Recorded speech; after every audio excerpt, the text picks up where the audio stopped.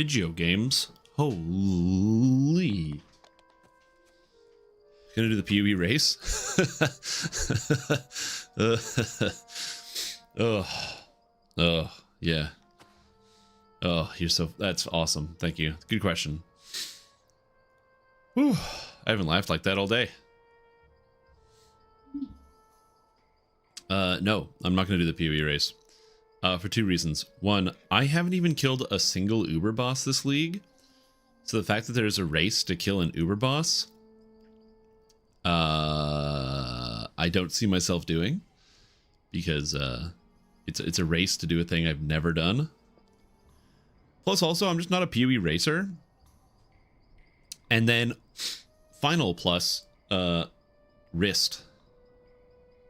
So, there's a limit on how much I can do. I really don't feel comfortable with the idea of trying to do an Uber boss on a shoestring budget. Also, the fact that you have to farm T17s to get fragments to kill the boss. Like, that would be the most annoying. Imagine you just get unlucky and you never get the fragments you need to be able to fight the boss. You just keep doing tier 17s over and over and over, and you just don't get to hit the fragments. That'd be so frustrating.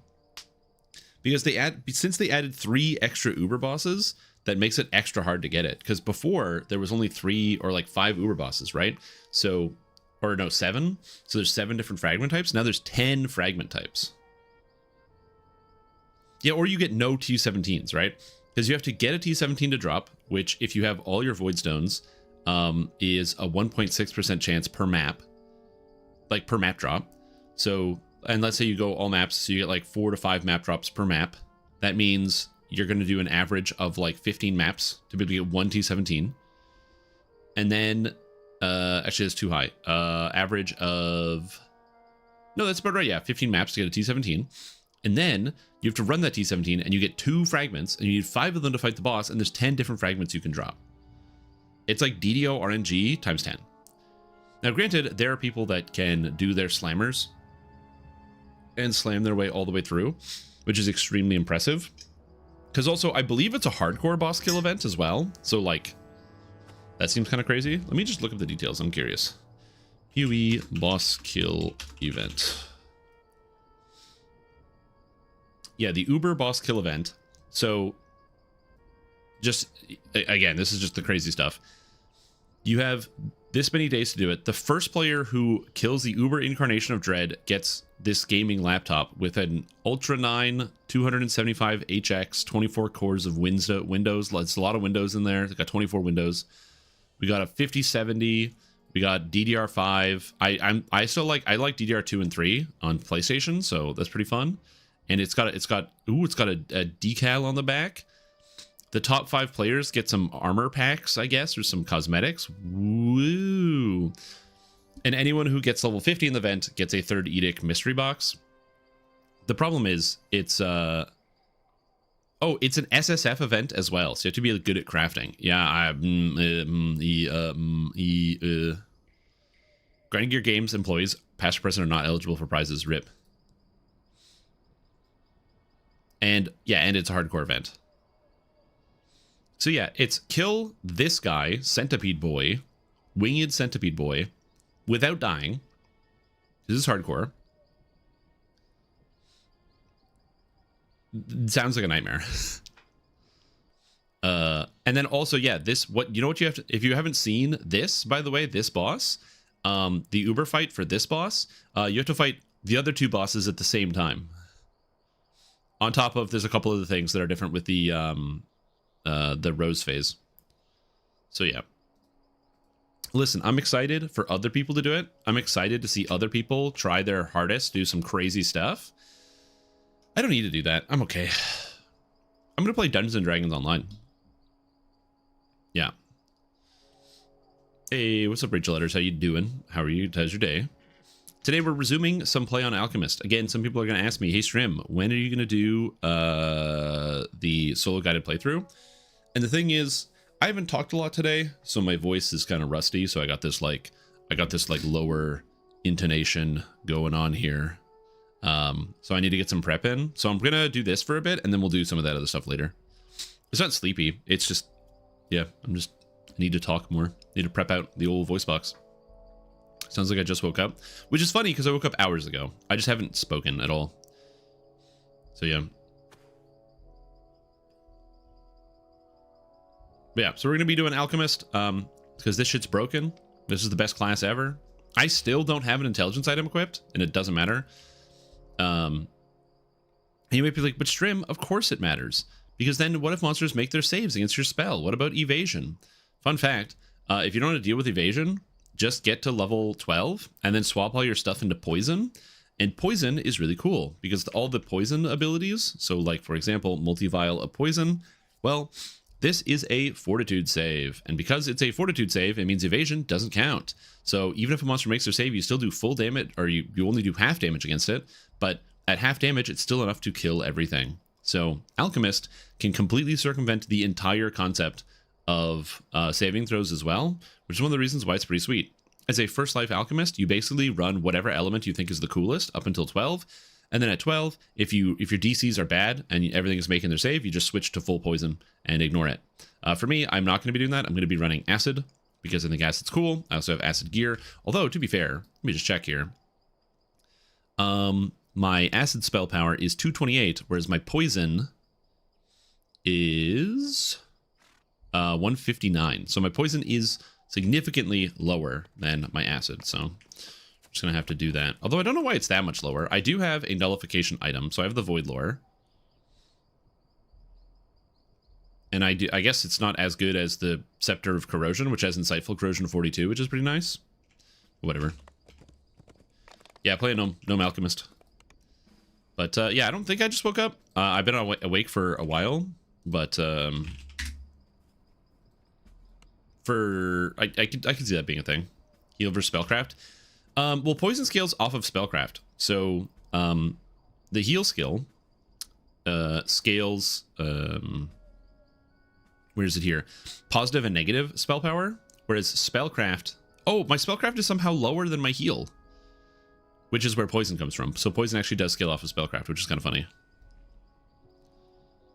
Oh, the reaction state will come later. I just find that interesting. Huh.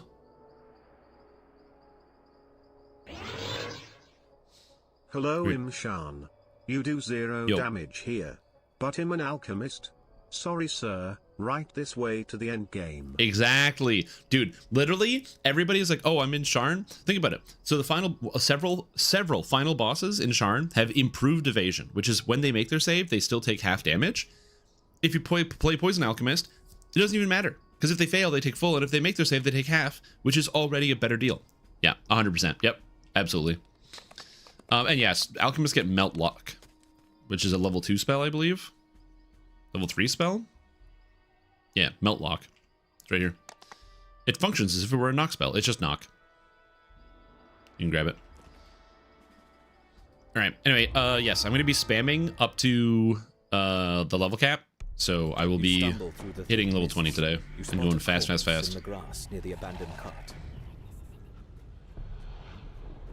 It's going to be Sharn into Giant Hold, into maybe Mithranor, but probably not, into something into Sharn. So it's going to be fast. The soldier looks up at you, his face strangely pale.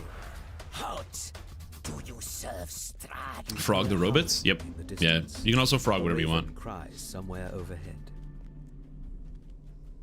Yes, turns out Alchemist is very good. Why would someone put so many scarecrows to I know I already did this quest, but I'm doing it again anyway. What do these straw men keep away? Oh, I probably said something wrong. I probably meant to say Giant Hold into Sharn, but it's fine. You hear a branch snap behind you. Hey, what's up, buddy? Boom. I didn't get a single crit. That's disappointing. The scarecrow clatters to Especially the ground. considering my crit chance is actually relatively high. You realize you can hear noise from up the road. The same way you He's near. He's near. His joint pain is moderate to severe. Yeah. It's funny. I do get a lot of joint pain, unfortunately. For those of you that aren't aware, I actually do have the arthritis. It's not ideal, but it is what it is. Oh, I'm supposed to get the Barovian Scepter from this guy. Use your brain, Strim Tom. Use your brain. Thank you. I don't know if I need it, though. Well, you know, if I do put it on, It does give me insightful spellcraft, but it does give me more spell power. So now I get to kick it with 266 acid spell power and 216 poison, 195 negative, which is good for the healing. Honestly, not bad. I'll take it. You have the olds? No, I got the arthritis from Barovia. Not from Barovia. I got it from a few years ago. I say a few years ago. This was like 8 years ago. I was with my friends and we were out gallivanting and doing things in nature. I don't usually do stuff like that. I'm more of a I'm an indoor cat, you know. I like to stay inside and do my own things. But we were out in nature doing stuff, and unfortunately for me, I managed to run afoul of a tick that I didn't spot right away. And then ticks can carry lots of dangerous diseases. The dangerous disease I managed to pick up was Lyme disease, and Lyme disease is cool because basically what it does is it's an infection that attacks several different points of your body, such as your nerves in your brain, as well as your joints. And the cool part about it is even if you catch it and you try to destroy the infection, basically the deadly chemicals inside are still in your body because you can kill it, but the carcasses are still going to negatively affect you. So it's hard to, it takes time for your body to kind of clear out the infection fully. And also, it's hard to know when you're actually done with the infection because, unfortunately for me, or unfortunately for people who have Lyme disease, as well as myself, the test that determines like what's actually going on has a lot of false positives. So you have to take you have to get a negative test multiple times to confirm you actually don't have it anymore. So you get riddled with anxiety. Anyway, so as a result of that, I have a light sensitivity, so I have to wear sunglasses basically all the time when I go outside, which sucks. And then even when it's like cloudy, I gotta wear sunglasses because the sunlight's just too strong. And I got the arthritis in my joints. The worst place that I get the arthritis is my hands, which is annoying since like gaming is my passion. Shedding the weakness of flesh. Yeah, I thought about it a little bit. Become forged anew. Again, I thought about it, but I don't think that's ever gonna happen. We'll see. Do you either like, you know, plug me into the computer, into the Matrix? You know, some people are like, oh, the Matrix, I hate this idea. And I'm like, no, man, the Matrix sounds awesome. On top of the desk, you find a tarnished key. Okay, I got the key. Everything is dead. Let's keep going. Not to tolerate meat? That sucks, dude. Yeah, that stuff is like really horrible. As I said, horrible, horrible creatures. Also want to see something cool? Tumble. Evasion. Multi-vial. See ya. What's up, Cranky? How you doing? The monster's around here someplace. I will say the cool thing about getting the tick bite was it did make the bullseye rash, which does look cool. It's like not good, but it's neat that it makes a rash like that's a bullseye shape. Yeah, I forgot. Alchemists also get to apply their intelligence to their will saves. So I get intelligence to will saves. My fortitude saves are high because I max my constitution, and then my reflex saves are high because I get my intelligence to reflex saves for free. So all my saves are good on an alchemist because they get insightful reflexes. You don't even have to worry about that. So that's pretty sick. I love that. And then yeah, so you just get to cheat all your saving throws, so your saves are all high as alchemist, and then as I said, I get evasion as well. So my evasion is like really, really strong. Or I don't take any area of effect damage. Did I mention that alchemist is super, super, super good? Chanting. He is the ancient. He is the land. Everybody died. I also love that when you spike, I have 400 acid spell power. 400 spell power, level 12, because I'm an alchemist. Because alchemists are cheaters. Oh. Oh no, a reaper! Oh no, what am I gonna do? The creature collapses. You guys ever play Alchemist before? This shit's crazy. I'm doing great, Cranky. I'm doing great. Yeah, I'm having a really good day today. I worked on some stuff for a video I want to put out, so that was good. I also worked on some D&D stuff that I'm finally like feeling hyper motivated to work on. So that has been very, very satisfying. I did a bunch of tidying today, so I like tidied up all around the house. Just, you know, it's good to tidy up and clean up. So that was fun. And then other than that, yeah, I'm just I'm just having a good day. I'm excited to talk and play some DDO. There's no big DDO news I have to share with you today, unfortunately, so I can't give you any insight into some of the DDO news that is happening specifically today because we have the same news as yesterday. But today is Thursday, so we should find out what the weekend bonus is going to be. In fact, that should be coming out relatively soonish. What kind of bonuses we're actually going to get for the weekend. I'm hoping for an XP bonus because that would be sick. Come from the other side of the windmill. But yeah, and then I'm doing good. Peasants with joyless faces and vacant eyes wait. The rest of these good old peasants with joyless faces. The old woman's voice grows cold. Aye, they were here yesterday. Wanted pies and had in the corn. And you're just spraying for ticks? Oh yeah, dude. Gotta get rid of them ticks. In the distance. Its cry echoed first here. There's one of the annoying things you have to deal with, especially if you play acid like I'm doing, is that wisps are unfortunately immune to acid. Too bad multi-vial hits multiple times, so they die anyway. Isn't that cool? Isn't that cool, you guys? Whoop. How did I miss? I don't know. Multi-vial. I'm dead. Oh, you died. When we're getting a new class or race? I mean, even if I knew the answer, I wouldn't tell you because I'm a member of the Players Council, which means I do oftentimes get to see things before they actually come out. But I had to sign an NDA that says I can't talk about it.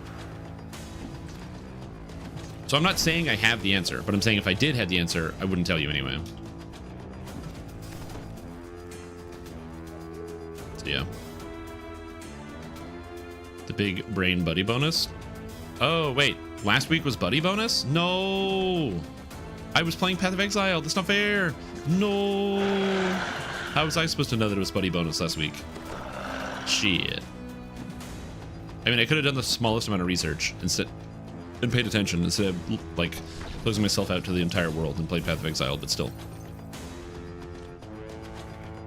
Where are you, lady? She's around here. Purge the yards a lot? Ugh.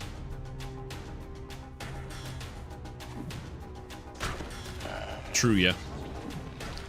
Note to self, blame horse. Always blame horse.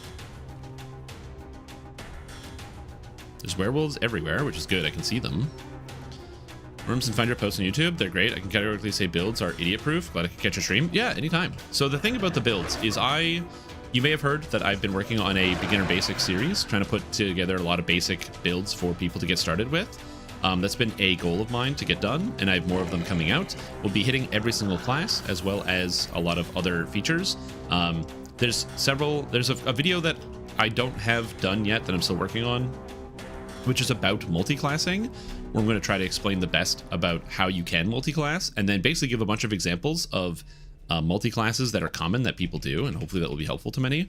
But I'm glad to hear, Cranky Bacon, that that you were able to find some good value out of some of that content. And that's pretty much the only reason why I do it. Like, DDO is really complicated, and it's not so complicated that you can't learn it, but it is so complicated that doing it without help can be very cumbersome and time-consuming. And so a lot of people might turn away from a game that they might otherwise like, because at the end of the day, yeah, DDO can be obtuse. It can be an obtuse game. So yeah. Yo, what's up, Officer Skeleton? How are you doing? Isn't Black Friday next week? I don't know. I barely know the days of the week. It's one of the coolest parts about being unemployed is I kind of don't know when holidays come up or what day it is or what's happening. Time just kind of slips away from me. It's really sick. As a dredge climbs, fully formed out of the bubbling tarry contents. Hey, what's up, old Morganther? See ya. You're at minus 1,000. Die, please.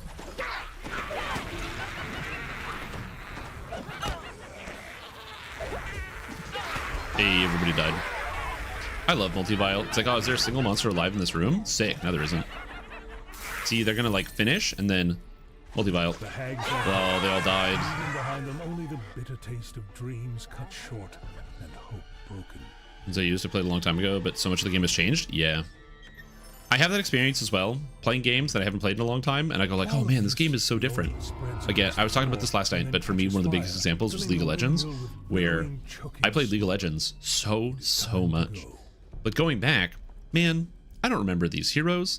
I don't remember, well, not that I don't remember the heroes, but like, this character doesn't work the same way anymore. You know, Graves is different, and Tarek is different, and Skarner is kind of the same but still different. And it's like, man, all these characters are just so different from what I used to be. Where are all these new items? God, it's so confusing. But at the same time, one, I'm glad it's confusing because that means I'm not convinced to go back and play League of Legends again. Ugh. But then also, it's good that the game has changed enough that the people that are consistently playing it, that are basically rewarding the developers with their playtime, are also getting rewarded themselves with a constantly evolving and changing game. So it's kind of like a double-edged sword. Like, on the one hand, I like the idea of coming back to a game and being familiar with it and being able to just step in and see all the things that I remember. But on the other hand, if I was playing a game consistently and the game wasn't changing, that'd be pretty upsetting. So I kind of do like the fact that games change over time and give you a reason to like come back. Oh, dude, classic Yorick Mori. Oh, dude, I remember I used to play top lane, and I would grab Yorick, and I would just basically clear the wave and then spam the taunt. So I would just go, "You will remember Yorick Mori," over and over and over. That was so satisfying. Ugh, good times. Madam Eva's words echo in your mind. An artifact, a trap, a friend. I wish I could cast the sprint boost slightly faster. You get so much slow from casting the sprint boost. It's obviously faster to do, but yeah. Swells of organ music, fraught with defiance, determination. All right. Despair. Yo, what's up?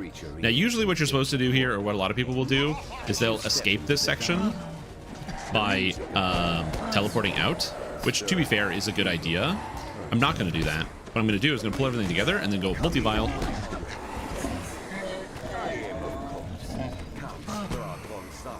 And this guy lived through the multi-vial. But he froze, so it's fine. Yep. Okay, where are we going? Hollow Bones. Alright. Oh, ally card priest. So, second floor. You're doing Baron, guess I win. Yeah. Which goal was the best? I'm going to be honest, I don't remember which one I used the most. Other than, I remember there was the lifesteal one, so when it would hit, it would give you life back. And that was just nice because you could poke your opponent for 100 million years. Sitting there is an elderly man scratching away with quill at paper. He ignores you, completely absorbed in his work. Graves can't have a cigar, but I can look at potentially children's feet. Riot Games. I don't know exactly what that's a reference to, other than the lack of cigar part. I know that one. I don't know anything about the feet thing.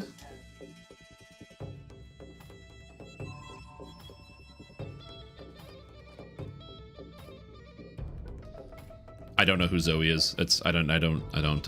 You're going outside of my League of Legends wheelhouse. You have found an ally within Ravenloft. If Esmeralda had not told you of the ward. All right, so now I go third floor, first floor. I wish I had DDO. I just didn't grab any scrolls. What build you had the most enjoyment in DDO? Tough to say, because I find like the thing about coming up with like one build that is the most enjoyable is a rough one. Warlock, I think, is just my favorite class overall. So just generally, Blaster Warlock does feel really, really good. So I would have to, if I had to put like one character at the top, I really enjoy Blaster Warlock. I think it's just fun. But yeah, it's tough. There's a lot of things I like. I really enjoy Vanguard, although I personally prefer Paladin Vanguard a little bit more than Fighter Vanguard. I think Vanguard's really fun. I like the fact that you have abilities that kind of go outside of the animation schedule. So, or not animation schedule, but your animation timers. So the shield smash that your character is able to do, you can shield smash while you're attacking or doing other things, which means it gives you a lot of flexibility in terms of how you're attacking, as well as having flexible, flexible damage. There's just like, it's good. Oh, is it dead? Oh shit, robot is dead. Hold on, I can fix it. I love doing this every day.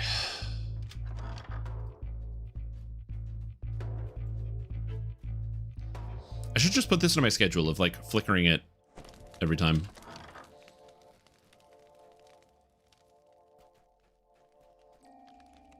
You have found the keystone, but the icon of Ravenloft awaits. The best ghoul is our host. Me? I'm a ghoul? Nice. I love that. I don't mind being a ghost.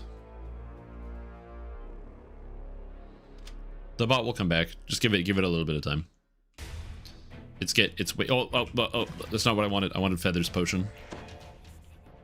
Oh, no monsters. I'm making Anivia able to have a frost booty skin. What's a frost booty skin? Honestly, you know what? Maybe I don't need to know. Maybe I don't need to know. I can just let the sleeping dust lie. So I think that's what we're gonna go with. Is the icon of Ravenloft, glittering in the light. As you draw near, a chill passes over you. Unfortunately, undead are annoying because I can't hit them with my negative spells to like supplement my damage. Or my cold spell. I have to have patience. These repeat and lose 30 GCPs. Yeah, I hate losing 30 GCPs, man. Nobody dies. Does this have a save on it? Oh, it does. Oh. Alright. And where do we go? I believe this is front door. A sense of peace washes over you as you hold the icon of Ravenloft in your hand. Yeah, it's front door. And stow it securely. Again, if only I had the D door. Yo, what's up, King? How you doing? Now that you have the icon and the keystone, it's time to Google it. I dare ya? No. You recall that Esmeralda said your only way out is through the main entrance. I'm sure I could. You should head there when you're ready. Have some mirrors card from a lag out? Yeah, that'd be annoying. Yeah, I got very lucky in Path of Exile yesterday, and then I spent my money and bought the Mask of the Stitch Demon, and then I moved on with my life. Yeah, it's not too bad. It is warmer outside. So yesterday it was snowing like a ton, and so my stream title was a reference to the snow that was going on outside because it was snowing. And today it is not snowing. It is so warm, all the snow is basically melted. Stop knocking me down. It's not very nice, video game.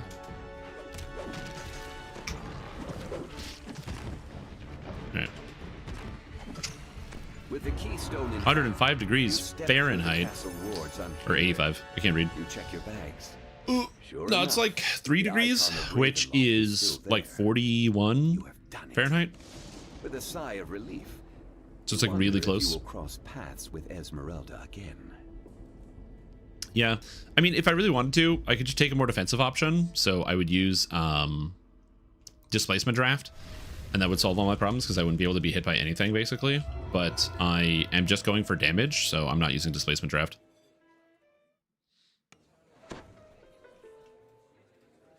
Okay, Argenvost. Oh, I'm 100% hitting cap today in DDO. I'm just zooming. The only thing that'll slow me down on this character is the fact that I'm not using Dimension Door. Like, this quest is a lot faster if you have Dimension Door, because you can just D-door out of this part, you can D-door out of the downstairs part, you can D-door from upstairs, downstairs. There's 3 sections of this quest, so you can use Dimension Door to make it faster. So there's some circumstances like that unfortunately I won't be doing. Holy Vile. Yeah, I'm not spending any points because most of the points I have are racial points, and the racial points don't really do a whole lot for my character because I can't get intelligence from the Dampier ability. I guess I could get more negative amplification from the cores, but I just don't really care. And I don't use the bite. I don't do stunning DCs. I don't have enchantments. I don't need to dominate anything because it all dies. I just don't need any of these effects, so I'm just not putting the points in. Being able to turn undead is pretty cool, but outside of that, I don't really use any of the Dampier effects. It's not super relevant to my character. Ooh, soul. Hello, Kevin Head. How are you doing? No sleep till Sue Vid.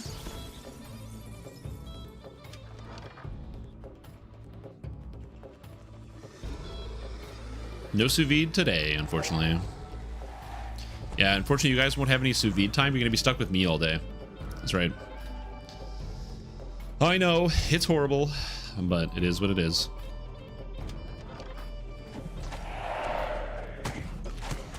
Spike. Give me the reaction spike. Dude, I love the reaction spike.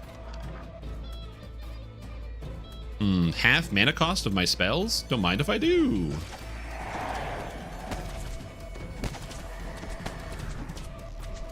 And one of my spell like gets eaten by the video game. Wrong button. No. Well, whatever, you die anyway. Multi-bio. Also, I'm getting so many lost souls. This is crazy. I like never get this many lost souls. You think that we'll get a new race soon? We'll get a probably new race when we get a new expansion. Every expansion comes with a race, so that would be correct.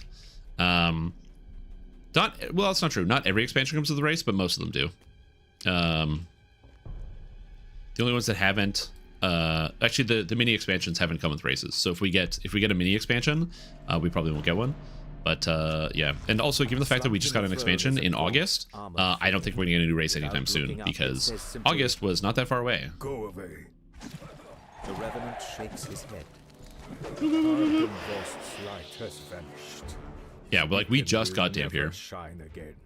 All that is left is Strahd's endless punishment, and I will destroy anyone who tries to New game to kill time called Slice and Dice. This is a game all about fighting monsters, rolling dice, and manipulating what actions are available on your dice. Interesting. Honestly, that kind of sounds like a card game with extra steps, but it doesn't, which is not necessarily a bad thing. But yeah, I don't think we're gonna get a new race anytime soon because of the fact that we just got Dampier, and it takes time before we get new races. And I don't think we're gonna get a new class anytime soon because SSG has already said that basically from making the alchemist class, that it was a very, very large, intense amount of work, and that making archetypes is significantly less work for them to do, and so they can do it much more consistently and faster. So I have a feeling we will be getting more archetypes and not more classes. In fact, I wouldn't be surprised if we never got another class ever again. Now, if there were only some way to direct the light to the like, I literally don't think we'll ever get one.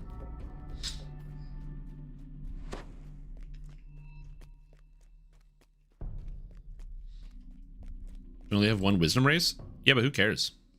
We'll get more. We have two. Because there's Shifter and then there is Azamar. So we got two races. Technically Azamar Scourge, if you want to count that, because it's an iconic. But it's still basically Azamar. Yeah, there's two. It's definitely less than some of the things like Charisma. It's something I have to mention in my Favorite Soul video that I'm making, because Beginner Basics Favorite Soul, for those that aren't aware, Favorite Souls can use Charisma or Wisdom for their spellcasting stat. They're the only class in the game that can just choose whichever, based on whichever one is higher, which is really cool. And the better option is Wisdom, because Wisdom just has a lot of better scalars for a lot of things in terms of defense wise, but in terms of maximum stats, Charisma is better because there's more Charisma filigrees, so you can get a higher Charisma value, and there's more Charisma races giving you more options for things. So it's a kind of a mixed bag. If you're like a new player, picking up as a human or a Azamar and going Wisdom is basically the better option in all cases. And if you're like an advanced player, then going Charisma is usually going to be the better option. And from somewhere a voice whispers, I release the order from its vows. You feel a tingle of warmth that you have never felt in Barovia before. So yeah, Shifter is not a Wisdom race. It gets it in the cores of the tree, so it does get that thing. Human is not a Wisdom race.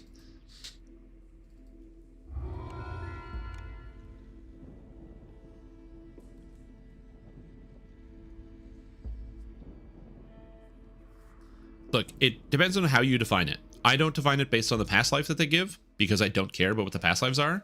And I think that if the developers, that's how you know the game is dying. If the developers are developing stuff based on the past lives and not because they have an interesting or cool idea. So like, this is my personal opinion. Like if the developers go, oh, we don't have a Wisdom race, so our next option has to be a Wisdom race, instead of, oh, we're doing this thing, so we want to add this new thing to the game. Like they should design it based on things that they are passionate about and ideas that they have, and as opposed to, hey, let's just add a Wisdom race because we don't have that many. They can decide to do that if that's what they want to, but like, I don't know. I think that's just the worst way to design stuff. Like, let's say, for example, we get a Eberron expansion, and the Eberron expansion takes us into the Mournlands, and we get added as like a new race. We get access to like an alternate Warforged type, so like a different type of like Bladeforge type character or something. Well, there's no reason for it to be a wisdom race. So if they decided to just like shoehorn it into wisdom or change something to make it wisdom, I feel like that'd be kind of silly. And I would not like that as part of the game. Like, to me, that's like, no. It should be something like, again, I'm not saying that they shouldn't make a wisdom race. I'm saying that there should be like a clear, definite plan of like, yes, wisdom race good. And then they want to do that and then they get it done. That's my personal opinion about that. But to me, the way I determine what a race is based on A, what are the stats you get when you pick the character, and shifters get a bonus to wisdom if you pick Wild Hunt, so it's a wisdom race. And also, in the tree, you get bonus wisdom from the cores. So for example, if I play a shifter versus an elf, I can get 3 higher wisdom, up to 7 with the rage. If you can say I can get +7 wisdom, but it doesn't count as a wisdom race, then we're having conversations about different things, and we're never going to agree. So the conversation is just over. There's no discussion at that point. All right, give me another level 5 spell, baby. Do I want Greater Evolution? Yeah, my intelligence sucks. I'm gonna take Greater Evolution. Greater Evolution. Perfect. Let me go here, and then I can get, where is it? Displacement Draft. Thought about taking Extend, because then I could like just get extended things.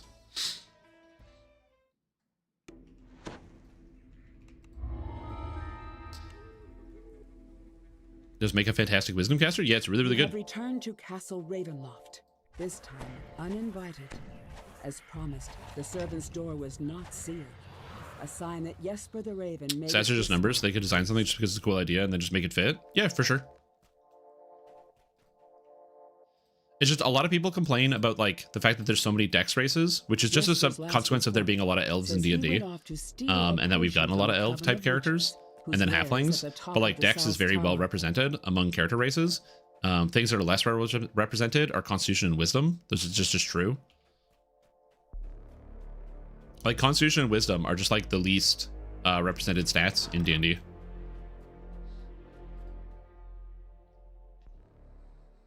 Yeah, same. This is the South Tower Stair.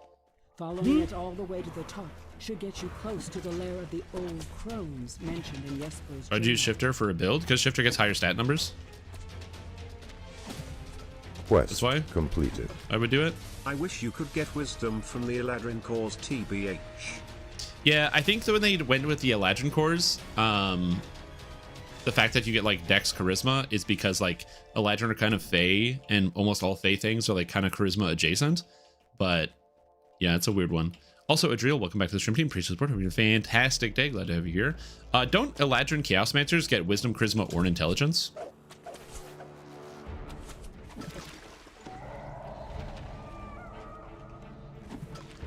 But yeah, anyway, yes, Shifter is 100% a Wisdom race, and yeah, it's really good.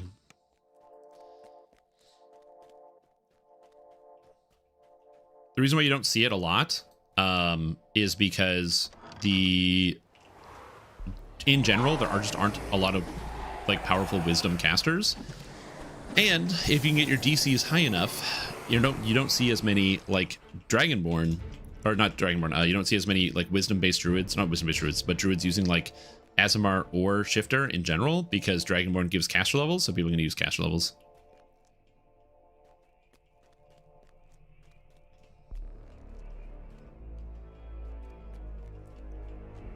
Oh, you got 100% shift because the last ability in Shifter gives makes you regenerate one rage every 90 seconds, I think.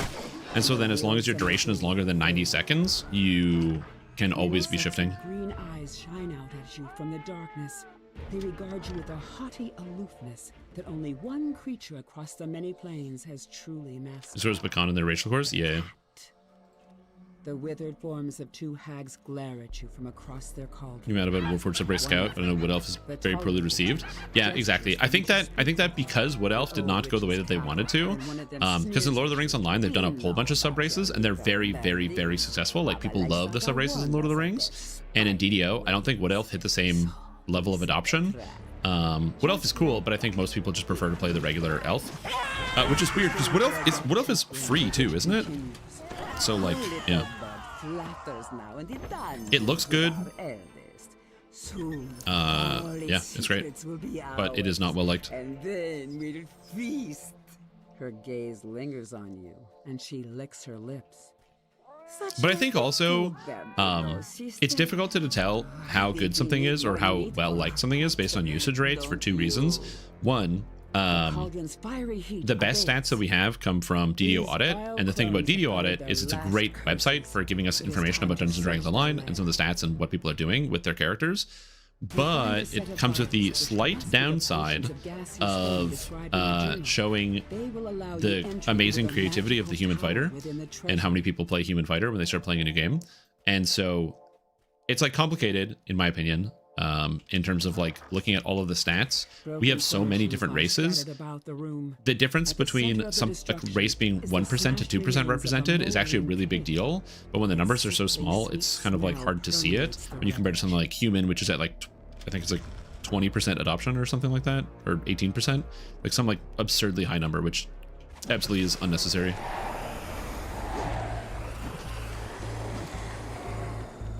Pyrite reactions, boik. You quaff the witch's brew, and you watch as your body evaporates into a fine mist. All right, go here, go here, go here. Tiny tower window. Hey golems, come here, come together. Boom, reaction spike. Hey, acid damage, you're dead. I love alchemist, dude. What's that? Golems that are immune to magic, basically? Meh, who cares? I'm an alchemist. This book's pages are brittle with age, and much of it is illegible. What am I even doing? We're on the author is none other than Mad Tea Party now? himself. Perhaps your allies back in town can make sense of it. So yeah, as I said, I understand why people want to have like, well, especially when it comes to the racial completionist, getting a more balanced amount of stats. Like if you just look at the like racial past lives, you have like 1 wisdom, dragonborn charisma, drow elf charisma, or no, it's drow elf intelligence. Yeah, drow elf is intelligence. So you got like, what is it? Where's my racials? There we go. You got 1 wisdom, 1 charisma. Drow elf is where are you? Intelligence. You got dwarf is con, eladrin dex, elf dex, gnome intelligence. Half elf I believe is charisma. Yeah. Half orc strength, halfling more dex, human. Oh yeah, human is also wisdom. I forgot that human gets wisdom. Shifter's dex, tabaxi's dex, tiefling charisma, and then warforged constitution. And then Dampier is strength, obviously, because it's a strength race. I still remember the amount of people that were upset when they first saw Dampier being like a strength race. And they're like, what the heck, man? Why is Dampier like a strength race? And it's because vampires are really fucking strong. And so they get strength in pen and paper, like as their base stat. But like a lot of people think of like the vampire, the ultra suave, charismatic, blah, blah, blah. And they like, yeah, that's definitely true. But also part of being a vampire is being like wicked strong, man. Side with the lesser evil. And if so, wicked strong. Can you tell which one that is? Oh. According to Lady Fiona Voctor, this secret passage leads straight to the of the major Eberron races that we don't have Kalashstars, which are referenced in game. We don't have hobgoblins, and we don't have changelings. Those are all major races that all get good screen time, both in like the stories that are written about them and directly in the lore.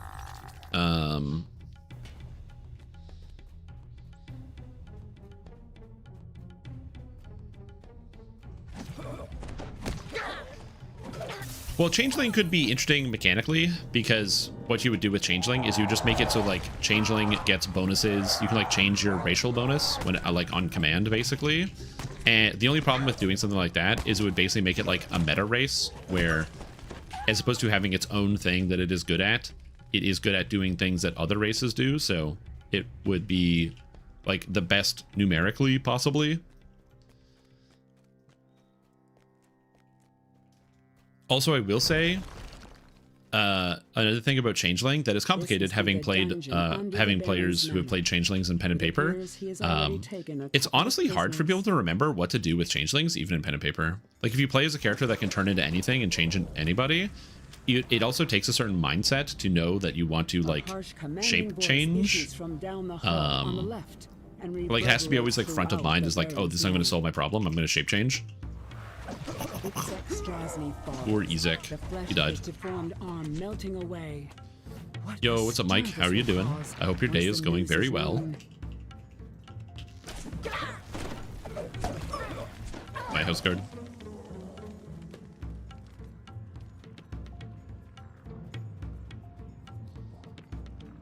Don't mind if any race you have a triple completionist in. It's not a bad idea.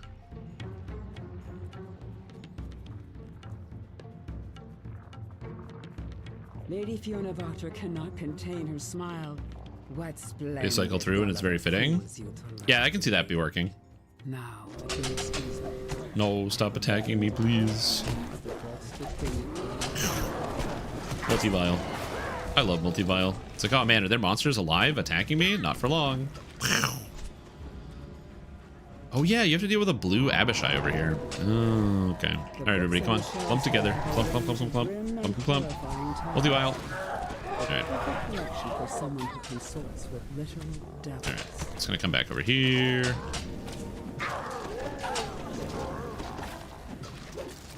Just because there's a lot of monsters in this quest, I have to do a mild amount of SB management. I can try whenever I feel like it. But, yeah. Demand a rollable token. I like the rollable tokens in Roll20. I thought that was a really cool idea. I actually use them for a lot of things. I did have a character that, like, a couple characters that could shape change, which is kind of cool. So they'd have, like, a different form that they would activate, and then we would, like, change their token, which was sick. I also like to use it for boss fights, so you can use it for like phased boss fights where, oh, it's phase 1, the boss looks like this, phase 2, the boss looks like this, which I thought was like pretty neat. So yeah, I actually really like the rollable tokens. Good feature. Not to say that you said that the rollable tokens are bad, just like it was something I didn't realize you could do, and I was informed by chat that like that was a feature that existed. So I like that. I thought that was good. Get out of my face, dude.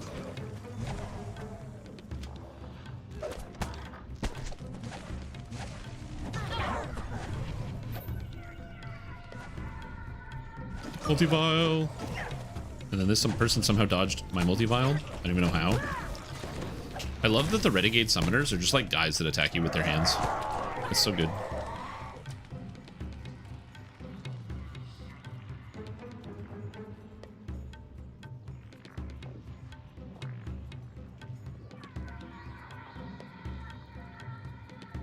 Yeah, they could probably add all of those things as races. For me, mostly, I just don't really care too much. Is acid your preferred reason for leveling, or did I pick it for one reason or another? So I used acid for leveling because basically nothing is resistant to acid. But very importantly, if you've never played alchemist before, once you get to level 12, it does not matter what element you pick. All the elements are good because at level 12, you get weakening mixture, which makes it so you bypass all immunities to whatever element you have. So let's say you think lightning looks the coolest, or fire looks the coolest, or cold looks the coolest. Once you get to 12, just put on cold gear, take the mixture of cold, and cast all cold spells.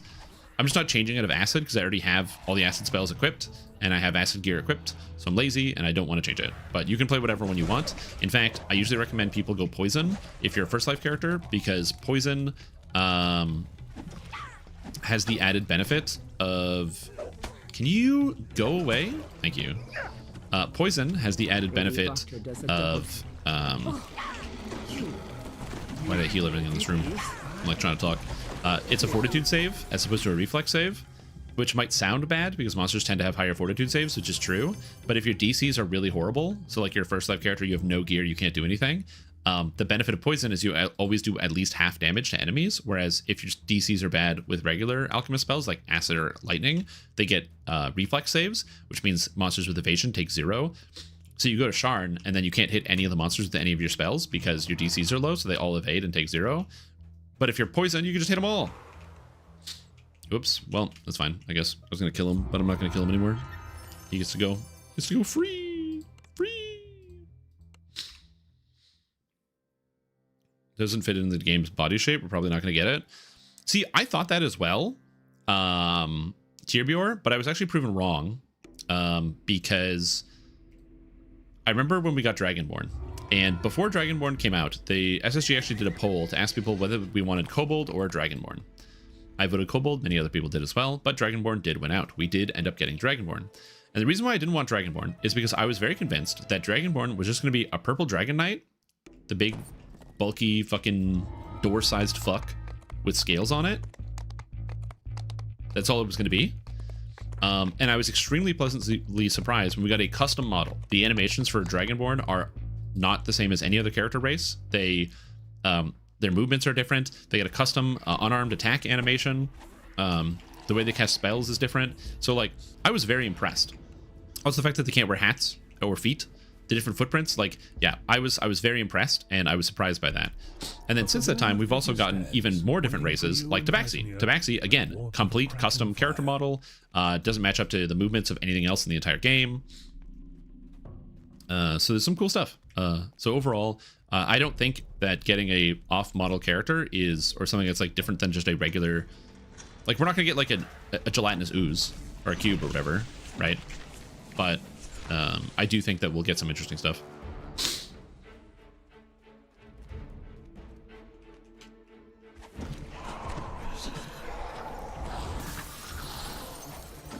I don't think it's outside the realm of possibility. I think we might get something different.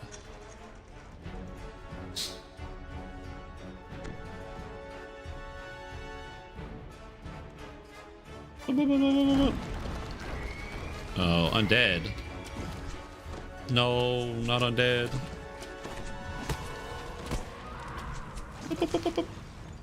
I love multivile, dude. Multivile is the best spell. Gelatinous Cube Monk is your next build. Hell yeah.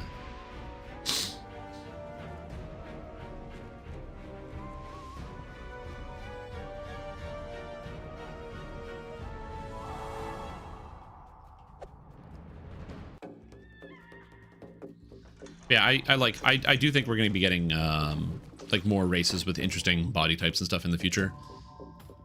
I don't think we're just limited. The problem is they would need like a reason to do it, so I think it's going to depend on where we go next. Like right now, we don't have a storyline building, so we don't have like a centralizing story. So in the future, we might have a centralizing story, and when we get a centralizing story, maybe that will determine where we go next, and that will determine what type of like race we're actually going to get. Or like a future character. But yeah, like I said, we don't have a centralizing storyline, so we'll see. Yeah, like we could get Thrycreen, or we could get something. Like a lot of people think that if we do end up going to somewhere like doing like a Planescape styled expansion, that maybe we will get like a Gith race. Which could be interesting, but again, we'll see. Cranium Rats? I could go with Cranium Rat, that'd be sick.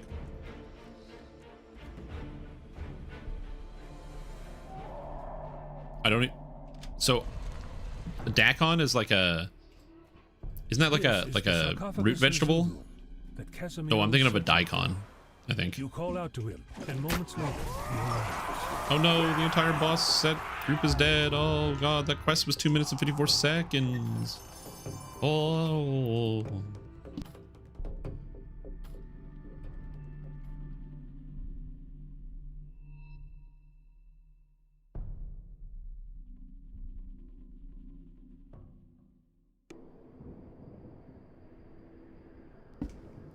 Fun fact, because the lag is fixed, we will not get new content faster. Those are different people. The lag is being looked at by like a lot of the engineers who do like, so like in terms of new content that we'll get, now that the lag is fixed, is we'll get like, maybe they're gonna finally push out like UI scaling as an example. Yeah, exactly. Like stuff in the user interface. The people that make the races, like the modelers and the animators, are not related to the lag stuff. Different people. What's up, Zerland?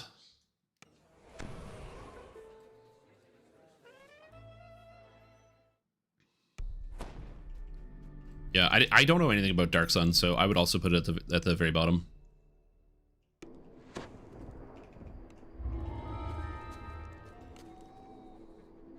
Yeah, the Illithid invasion could go somewhere. But the problem is, the Illithid invasion, other than the fact that everybody seems to be invading, because there's also the, this must be Stefania Martikov, like the serpents, among other things. So like, we've got that element going on, but other than that, yeah, I don't see any direct connections. Some people have. A druid kneels on top of one of the huge vats. Protected by mystic wards, she is completely absorbed by Quad Tempest Ranger. Like I said, I want those Minotaurs. Give me a Minotaur Berserker iconic that can dual wield two-handed swords. Makes its home in this part of the winery. Charm. I just ripped the door and didn't even look. Hey, bud, guess what?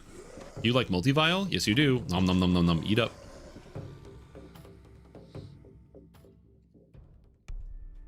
Mimic would be kind of interesting as like an April Fool's joke.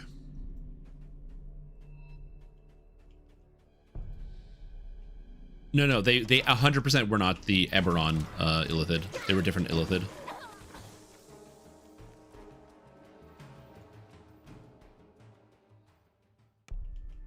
Trouble with collision? No, dude. They would just break the doors as they walk through them. Like every time you walk through a door, there would just be an animation that plays where like the doors shatter as they walk through it, obviously. It would just shatter every single door. It wouldn't be that overpowered. So two-handed weapons are traditionally pretty bad in DDO because the developers have not figured out that you need to put double the effects on a two-handed weapon to make it good. Because if you use a two-handed weapon, you get less effects than dual wielding or a one-handed weapon and shield. To cancel subs. So that's a thing. Also, Bookworm, welcome back to the stream team for 65 months. Appreciate the support. I hope you're having a fantastic day. Thank you so much for your continued support. I hope you're doing very, very well. And you know what? Someday you might unsubscribe when I make you upset with my content, or it just gets that much worse. But right now, it's not bad enough, so thank you for sticking it out. Appreciate it. Yeah, so like the change to also, yeah, 65 retirement. Let's go. If they did let you dual wield two-handed weapons, assuming you couldn't strike through because you can't strike through while dual wielding, it would just mean that your base damage would be like a 2d6 as opposed to a d8, which is surprising. It's more damage for sure. It's an average of 2 extra damage, or I think a 10 extra damage at the end game, but it's really not that much extra damage. Did I update this to Wizard of the Wines? Oh, I didn't. Final Vintage. Welcome on Final Vintage.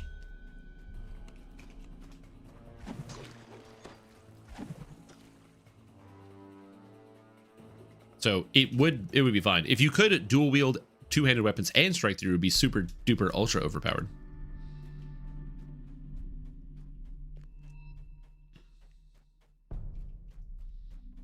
I honestly don't think it would matter that much. The druid prepares to attack.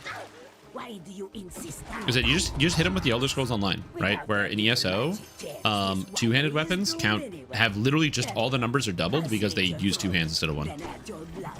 That's just how it works. So let's say you have an effect that does 100 damage on a one-handed weapon, like 100 cold damage. If you put on a two-handed weapon, it just does 200 cold damage. With the druid poisoner taken care of, you add the antidote. It's really easy. It is actually that simple to solve that problem. It's replaced with a sweet smell of fermenting grapes. Thanks to you, the Wizard of Wines Wrath of Earth. Wrath of Earth. The issue with solving the problem is that you would basically have to go through every item in the game by hand and adjust every item, and that would be annoying. But, you know, it'd be fun. Shield cloak. Turtle race that dual wield shields. How about a turtle race that is a turtle? A chill wind blows down from the slope as you approach Yester Hill. Dark, ominous clouds gather high above.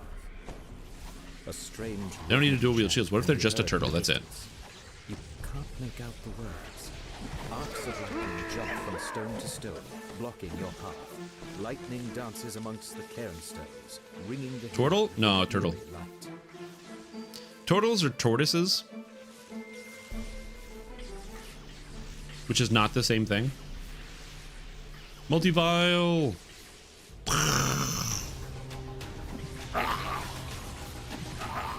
I mean, they're kind of both. They're kind of like turtles and tortoises at the same time. Still. Forms emerge from the mists and attack. You just single target reasonably. That's a good idea.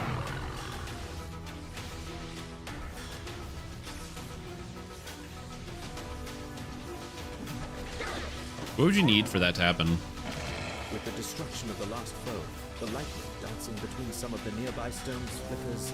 Call it like a power stance, and then while in power stance, you know, your attacks scale off of 150% melee power or something.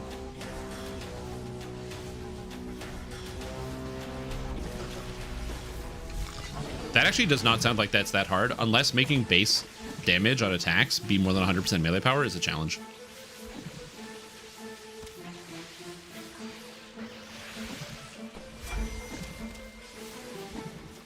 Crit multi per strike through is an interesting idea.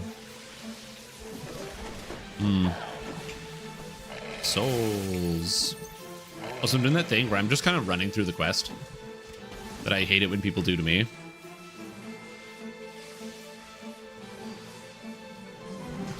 But I'm zooming, man. I gotta go. Yo, what's up, Big? How you doing? As the last creature falls, a gap opens in the lightning-ringed stones. Nunchucks. Yeah, I can see that. Chanting grows louder as you approach the crest of the hill. A wave of dread washes over you as you enter the circle of stones. Ahead is a huge, looming statue. A statue. I just don't want to run out of mana, and I'm kind of close. So I'm going to get basically one multi-vial against the boss. Oh my lord, it's a lot of damage. Actually, I'm going to get more than one multi-vial against the boss.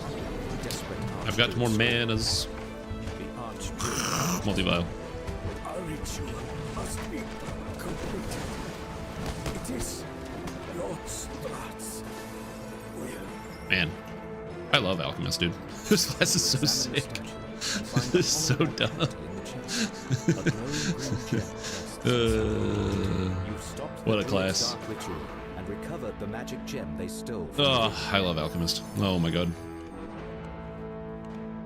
Good old 2-minute 58-second Wrath of Earth. Actually longer than Amber Temple, which is funny. Raven's Bane. When was the last time a new weapon type was added? That would be... Would that be orbs? That would be orbs, yeah. We got hand wraps in 2007, and then we got orbs. Cosmetic hand wraps would be interesting. I'd like to see that.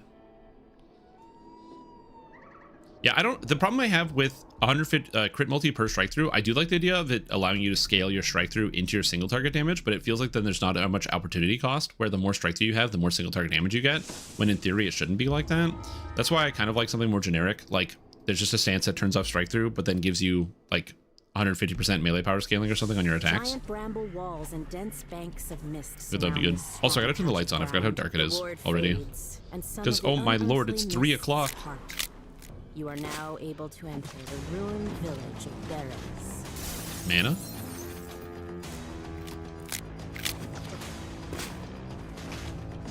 Oh, 100%. I'm totally in agreement with you that it is a problem they need to solve.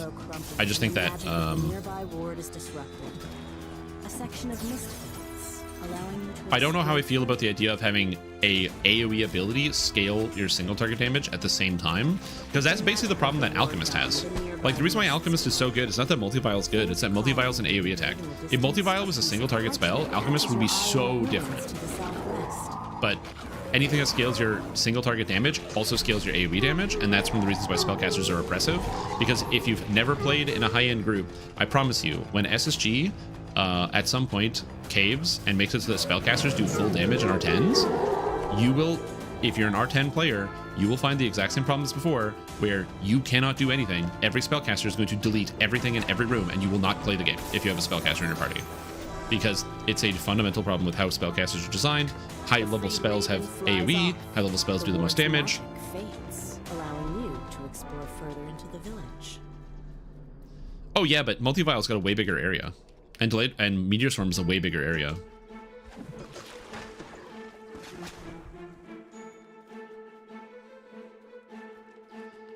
Well, I don't... When it comes to new weapon types, I don't care too much about new weapon types in terms of, like, adding new things. I know some people, like, they really care about that. I am just kind of cool with whatever. What I would like to see them do at some point is add stances that add weapon types. Or just add weapon types and don't worry about it. So like I said, add, like, scythes to the game, but then make them use great axe proficiency so that's the same thing.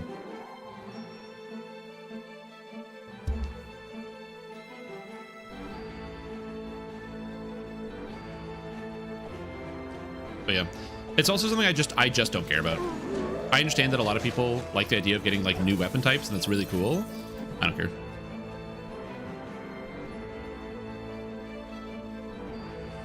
Sounds of weeping can be heard further into the ruins. Yep.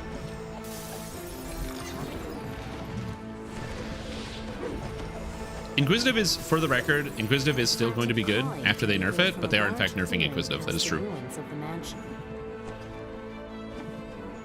Bum, bum, bum, bum. Can you die? Thanks. Yeah, Inquisitive is going to be fine. Don't worry about it. Some people are like losing their minds about like how the Inquisitive nerfs and they're going to destroy Inquisitive. But remember, the Inquisitive nerfs apply on your character from 18 to 20, and at level 21 or at level 20 you get all of the power back that they took away. So my issue with the nerf to Inquisitive. How am I orange with a blue spellcast? A raven calls loudly, as if it's trying to get your attention. Several scarecrows guard the area.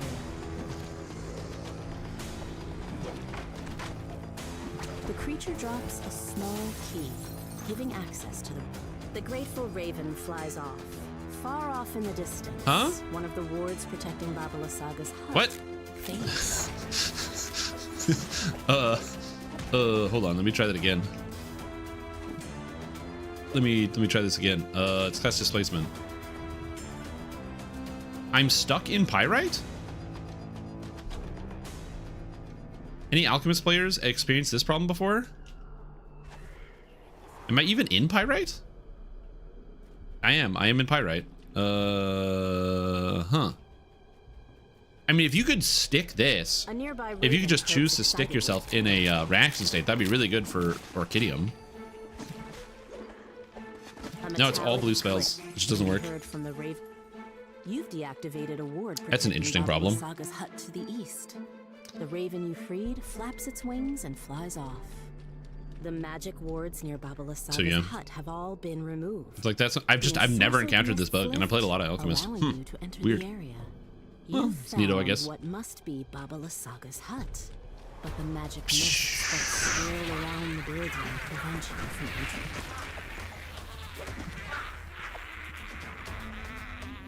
Also, you got like 3 years ago, yeah. Been a while. All right, it's neat. I mean, honestly, it's not a problem. I don't really spike that often, so I don't really care. The raven makes a commotion in the northeast corner. As the raven flies toward the exit, it says, "Take the gem from the chest and flee. This hut is more dangerous than it appears." It's like, say, I just gotta keep my reaction state. Hey, the quest is over. I do feel bad for the bard in my party because they have to deal with the fact that like I am physically here. They just go boop, boop, boop, and everything dies.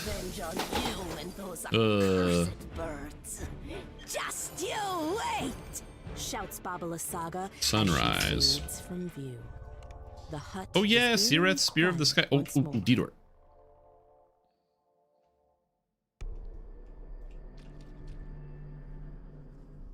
Oh, I didn't do Minor Sacrifice. I kind of skipped it this time because I get too much XP. I've got a 50 running, so I don't see it. Yeah, what is it? There's Spearfisher, Sireth. There's two more. There's more spears than that. Yeah, there's a bunch of spears in DDO.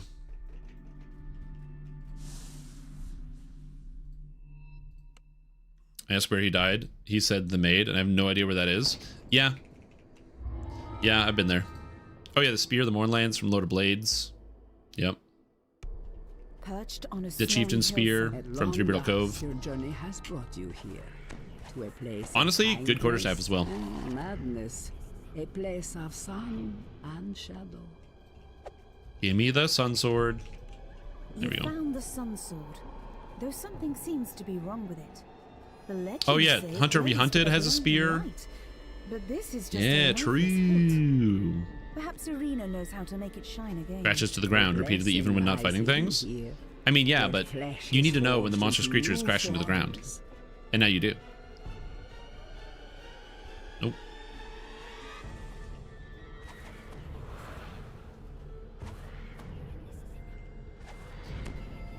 I didn't run it, so, since the patch. Bestial figures and eyes you approach. You spot a grimy metal key on the ground nearby. Yeah, so there's quite a few spears in the game. Pick up the tarnished key. So like I said, if we get like a spear type of thing, they just have to add spears to the game and just shove them in the quarterstaff. They watch you curiously as you approach. The quarterstaff thing. I know a lot of people won't like it because the animations for quarterstaffs don't always match up to that of spears. They do sometimes. Oh yeah, Ral's might also a spear, because you can say like, oh, well, they don't really match up. Well, here's the thing, okay? I said I don't like spears because spears are kind of one note and kind of boring, because all you're gonna do with a spear is obviously just like poke people with it. And then I got a deluge of angry gamers who are like, hey, Stream Tom, you don't understand how insanely cool spears are, and how you can sweep with spears, and how you can do all these different attacks with spears, and how you can, you know, like spears aren't just like poking weapons. They've got edges. You can do all sorts of stuff. It's like, yeah, it's okay. All right, fine. You're right. You're right. You're right. Which means the quarterstaff animations fit. Got him. Bazinga. Bazengo. Strange whoops and unnerving screams echo Bazinga. from the floor below. Tall, silent forms. These are my favorite Lamortia quests. That's funny. Bring them all together. Hey guys, do you like multivile? You guys know I love Alchemist. This shit's awesome. Behind the doors, shrieking madly. Food, so hungry. Food. Ooh, a lost soul. Freeze, everybody. A hatch in one corner of the room leads down into the cellar. It's a bit hyperbolic. A lot of people use Barovian weapons. Aw, terrible.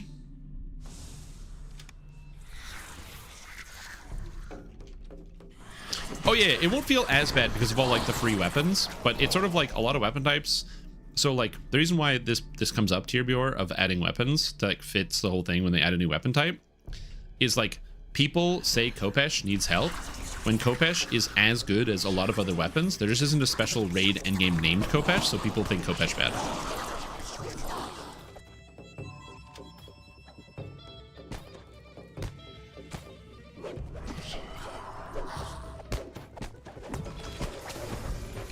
So like again, I'm not even disagreeing with what you're saying, but like, oh, I don't have the crest. I didn't pick it up. I didn't find it. We just have empirical evidence of that. Which leveling Khopeshes are there? You've got cutting currency. You have the desert Khopesh, which I can't remember the name of. You have the limb chopper Khopesh from the Amrath chain. Or not cutting currency. It's one of them. I can't remember what it's called. It's from the same quest. Dynastic Falcata, the Chaos Blade. Chaos Blade is not so much as much of a leveling Khopesh, but it's pretty good. Reply to Bobby about adding new weapons. Oh, reply to Bobby. Bobby. I can't remember the name of it. It's not cutting currency. What's it called? Gleaming Blade? It's something. A decrepit shrine overlooks a small, tranquil pool. You open the gate and let Irina into the Eviscerating shrine. Expenses, bro. I love that weapon. It's so good. This seems so familiar, but I'm sure I've never. Yeah, in terms of like leveling, because remember, Khopesh is a popular weapon type in DDO because it's an 18 to 20 or 19 to 20 times 3, so it just automatically kind of hits. But just to give you the quick highlight reel, we have eviscerating expenses at level 6, and then you have the dynastic Falcata at level 10, which is fantastic. Oh yeah, you also have the hooked blade from that's level 12 from the cauldrons, which are all very, very good. You have the chaos blade, which is good. Bleeding edge, which is also good. Lunar crescent, which is okay. I wouldn't call it good, but it's okay. And then of course you have the epic dynastic Falcata and epic chaos blade and the epic eviscerating expenses. The drow Khopesh of the weapon master, which is a natural 17 to 20 times 3, which is hilariously powerful. The ironwood Khopesh is just bad. And then you have the endgame bangers of calamity into the wicked blade. The problem is, since the wicked blade, we just haven't gotten a new Khopesh that has been like super powerful. But it's funny because the wicked blade was at one point the best weapon in DDO. Keen, Vorpal, Fetters of Unreality, and Tropic. It's got everything. soul called your spirit to me. It doesn't have As she an reaches LGS the effect. Well, it has surgate, she vacuum because pulled Fetters down is beneath vacuum, the but rippling water and into her lover's embrace. no one cares. You have never seen a happier couple as they begin to fade from view. For a moment, all is quiet. Then a peal of thunder Imaginary shakes versions of the land, Drow Weapon Master and items? I a don't think they'll do deep, that. dark voice from beyond the mountains cries out. Need to yell at SSG and make them make a new Khopesh? First of all, that's not how that works. And second of all, I don't care about what new weapons come out because I would prefer, like, I don't want to, like, I'm happier to get new toys and then discover what I want to do with them than order new toys, if that makes sense. Like, to give you a really simplistic example, I much prefer when somebody gives me something to eat than deciding what I want to eat. Like, if somebody says, hey, by the way, we're going to this restaurant, that's, to me, is much more pleasant than somebody going, hey, what restaurant do you want to go to? Because I don't know, I don't like having to make that decision. I just like it when it's like, here's the thing you get, and now I can decide what to do with it. So the fact that there's the new weapons from the new raid that are like heavy pick and like other bad weapon types is kind of interesting, and it makes my brain be like, maybe I want to use one of those. Not currently, but maybe. I can watch your dreams. What are the next question? Next is Peril Eyes Chain, starting with Element of Chaos. An Element of Chaos. Without warning, the sun sword blazes forth with a warm, bright light.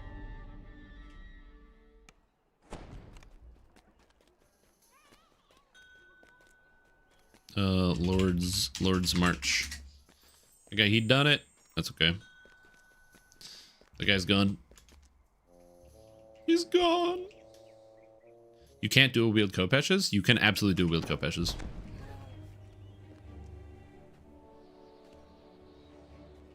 You can dual wield anything. In fact, there's the dynastic Valkettas are a set of Khopeshes that are designed to be dual wielded. You can search for the Eye of Kithri. Kithri is the plane of churning chaos, so who knows what you will find within. Can you die, please? My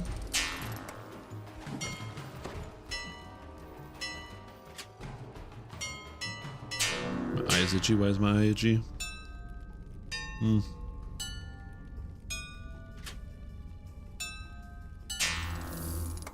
The game lagged and I missed it? God damn it. Ugh. I don't know why, but there's always like that tiny little game lag with these where like you click one, then you click the next one, and it doesn't take your input because there's lag. The lag has gotten so much better in DDO, but for some reason this puzzle's still annoying. This style of puzzle. Yeah, I'll do it later. I gotta turn the lights on. I forgot. And the cavern shrine door rolls open. Yeah, Undying Age is a little tough one. Yeah, the fact that you can do Dex Khopesh Ranger is really cool. I'm probably gonna play Dex Khopesh Tempest Ranger for the record, so just because it's sick. Let me turn the lights on here. Hum fills the ruins as the first rune activates. Oh, it's over here. Oop. Oop.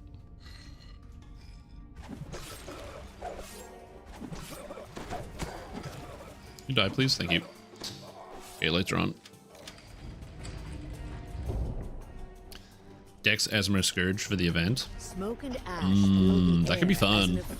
Yeah, I haven't decided on what character I'm gonna play for the event. That's true. I should think about that. What do I want to play for the event, especially for like the hardcore? Good question. I have done Asmar Scourge hardcore 1. I did wisdom-based Asmar Scourge Tempest as for that.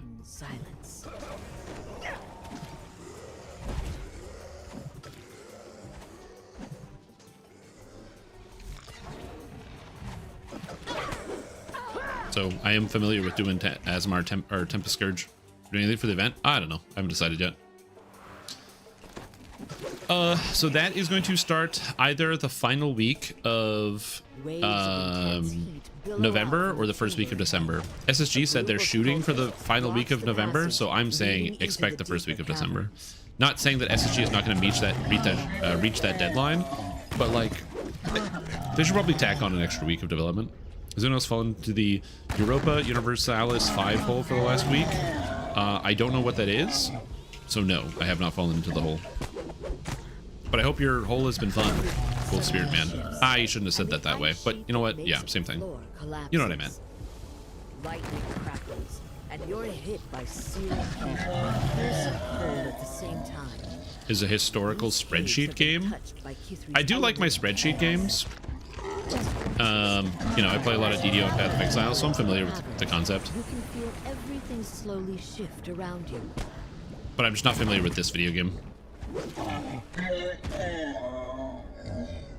A menacing voice seems to echo from Dampier Vanguard and Scourge Dark Hunter both sound fun.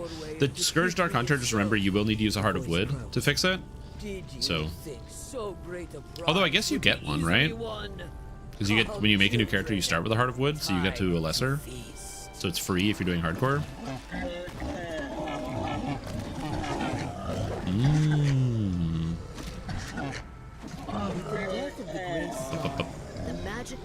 Oh, right. I have Kithri. These guys didn't aggro somehow, so I'm just going to take this. You can feel the rumble of uncontrolled chaos within the Eye of Kithri. I do like the idea of doing the event naked. I do think that would be kind of funny. Again, I'm not sure. I haven't decided. University researchers as soon as the spreadsheet game? Again, I don't know. I haven't played it. Couldn't tell you. I've been stuck in the Path of Exile hole, but my character is very good, so I'm very happy with this.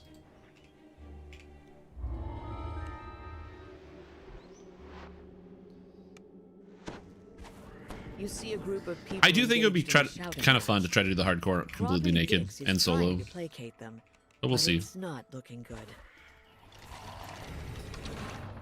You learn that the levitating stone, known as the Eye of Serania, the artifact you were sent to find, according to a loud kobold. These creatures are not supposed to talk to strangers. How's my wrist? My wrist is pretty good overall. Like I said, I just have to wear a wrist brace now when I play specifically Path of Exile.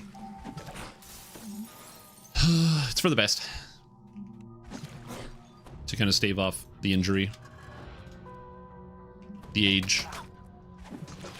It doesn't interrupt me too much though. So I'm still able to do well. And do all the things that I want to do. Like, it doesn't limit me on the characters that I can play, for the most part. I say for the most part, because I have, like, limited myself a tiny bit. But that's, like, a separate thing. This looks and smells okay.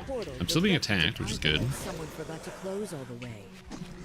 Well, again, that's why I haven't made the build guides. Like, some people are like, oh, when are you going to put out the build guides for the Fae League? Are you going to do something like that for the Symphony of the Fae event? And I will be doing that, but I'm not going to be doing that yet because we don't have the full ramifications of like all the changes coming through. So like if there's more changes coming to individual classes or other things, because a lot of people had a lot of opinions. There were 30 pages worth of opinions that people were voicing. So I do want to make sure I'm taking the time to read all of that first. Over this place. They're up to something.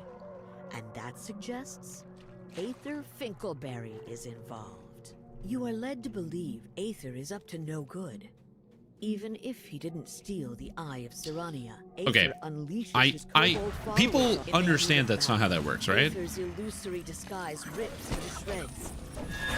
Magnificent and vile Rakshasa emerges, roaring in defiance. Like, this is just advanced ship posting?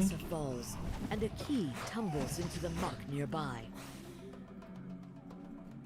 I just want to make sure I understand. Like, you guys are just advanced shit posting, right? As you look around, you don't see anything resembling a magical levitating stone. Like, perhaps you accused the wrong yeah, you're not going to get 50 all. PRR and MRR. At least I really think that I really like that people think that's going to happen. That's not what's going to happen. You're not going to get 50 PRR and MRR. You have a buff that lasts 12 seconds with an ability with an 8-second cooldown. So there's only a 4-second window where you can actually reapply the buff and get it to stack, which means there's a really good chance you're going to get 1 stack in a fight, and then by the time you get to the next fight, you get 1 stack, and then when you get to the next fight, you get 1 stat. Some snitches get stitches, and others die in Even in active combat? I mean, how many fights even last that long? Like, we all play DDO, right? How many fights last so long you can hit a guy twice with, like, yeah, maybe you get 2 stacks. I don't know. I just think that, like, the perception that the entire game is going to get warped around people using an ability that can conditionally give you a defensive buff is just really silly. I don't think that's going to happen. This pamphlet make this union seem less like advocates for better wages and a safer work environment, and more like, well, a cult. What has Bernadotte, their leader, been up to?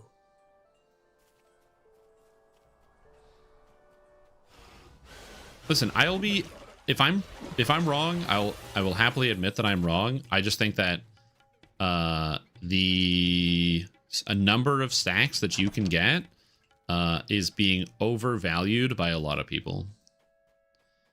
They could probably stand to bring that number down, but like, yeah, I think that people are like, I'm gonna have plus 50 stats all the time, and you will be pleasantly disappointed by how many stacks you're able to maintain all the time. The foreman knew how to disable the security mechanism. Right, because if we look at like the low levels of content, if monsters don't have that much health, the fights are over so fast it doesn't matter. And if we talk about the highest levels of content where people are using the strongest characters in the game, even in R10s, the fights are over so fast it doesn't matter. If you've been in an R10 group in the past, like, I don't know, year, you'll know what I'm talking about. Where like you, even with the strongest, most powerful, or like monsters in the entire game, those fights last no more than 6 seconds. Instead of tools, he's been buying arms and armor for his crew. Yeah, but even in like a raid, you are sometimes just wailing on a boss, but a lot of times you're like not wailing on a boss.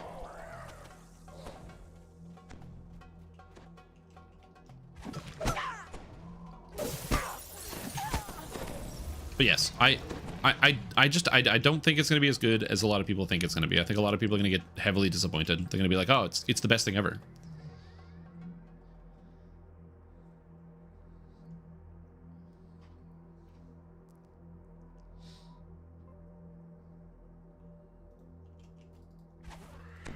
But we'll see. Maybe they will nerf it and tone it down. Honestly, they probably should. Like, I don't understand why it can't just be something where like the normal stack gives you 25, and then if you use Unyielding Sentinel, it gives you like the extra stack that gives you 10. So you get like the greater buff from using Unyielding Sentinel instead. Ooh, what am I missing? I'm missing something. Oh, there we go. Veteran's Diary. It's Danis.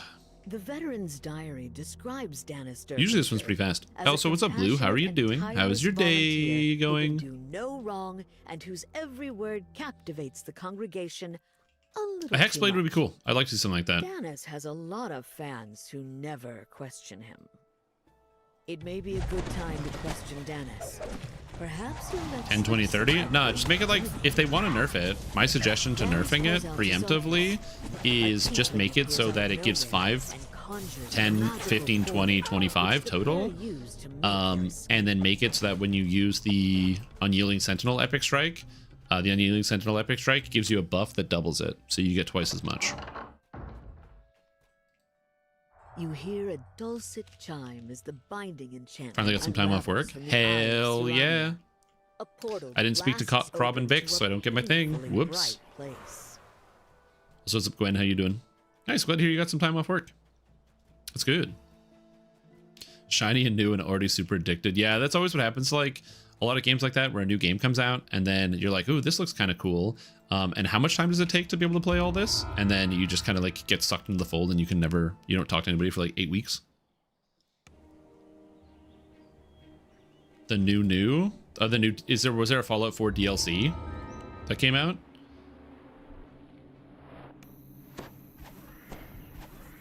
The Eye of Irian is reported to be I don't know anything about Fallout. The only thing I saw is that there was like a trailer for the new season that came out yesterday. Oh, Anniversary Edition. Something Wait a minute. hinting in the back Bethesda corner of the releasing an cabinet anniversary catches edition your or a eye. remaster You that somehow found the first makes the game slightly worse? No, they wouldn't do that. Bethesda? There's no way, dude.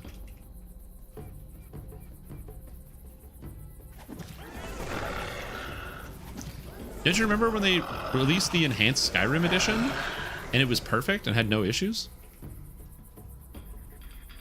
The sunlight here feels much stronger Update. than you'd expect. With the game? The rocky outcroppings here appear to be sturdy enough Yeah, to I will climb. say that is something that I love about a lot of like single player games, especially when there's like people that get involved with like mods. Man, modding communities are the best. I love people that know how to do programming and coding, and they're like, this element of this video game sucks ass. I'm gonna fix it, and then they fix it, and then like, by the way, if anybody else hates this, here you go. Here's how you fix it, and oh, it's so nice. Like, I'm still loving my playthroughs of Pathfinder: Wrath of the Righteous, but like, oh, some of the mods are just so nice. A lot of people are just nervous about Alchemist, Wolfspear Man. They just don't understand how it works. So they go like, ooh, Alchemist scary, without realizing that Alchemist is just like destroy everything in the entire video game with one or two spells, the class.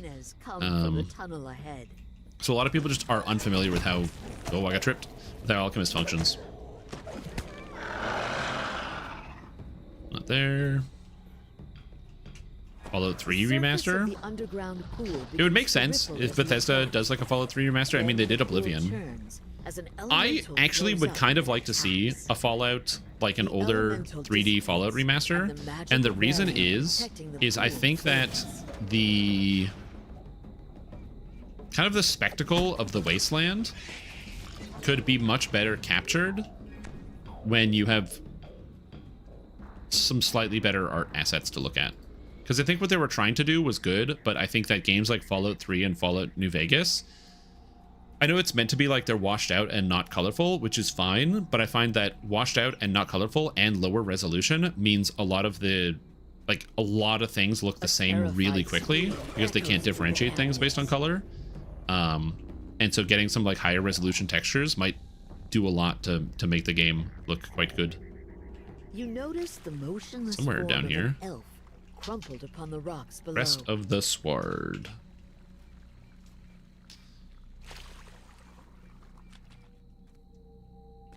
It works by the Oblivion remake, guys. That's good. The Oblivion remake did a good job for the most part of looking good. I did see some individual complaints about certain things, but yeah, overall the Oblivion remake was pretty nice. Fully 3D. I still gotta play Fallout 1 and 2. I feel like it would be some fun to do.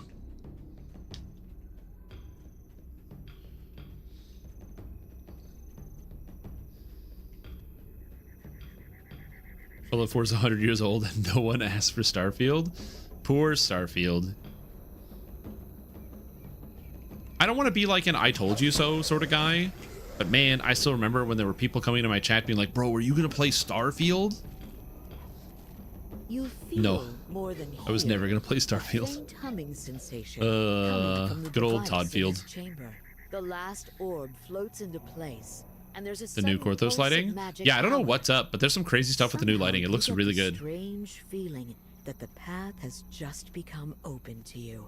Modding tools they use for PS1 recreated. Oh, that's sick. Oh man, I haven't been to ffhactics.com in such a long time.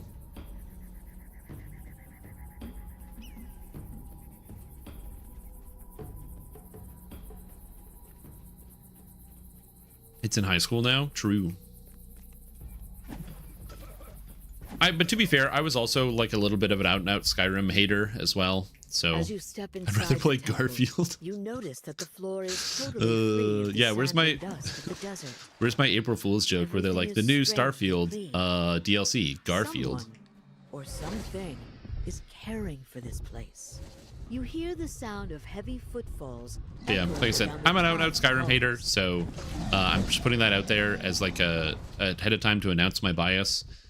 I don't think that Skyrim is a bad game in totality, but I do think that Skyrim was a step down in terms of a lot of different levels of quality, and is just like a sign of things that were to come.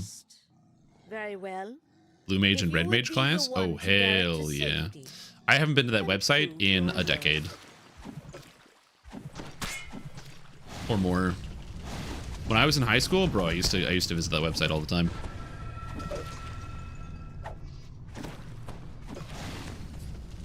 Is she immune to negative? Oh, she's not. Okay. Took full damage.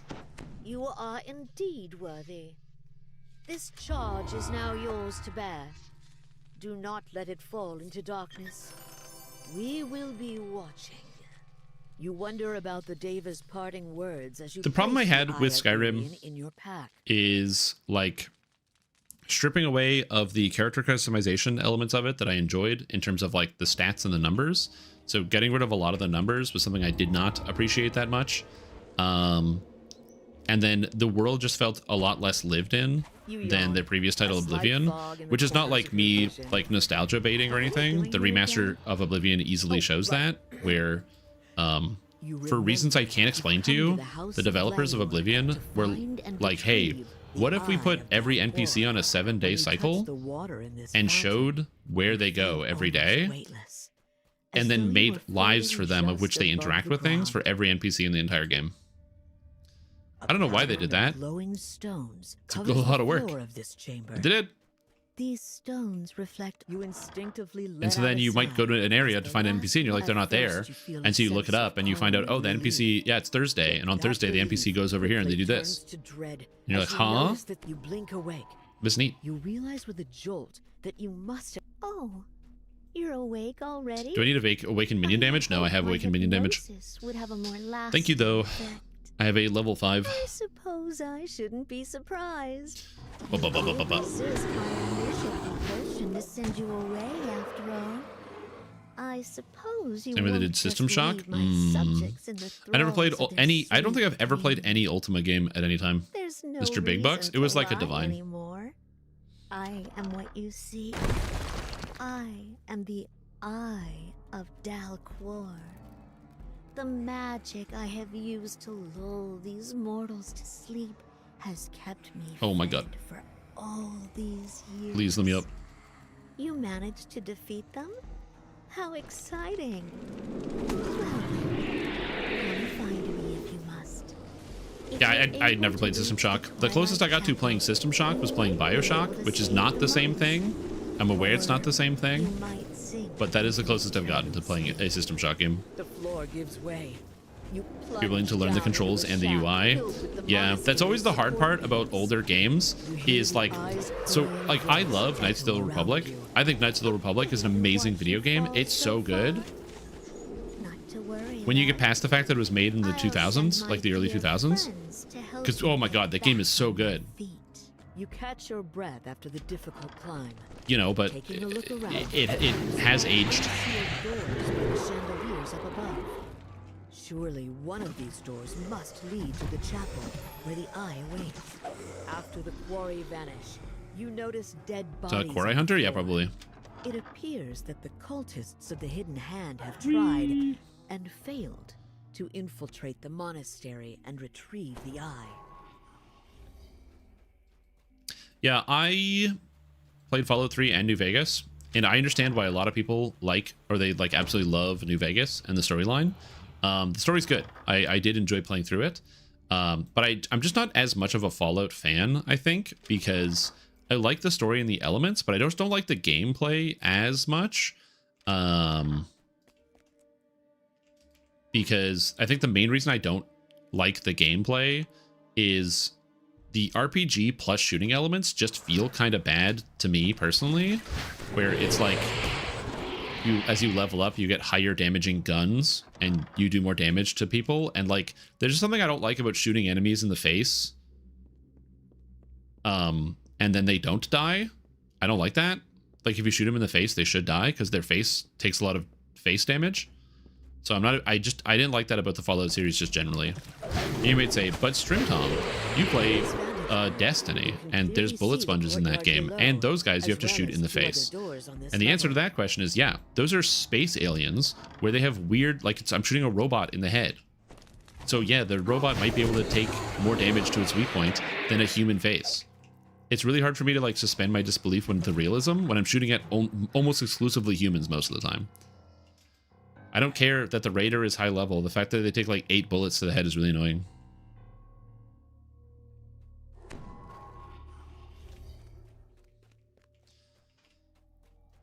yeah, for sure. Like, yeah, if I shoot a super mutant in the head and they take a couple extra bullets to the dome, that makes sense. That's fine. Or if you got to shoot, I don't know, the death claws or other nonsense.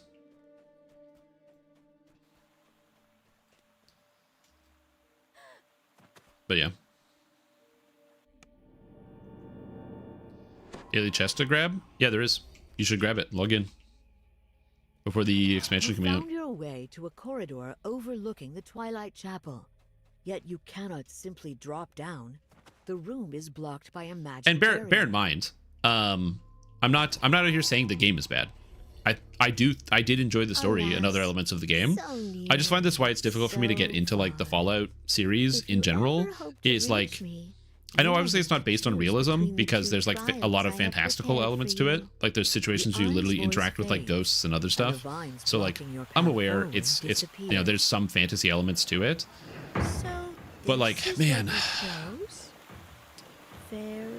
there shouldn't be any human bullet sponges that you can shoot in the head.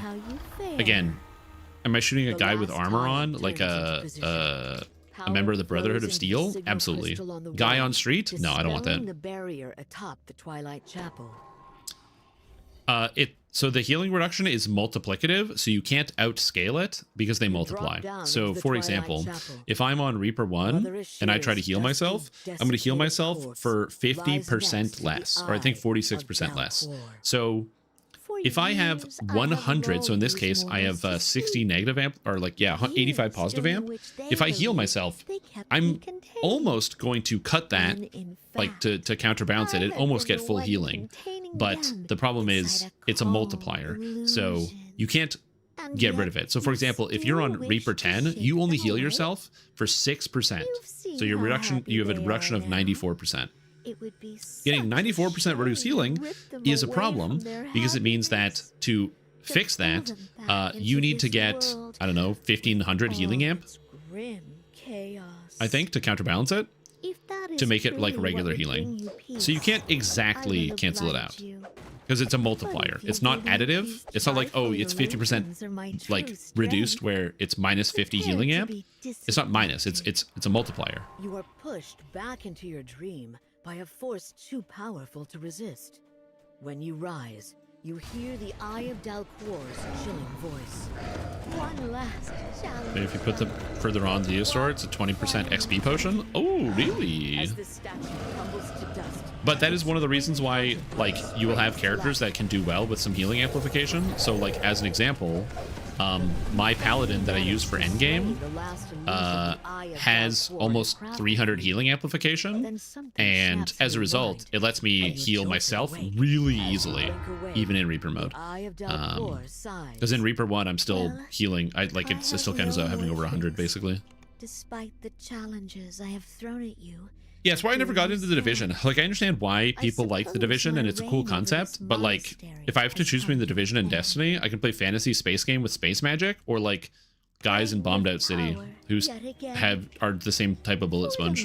And from the fantasy element, I'm just like, nah, I want the space fantasy. To break the spell and cure these monks of their peaceful sleep. One type of mods I end up adding to the game is one that makes headshots deadly. Yeah, it just should. Because I understand the whole point is like there's the VATS system where you can use VATS to target different areas to kind of give it that RPG feel.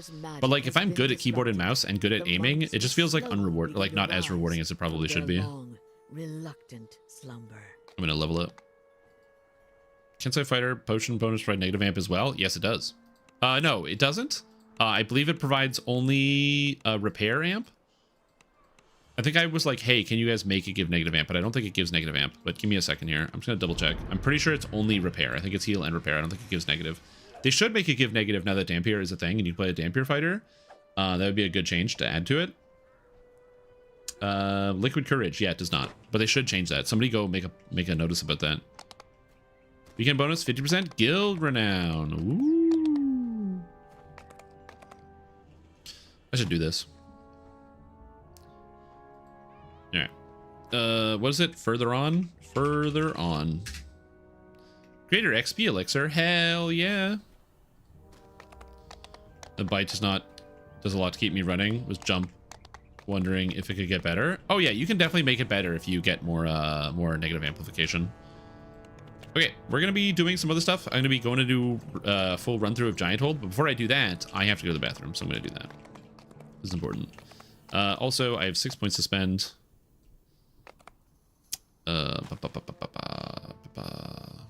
Safety first. Run for your life. I just don't want any of these. Apothecary Satchel. Spells you cost less spell points? Yo, when did they add this? I don't remember this. The series since Wasteland first came out? Oh, yeah. If I were approaching Fallout the first time, would I like Fallout 3+? I think you would like it in a different way. You would like the games, but you would like it in a different from a different perspective, I think.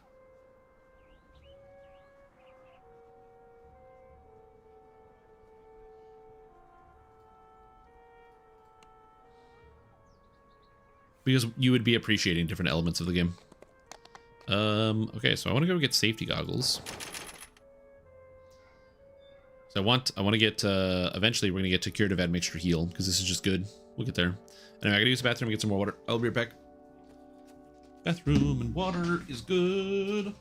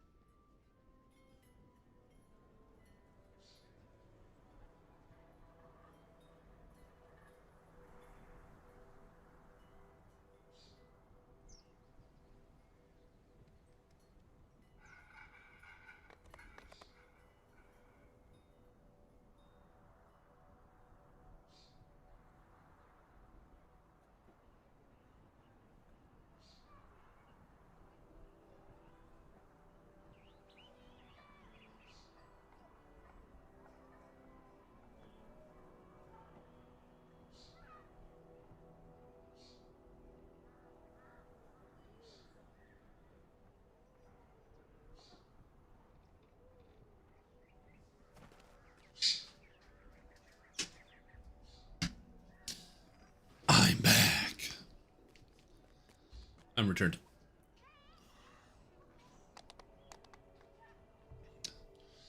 Soft reboot of the series with the same premise as the story. Yeah, I can see that.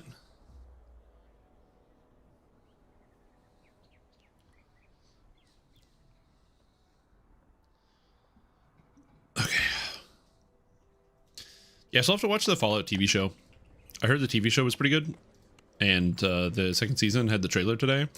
And I was actually going to watch it last year because my girlfriend and I were going to watch the show together when we went on a trip, as like we would do stuff, and then in the evenings it would be like a way for us to just chill. We could like watch the show, but we ended up not watching it just because of the way things worked out. Unfortunately, the place that we were actually staying, I was really allergic to some allergens in the area, and it sounds silly, but yeah, I had a bunch of allergic reactions to where we were staying. And so we basically had to sleep in different areas, where I actually ended up sleeping in the car for the entire trip because I couldn't go into the buildings. Good times. Okay, level 2 spell.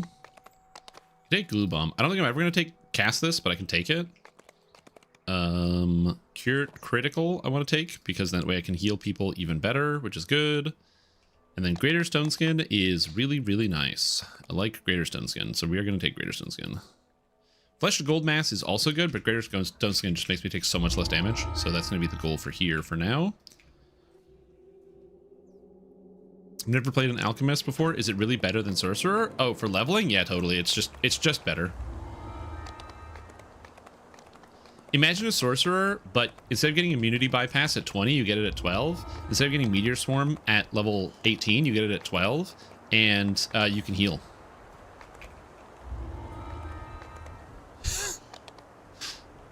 Just yeah.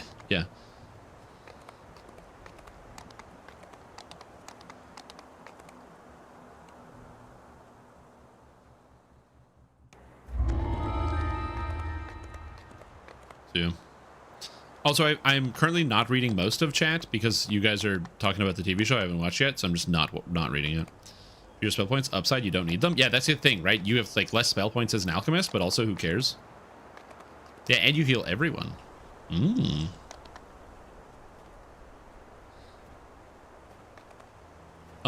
There is a list of spells. It's on the wiki. But yeah, I just go to the vendor and learn all the spells at level 1, and then learn the ones I don't have later. This hideaway may keep the orcs Yeah, dude, alchemist is cheating. Like, it's literally cheating. In fact, if I catch you playing alchemist, I'm gonna report you for cheating. To outside told you if you hurry, you may reach the leader before the hunting party returns. Explode, everybody, explode. Evasion. It's happening. It's already happening, the evasion.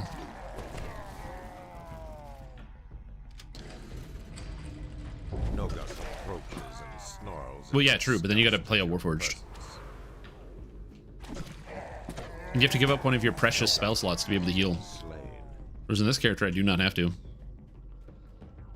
Because you might be like, don't you have to give up a precious spell slot to heal? I get SLAs out of the tree, and you're right, I do have to give up some spell slots, but I get more spell slots in general. Fashioned this wing into a makeshift living quarters. Oh, like I died. I don't like this.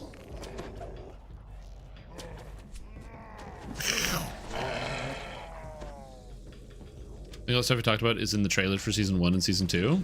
Oh yeah, I didn't watch the trailer. I saw that the trailer was a thing that came out.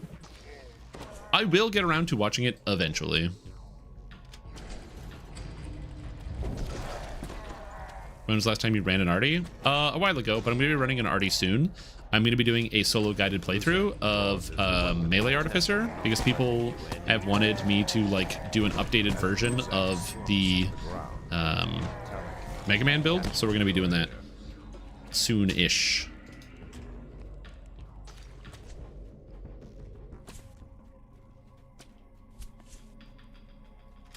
Alchemist doesn't have spells they can't buy. So Alchemist does have spells they can buy from vendor. The double negatives are throwing me off.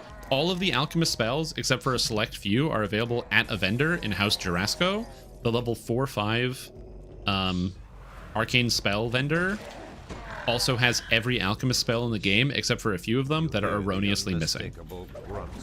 You can learn all of them at the vendor, except for like a couple first level spells. So when I level up, I don't learn any new spells. That's it. These hobgoblins had only recently tunneled in.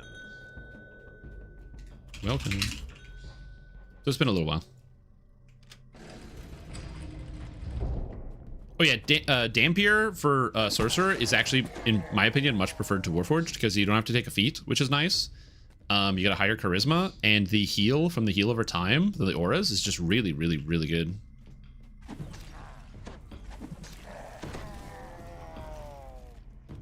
Sometimes about trailer, I think they're good for people interested, but they have a tendency to spoil too much. Yeah, especially if like a major, like, they do something like a major character like doesn't show up during a trailer, and you're like, how come so-and-so is not in this trailer? And then you realize like, oh no, it's because that character, something terrible is going to happen to them.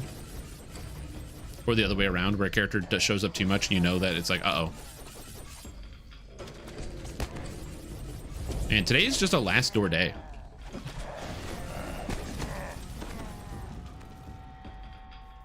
Also the fact that as an alchemist I get evasion, so when I eat this trap I don't die.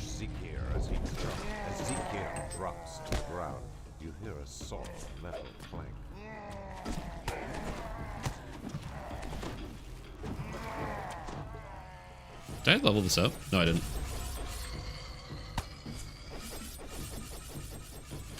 This is going to be first door day. I hope Crucible is going to be a first door day. Am I playing Apothecary? No, I'm playing a Bombardier.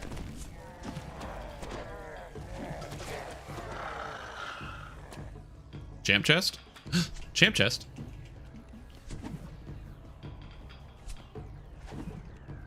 No, I didn't take accelerate. No. I hit him like this? My guy's in the party. Can't use the weapon buff scrolls if you're in another class. Yeah. Guy is in the quest. Ratha goes down. Rutha.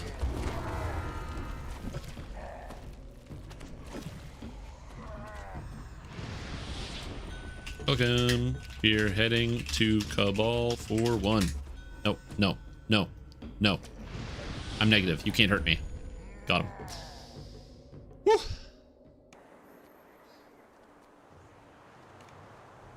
A Cabal for 1.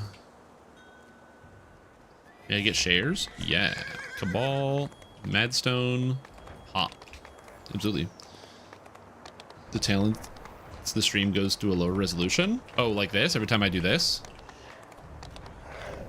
I rested for the night here. Yeah, it's probably just because there's a lot of extra information that's going up on the screen. I see the hobgoblins have fortified this area. These ruins have long been inhabited by this fractured remnant of the Dakani. Oh, yeah. I just don't pick up most remnant chests. I have an infinite amount of remnants. I just don't really care. The giant relic. Like that's my thing. It's like it's not that I don't have a desire to get those items. I just don't currently need them. Also, my reaction states are happening again. That's kind of cool.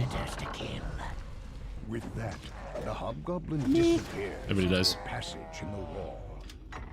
Yeah, you can buy all alchemist recipes. You just go, like, I don't know why you have to go to the NPC, but you just go to the NPC, buy every recipe, learn them all, and then keep going. The only ones you can't buy are the vial smash ones and a couple of the action boost ones. But if you buy all of the ones you are allowed to buy at level 1, you will be able to learn every single alchemist recipe. Like, you won't miss a single spell if you just buy all of them at level 1. If you don't buy all of them at level 1, you will miss some spells. If you don't buy all of the spells by level 8, you will miss out on a couple spells. So you have a long time to just go and buy all the spells from the vendor.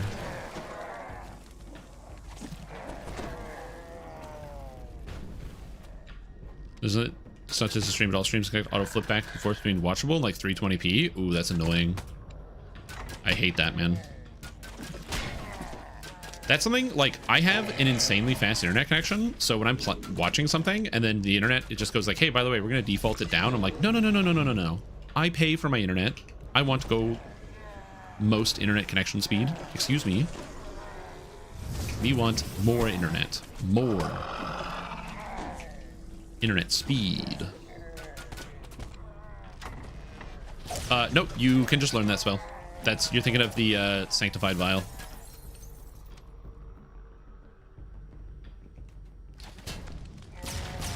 You dead? Alchemist is best when dead? Why would Alchemist be best when dead? Alchemist is insane.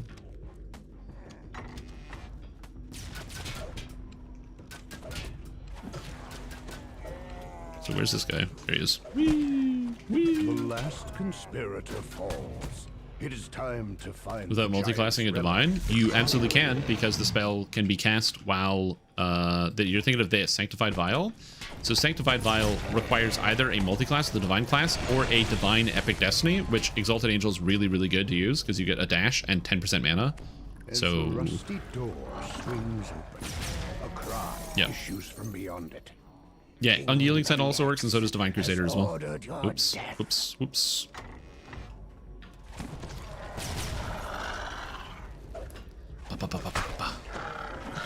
I love Alchemist, dude. This shit's broken. Gardak Brunt Smash with his improved evasion. No reason to let you live. Celestial Warlock work? It doesn't say it does, so I would assume no. Alright. The Crucible. The Crucible. One point you couldn't take unless you had a level or Cleric or something. It's Cleric or Paladin or Divine Epic Destiny. There may have been a time where it wasn't like that, where it was, I'm pretty sure there might have been a time where there was Cleric or Paladin, like maybe shortly after launch of the Alchemist class, but when they I'm pretty sure when they redid Epic Destinies, they changed it. Or maybe it was somewhere around there. But yeah, it's been like this for a long time.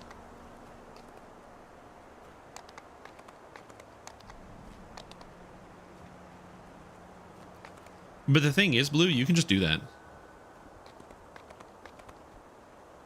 Oh, you're talking about like undead.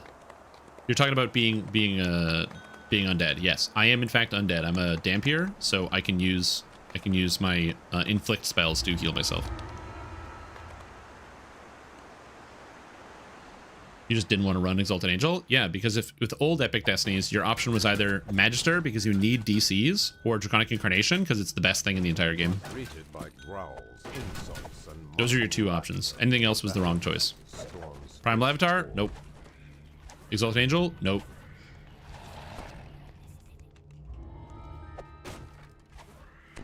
Diplomacy. Diplomacy failure. Diplomacy success.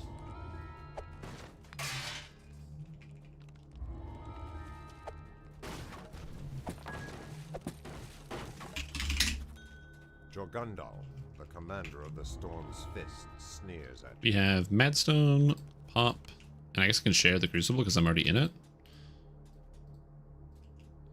I am set on my course. We got a guy going over there doing all the boxes and stuff. Perfecto, perfecto.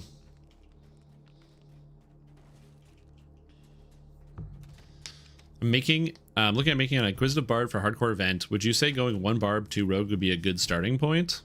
Sure, yeah, you could do that. I guess you want 2 Rogue because you want Evasion, which seems fine. And then you get Bard for... Like, why are you making a Bard, I guess? Channel points for the door pulls? What do you mean channel points for the door pulls? I don't understand. Barb gives movement speed.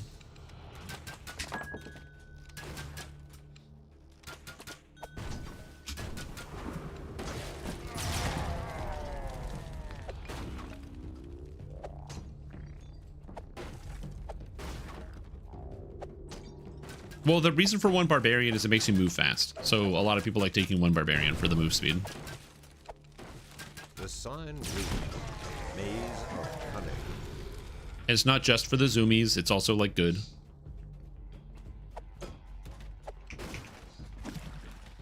Well, the reason I ask is because if you're going to be an Inquisitive, you're not going to be spending a lot of points in the Bard tree.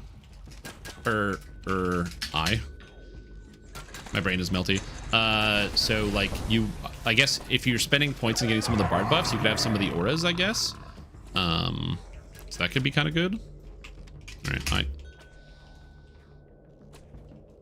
I just feel like, yeah, you've got, like, most of your points spent in the Inquisitive tree, and then I guess you get a couple of it from, War Chanter.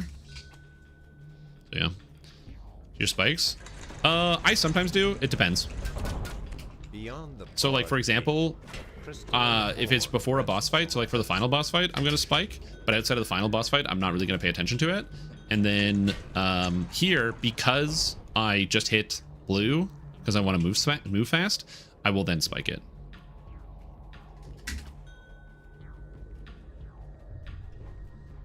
So, again, it depends on how I'm feeling. A benefit from Quicken because they didn't make them benefit from Quicken. This is a fight I've had for a million years. The original argument was, I made it through. Nice.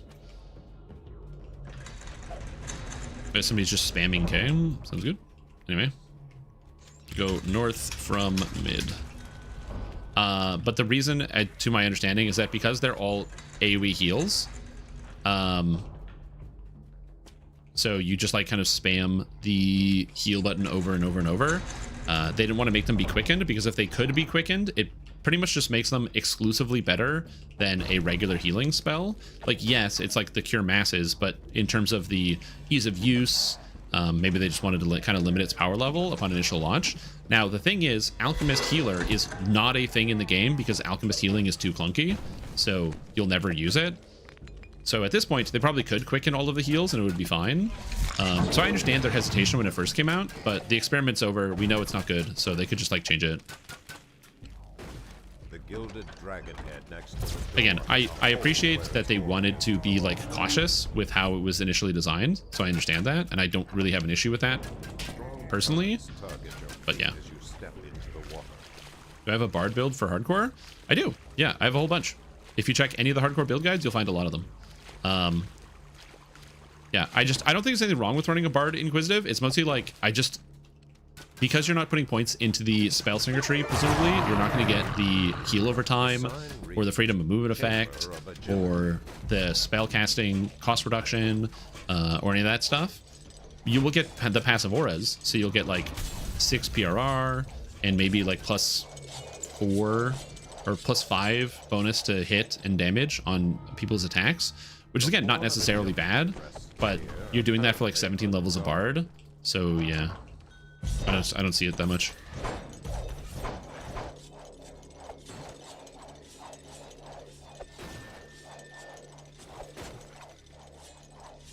Oh, you are going spell singer? Yeah, again, I don't necessarily see it being that big of an issue. It's not what I would do, but I think the main reason why it's not something that I would do is exclusively because I'm just not an inquisitive player, so the thought of going inquisitive would never be my first idea. And again, this is not because inquisitive is bad. I don't like it that much. Bodies of several orcs lie below. I have never been a ranged player who died. And can they be rescued? Yes, they can. Oh, there's a shrine there. They're good.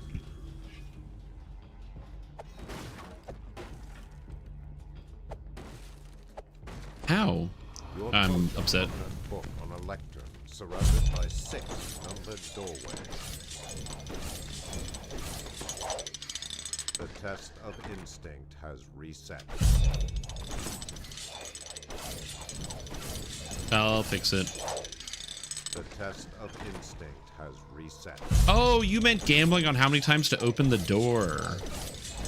Oh, I gotcha. Has reset. I understand now. I didn't understand at first. The test of instinct has reset. Just fails to cut it for avoiding spell failure? I mean, not really. Like, if you have 100 concentration, a monster has to do like more than 1,300 damage from it to you to beat your concentration. Because it's now 1/10 of the damage added. So like, it's really easy to get your concentration over 100.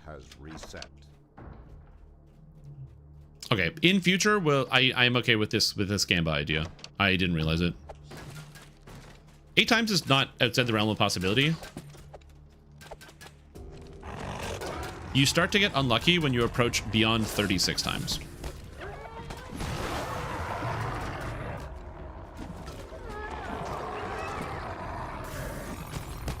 Anything above 36 is outside of 1 standard deviation.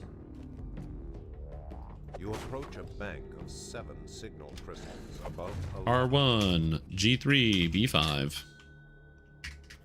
B5.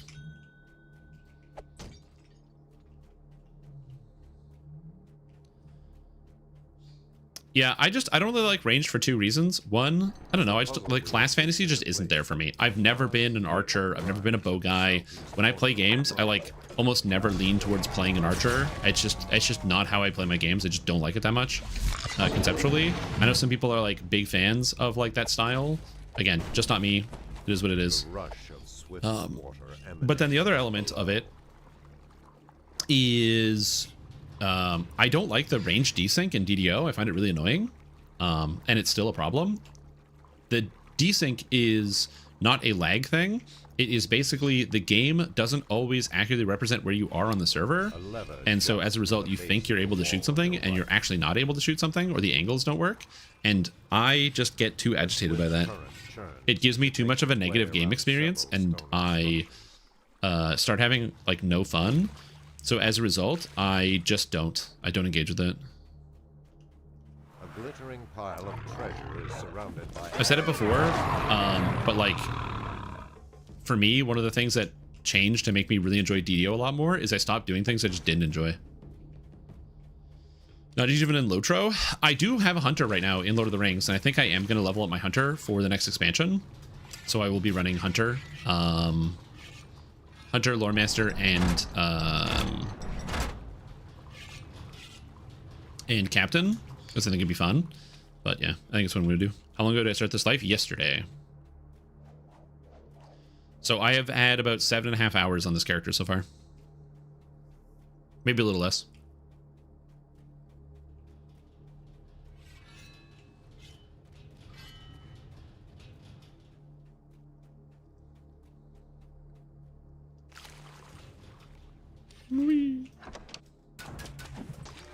So like here, I'm gonna spike because I'm pretty low on mana, so that way I can just like keep blasting my spells as I run down the hallway.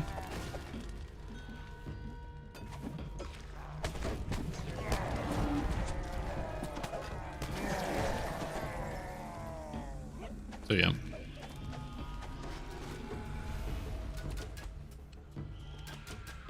Is it? Yeah. Again, actually, the range attacks have made it a lot better, but it's just still not my favorite.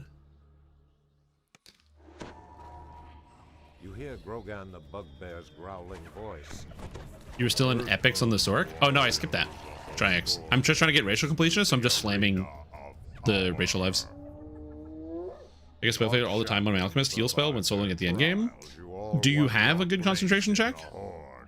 Because if you have a reasonable concentration check, it shouldn't be too bad. Again, it's going to be context dependent. Like obviously for somebody like me, like I've got the tome, I got the base stats, I'm a, like a racial completionist, so I got 1,000,000 to my stats just generally. But yeah, as long as you use the content code, then at some point you might just like get bored and be like, you know what, I'm going to try it, and you can.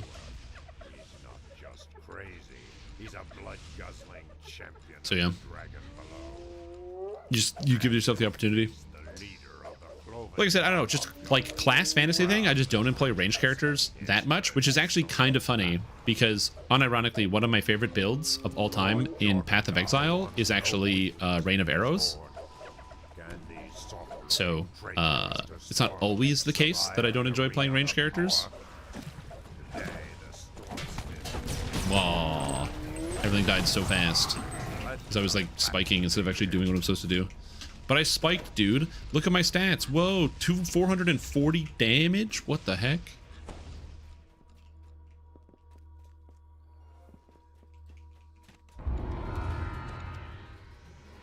Mm, 87,000 XP.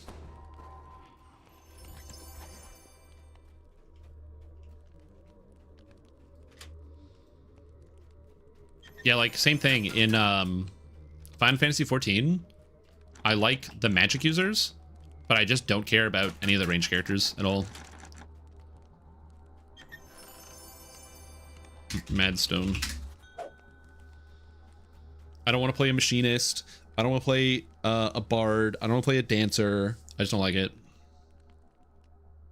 Give me magic or give me a sword. Or give me a sword and magic and I'll play red mage.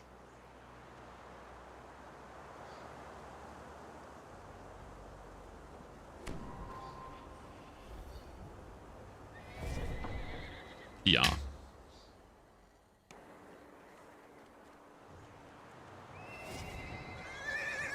Big circle.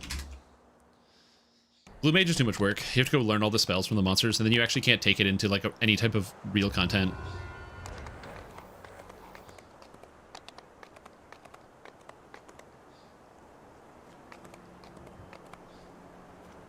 I haven't tried Gunbreaker yet.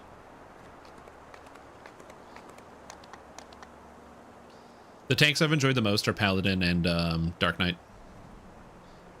I really just didn't enjoy Warrior. The whole take damage to deal damage thing that Warrior does, not a big fan. I mean, I guess Dark Knight also does that too. But Dark Knight's cool. It's like emo, you know? So like it really, it's way better. It's just cool. Because then I'm like a Dark Knight, you know? Because it's like the darkness of my soul. Dye my hair black.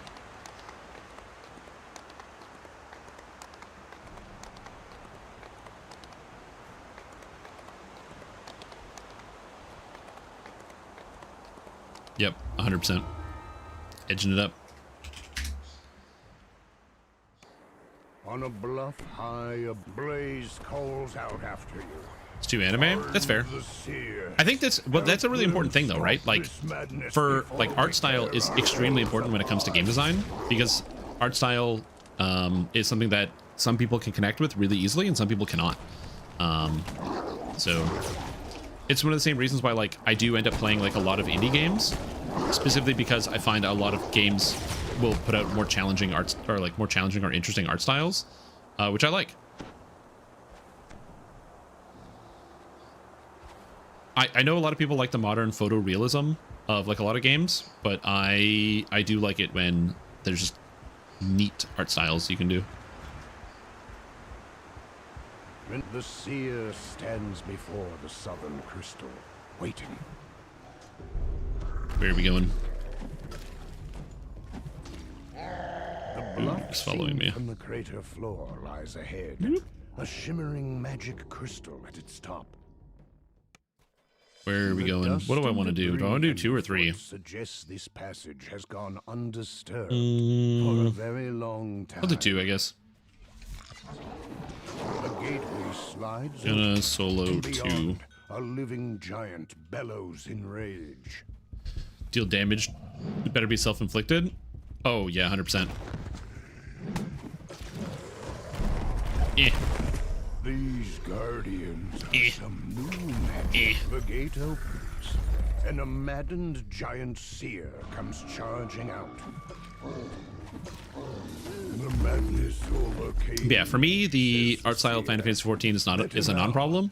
Again, I also, like I said, I don't mind the anime art style. As somebody who's excited for Code Vein 2 coming out next year, so that's mostly because Code Vein was a really, really good game.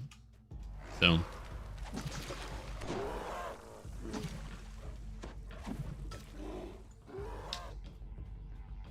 It's the first Souls-like game that I've played that made trying new weapons fun. A bright which is like mind-boggling. Hopefully that is a system that stays in the future games. That winds into the crater's gut.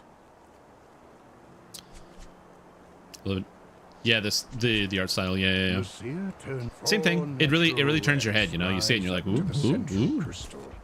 This will be a difficult position. Red Fang Poison Room? Yeah, I do enjoy that.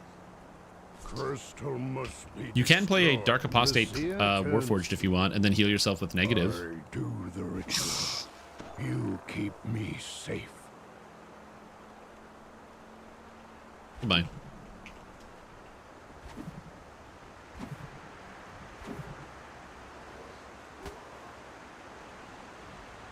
Are you taking damage? From what?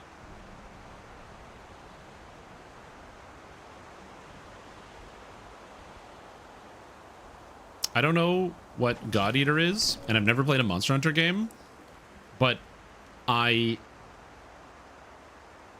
don't think that Code Vein plays like Monster Hunter that much. Again, could be wrong, but I don't think that they play that similarly. Keep them at bay. But again, I don't have experience with all of it, so maybe it is very similar to Monster Hunter.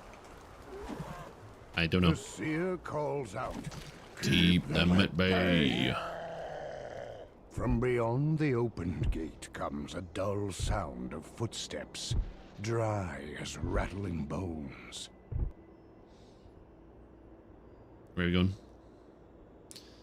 What was the code stream? I can't remember. Somebody in chat will know.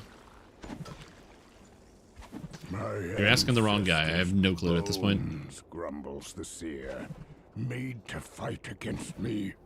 Time we ended. I don't like the fact that guy's a light bearer, so I gotta get rid of him.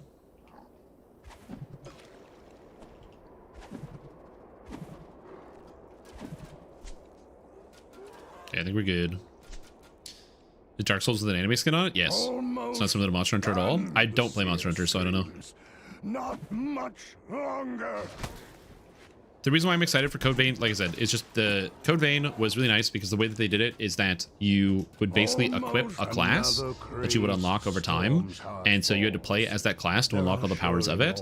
But weapons would have requirements, but instead of like you level up your stats, which determines the requirements of what you can use, the classes give you those requirements. So for example, if you play like the Berserker, you get high enough strength to use high strength weapons.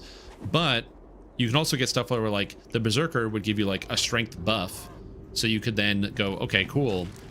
I want to play as another class, but I'm going to take the strength buff and apply it to a different class. So that way I can still use the heavy weapon, even though I'm playing as a different class.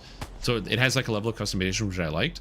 One of the problems I've always had with like Dark Souls and other games that have like stat requirements is that in the early game, it's like, okay, when there's different stat requirements, but like one of my biggest problems with the Dark Souls, or not Dark Souls, the Elden Ring DLC, where like I liked it. It's great DLC, love the bosses, love the areas, beautiful art, really, really fun. The problem with it is that unfortunately I only use like 2 weapons, 2 new items out of the entire expansion or the entire DLC, because everything else is like, do you have 100 strength? No? Great, you can't use anything. Do you have 100 arcane? No? Great, you can't use any items. Do you have 100 faith? No? Great, you can't use anything. It's like so dumb. So I like the fact that like if you get a new weapon in Code Vein, you're like, I don't have a strength for this on this class, but at a camp you can change your blood code and then try it out with that different weapon, and then maybe you want to try to flex it and use it in somewhere else, which I like.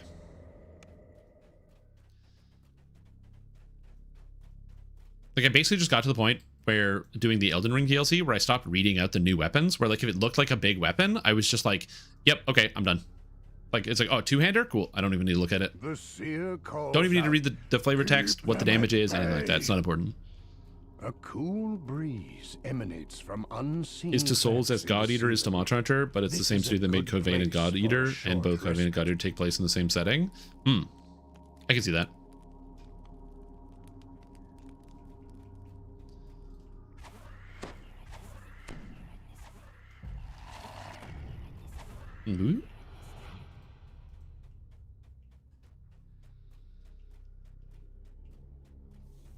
Yeah, I'm also like mildly interested about the story, so I'm curious as to where they're actually going to go. There's also the fact that there's different endings, so they're going to have to choose one to be canon. Which is, again, the problem with having multiple endings on a video game, is if you plan on making a sequel, to be fair, it's not super solid. I'm still on break from running my D&D campaign because I was getting overwhelmed. However, I am going to be coming back to it at some point. I've been doing some work in the interim. I've been doing some revisions of some of the rules.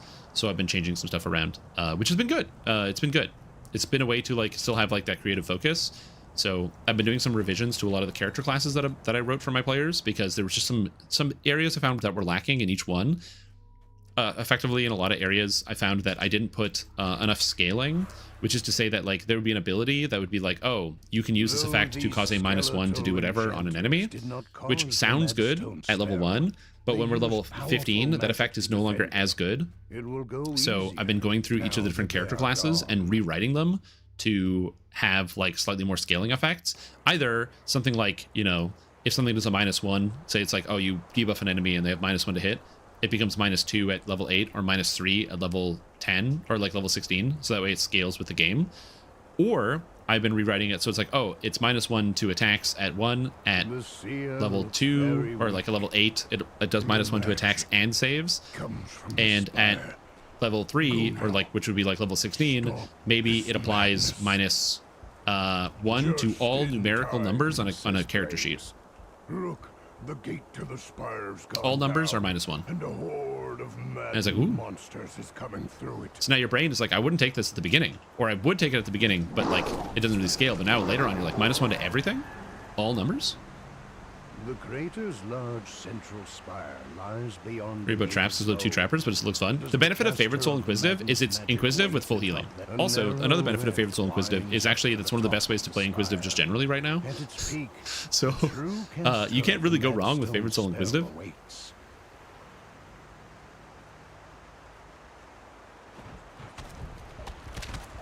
The skeleton wall. It's dead. This monk is too powerful. But why was it here? Good. Oh, nice, we're done. Trial by fire. Do alchemists get to detect secret doors? No. But they do get search as a class skill, and my search is 52 because it's intelligence based. Curse upon their heads.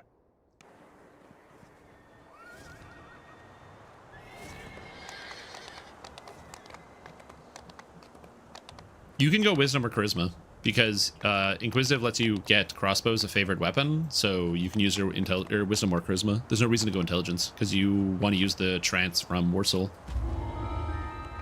Is it pure favorite soul? No, it's 18-2.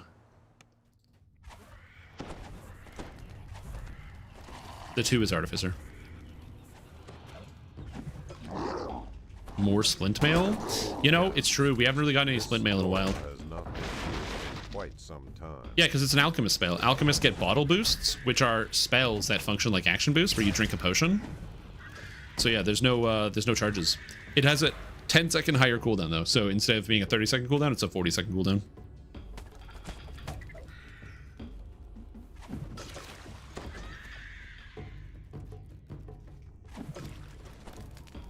Oh, sorry. We're talking about a lot of different things. The traditional end game favorite soul is 18-2. The build that I have posted, the 2-4-14, is for hardcore. Different things. When death is a non-consequence, because the worst part about death is you get resurrected, it's going to be very different. Was it 17-3? I don't know, guys. Listen. I'm not a ranged guy. Don't listen to me when I talk about ranged characters, okay? The thing I wrote in the past was peer-reviewed by other people. The thing I'm talking about right now is peer-reviewed by nobody except for me and you guys. I shall attend to it in a trice. That mist month will forever haunt me. Yep. Yeah, I will. Ibsen, welcome back to the stream team. Priest Sport, you've been a fantastic day. Glad to have you here. I hope you're doing very, very well. That mist month will unfortunately haunt you forever. You will never be able to escape it.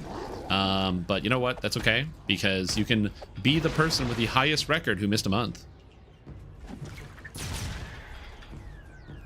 Oh no, you didn't confuse me at all. I am the one who's confused.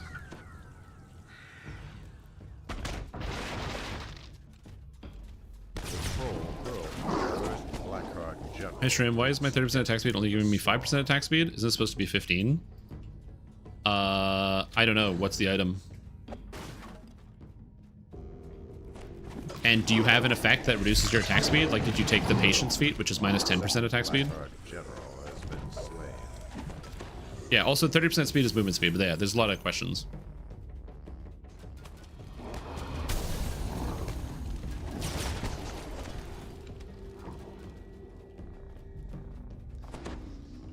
Yeah. I gave Ipsum a build, and he's having fun playing Path of Exile now. Yeah, I know. Archers were champs? I don't know. Across different tunes? Okay, well, then to answer your question, I'm going to try my best. Speed is not attack speed, okay? So, for example, I have like striding here, which gives me movement speed. It's just not going to give me attack speed, guaranteed. So there's that. But yeah, it's going to depend on specifically what the speed effect says. So read the text and then determine what it is. This land is I know the difference. Well, then you tell me what's wrong. Who created such a place? The best example I can look at is that you probably have the patience feat, and so it's not giving you the proper attack speed, because patience is minus 10%, and if you have a 15% speed item and you're only getting 5 out of it, then it's probably because you have patience. And if that's not the case, then I would need to know all the other information. What class are you? What race are you? What specific item is giving you the speed? Is it multiple different speed effects? Is it an augment? Is it a swiftness augment? Is it an actual speed item? Like, I don't know. I would like to give you, I would like to help you with your problem, but I need more information.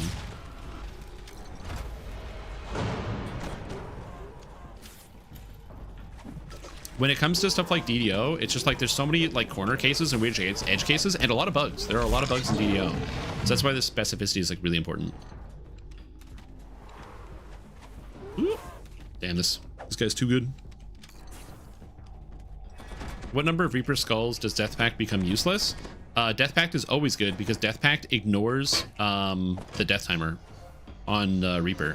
So if you're in R10, then if you die, you can't be resurrected for 1 minute. But if you have Death Pact, if you die, you instantaneously get resurrected. So it's extremely useful. In fact, it actually kind of scales with Reaper mode. The higher Reaper you are, the better Death Pact is.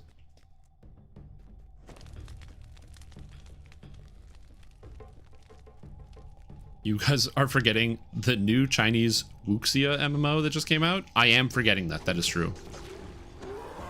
Oh, so he gets the fun build ideas? I give you fun build ideas, but then you go, yeah, but I can't do it as a gladiator. And I'm like, okay, well, I said elementalist, but all right. And then you go, yeah, and also this weapon build isn't working for crushing fist. I'm like, well, I said I said dual strike of ambidexterity, but all right.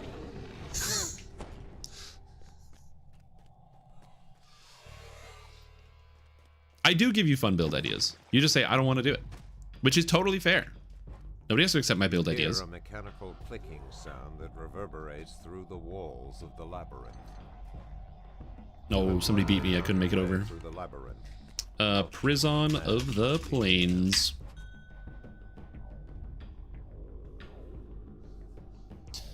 I look at this build back when you were playing it last league. Yeah, 100%.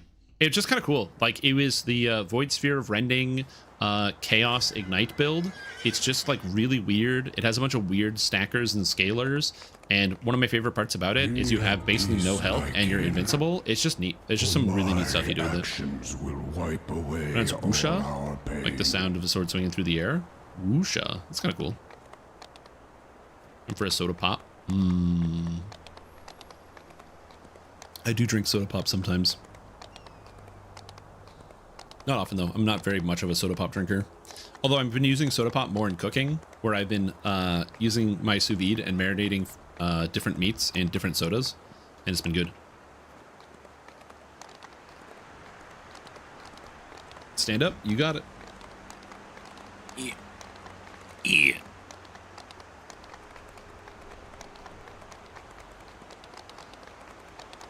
It's happening. Oh, it's happening.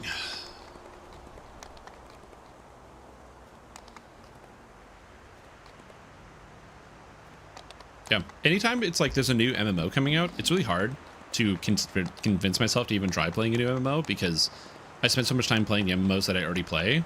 So like, yeah, I could play a new MMO and I could play a new video game and I could learn a new thing. But what if I didn't do any of that? You know, what if I just didn't learn or do anything new? And I only did things I was familiar with, which is play the MMOs I already know.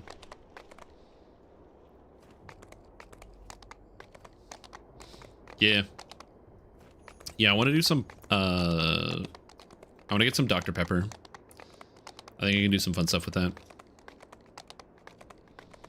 And some Sprite, as was previously mentioned. I'll get some Sody Pops. Puppet show written and directed by Gen Urobuchi is peak fiction. I'm not familiar.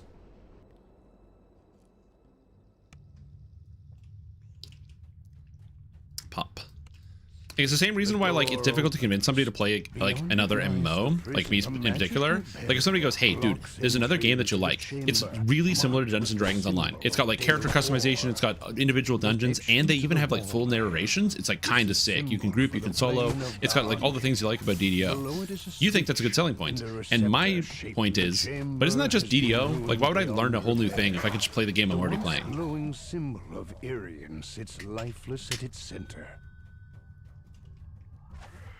Can't respec for CI? Oof, rough. I mean, you can just buy Orbs of Regret.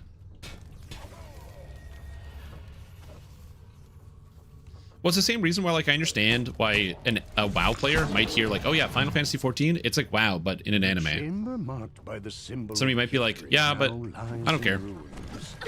One of Nimbus's lieutenants has turned it into a makeshift, yet another. Not progressing an old MMO? Also true. It means I'm not progressing an old MMO, and I want to progress an old MMO. I have past lives to earn, buddy. MMOs are designed on grind. I will say this also. Sometimes you'll hear people complain about like the grind in MMOs, and I'm like, that's why that's what you played the game for. MMOs are grind. That's the whole point of MMOs, is to grind. It's all about the grind. That's the whole point. All the MMOs that exist today are all super ultra grind fests. I'm only plus 30. I don't think I can actually knock this. I'm gonna try though. Oh, I can knock it. Boom! I got it. Whoa, that's crazy. The great door opens to reveal the doors to the control room fly shut. Bone-chilling cackle echoes through the room. The warden falls back into lifeless bones. Down. The force of his magic fading from the room. As the valve locks into place, like what I do in DDO is grinding. Well, that's because for me, I find the reincarnation process, I'm doing different quests and my character always feels different. So like I am in fact leveling and gaining XP, but it doesn't feel like a grind.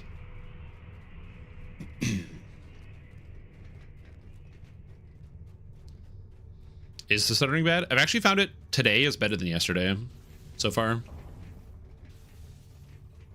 But I'm not on Shadowdale.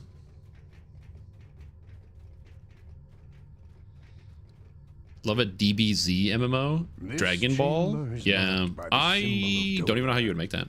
And the smell. Hey Frank, I'm doing good. I'm just stretching. It's good to stretch. A huge stretch, guys. We're getting old, so you gotta stretch all your muscles. The receptor lacks power. Its lever will not work. Yeah. You doing well? True. I'm doing well. The portal to the plane of Dole. Look, man, I didn't go on this them here computer to learn how to speak no English, okay? I speak pretty good English, so don't tell me what I can and can't say on the computer. Get out of here. Be very similar to Black Desert Online. I've never played it. Think there is a DBZ MMO? Probably.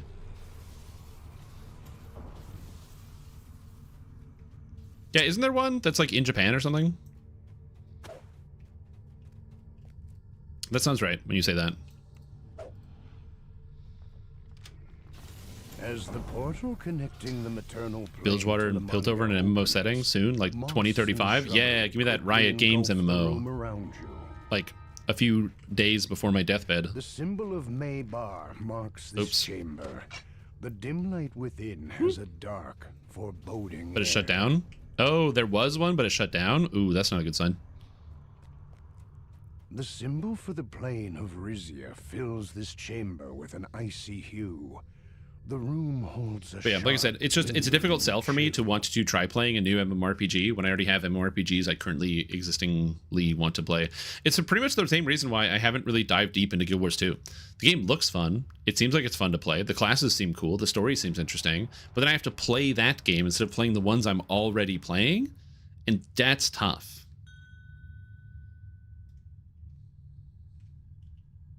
That's a difficult one.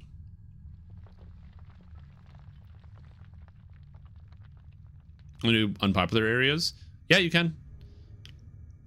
I usually do that on Wednesday. It's Weird Quest Wednesday. As the portal to Rizia opens, a rhyme and the private server is dead? Oh no, that's a bad sign. Returns to your fingers as the final creature falls. The orbs no played Neverwinter?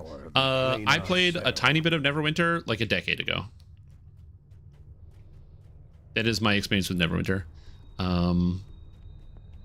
I have not played it very much, no. Fun fact, Neverwinter is more favored as the MMORPG by Wizards of the Coast. I think it's possibly because it's multi-platform, because it's on like Xbox as well as on Xbox as well as it's on PC. But I think one of the other reasons is it's just more directly tied into like the Forgotten Realms. Oh god, I can't cast any spells, please. Because it does get directly referenced by Wizards of the Coast during stuff. So when WotC does their like big like, hey, D&D summits or whatever, you know, their D&D direct, they do reference the expansions that come out for Neverwinter, but they don't talk about it when it comes to DDO. Although it could also just be a licensing thing, I'm not sure.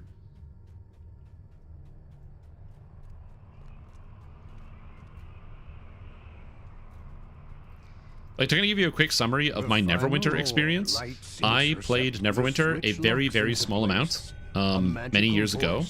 During that small amount of playtime in Neverwinter, I did some quests. I played the Cleric and the Warlock, and I found that, you know, I enjoyed that Cleric slide move. I thought it was kind of sick. On that, it was kind of boring.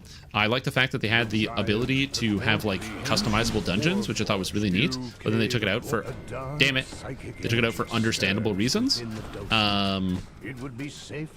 So that's my first death on this character. Damn. But yeah, they took it out for understandable reasons because people could abuse the system. So I get it.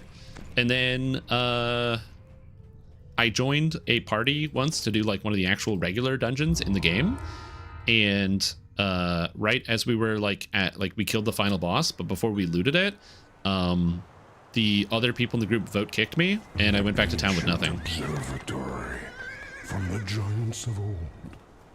And I was like, I'm done. I don't need to play this game anymore. Does it keep? What lies in its depths? DDO in VR? Oh no. I don't know if that would work well.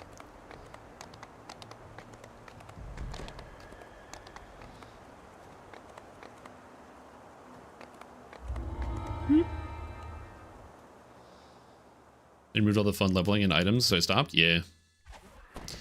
Yeah, new PUE drops, dude. The drops were on yesterday when I was streaming Path of Exile. So hopefully some people got to them. Playing DDO in first person? Yeah, it's like an Elder Scrolls game. Just it's like Skyrim, okay? So everything is basically like Skyrim, so just put it in first person.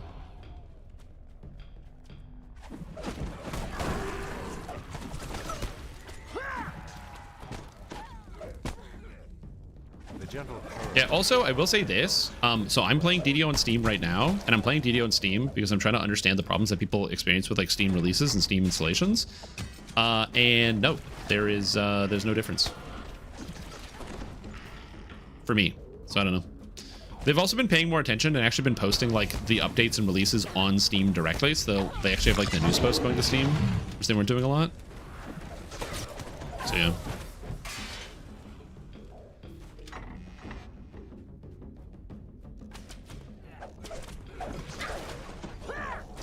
Find it too boring? Yeah, I just don't know. I don't have any experience. I also don't ever hear people talking about it. Like as a D&D creator, like D&D adjacent creator, I would expect to like hear more about it either from people in my audience to like talk about their experiences or be like, yo, did you hear about this new exciting thing in Neverwinter?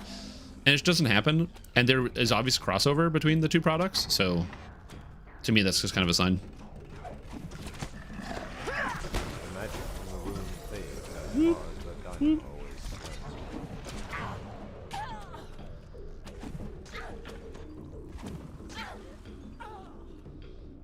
No, the Steam Dealy is a PC, but it's also like a console. It's a console in the sense that it is a device designed for playing video games, which is a good idea. That's not a bad marketing thing.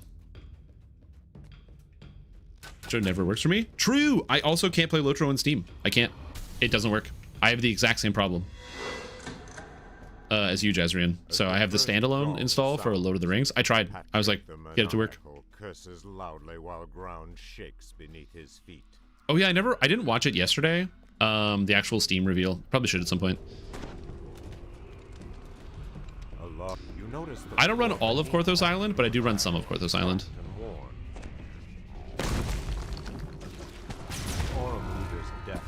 He didn't even hit the ground. He died before he hit the ground. I love that. I don't do the actual island itself. I just do the 4 quests in town and then I bounce. I love when people D-door after walking away from the chest versus the people who D-door on the chest. That's so annoying when people do that. Yeah, cry now. You beat them off. This time.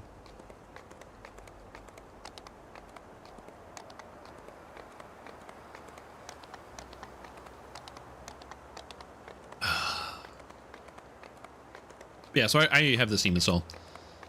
One of the main reasons I have the Steam install is I don't really buy anything DDO related. Like I haven't paid for anything in DDO in years. Like I don't buy DDO points, I don't buy anything. I play the game too much, so I don't really have to worry about buying points.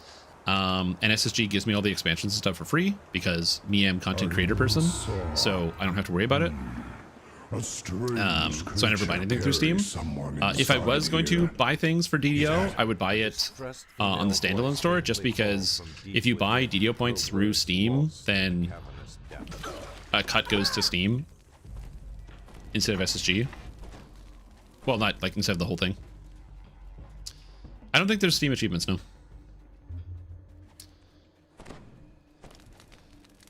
So we only to play as long as you need 200% magnification. Oh yeah, it's not a terrible idea if you need more magnification. What the Sigma? Hey horse, how are you doing today?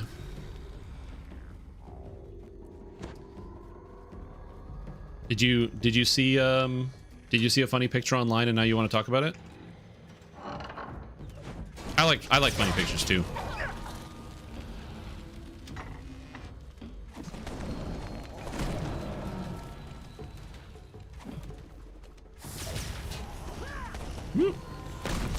Cries for help are closer. Platform delivering the installer? Yeah. No. Steam 100% takes a cut if you buy something, because you can use your Steam wallet to make purchases. If you buy something, if you have DDO installed through Steam, you can use your Steam wallet, and the purchase goes through Steam.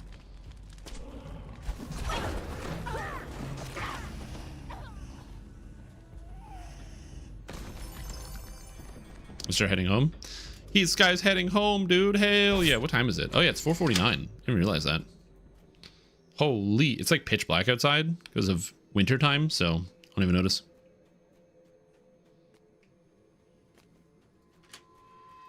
Everyone's waiting for me. I'm running. I'm running.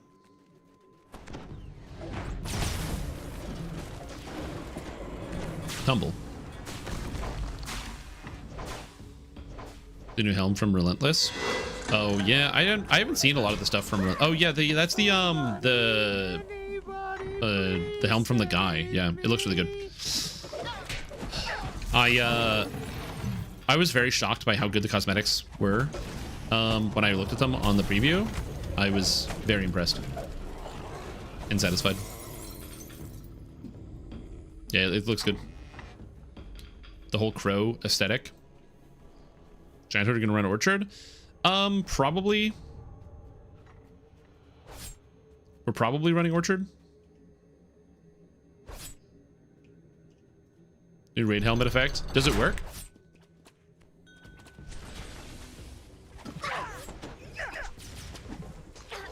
Yeah, I don't think it's the helmet. It's the artifact, but yeah. Does it work?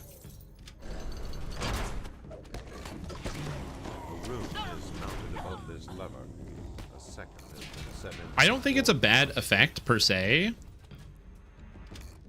but it feels like +1 is kind of low for an artifact value. Screams resonate through the locked door to the south. Horrific. To be fair, you can customize the rest of the stats on the item, so it's not like, you know, you're completely missing out. But yeah, it's not as good. I agree. I also hate daylight savings.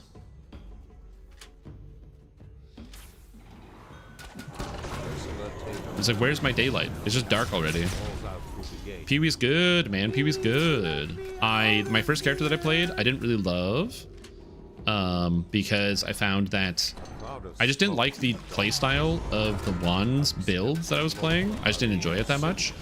It was cool because it was really fast and I would instantly clear screens, but then I would get to a boss and I just could not kill the boss no matter how hard I tried. It was just not fun. So I ended up swapping to a summoner build, and I don't play summoners in Path of Exile, or really any game for the most part. I don't really enjoy it. But this one feels more active because it's like I summon skeletons and they're temporary, so I gotta like summon lots of them, which is why my character is named Temporary Friend Haver. And yeah, to work. Taking 15 for hand because XP cap.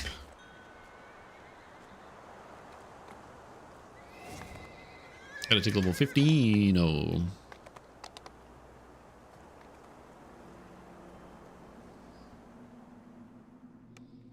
Yeah, so I'm enjoying it. I'm having a lot of fun. My character feels really powerful. It's good to play. It's easy on the wrist, which is nice. I always gotta be mindful of the wrist. Yeah, man. I'm digging it. I'm having a blast playing that video game. I guess I do Haggle now. And I get another feat, so I want to take Greater Spell Focus Conjuration. I can't learn any spells. The city of Storm reaches a buzz with the news that a ship has arrived to ferry passengers to Sharn, the city of Let's get more intelligence and more of this. For a grand adventure in the clouds. And get more stats. And get more stats. Get more stats. Boom. More stats. Yeah, it's good. How are you doing, young man? What are you up to? Are you playing any good games? Need more chai? You doing anything exciting? Do you have any news of anything that you're doing or that you're enjoying that is having a positive impact on your behavior, the things that you're doing?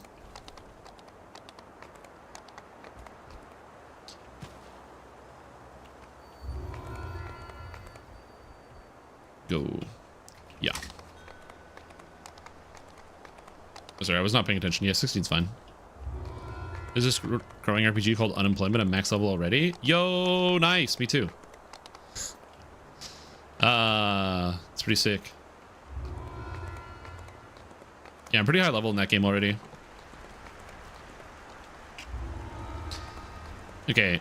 Elemental Combination is a disgustingly powerful spell. I should cast it.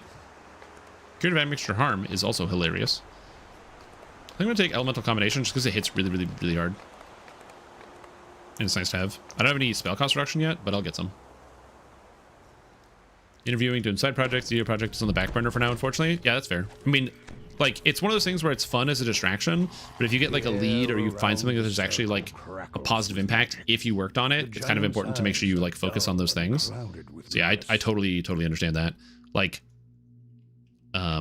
it's the same reason why I've sort of downshifted the amount of beginner basics videos I'm putting out. I don't know if you guys saw my post. I posted on YouTube and also in the Discord. But I'm going to be making slightly fewer beginner basics. Not in totality, but they're just going to come out slightly less frequently because I need more time to work on some other things, specifically regarding work and the job acquisition process. So yeah.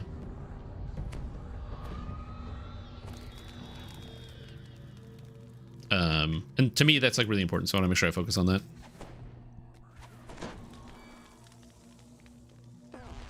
So yeah, that's important. Whee! But I'm excited that there's still like some fun stuff coming out. All right, these guys are immune to negative. I can't do anything to these guys with my negative. Yeah, it's working in construction is always an option.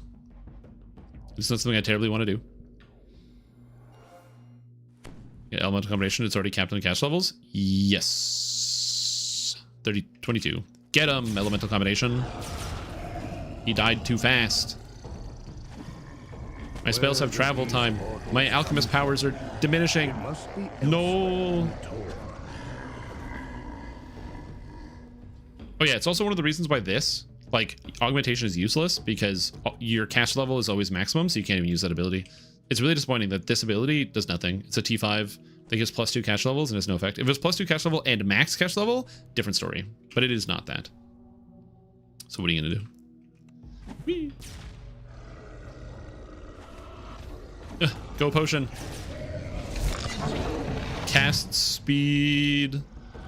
Cast speed. Actually, I have cast speed. It just takes time for like my travel time. So it's a travel time problem. Whatever. Maybe it just means I don't do anything, which is good. Sometimes it's nice to like have a break. I've been pushing so hard. I've been doing so much alchemy.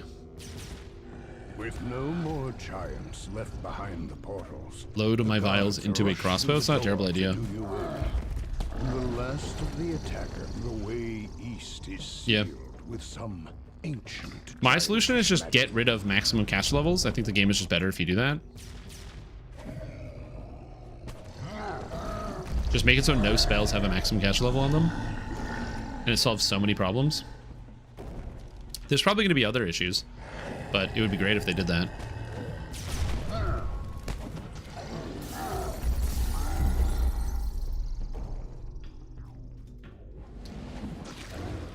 No, I don't do the dragons here. I just skip it every time. The magical Use up Lubnil. How you doing? Barrier is down.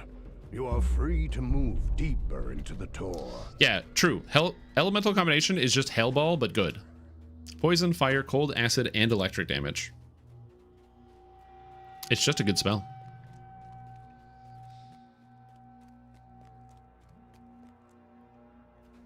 It also applies the Burning Ambition, which is nice. And your Crimsonite spells apply vulnerability. I forgot you got vulnerability stacking on Alchemist. Holy mackerel.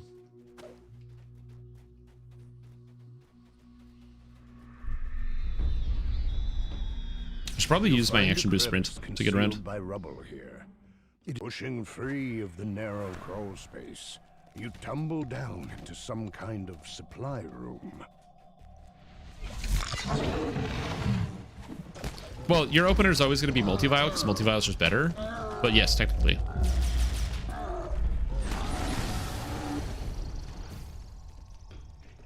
Yeah, but you know how to make Hellball do 10 times damage? Is it to have 10 times the spell power? Because if I have 10 times higher spell power, Hellball does 10 times the damage? Is that it?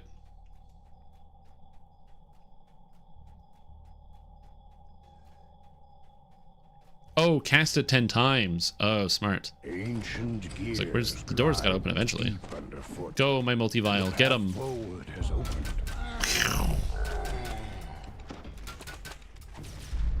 10 people using Hellball. Oh, then it does 10 times the damage if we all cast Hellball. The Portal Master stands with maddening yeah. eyes, casting an elaborate Someday I will not Hellball, because Hellball is just bad. Everything about it is bad. But I will be tempted to make a good use out of Spectral Blades. It's not a horrible spell. It's a bad spell, but it's not a horrible spell. It's usable.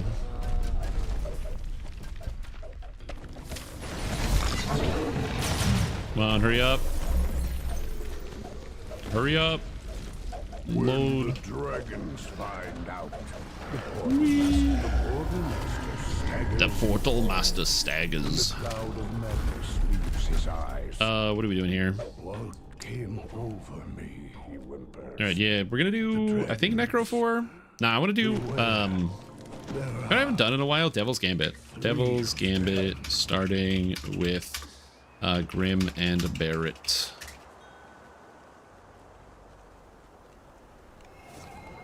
Oh yeah, I don't need to open this up. So the way it works is that the alchemist reaction spike is your spells are colored, and if you cast 2 spells, you combine those colors to get a reaction. So if I cast a blue spell, whoops, and then a red spell, I get the purple reaction state. But then if I cast a yellow spell, which is not in the purple, it breaks it. But then if I cast a blue spell, I get green, because yellow and blue make green, and I get the green reaction state.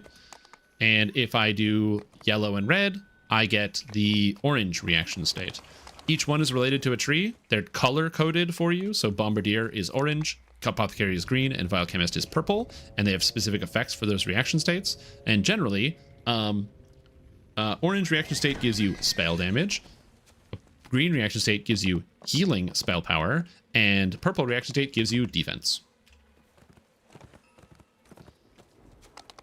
16, 13, Grim, and Barrett. Here we go.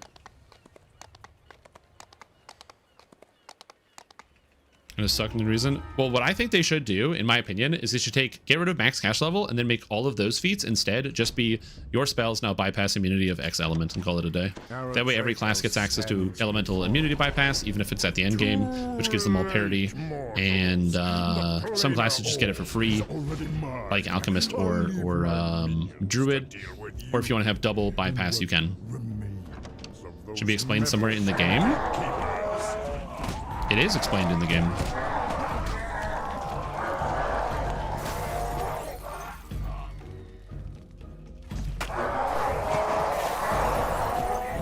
So if you go under feats, and I go to Alchemist class feats, you get Alchemist spellcasting, and it explains the entire thing to you in perfect detail. It's right here. It's all here. It's even color coded. You didn't find it anywhere? It's here in game. It's color coded.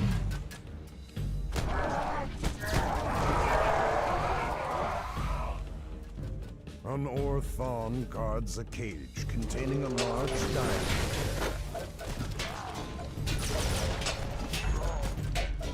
With the guard out of So yeah. So they should explain it in game, which is why they do explain it in game. It's difficult to deliver information to the players, I find sometimes, because they don't just have like pop-ups about things. Also, people tend to close pop-ups. So the solution that they came up with is they just made a feat that you can choose to read if you want to. Through the ruined door, the bear turns to speak to you. Let me know if I... As you enter the alley, you spot cultists guarding the gatekeeper's glade. Double lost souls? No, I need those. Stop taking my manners. For helping me and my brethren. DM text, read it every time you log in. There's an idea. As you enter the gatekeeper's stronghold, you spy a second gatekeeper portal in the The spells that gain through epic feats, Spirit Blades, Arcane Pulse, Ruin, Hellball. Well, the issue with those feats is that they just don't make them interact in a positive way. They just need to do better at that. Those feats don't have to be bad. They just none of them scale. They'll just do flat damage, which is just not good. Snarls at his prison.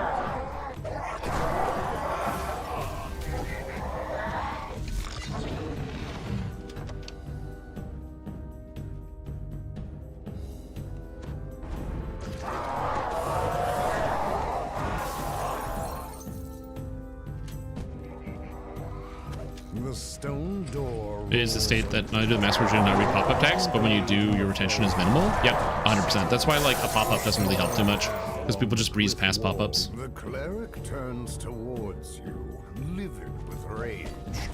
How dare the cleric defiantly shouts, "Rise and defend me!"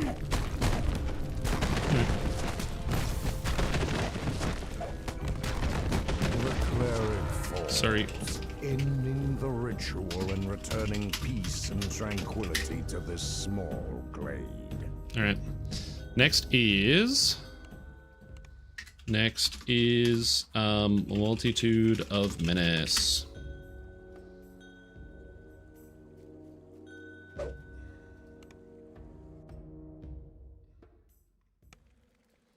Menace.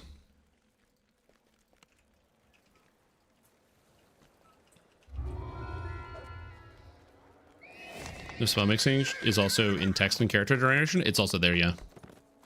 So what you're saying is you would like every single spell to have this text box in it.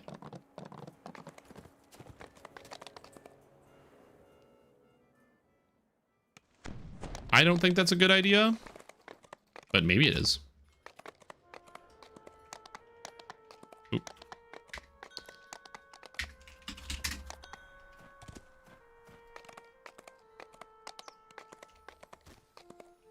Run Multitude of Menace. It's because everything has evasion in it, which is annoying.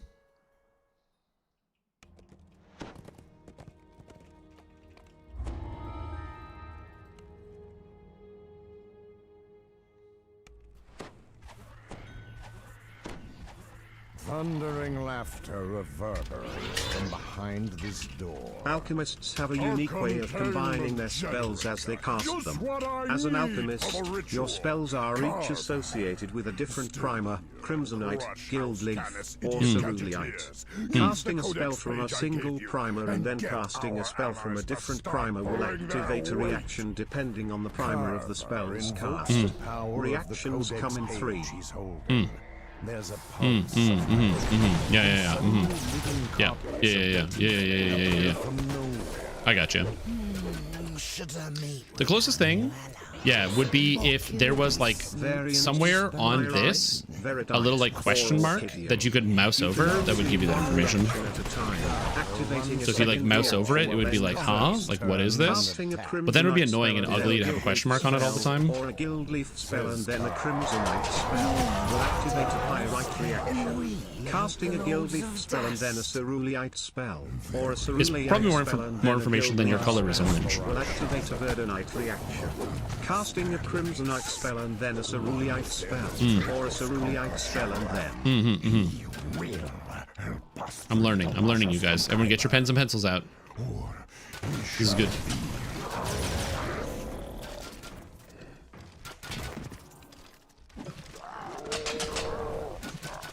Oh god. I gotta save him. I'm coming, McGenius.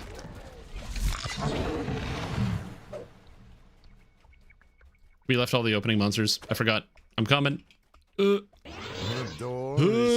Each reaction does something unique for as long as you maintain it. Pyrite reaction, +2 fire, cold, electric, acid, and poison spell power per alchemist level. Verdonite reaction, +2 positive and negative spell power per alchemist level. Orchidium reaction, +2 physical resistance rating per alchemist level. Each reaction does something unique for 12 seconds upon switching into that reaction. Pyrite it's true, they do that.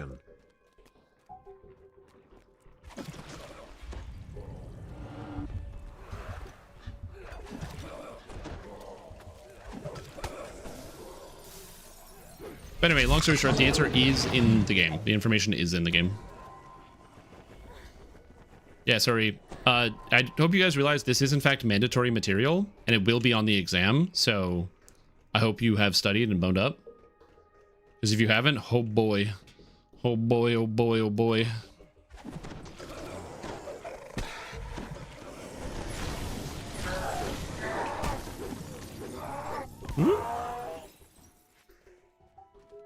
Every time you log in? Oh yeah, get a text-to-speech to you every time you log in. There's an idea.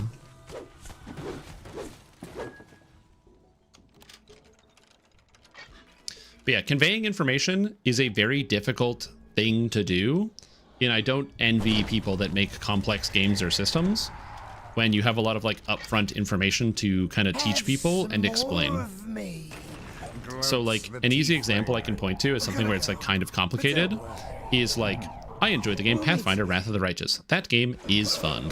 However, if you don't understand anything about how tabletop D&D works, it is borderline impossible to figure out what the fuck is going on in that game. Like, there's so many things that you kind of just either have to have implicit knowledge or want to be able to read around and try to figure out.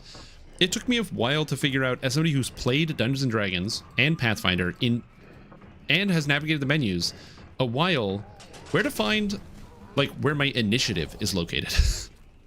I'm like, I know it's somewhere on my character sheet. I don't even know where.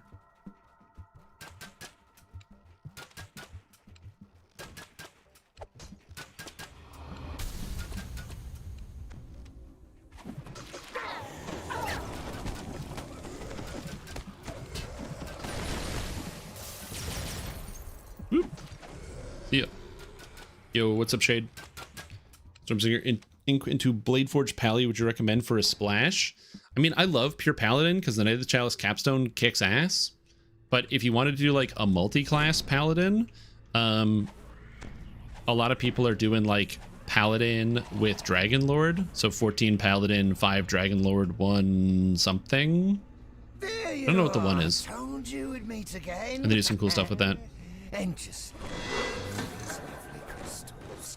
I can make lots of copies with them. Now just imagine if I get inside the manufactory where they make these things. I would be an entire army in just a couple of hours. And my only obstacle is you. Pleased to meet me.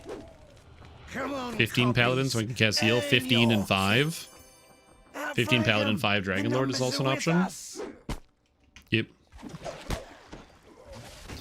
Oh no, you go strength based. So the idea is 15 Paladin gives you access to Holy Sword and Zeal. So Holy Sword and Zeal lets you get oh, that Sacred Fist split, that's right, yeah. You get Holy Sword and Zeal, which are 2 really powerful Paladin spells. And then you go tier 5 of the Dragon Lord tree, so that way you can use a weapon and get +2 critical threat multiplier and +1 critical threat range. So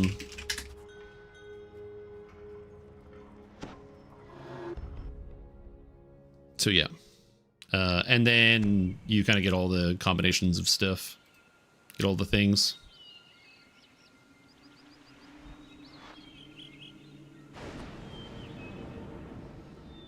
Yeah, there used to be a slightly more complicated tutorial in Dungeons & Dragons Online, but they ended up streamlining it with Korthos and got rid of some of the different elements where you could opt in to choosing what you wanted to learn about. I don't know why they ended up getting rid of that tutorial. I assume it's probably just general simplification of introductions is not a bad idea. Streamlining things to put as few resistive barriers as possible is good, because the more time you take before you give somebody, like get somebody into the meat of the action, the less likely they are to keep going. So that's one of the reasons why a lot of games, even if they're more complicated, want to get you into the action literally as soon as physically possible. Don't be foolish, pet. You should be honored. I'm allowing you. Oh, I hit the wrong guy. Whoops. Now then, get to work. The pit fiend continues. I expect you to rework Caneth Crystal? It's not a bad idea. Is it traditional Nuke Alch? Yes, it is. Yeah, 15-5. So you do 15 Paladin, 5 Dragon Lord, tier 5 Dragon Lord tree, go like, you can go single weapon fighting, you can go two-handed fighting. It doesn't really matter what weapon you decide to go with. So you can do that. You go strength based because you take the strength trance out of the fighter tree, because it's really good, or out of Dragon Lord. You could go charisma based if you really wanted to, but then you'd have to take a feat to get access to charisma to hit and damage, versus if you just go strength based, you just go strength.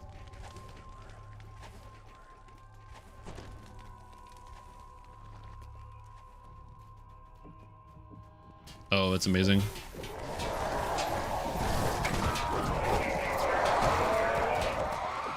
Magical training. Yeah, you can just run Dynastic Falcata the whole time.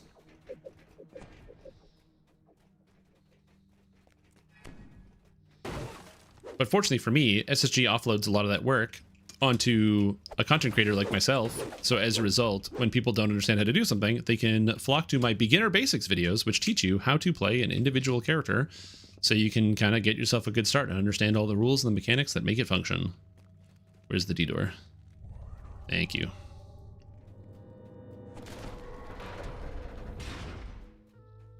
It's been a while since I've done this quest, honestly. Holy.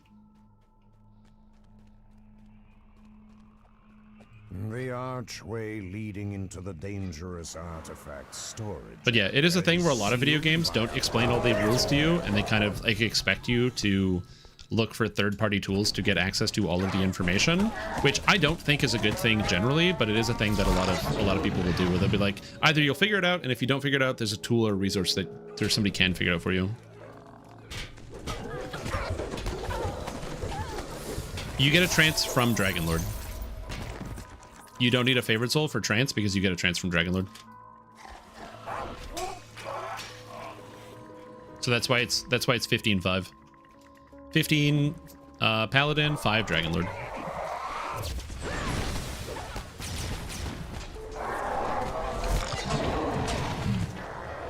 Yeah, the Dragon Lord getting a trance really condenses it down, and it's a strength trance too, so it makes it really easy to maximize. And well, the end fight's only tough if you like rush the boss and don't really like pay attention to how much damage you're actually doing. Which, like, I wouldn't do that.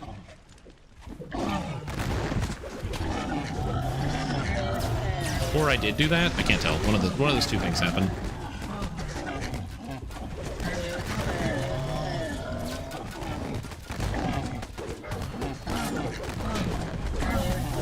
Yep, and you get the roar, and you get the tier 5, so you get like the upgraded roar.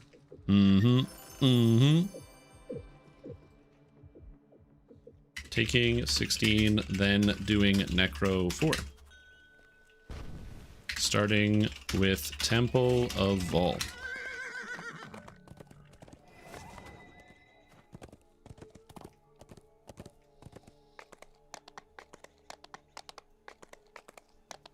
Yeah, it's a good idea. I don't know how the rule works with that, with something like linking directly to a wiki. I assume, and this could be wrong, but I assume that the Guild Wars 2, like ArenaNet, has like a stake in the wiki. Like, it's not just, they go, okay, players, please run the wiki, and then they don't do any supervision. I assume they probably have like staff who manage or edit the wiki in some capacity. Because if they don't have that, that'd be very interesting, and so I'd be interested to hear about that. That's like, that sounds pretty wild. And also possibly like you leave yourself open for, you know, some quantities of abuse.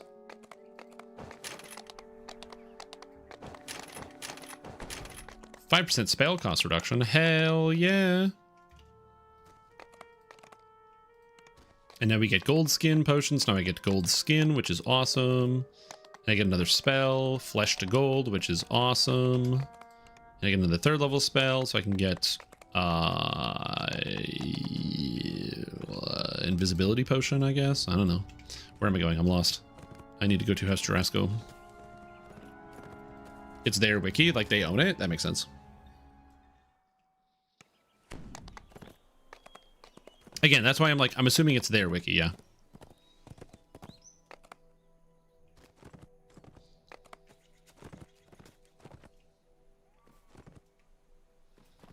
Because the biggest thing that I would worry about something like that is like even if most people do like a game, so like using DDO as an example, even if a lot of people like playing DDO and enjoy the game for what it is, there's enough people that hate DDO for what it is or have a lot of animosity that I would be willing to believe that if they left it open for people to be able to access like a wiki in game, that would get real bad real fast.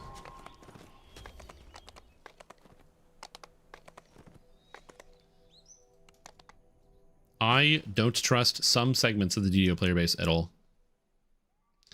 And it is the reason why your in-game chat does not come through my microphone or like the stream. So if anybody talks in game, it can't come through here, and I hide the chat 100% of the time. Because I've had too many negative experiences from not doing that. I don't trust anybody ever again.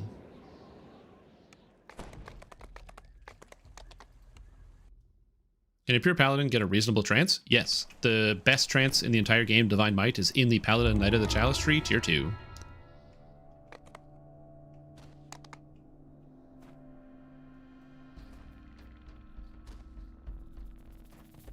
To just say fix the lag? Oh, absolutely.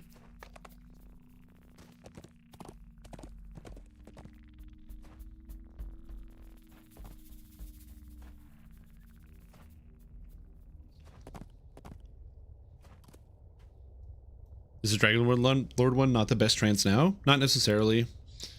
The Dragon Lord one has a lot of limiting factors. Like the strength trance limits you on being able to rage, and a lot of strength-based users rage.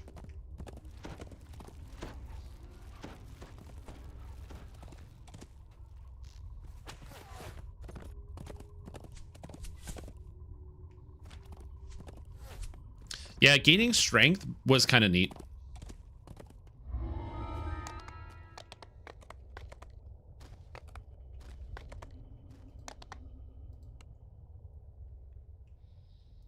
It's like a little overexcited. Ended up unable to put up a VOD. Yep. Yeah, like I said, it's just something I don't trust. I appreciate that there's a lot of really cool and supportive people in the DDO community that like to do a lot of cool and really interesting things, and I get to be a part of that. There's also some uncool members. The only way forward is into the swampy muck. Now, for the record, you can easily debate which trance is the best one depending on the character class that you're kind of playing. But like Divine Might's like the OG trance, and it still holds up today. So that's why my brain thinks of it as like the best trance, because it was Divine Might, and then before we got anything else, we got the Harper Agent trance, which is not bad. It's a good ability, but obviously it's not nearly as good, because you don't get the hit chance. And then, you know, we got the Falconry trance, we got other stuff, and then we got Divine Will. So it was like kind of the Divine Might was like the beginning. Also, Nortrix, welcome back to the stream team. Priest is working a fantastic day. Glad to have you here. Hope you're doing very, very well. Thank you so much for tuning in. Ultra famous streamer man? Yeah, it's not that much of a downside. Summon forth the Quell Seal.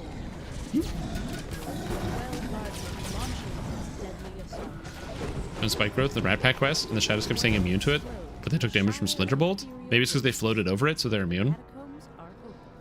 There was a thing where back in the day, Lich was trying to make it so that ground type effects wouldn't affect you if you were floating, from Shadow Dancer. So you could make it so like you could float over top of like bear traps if you were like in the shadow form, because technically you're not touching the ground, so technically you should be immune to it, which I thought was an interesting idea.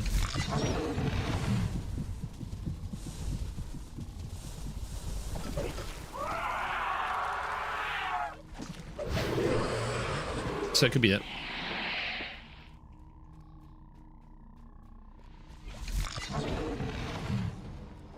DDO has some weird rules where something eventually comes up where you're like, oh yeah, Battle Rager Barbarian archetype with Con Trance. That would be interesting. Probably bad for the game, but interesting. Unless it was locked somewhere really far. Like if the Battle Rager Con Trance was like the capstone, I think something like that would be maybe interesting, because it'd be forced to do something like that. But if it wasn't like the capstone, I think it would be too easy to get access to.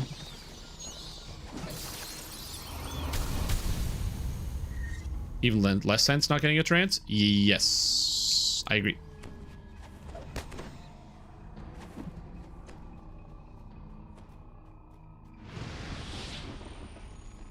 That circumstance is what I like to call the left hand not talking to the right hand. I think it's different people designing different trees at different times with different opinions on what they should contain.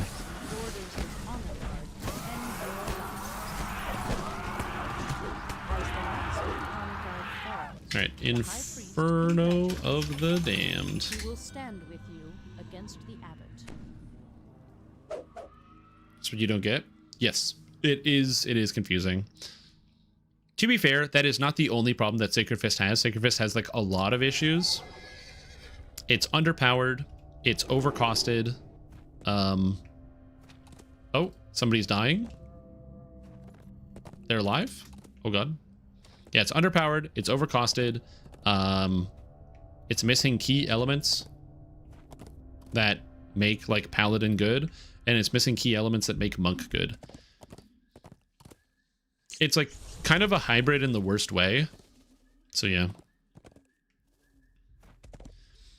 So Tonquin did not like trances. To be fair, a lot of people don't like trances because trances have a really game warping effect because they're snapshotable. So there's a lot of things you can do if you want to snapshot your trances, which some people feel is a level of skill expression. And I'm not going to argue that point, but I don't like that if you're playing as a physical damage character, you must have a trance of some kind, which to do high damage, which significantly limits character diversity. So I don't personally like that as much. Now you could make the argument that people wouldn't, even if they got rid of trances, that people wouldn't have that much character diversity in the first place. And I can't really argue against that either, because I don't know what the world would look like if we got rid of them all. But still, it is not Intense heat it's not my favorite thing. Focus of dark flames of damnation engulf this room.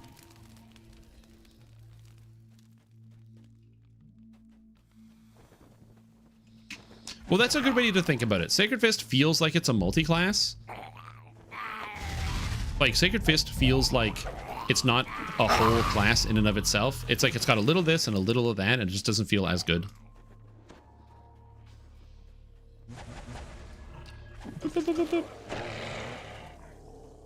The Guardian goes as the flames do.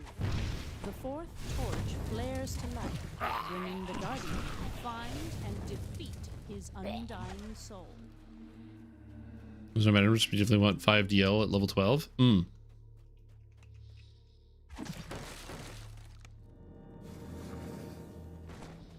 Again, as somebody who just ends up playing like a lot of DDO, you always have to think of how you're going to get a trance into your endgame build, which again isn't necessarily entirely a bad thing.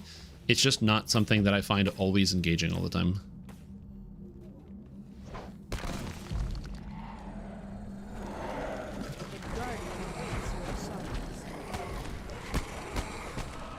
As the last blue flame flickers out, the husk of the burnt out elemental, the first of my captors, is nothing but ash. Hasten to the remaining. Yeah. Incendiary Wave is really good. It's one of the reasons why like Henshin Mystic can feel really good, and so can Sacred Fist, because Incinerating Wave actually does a real amount of damage. Once you kick up the difficulty, it doesn't do that much damage by comparison, but if you're still playing on some of the lower difficulty, man, Incinerating Wave just rips stuff out. Like on Elite difficulty, oh baby, or even Reaper 1, Incinerating Wave really gets it done. I like Incinerating Wave a lot. I think it's extremely cool. Hey, Yowza.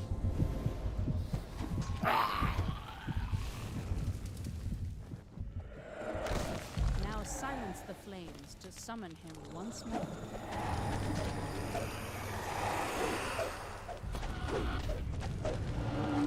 Oh my god, the stupid monster's in the way. Very annoying.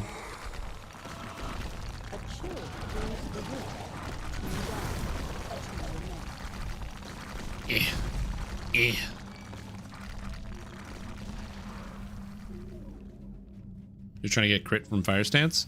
Probably. From Sacred Fist. Wait, Sacred Fist Dragon Lord? Maybe I missed something. Sacred Fist don't get stances.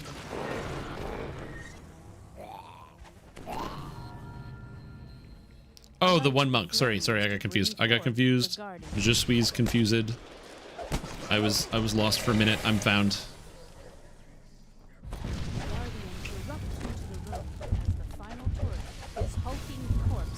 I don't have an orb, so I don't get this, right? Cloth armor. Oh, I do get alchemical shield. Okay, it does apply.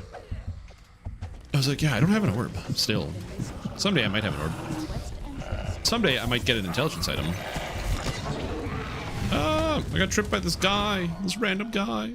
All right. Whoop.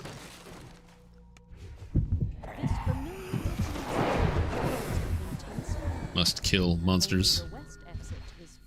He will arise when the torches are dark. The cinder spawn springs forward with the vengeance of undead. I feel my power returning. I love the constant red alerts in this dungeon because of just how many monsters there are. There's nothing you can do about it. While the flames burn blue, the guardian. Yeah, an intelligence item would be good. I don't currently have an intelligence item, but at some point I probably should put one on. Yeah. In the center of the inferno, Sinis bursts into the room and attacks. I will some point. Some point I will get an intelligence item equipped, but it's not right now. The cinder spawn. It is not this day. A worthy opponent and agrees to aid you against the black out. Wait, does this have intelligence on it? No, it's charisma. Damn. I thought it was close. I think I have an intelligence item in my bank. If I don't have an intelligence item in my bank, then it is what it is. Next is Flesh Maker. The class skills are really unfitting. Yes, there's a lot of things that could probably stand to do a once-over on Sacred Fist.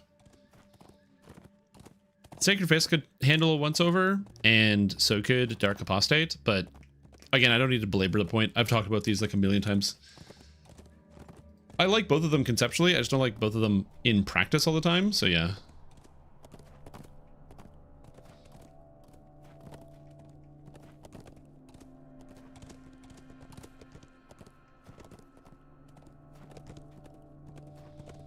How alternate class skills like the second batch, like Dark Hunter? Yeah.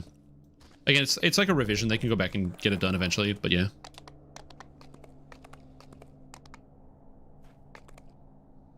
Yeah, get in there, guys. Get your guild renowned. Let's go. Horse, rev up the guild renown engine.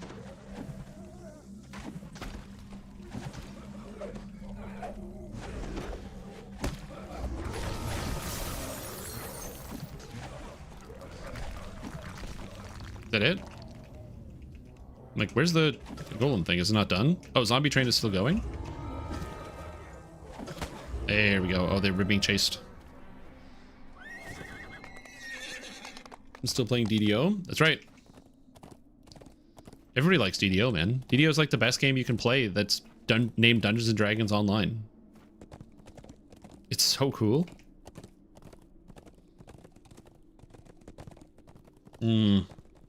I should buy more Dueler's Toolkits. I have artifacts I needed to delete that have stuff in them. Lack of mana? If you don't use your SLAs, then yeah. But if you just stick to the SLAs, it's not too bad.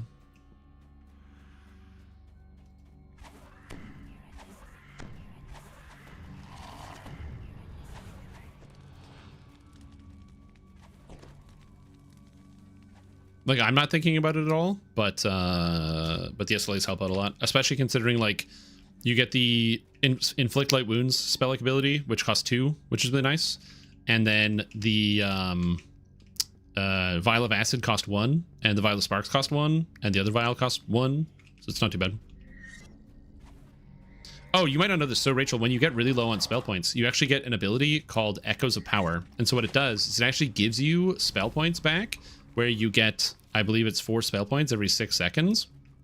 And so if you have like Vial of Acid, which costs like 1, for example, you can use, when you run out of spell points, so you get to 0, it actually still gives you spell points back, so you can still cast like your Vial spells, which is nice. So I can still go like whoosh and like slam it out and hit a guy.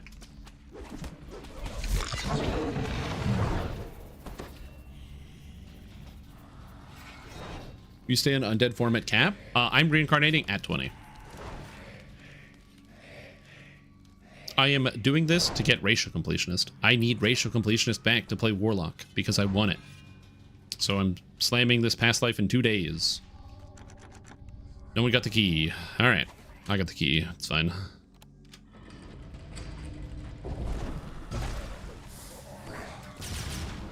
Also, I missed.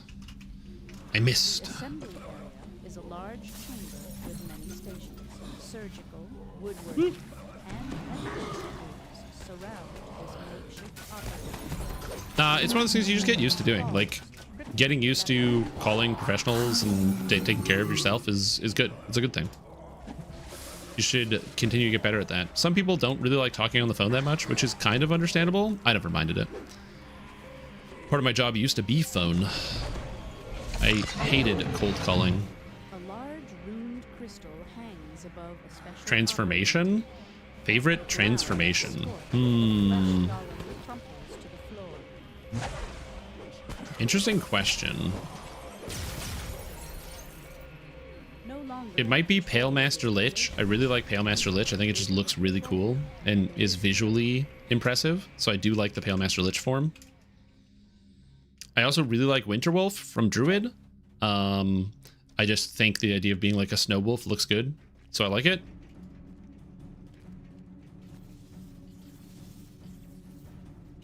So yeah. So I like those quite a bit.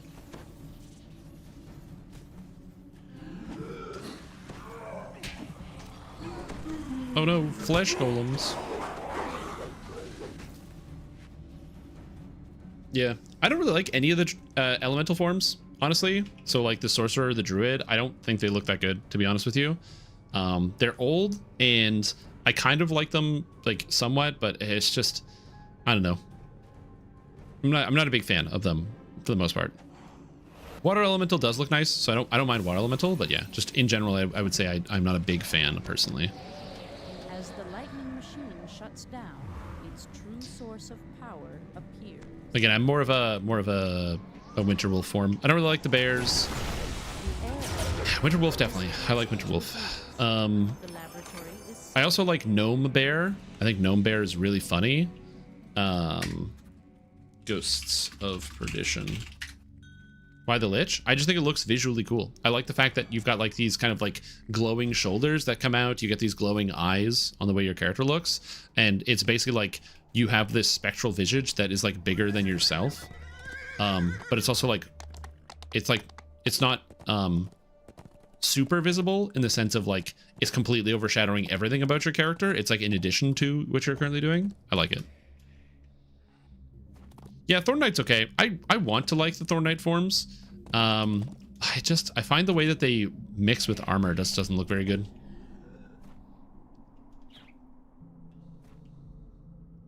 So yeah. Those would be probably my top two. Would be Winterwolf and Lich form. Stuff that is kind of boring is like the Ascendant forms from Azamar, as well as the was it Enlightened Spirit form, because it's technically a major form.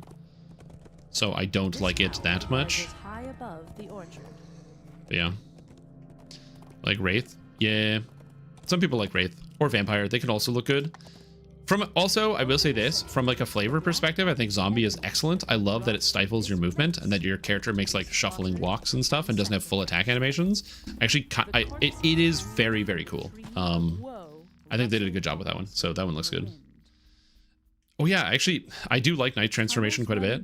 I kind of like the fact that it changes color with your element that you have. So I do like the Night Transformation as well. Several philosophers mull curiously.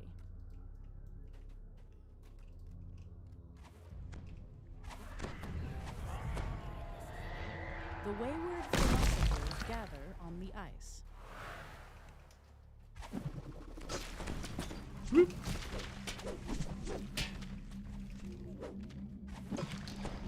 A Dark Paladin. Yeah, I've never been a Dark Paladin guy. Whoops, don't heal the undead. But I understand why some people are like into that sort of character style, that character archetype. Yeah, I've just never been a Dark Paladin sort of guy. I like my Holy Paladin. It fits well. It's more thematic. Yeah, it's actually one of the reasons why I kind of like the fact that there's different imbues, because it does match your imbue type, but if you want the kind of like that really strong like blue-purple that the baseline is, you can use an imbue from another class, so like a rogue or a paladin imbue, and then it doesn't change color and you get the base color, which I like. Go fast. Go, go, go, go. Dark Paladin's a Yu-Gi-Oh card? Hell yeah, dude.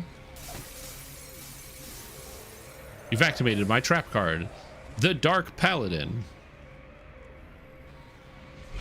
Chamber beneath, you see the glowing rune more. And because the Dark Paladin is being played at nighttime, it gets to attack your life points directly. The familiar voice calls again, louder and clearer. You are close. Come to me. So there is no Oathbreaker Paladin in DDO because Paladins don't have oaths in DDO. Oaths was like a 5 thing, so they don't have any Paladin oaths. So they could go back and redo Paladin and give them all oaths that they can follow, but they don't have them right now. So they would probably have to do something like that. Sort of like what they did with Cleric, where Clerics get domains in pen and paper, but when they were added to DDO in the initial launch, they didn't have domains. So they went back and then gave Paladins, gave Clerics domains. And now that's a feature in the game. So I could see something like that happening maybe, where they like decide to go the 5e route and add Paladin oaths into the game, and one of them could be Oathbreaker. Quest received. Yeah, but they don't want to add evil characters is the thing. Woo! The fall. Is barely contained by the ancient frozen abyss. The Doomsphere stops fighting and beckons you. Come back. Come back. Come back. The only way.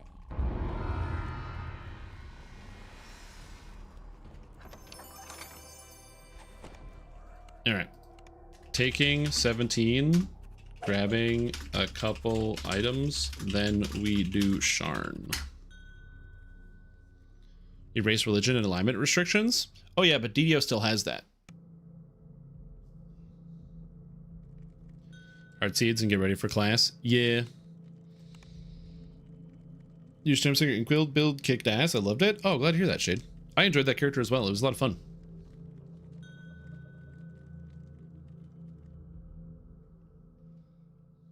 My artificer that uses blast gauntlets. True. Give me more artificer tools.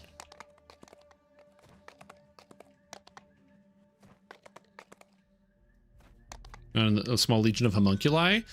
I still want the Fleshmaker Artificer, where you like build a flesh golem and you get a bunch of necromancy spells and stuff. And that'd be so sick.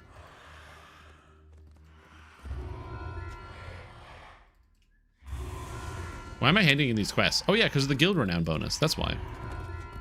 That's why I'm handing in all these quests. Marketplace. No, people are talking about Blackguard. Blackguard has to be evil.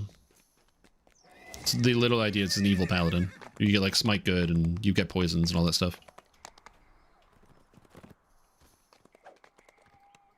But SSG does not want us to have evil characters. They want us to be the heroes of the story. So, no evil. No evil.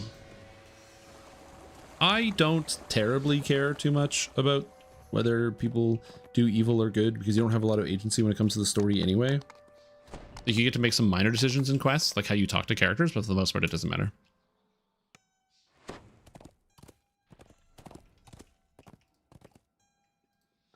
Fleshcrafter Artificer would have been the perfect archetype to release along the side of Chilla Ravenloft expansion.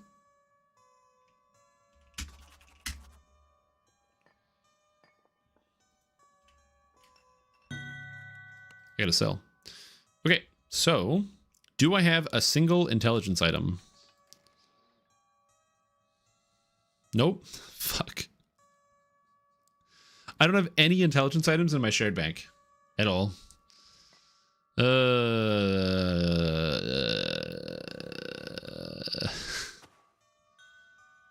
That's really funny. Okay, well, I can use the Umber Brim. That's profane well-rounded, so that gives me +1. I guess.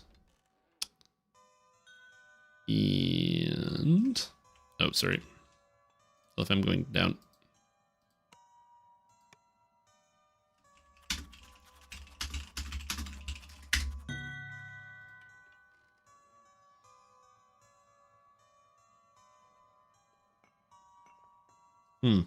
yeah, I got nothing.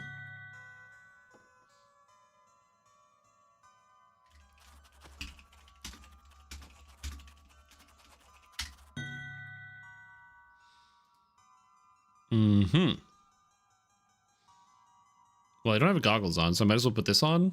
And then other than that, yeah, I got nothing. I got literally nothing I can equip here. Big Zed. Display Dark Apostate, the ship has sailed. They display Dark Apostate, the ship has sailed. I mean, that's true. It doesn't make you evil, technically. Do we have a rogue archetype? No.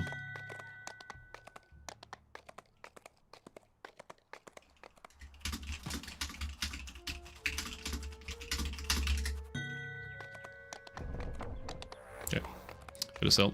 Gotta prepare spells. Got to prepare the spells.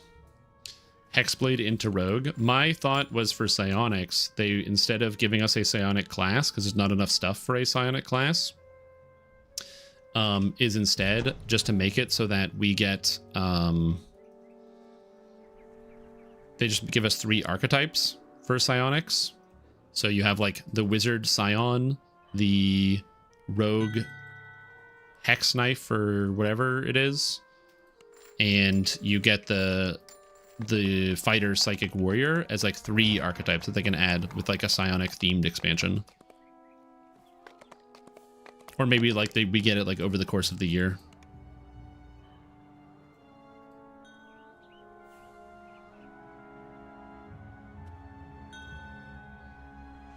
Okay. I don't need any of these spells. Heading to Lost at Sea. The Silver Flame are looking into cult activity in the area. Your help would be greatly appreciated. Just buy augments off the Champion Hunter? Yeah, but what if I just don't have an intelligence item and I just do Sharn anyway? So yeah.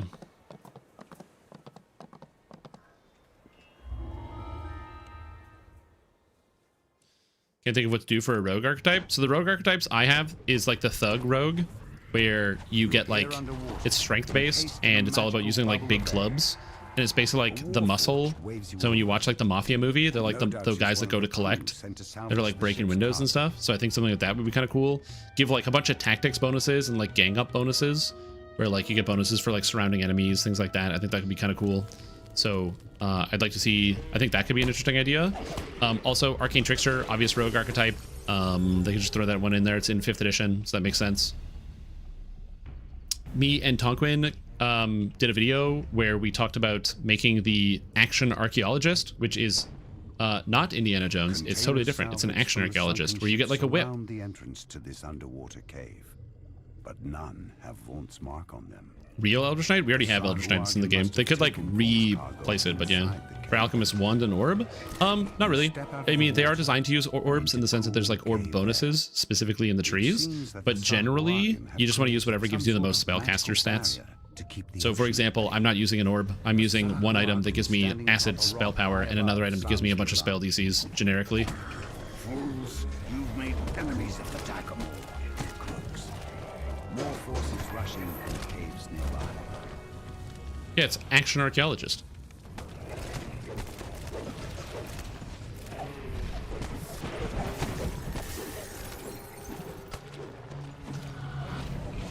Oh, hell yeah, the hurl through hell. Love that. The Sarhuagin ambush was fierce. Yeah, Bully Rogue. Exactly, that's the idea. 1, 2, 3, 4, 5, 6. We're all in. Nice. Good luck with every monster having evasion. I'm not worried about that. My DC is 48, so I think I'm okay. Yeah, give me a dex-based rogue arcane trickster, so I can cast illusion spells and enchantment spells, but with dex. Portal Master dead, the pirates will no longer be able to Cast level of 10, because that's what it is in pen and paper 3.5 D&D. In 3.5 D&D pen and paper, it it's 10. That's why.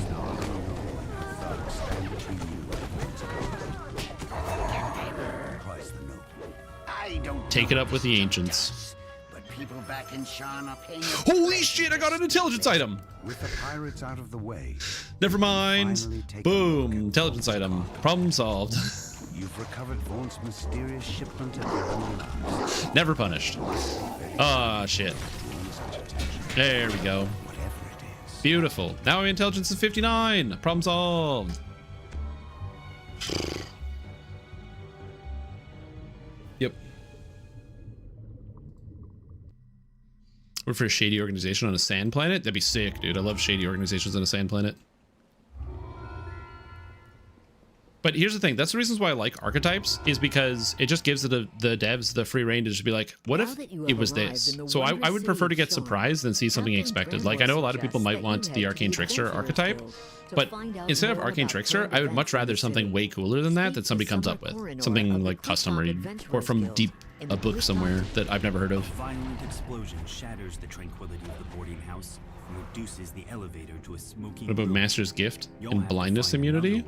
The windows shatter and agile forms swarm in from sky coaches. I'm currently using Voice of the Master and the Mantle of World Shaper.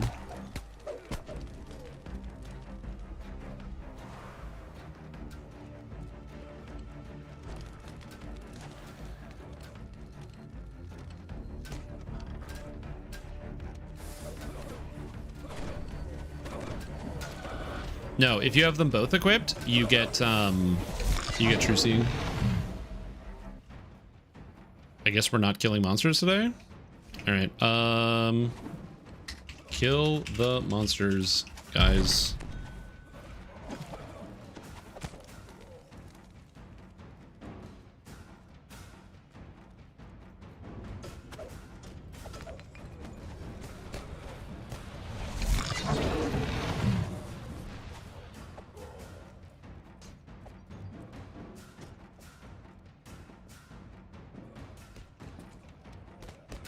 Rubble blocks the elevator shaft as well as the nearby door. You won't be getting up to. Would they want to go back to their home and families? Sure, but like, the content is kind of boring when I have people who are mashing sprint boost, running ahead, fighting none of the monsters. So there's like nothing to watch. I don't know. If you want to do that, go solo. That's my personal opinion. You want to sprint through quests and fight nothing? Go solo. I think it's really rude to join parties and not fight a single monster and just sprint through quests. Personal opinion, but like, there's like literally, if you don't even want to collaborate with any of the other people in your group, I don't get it.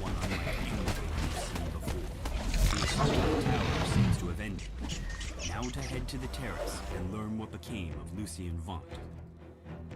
Choose to ignore because don't want to stop. And like I said, that's fair. I'm not saying that that's a bad strategy. You don't have to do that. I don't know. I just feel like it takes away from other people. Head matches the description of Lucien Vaunt. He seems unruffled by the attack.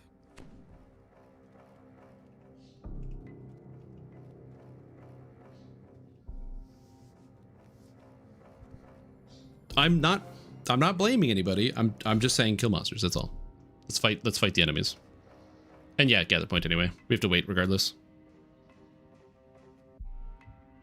The new players in the party, like, it's a constant problem, and you hear about this all the time. And this is the reasons why I try to like rally against it, is that as somebody who gets to talk to new players pretty regularly and hear about their experiences, it is really, really common for new players to get frustrated because they end up joining a party and they don't realize, or not even they join a party, they open a party because they join a couple groups, they have some fun, they open up a group, and then they get somebody who just completely ignores the entire quest and kind of leaves them stuck or stranded, either because it's red alerted, they're fighting monsters they can't deal with, stuff like that, and it just causes a lot of bad experiences. So I just, it's something that I don't like. If you want to make a party like that, absolutely, but joining a party like that and doing that is not something I like as much, because I think it provides too many people with a lot of negative experiences.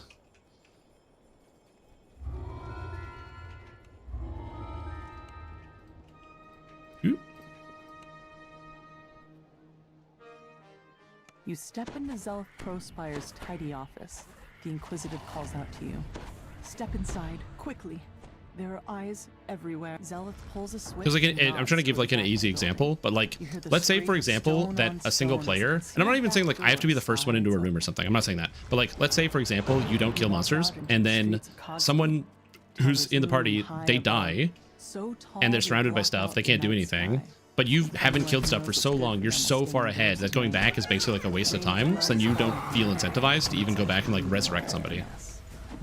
So like you join their quest and then you don't resurrect them in their quest when you're not helping them or working with them as a team, which is again something I've also seen, and I try to make sure like is not something that is like commonly done a lot. I don't do all the optionals. I'm not a crazy person. I do some of them. I would break these boxes if Alchemist had a way to break boxes. One of the things that Alchemist can't do is they don't have like an explosive spell that breaks boxes, but yeah. The doors to the gambling hall are wide open and its chairs are empty. Though the nearby accommodations, is it rude for you to continue boosting through if you're soloing quests? No, if you're soloing quests, there's nothing wrong. I'm saying like, I'm saying if you join a party of another person and then just start sprinting through and ignoring the entire quest and the players in the group, I just don't understand that. Would fetch a pretty price on the black market. Hardcore Soul, if you're soloing or it's your party, so you establish the rules, right? If it's your party, you can do whatever you want. Go crazy. This was no robbery. You can tell that I'm not even saying zerging is bad. I zerg all the time. I'm not trying to say that that's bad. Questions about the murders than answers. As you turn to leave, you hear figures clamoring outside the building. There's nothing wrong with zerging. It's fun. I do it. A lot of people do it. It's just a good way to get through quests. Now to leave the way you've learned all you can about these first two crimes. You head back to the Wolf Gate, where not implying that they're new players. Well, there's one person who's a first lifer, so they may be new, or maybe new transfer to the server, something like that. But yeah, just in general, that's what I try to encourage. Forgotten alongside all the other cast-offs in her shop. Some small packages lie in the cauldron. No doubt they were hidden. I would be less sensitive to this if it wasn't for the fact that I do get messages all the time from people. It's actually a comment I've gotten on several different beginner basics videos where people have asked me like, hey, like, are you new to a video about grouping? Every time or like if I put up a group, I run into this problem. And again, it's like, damn. And it's a combination of things. There is actually just a grouping issue in DDO generally. A different body, but the same song. A crossbow bolt, which is like the fact that, in my opinion, DDO has a couple grouping problems. And by the way, I'm not trying to like blame the players. This is why I'm not saying zerging bad, for the record. Like, zerging is not bad, and I don't think there's anything wrong with zerging. Keep zerging, keep running, keep doing stuff. The more you learn about the victims, but it's the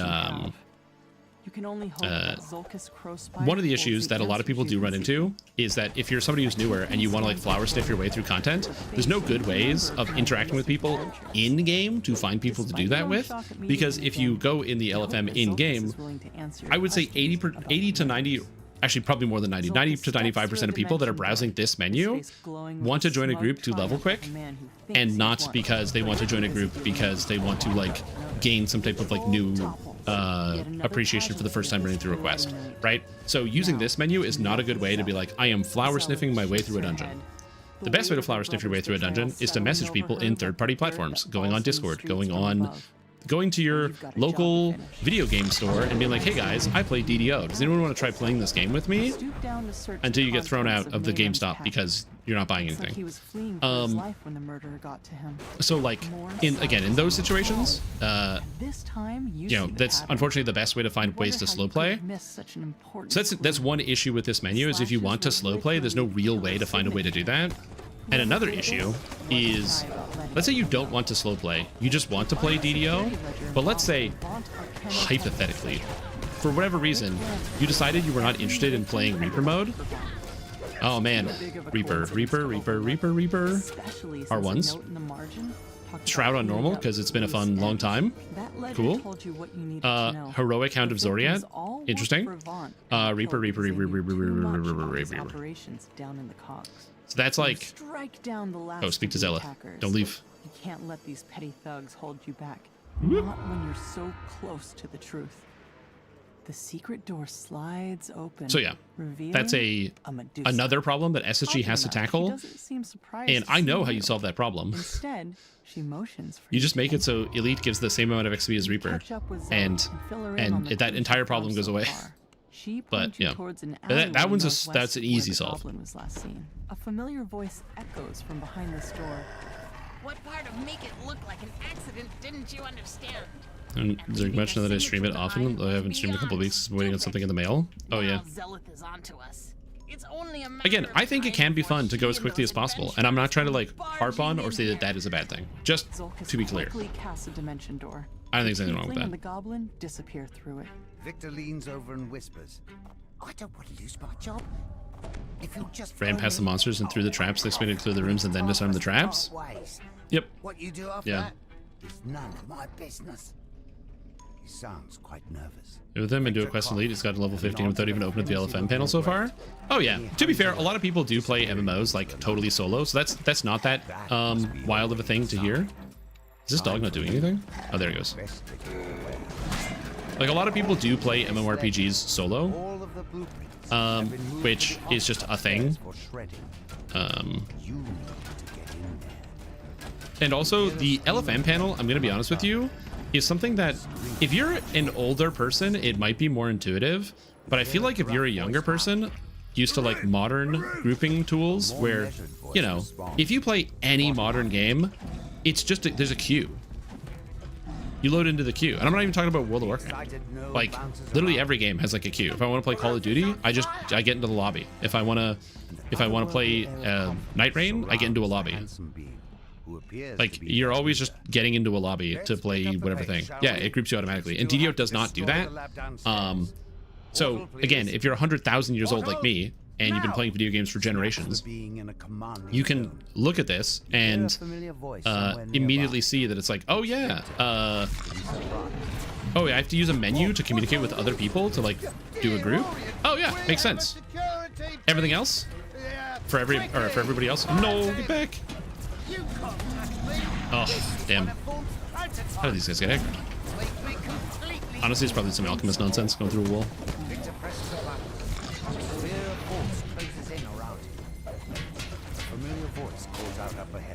Grouping queues are antisocial. They are antisocial. Time to move, people. You think you're clever, but you're I said I love the DDO community. His resources are virtually limitless. Do they have lobbies for different skill levels? No. I mean, if you're playing a game with a ranked mode, maybe. But if you're not playing a game with a ranked mode, no, absolutely not. You get what you get. Stuck here. Victor clearly didn't think this through. So like if you play like a Call of Duty lobby, you're just gonna get lumped in with everybody that's playing the game. They might have changed that at some point in the past like 2 decades they've been making these games. But same thing, like if you, the most recent example I can think of that I've been playing is Elden Ring Night Rain. And yeah, Night Rain, you just get matched up with somebody else. Victor's treachery continues. And yeah, same thing for WoW. If you queue into a dungeon for WoW, you just get put with other people at the same level. Like, there's no skill kind of breakdown. Yeah, but that's good. It means you interact with everybody in the player base. Time to kill him.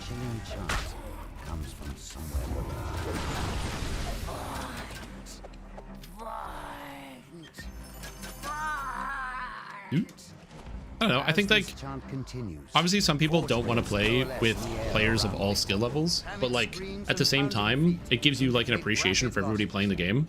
Victor yells, "Get back here, you cowards! These brutes aren't I think it's good. punish themselves."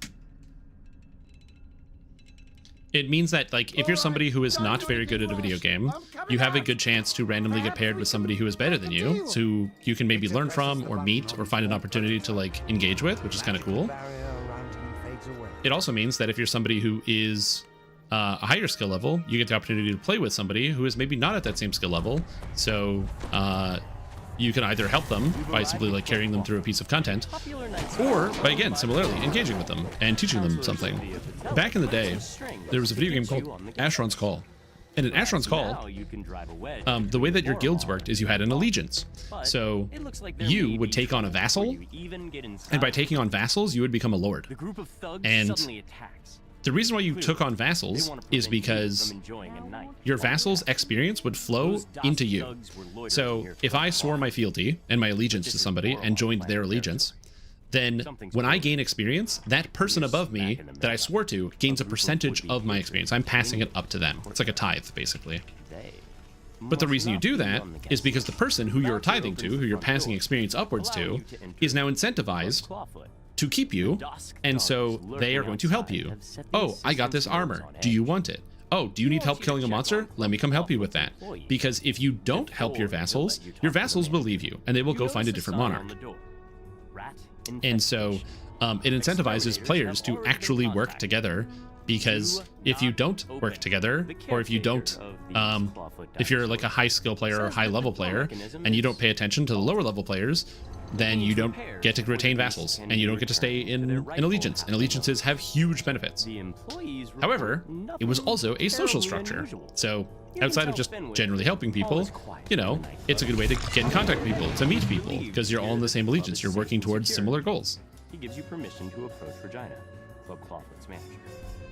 A piercing alarm reverberates throughout the nightclub. Regina turns to you and cries, "The alarm! Someone's breaching our magical walls! So yeah. It must be an attack! Quick! What's my opinion on Jules? Oh, the new hero in the bazaar? Okay, so Jules, on release, was Giga Broken. Well, okay, I wouldn't say Giga Broken. Was definitely really, really strong. I think the regen is probably a little too aggressive on Jules still. I think the regen is still too aggressive. It's basically something I didn't like about Mac is that the regen scale is a little too hard. So I think a couple things on regen still need to come down a bit. But after the first wave of nerfs, Jules is much more appropriate, and you would still lose to other things. That's something I do love about the Bazaar. Even if one character is more powerful than another, that doesn't necessarily mean that you're guaranteed to win because of the RNG element of like how you get your items and how your build goes, and also what each individual hero actually excels at doing. The magical alarm triggers. So what I mean by that is like you can have an insane Jules build that's really strong and still face off against Weapon Vanessa, who kills you in 4 seconds, and you just die because you didn't have time to ramp. And that is something about Jules that I do like, is that Jules is almost exclusively a ramping hero. So if Jules ramps, you probably don't win. But if you can just like out-ramp the Jules, you can still get them. And every class has a way to out-ramp the Jules. Either you just get like a pig who kills you in 1 hit, or you get a Mac who has faster scaling damage. One of the items, it's funny, one of the items that is not very good traditionally for Mac is the Eternal Torch that scales its burn damage up, because you don't really have fights that last long enough to really scale the burn damage to a point where it's actually usable. However, against Jules, who scales the shield and the regen so much, the Eternal Torch is so good against Jules. So it's kind of really funny that there's like that extra level of flexibility.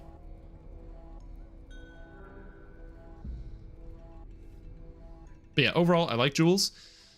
Do I like Jules just because my win rate with Jules is 50%? I don't know. My 10 win rate? Maybe. I do like having a 50% 10 win rate with Jules. Which is not okay. You arrive in Davos. That's sort of like, Jules needed a nerf and did get nerfed, which is good, but yeah. The streets are almost deserted at this hour. Well, somebody started to get groups, so some people ended up with multiple accounts to make it even harder to get groups. Yep, true. Watch you be social in the video game while I solo? Also fair. Grumbles the old man. Have I played Dead by Daylight? No, I haven't played Dead by Daylight. Get on board quick like and I'll ferry you up to their window. That's that video game with Freddy Fazbear, right?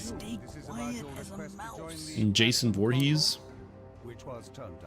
And other bad guys. It's kind of hard to start a guild if you don't have much people leveling it with you. Yeah, the way that you level up guilds is you get 6 total players. So if you're solo and you want to make a guild, you make 5 accounts. You invite all your accounts into your guild. So there's 6 total players. And then, so you have 6 players in your guild, which means you get triple guild renown all the time. So it's a 3 times multiplier, or is it 2 times multiplier? No, it's a 3 times multiplier on how much guild renown you get. And then you collect every saga in the entire game.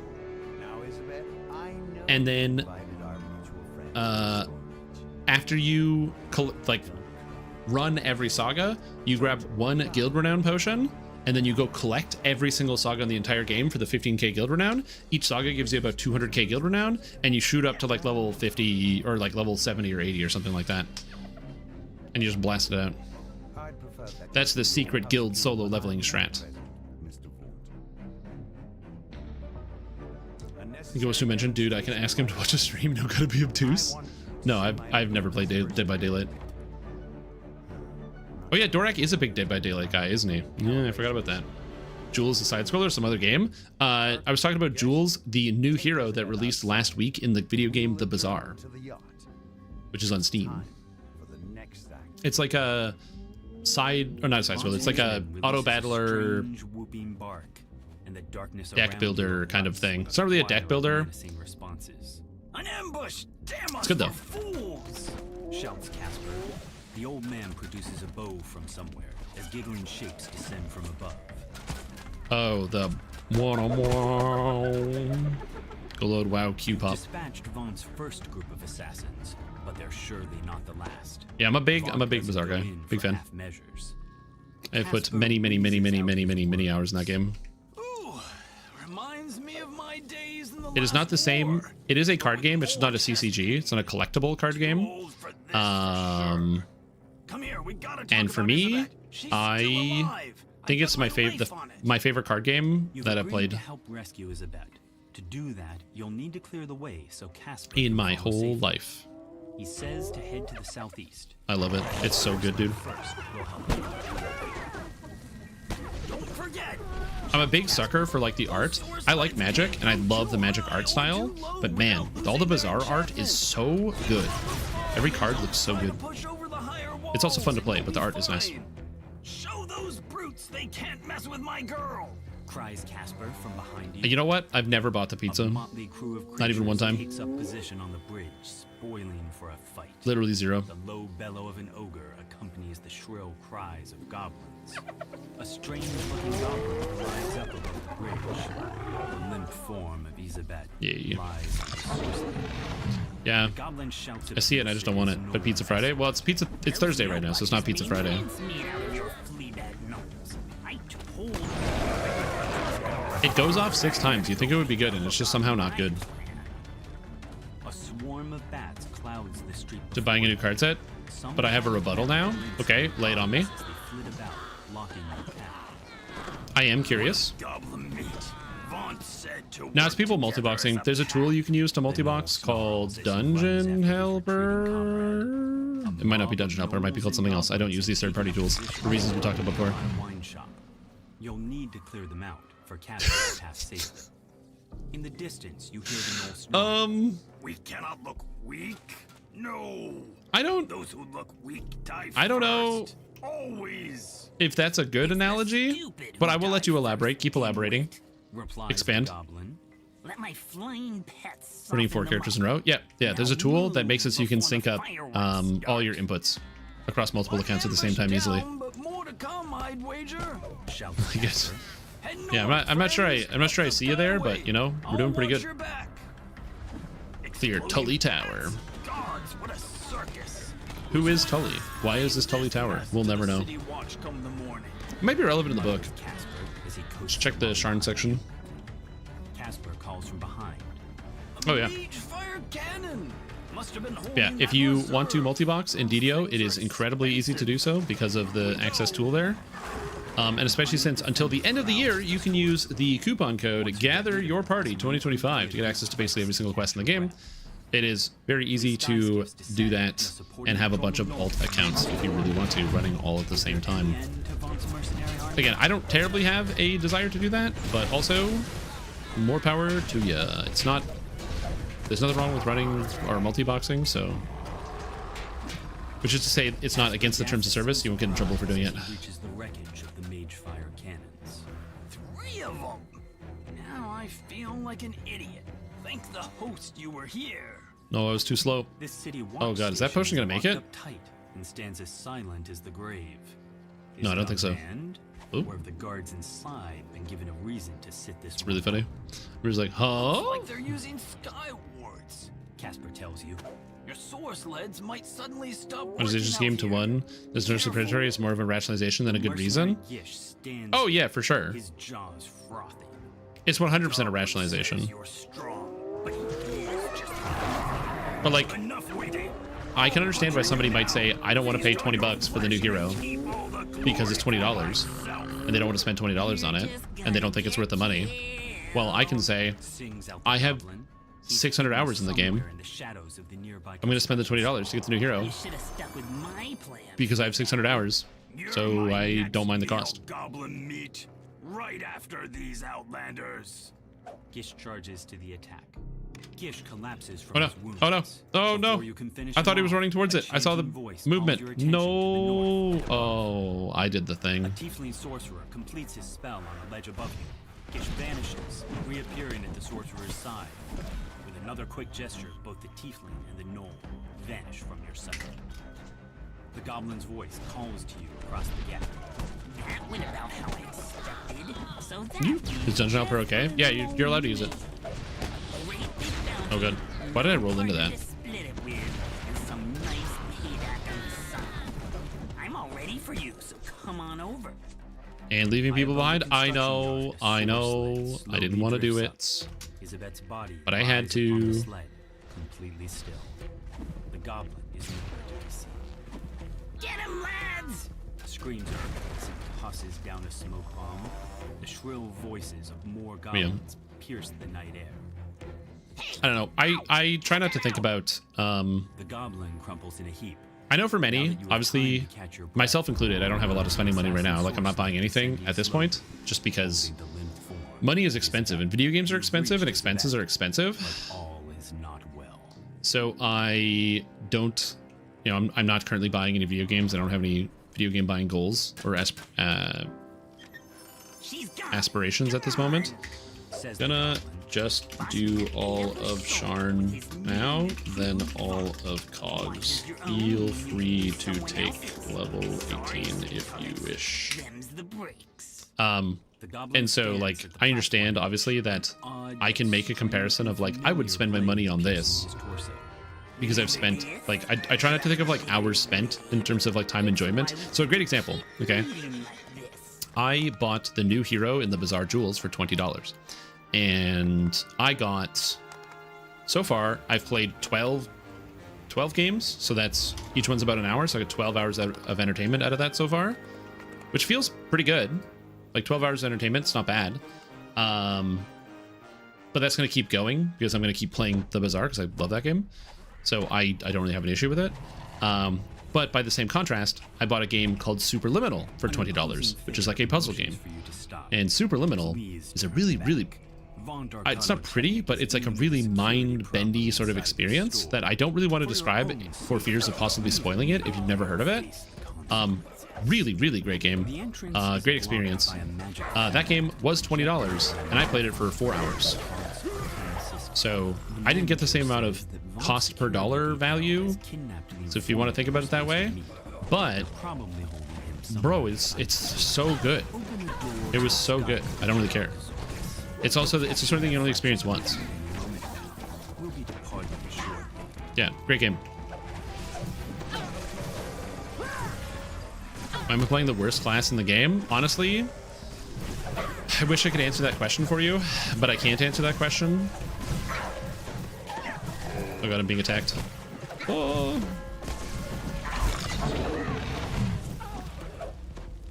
Have I seen the game Far Far West? No, I've never heard of this.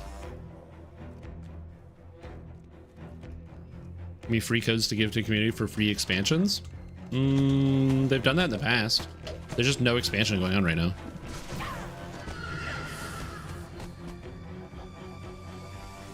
Like, for example, when I got to do the PAX West thing, we dropped, I don't know how many, like 10 expansion codes or something in the chat for like all the big ones. So it's happened in the past. Metamagics do not increase the cost of spell-like abilities. So you can turn on all the metamagics on the spell-like abilities by right-clicking them and then applying the metamagic feat, and it will not increase the cost. Oh, 3-4. I have the rest of them. Where am I going? I'm lost. Je suis lost. So yeah. Like going to the movies for $20 hours of entertainment? Yeah.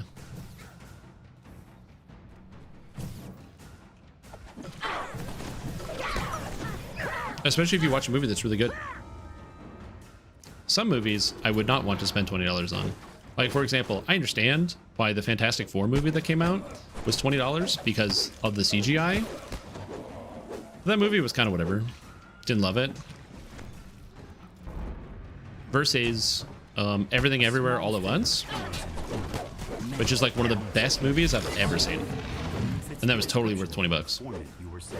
That was worth like 40 bucks, dude. This door is securely sealed from the other side. You'll need to find some way to unlock it. Borderlands-ish graphics, playable friends, robots, and undead. Helldivers, but cowboys and undead. The problem is I like Helldivers. This is the problem with like comparison. Is it's like you're like, yeah, it's like Helldivers with something else. I'm like, yeah, but I really like Helldivers. Why would I play something else that's just the same thing I'm already playing? For some, that marketing works really well, but for me, I'm just like, ugh. I already have that.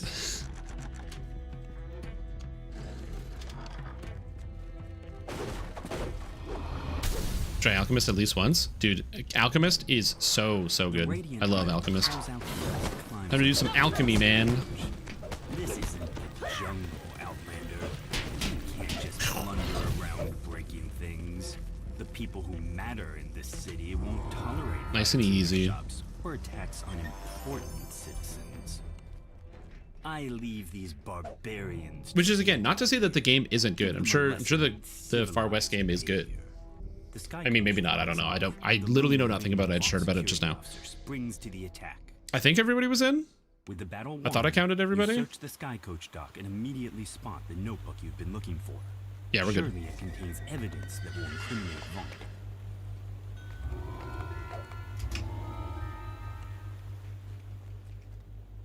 Yeah.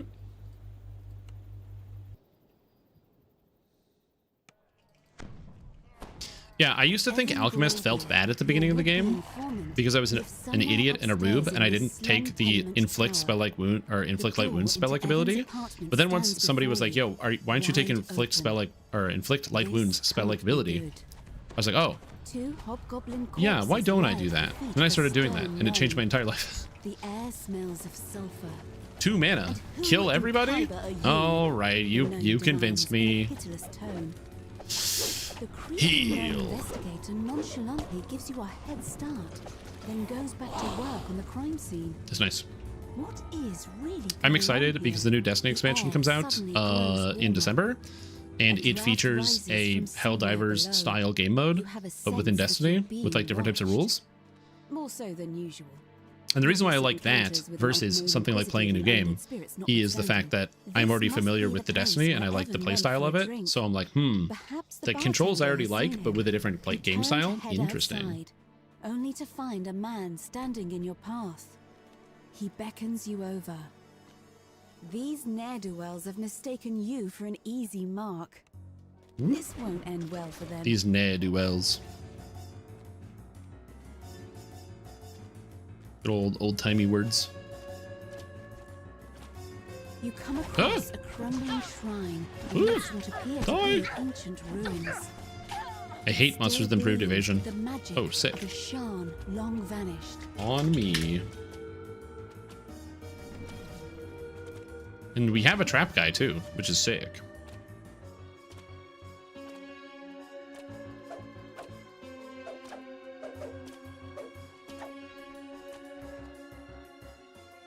I can't disable the traps, unfortunately. Can I search them though? I have 63, so I have the search for it, but I can't search them because I don't have trap skills.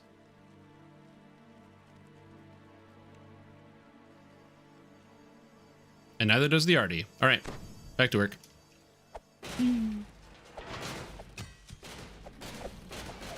Oh, there we go. I have no search. All good. I have also been in that experience. When I was leveling my Sunflask build, which was a dex-based rogue, there were many traps I was unable to find. And so times I would join a party and somebody would be like, "Yo, rogue, get the trap." And I'd be like, what if I didn't though? If your suspicions are correct, the mysterious Hastar cannon has a hideout somewhere. Do you want to know what my favorite alchemist spell is, Plagarino? Dragged in. The crouching half-orc barely seems to be paying attention to you. How's the weather topside?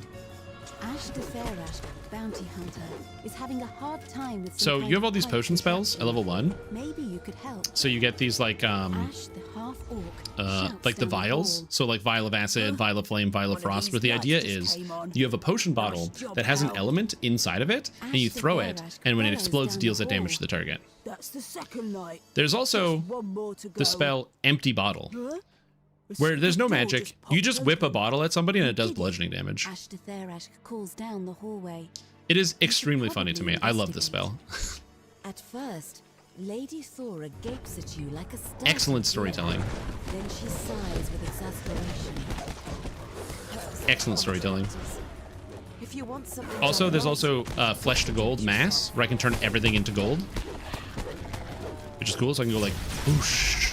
Oh yeah, Roforger are immune to flesh to gold. Duh.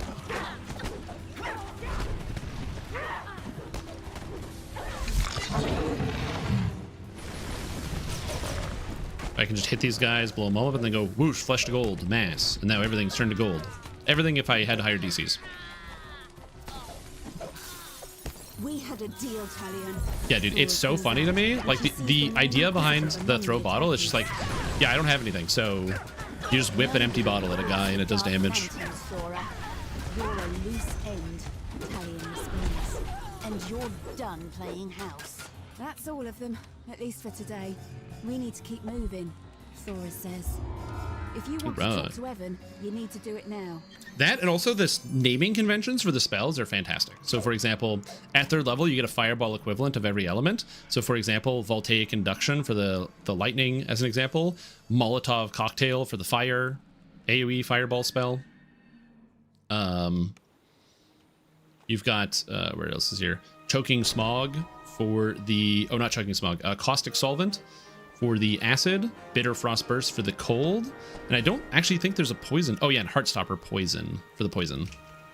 So it's like really well themed. So they did a good job with the alchemist spells. Is there an alternate way to get the Dark Wish feats without using the saga rewards? No. You have to complete a saga to get your the token, then you trade in the token.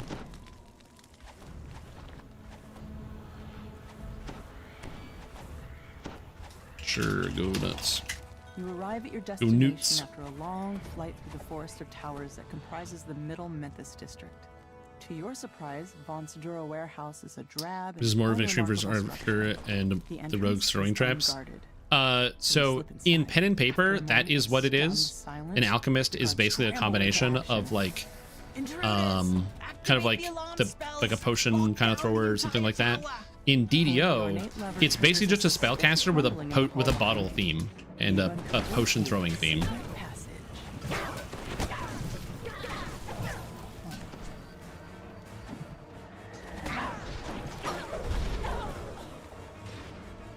Yeah, the rogue patch that's coming soon will have a lot of that stuff.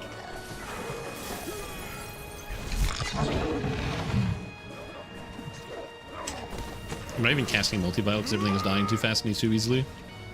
Too fast. Halfling Throg. This guy just wants to play Throwbarb. He wants to play Throwbarb so much.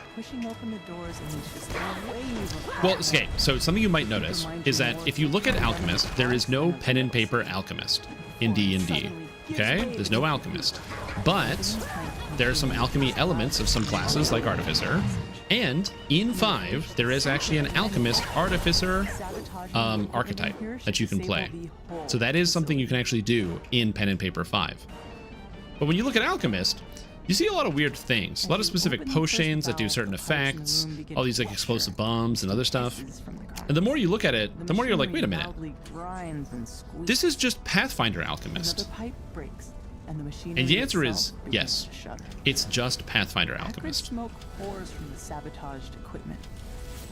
Pulling the final lever causes the temperature in the room to flare up as the system breaks down. Patches Legend Max Sneak Attack mechanic for the new actives. Yeah, Max Sneak Attack Throwbarb. I agree. I'm excited to see you try Max Sneak Throwbarb. The equipment in the main manufactory sputters and stalls.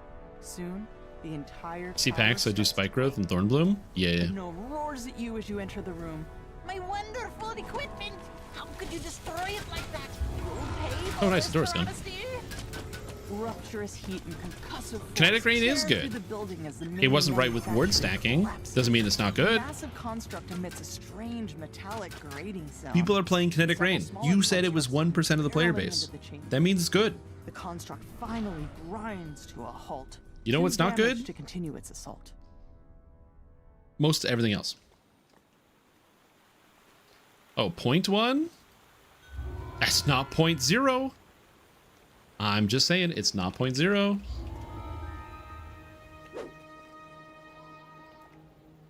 It's not 0.0.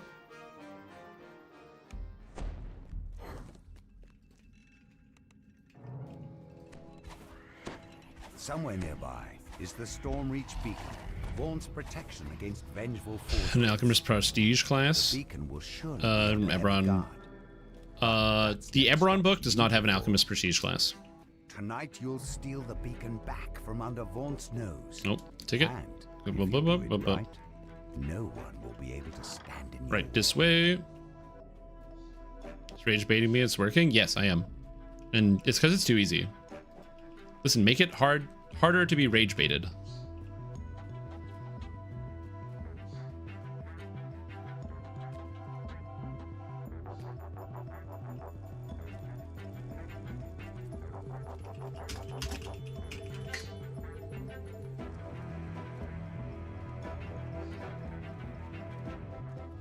Oh, it is a supplemental 3.5 edition. Ooh, I don't have this book.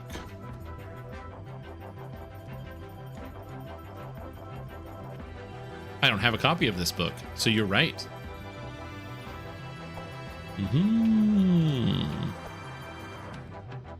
But there's a copy of it on Internet Archive. Okay, hold on.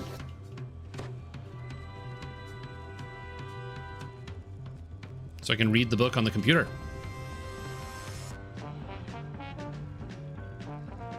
Let's see here. Alchemist. Prestige classes. Alchemist Savant is page 53.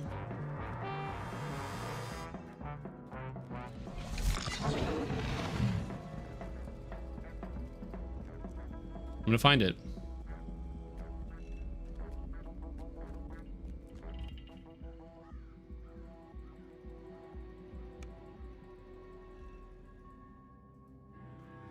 Alchemist Savants. Vaughnt will be talking on stage for a while.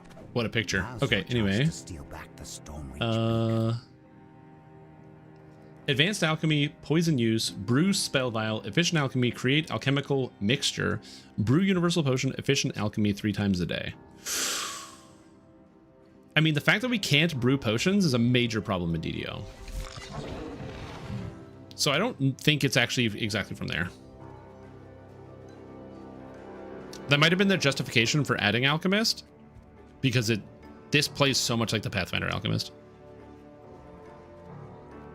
Steals the beacon and master sure we steal it back. I've never found mention that the 2 chains are connected though. They are directly connected because the people who stole it were hired by Vaunt to steal the beacon.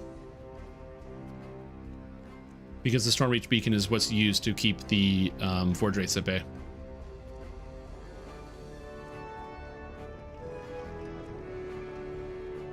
Conjuration to cast different DPS spells. No classes are multi-spell dependent, except for Druid, because if you're a sorcerer, Acid is Conjuration, and the other elements are Evocation. And on sorcerers, you kind of mono-element really hard. But to answer your question, Conjuration is used for all of your damage, and Crowd Control is Transmutation.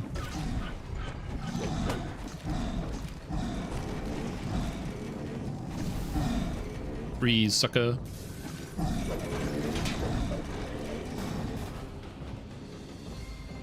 Yeah, the Pathfinder version is a base class, and this one has like a lot of the features from the base Pathfinder.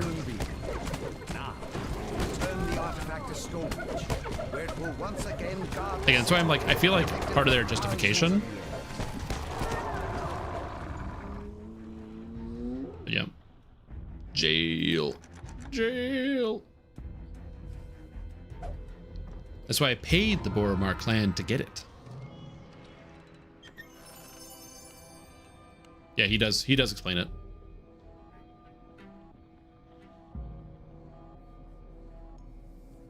Okay. Taking 18, and then we do big cogs action.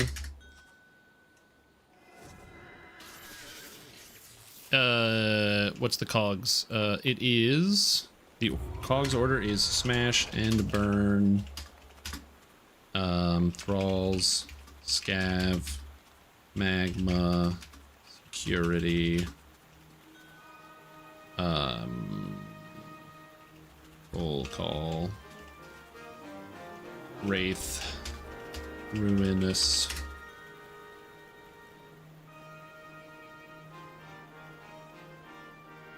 Now I gotta find the alchemist trainer so I can level up, so I don't cap out on XP, because I will cap out on XP because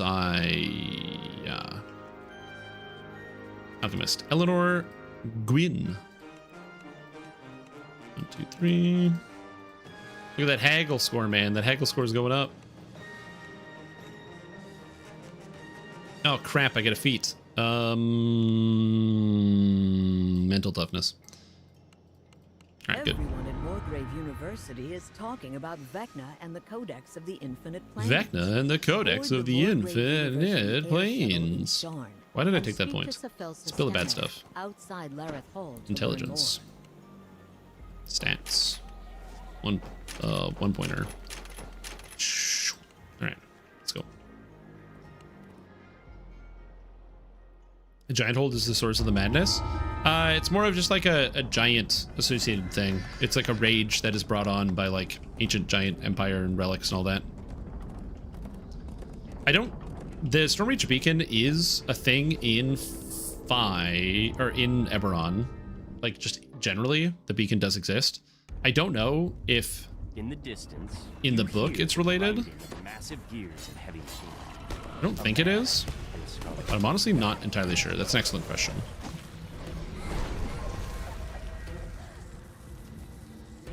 Woo! Did you saw this? Dungeon Dudes released an alchemist in the Drakenheim. I don't know most of what you just said. I don't know what Drakenheim is, and I don't know who Dungeon Dudes are, but congratulations to them for the release of their book. Sealed shut with a heavy silver padlock. It's hard to get published, so that's good. Be hidden somewhere among the shipments, or perhaps you can find another way to receive.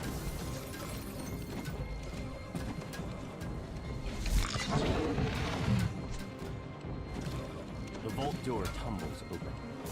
Surely danger and a generous bounty awaits you inside. Unless you're Doug. I don't really know who that is either. I don't really spend a lot of time like watching other Twitch streamers, to be totally honest with you. I'm not much of a Twitch culture connoisseur guy.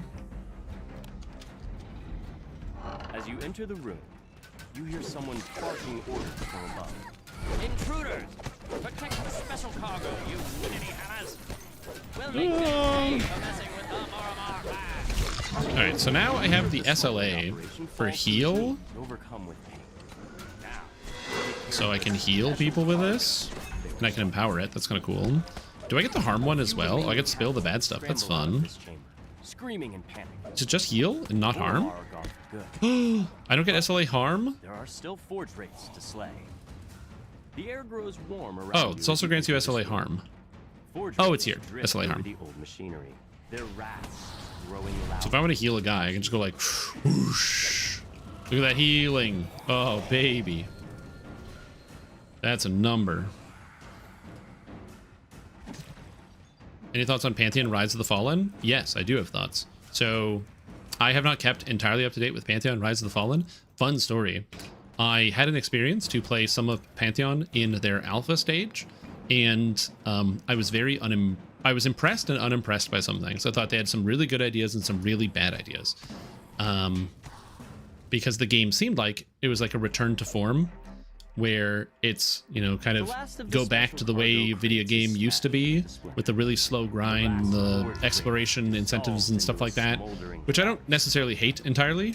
But yeah, it was kind of like this return to form, but it had a lot of really glaring issues. And when I describe my glaring issues, I basically took a big chunk of the live stream, because after I had gotten the chance to play some of it, to talk about it. So I spent a good probably like 15-20 minutes effectively saying that the game is probably going to end up being like some shovelware, because I didn't think that the product, I think it was going about their return to old style gaming in the wrong way, where they had some really good old style ideas, which is making like emergent quests and gameplay where you have to go somewhere to experience something, to then find new ways to find quests. So instead of just having quest markers and guys with arrows over their head being like, come here, do this, like making it so you have to explore, you have to talk to people, you have to investigate, you have to put in the effort yourself to learn about the world in the game. And those are the elements I liked about Pantheon. The elements I didn't like is the fact that if you ran out of mana, you had to wait 5 minutes for your mana to come back when you went on your phone, because that was what they thought was a good idea at the time. And so like that's not a good thing to take from the old games. We did have to do that back in the day, but that's not a good thing to take. It's a bad thing. The downtime is not good. So anyway, I go on this like big tirade and this rant about this, about how I wasn't really excited about the product. And then it was the end of my live stream, so it was time for me to raid another person who was streaming. And there was another group, I didn't recognize them, and so I decided to raid them, because they were streaming Dungeons and Dragons Online, and I'd literally never seen this channel before, but they had like 20 or something views. So I was like, oh, I'll raid them, just like show off whatever. Little did I know, I was raiding the Pantheon development team, as they have a Twitch channel, or at least they did at the time, where they would play other video games and talk about them and their experiences and have fun. Which I thought was just an amazing coincidence. Yeah. Anyway, to be fair, I stand by everything I said at the time because it was true, and correct. I have not looked at Pantheon since then, but from what I understand about the game, they haven't changed that element of it. It is still a very slow, you know, more EverQuest style of resource combat game, where like not like resource management is important, but like it's a real pain to like manage your resources, which is not the fun part of these games.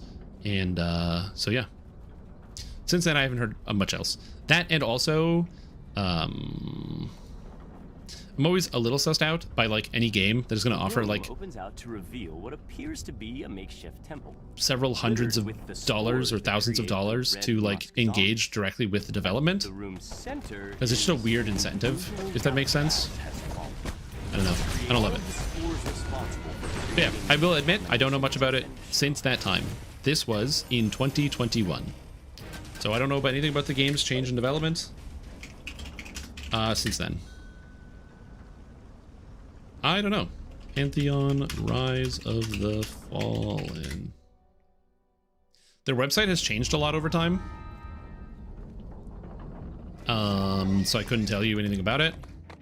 It's still in, yeah, early MMO RPG spirit made modern. But again, they still had a lot of like the bad ideas of like really, really, really slow gameplay, which is like not the fun part.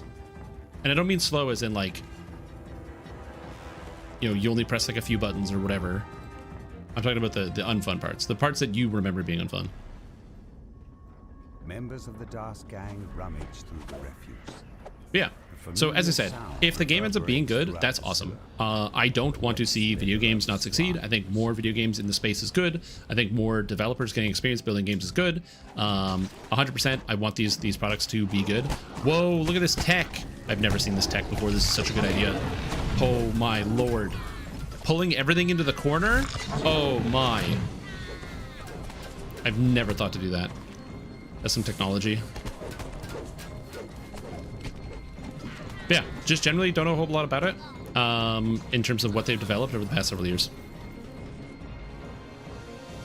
And that is my opinion. They locked in a multi-million-dollar funding source. Ooh. Follow the goblin that ran off. The floor collapses beneath the Dask feet. It falls into the depths of the trash system. Oh, a funding announcement. What is this? Introducing Pantheon's new funding announcement. Hold on, product. Additional funding secured. on November 4th. Visionary Realms has secured additional multi-million-dollar funding to supercharge development. The funding will use to bring in more artists, programmers, designers, and to reinforce project management. What this means for Pantheon, a more robust launch sooner. Okay, so now we have the project manager. From Chris Rowan, CEO. Hello everyone, earlier this week we introduced our new funding, and it sounds like you're as excited about it as we are, blah blah blah blah blah blah blah blah. But we introduced new project manager David Nefele Beach. Nefele Beach? I don't know who David Beach is, I'm not familiar with their work.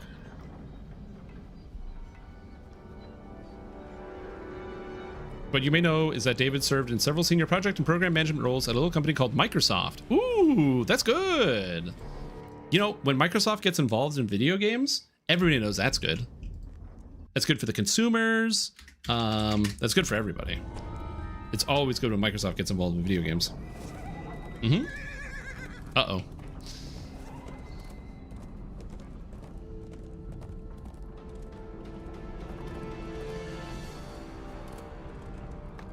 I'm sure this David person is fine, but yeah, that's it's like literally the first thing I read. This guy has 2 decades of work at Microsoft. Oh god. Well, again, hopefully everything goes well. So good luck. A throng of other beasts casting a spell.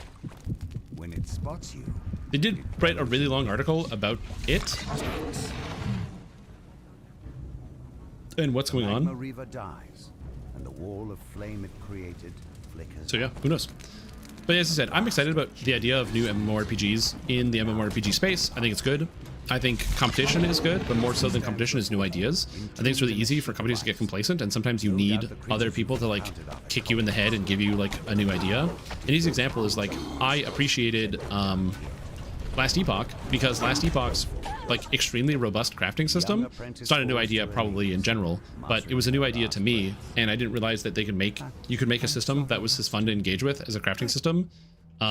Without necessarily being deterministic. As a game like Last Epoch, they did a really good job with that. And so yeah, that was like a really positive experience for me. And I'm sure that influenced like the development of like some other games and their general structures in terms of like adding feature updates and things.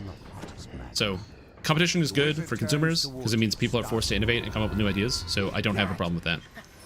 That being said, not just my apprentice. Maybe I'll look into it and learn something, but and my icy minions as well. Well then, seems that I, Jabberzook Knuckle, must deal with I'm still confident it's going to be shovelware, but we'll see how it goes. Have at thee.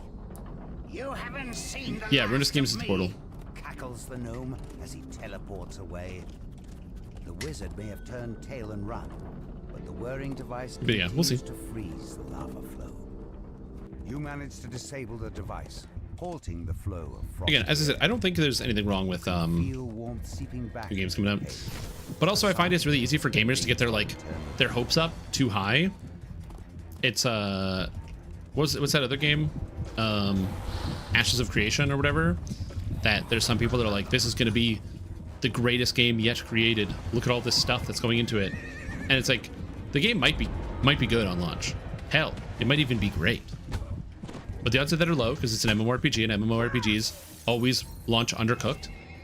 And even if it doesn't launch undercooked, it's probably not going to fulfill the expectations of a lot of the people who are excited about a new MMORPG.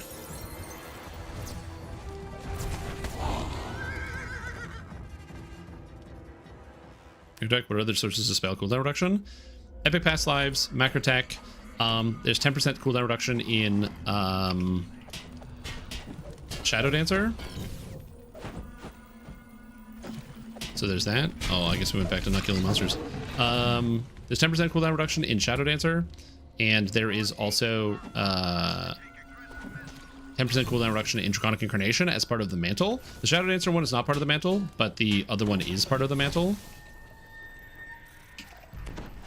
So there's that.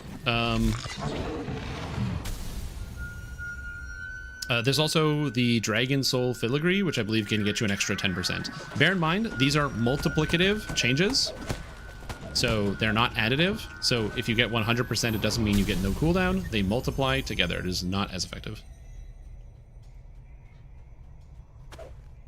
Like 10 years ago? Couldn't tell you. I remember right after the pandemic hit, I was working, but I was not doing a whole lot of work, I would say. So I spent a lot of time at home, just kind of like watching. I spent a lot of time at home, just kind of like watching videos about like games that are coming up, new things, new features. Oh.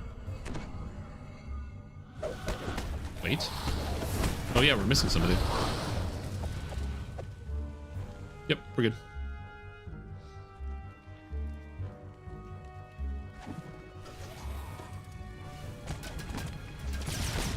You've defeated Goodbye. all the forge wraiths in the room.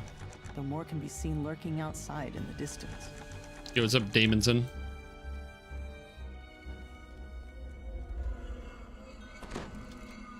You've activated the mage fire cannons. That should help protect the area. Ooh, rumbling thunder. Could be good. Roll call. Yeah, chain lightning, you can do some stuff. Like you can get a good solid like 20 with just the past lives and the filigree. So past lives, filigree, and everything else, you get how much is it? Let me just check, do the math. Also, Damonson, welcome back to the stream team. Appreciate the support. Hope you're having a fantastic day. So what's the cooldown on chain lightning? Hold on. DDO chain lightning. Chain lightning cooldown is 4.5 seconds for wizard. So assuming you're a wizard or an artificer versus sorcerer. Let me just look this up here because I'm curious. So you can get like 4.5 times 0.9 times 0.9 times 0.9 times 0.9. So you get that down to 2.95. So you can save a second and a half off of chain lightning, which is not bad. Also, what's up, Cruiser? How you doing? Also, Damonson, welcome to the stream team. Appreciate the support. You're doing well. 28 months is a long time to subscribe to somebody, but you did it, and I'm grateful. Appreciate it. Being playable and showing demonstrable progress more than Hightail. Hitale. Can tell you. 50 Uber Shaper runs? Oh, lordy.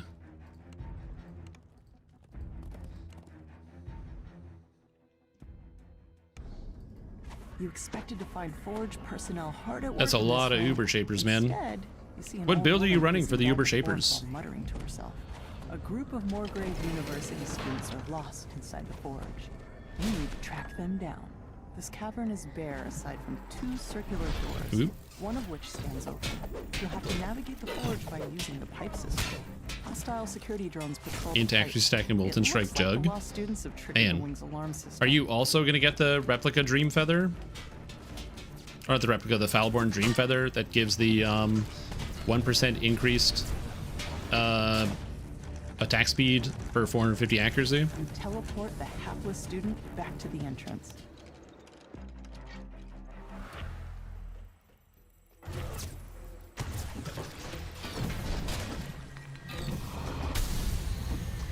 You teleport the hapless student back to the entrance. Good old Foulborn Dream Feather.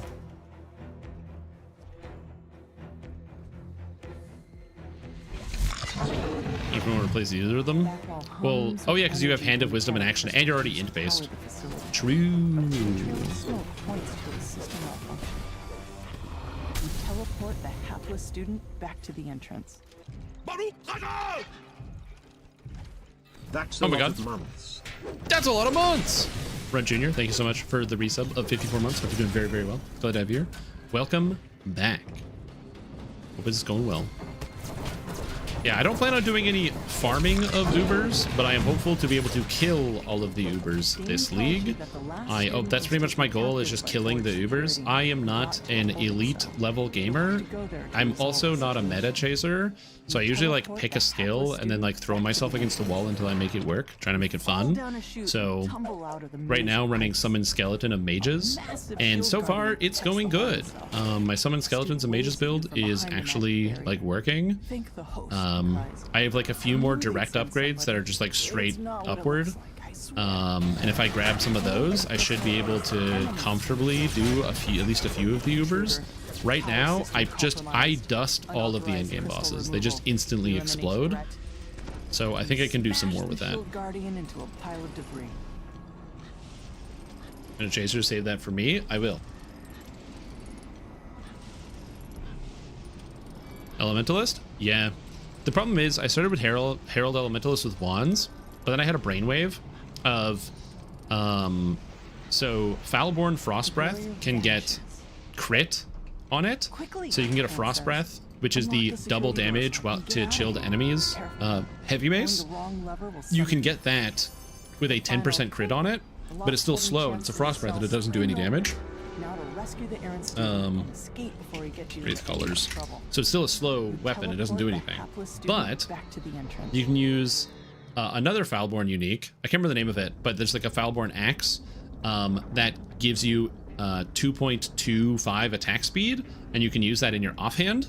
So you can have and use dual strike of ambidexterity. So you use the main hand weapon, which is the Frost Breath with the double damage with the attack speed of your offhand weapon.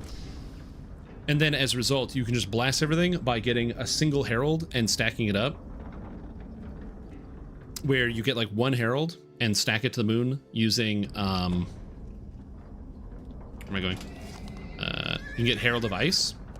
And I was actually thinking instead of Elementalist, you go Herald of Ice with a Coming Calamity on a Crusader, on the Inquisitor, and you go 100% crit.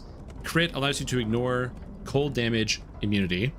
And then with Coming Calamity plus other Herald bonuses, you can get your Herald of Ice to give you like 3,000 flat cold. And then you get all the flat cold damage, and then you blast people with the doubling, and you doubling the double, and you double the doubling.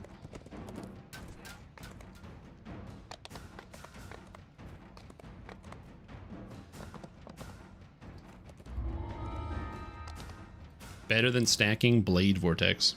Yeah. The only problem with it is, number one, I don't want to make a new character, and I'd have to make a new character to play this build.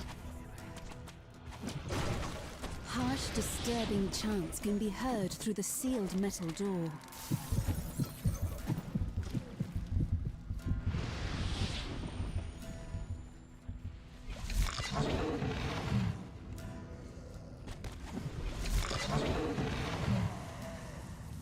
You pull the lever, and the mechanism that controls the door grinds into action. PBOD. Wait, what is PBOD? Grow louder as you round My brain, I'm just like trying to think of what that is. Something OD. Penance Brand, right? Penance Brand. I don't know why I didn't think about that. In their prayers, the cultists offer their I still haven't played Penance Brand. Probably will at some point. And implore the creature to punish those who have wronged them. The High Priestess spots Boom. Bam. Bop. Beep. No matter. You will not deny us our vengeance on the city above. The High Priestess seems strangely untroubled by her imminent death. Ruinous schemes. Yeah, I still haven't played Penance Brand Anticipation. Probably should. I'm gonna sit down because I've been standing for the past like 3 hours. Cannot be bargained with. Vengeance will be his. Put that over there.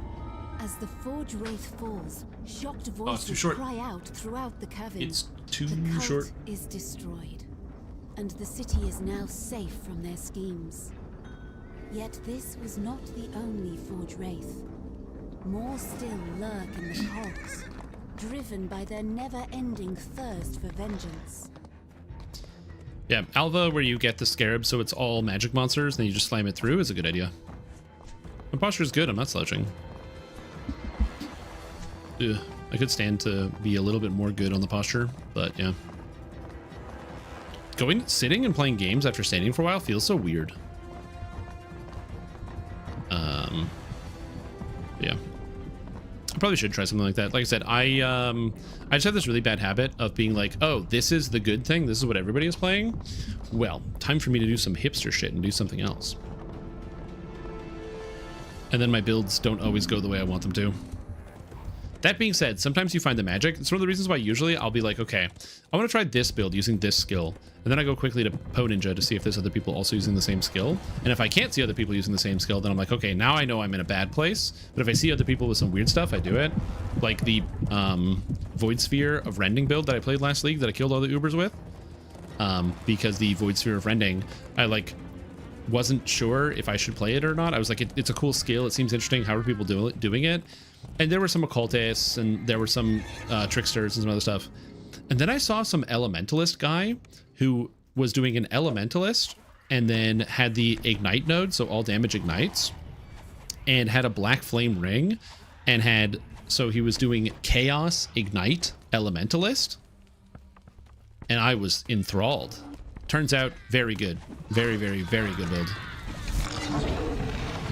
And he also used like a bunch of new uniques that nobody wanted from the last season. So it used like the new chess piece that summons the tentacle minions, and it uses the new staff that gives like +5 to all your spell gems and stuff, and lets you cast shaper spells. Super, super cool build.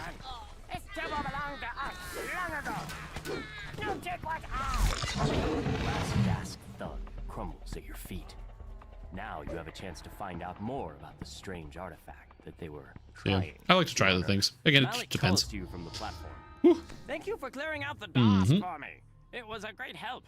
Those fools had no I have to get some more water later. You pull the lever, triggering an explosion that flattens the remaining debris as the roar of the blast dies. My name will be known across Corvair. A voice coming from the platform above you. Is that Malik the gnome? The friendly gnome transformed. That Malik the gnome? A Rakshasa. It did. Soon, my name will be known across Corvair. Malik the Malevolent. Too bad he dies instantly. The portal opens and fiends flood into the ruin. Now this portal. Nice job, everyone. Good questing. We've been together for such a long time. This group was basically like largely the same since Giant Hold, which is really crazy. This can't be. The world. Big fan of that. Big fan. My name.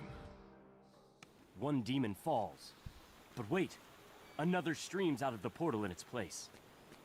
I don't know what my XP is going to be, so I'm going to go grab sagas and see where we're at. And the remaining demons are thrown back. Give me some XP here. Give me some XP here. Oh, I capped out.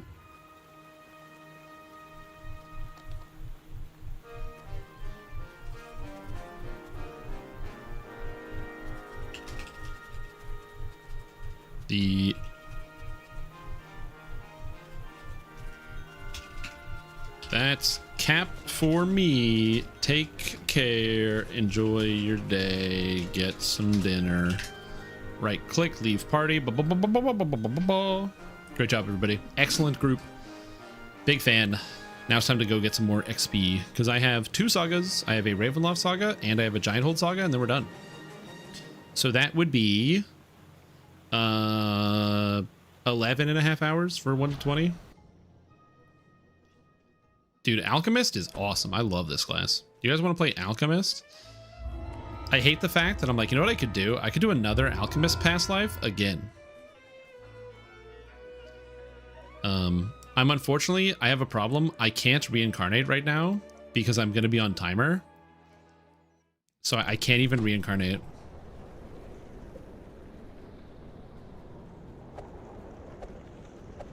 Ooh, the Sork past life? No. Go to 30? No, I don't want to do that either. Giant Hold.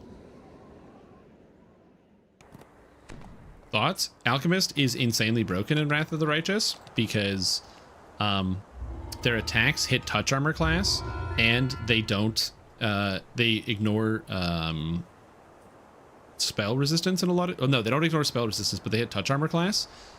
So as long as you can bypass the spell resistance, you can just whip your potions at people. Yeah. So you know how there is the Playful Darkness?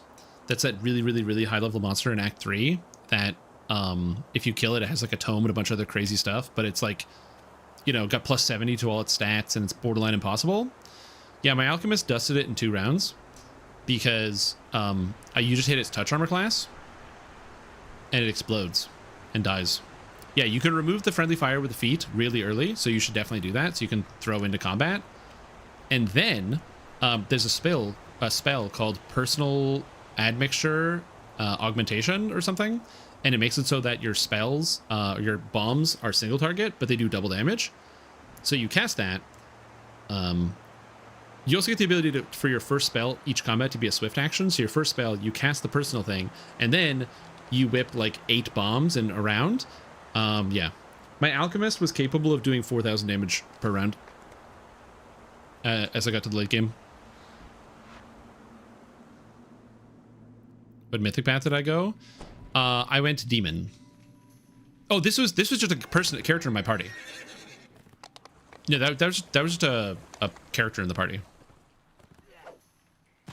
You know, I can send you the build if you want.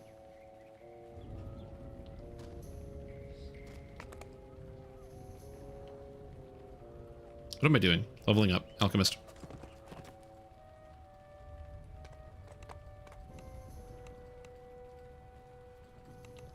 Yeah, because like I said, it was not the main character, so the character didn't have any mythic on it. It was just a mercenary.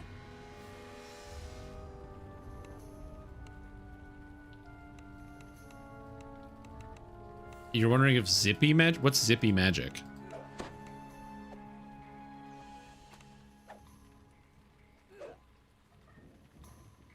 Oh, he's trying to ship. Oh, it's Junior. Oh, it's obviously you wouldn't type Zippy Magic. Only Junior would type Zippy Magic. I gotcha. Updated Maverick Hunter, might I ask? I haven't started. You have transcended the title of hero. That is the answer to that question. I have not started. Who can teach oh, the 3 op host. Yeah, let me get you the build. Give me a sec here.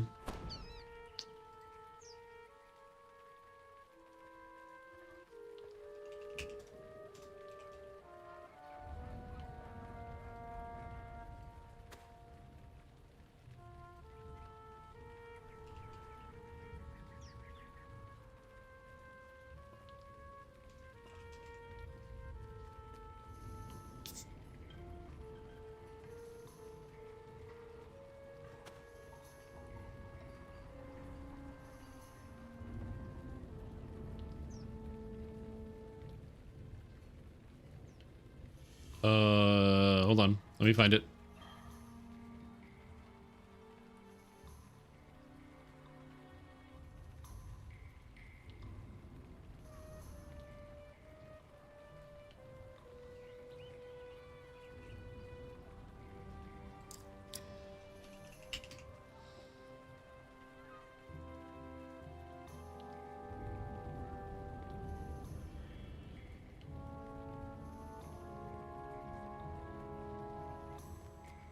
All right.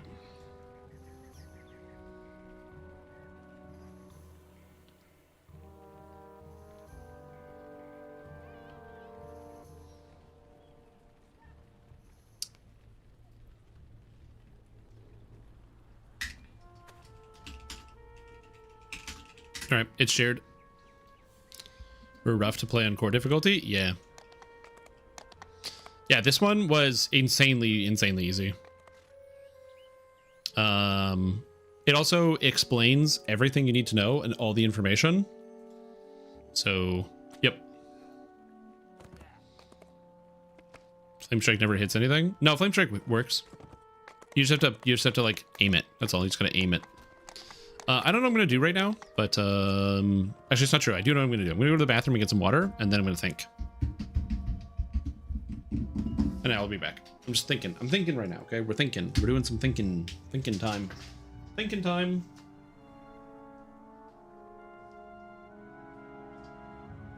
Quest completed.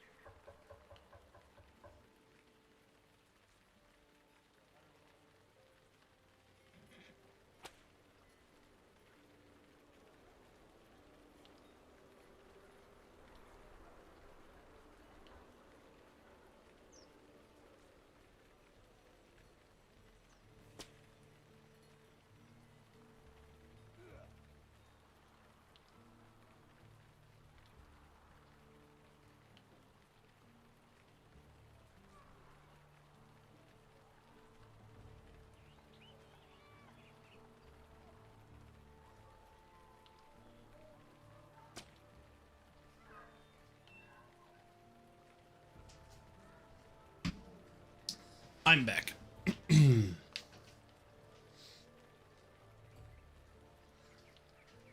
Also, Cruiser, thank you so much for getting out a sub to Hardcore Jewel. That's very, very, very kind.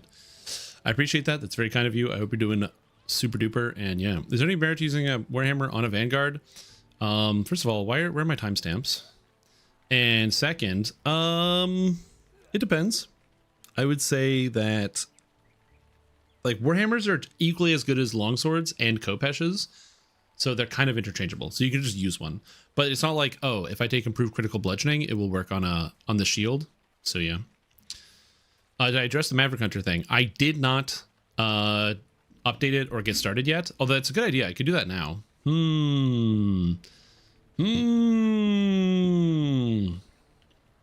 can probably do that now. Let's go.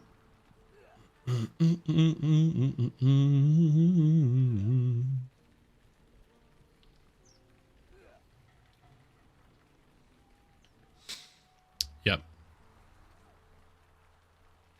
What?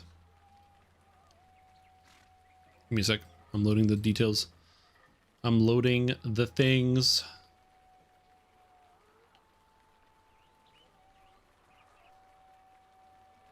All right.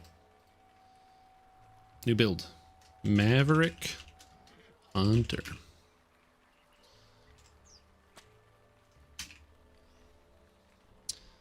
Warforged race alignment. I mean, it should be lawful good realistically. We're gonna go with chaotic good or chaotic neutral because yeah, but it should be lawful good. X is very lawful good. Where's our Axel build? So the problem is Axel is a shapeshifter and we don't have shifter in the game, so it doesn't work. Okay, so we go artificer. Beep. All right, so recommended is going to be the champion. So what are we doing here? So we want, oh, whoops, hold on. Do I do this? Ah, there we go. Everything copies. So you need 13 strength. You want 13 dex. You max out the intelligence. And we have whatever we have left in con, which is good. And the problem is for the higher tier builds, I would actually do an entirely different skill build, which is the problem. So basically, for heroic leveling, with a character like this, if you have access to no tomes, you want to take single weapon fighting while leveling up. So that's important. But if you're playing with tomes, you want to do two-handed fighting while level up. So having past lives and tomes can help you out a lot. What is this?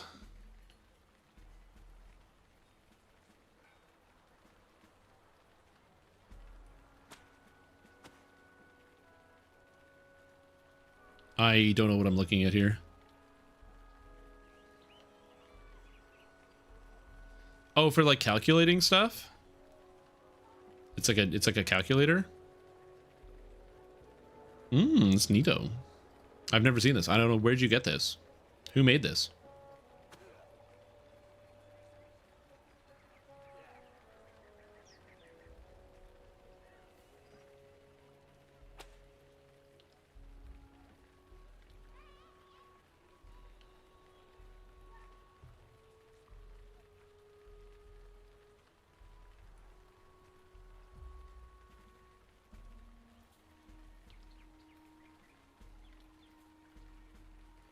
It's neat though. Okay, what was I doing? The rest of your stats don't terribly matter. I'm gonna be honest with you, so we're just gonna stick with this for now. And we have the no tomes because these ones don't terribly matter. Because anything higher than this, you just max out your constitution. I'm gonna be honest with you, so it doesn't terribly matter. Okay, I'm gonna keep saying it doesn't terribly matter over and over. UMB is important. Search. Spot. Table device. Unlock. Cool. We need balance up to 7 points. Okay. Balance up to 7 points. And then where else are we going here? Spellcraft is fine. Repair is good, obviously. We can do that. You don't necessarily need concentration because you can quicken basically everything. We can go with spellcraft, which is good. We can go with Hegel or concentration. Jump is also really good. I like jump. Honestly, I like jump more than I like spellcraft. Spellcraft isn't horrible. The reason I like jump is because it lets you jump. And jumping is good. Oops. And then my last points, we throw into Hegel. In theory, concentration is good, but you're going to quicken all your important spells. Anything you're casting in combat, you're quickening. So we shall see.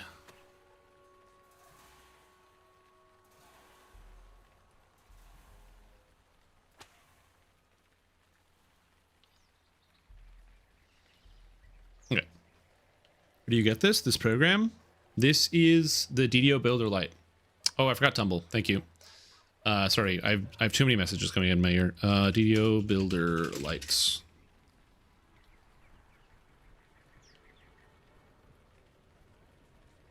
I don't know the last time this was updated. Let me just see. No, I don't want this. I don't want to download this. Where's the fork? Oh, here we go. So the last update was June 23rd. So this program is wildly out of date, but it's very quick for like quickly updating stuff.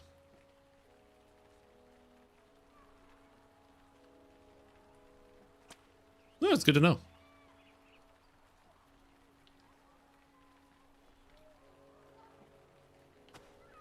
Anyway, back to work.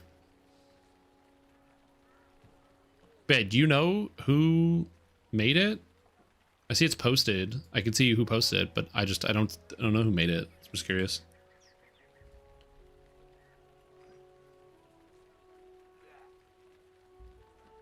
I don't know. Anyway, it's interesting. It is very, very interesting. Okay, back to work.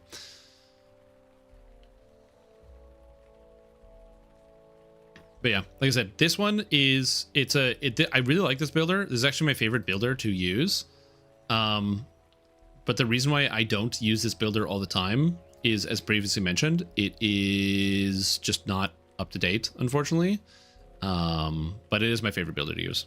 I apologize to Matrim for breaking his heart. His builder is good. I like his builder as well. It's a good program. Okay, we're gonna grab Bastard Sword here. What else are we grabbing? I just gotta make sure I'm doing the feats in the right order. So we want single weapon fighting, Bastard Sword. So I'm just gonna put in the feats that I know I'm gonna be taking. So for example, here we want to grab improved single weapon fighting. Here you're gonna take improved critical. Can I improve critical on a feat? Yes, I can. So I can do this as a bonus feat. Anything that can go into a bonus feat should go into a bonus feat.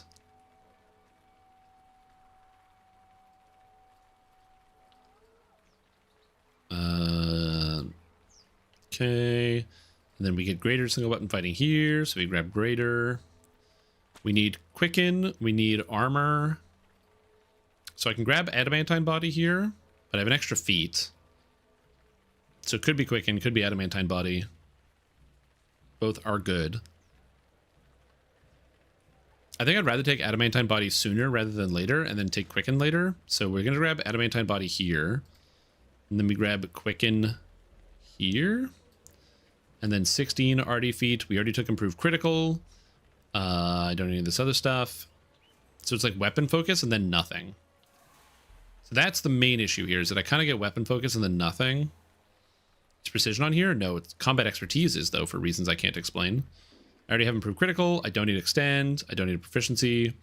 So my brain is like, we shove this down, but then it just feels real bad. The skill focus feats aren't horrible. So that's an option. Do Warhammer and use that hammer. I'm not going to do that because this is a themed build that uses a Bastard Sword. Is poison really the best option for Bombardier? I don't like how the first vial and multi-vial is wasted on stripping immunity. Poison is the best if you have low DCs. So if you're... sorry, I got to this late because I was kind of focusing on this. But poison is best if your DCs are low. If your DCs are low, then and every monster is making their save, you ignore evasion with poison. But if your DCs are high, then you don't have to worry about that because you're gonna hit the monsters. Can I get whirlwind attack? You probably can get whirlwind attack in here.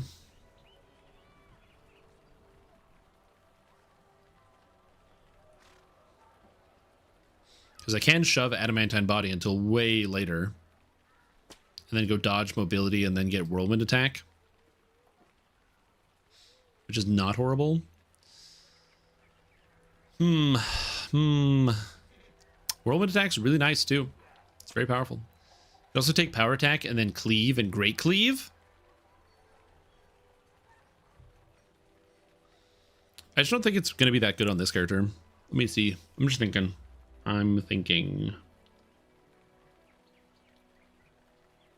What do I want? Oh, why Bastard Sword? Because this character is based off of the character Mega Man X. And in Mega Man X5, 0 dies. So in Mega Man X6, X uses his sword. So he technically has a sword, so that gives me an excuse to use a sword and a rune arm. Cleave and Great Cleave after the buff are good enough that you can take them and not feel that bad about it.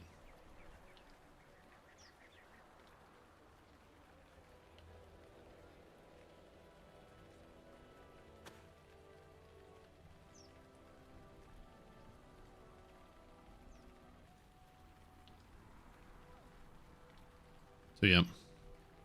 Spoilers? I mean, the game came out in like 2001.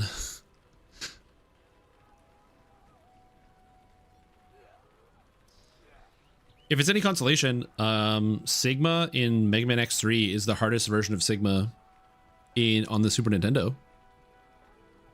He's not the hardest version, but yeah. Yeah, true. Precision is good. I agree.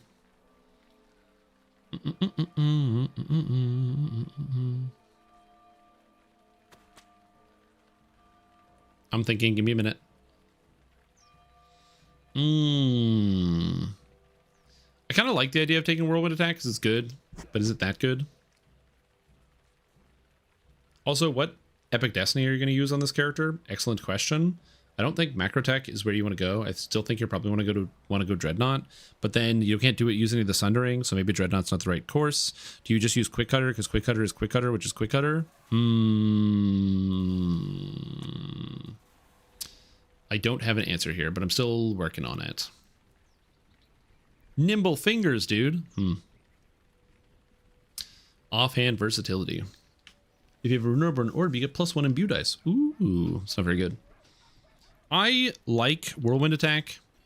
I'm kind of talking myself into it. I feel like it is kind of good. Either Whirlwind Attack or Power Attack and Cleave, but I kind of like Whirlwind Attack, especially since it's going to be much better come the patch. And as an Artificer, you do have a fair number of melee attacks, but you don't have a lot of AoE. And having access to Whirlwind Attack means you don't have to take Quick Cutter. So you can take Cut the Strings, not Cut the Strings, the Fatesinger one, which is quite powerful. So yeah, go Divine Crusader. That's not good at all. Yeah, Sword Sings. Sword Sings is kind of cool.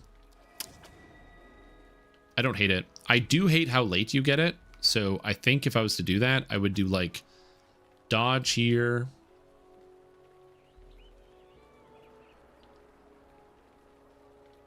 I mean, I like the attack speed.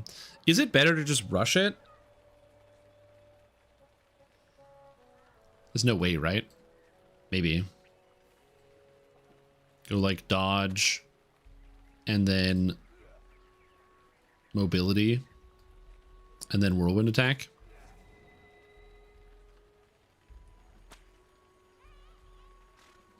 And then shove the single weapon fighting until later.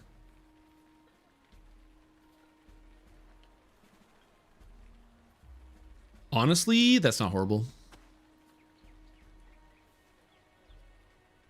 Because it's just whirlwind attack is just so good. Every 5 seconds, you can press a button that hits everything around you twice.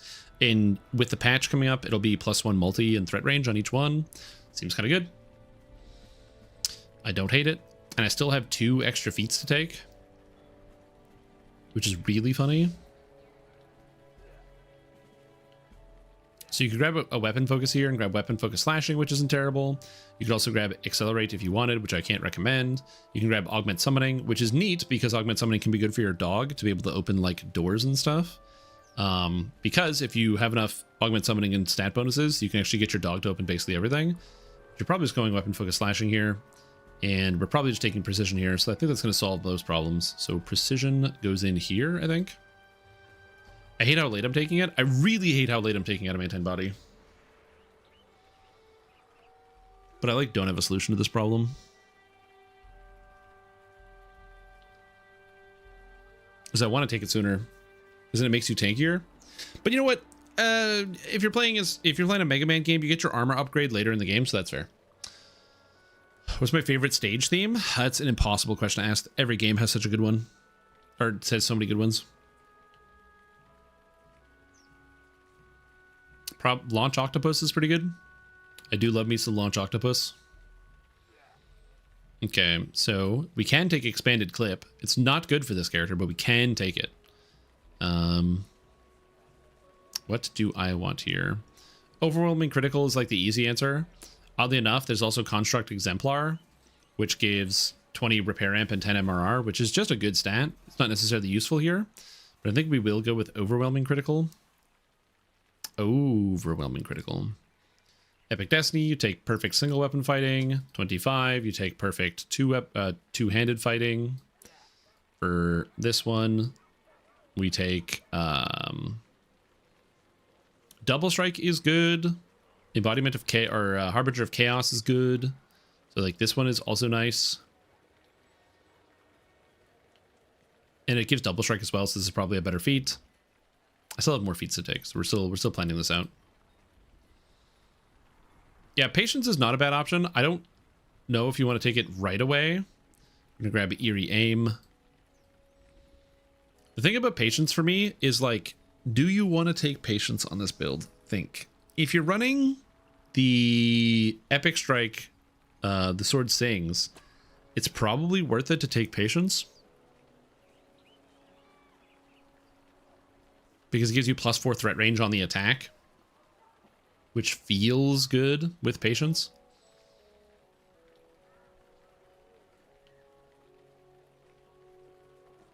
So I do like that, but we'll see. Maybe swap these out, something like that. Because we do get the attack speed, we do get other stuff. As far as the Scion feat, I feel like Arborea is the answer. As cool as a Scion of Mechanus would be for the meme value,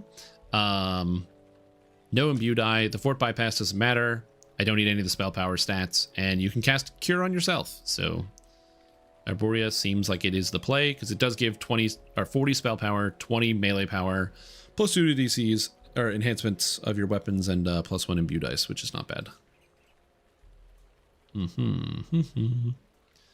Right now, we're just going to go with Titan's Blood, because I don't know what the gear set is going to look like, so Titan's Blood seems to make the most sense. And then everything else here. Epic Destiny, Epic Feat, Epic Feat. I'm a big Epic damage reduction guy. You know what I didn't take either? I didn't take Insightful Reflexes, which is also really nice to have. So Insightful Reflexes is probably a good choice here, because it gives you good reflex saves. Definitely something to think about. Maybe not the best feat choice, but meh. Now here, you decide whether you want Double Strike, Crush Weakness, or Deific Warding. I think all of them are good options, but for new players, we're going to take Deific Warding, because you can use all the stats from that. And then I got one more Epic Feat, and geez Louise, I don't want any of this garbage. Literally none of it. So I think here, this is where you would take Spring Attack, probably. It sucks to put it later, but, I mean, you could move it before Insightful Reflexes you wanted, but then you have Spring Attack now. And it fits into the build. I don't have any other epic feats I would want to take. This seems good. Oh, good. Spells. I love taking spells. Okay, you want Repair. And I guess I can just add Repair and Inflict to everything. We want a Blade of Armor. We want Enchant Weapon. Master's Touch does not give you proficiency with exotic weapons, but it does give you proficiency with every other weapon, so you can use like regular swords and stuff in the meantime. We want to grab Shield of Faith because it's good, and resistance to energy, or not resistance, resist energy. Thank you. Yeah, Nimble Fingers could be good. I don't know what the Epic Destinies we're going to use, so that's going to be a bit of a interesting question here.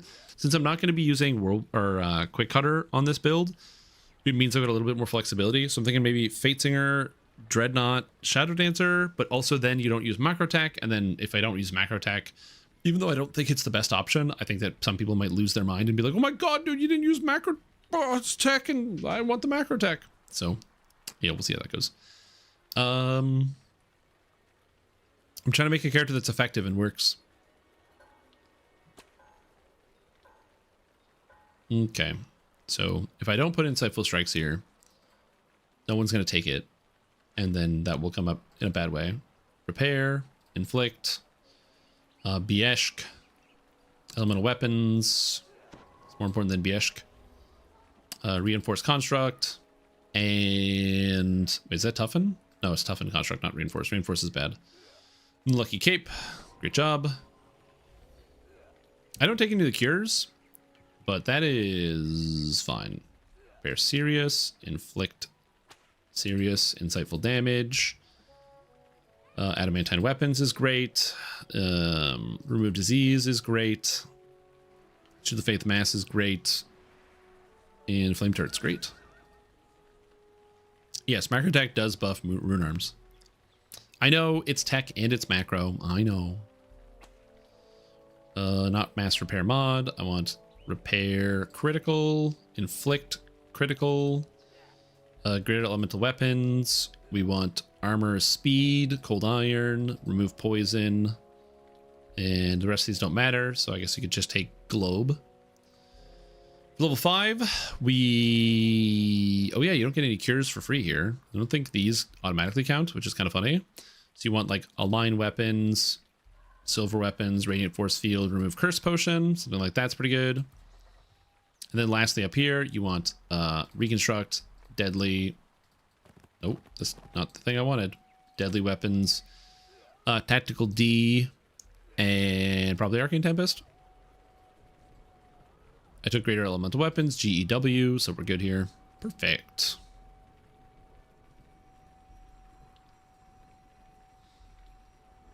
Don't already get all the repair and flick spells for free? No, they don't get the mass ones for free. You get all the regular ones, but not the mass ones, unfortunately. Okay, Arcanotech, yes. Battle Engineer, Renegade Mastermaker, yes. Am I going to use Arcanotech? Good question. I actually don't know. Do I use Arcanotechnician? Excellent question, you guys.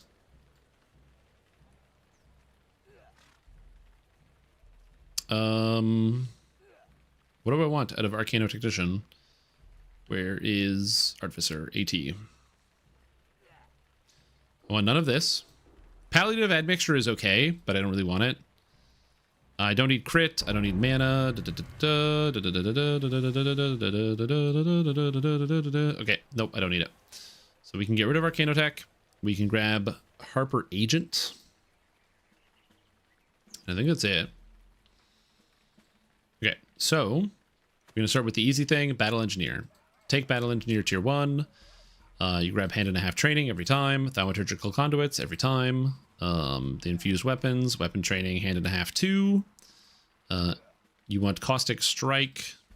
You want shatter defenses. You want the imbue. We want the armor stat. You're probably going to want to get the disable device, open lock, and all this, because if you don't have it, you're probably going to run into trouble, but it is a intelligence-based thing, so maybe it's not all bad. Agility engine is good. Infused weapons, weapon training, hand and a half. I'm putting a lot of extra points in here. Oh, I took Hammer and Morningstar for this. Whoops. Weapon training, hand and a half. Weapon training, hand and a half. There we go.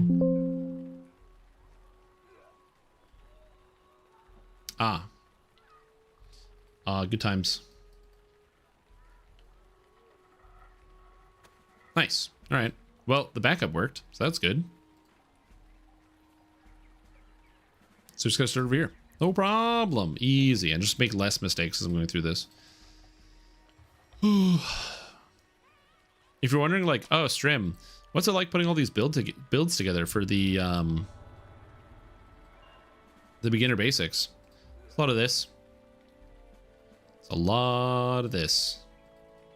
So I appreciate the build tool makers who give the ability for people like me to be able to just use a tool quickly to be able to do all this.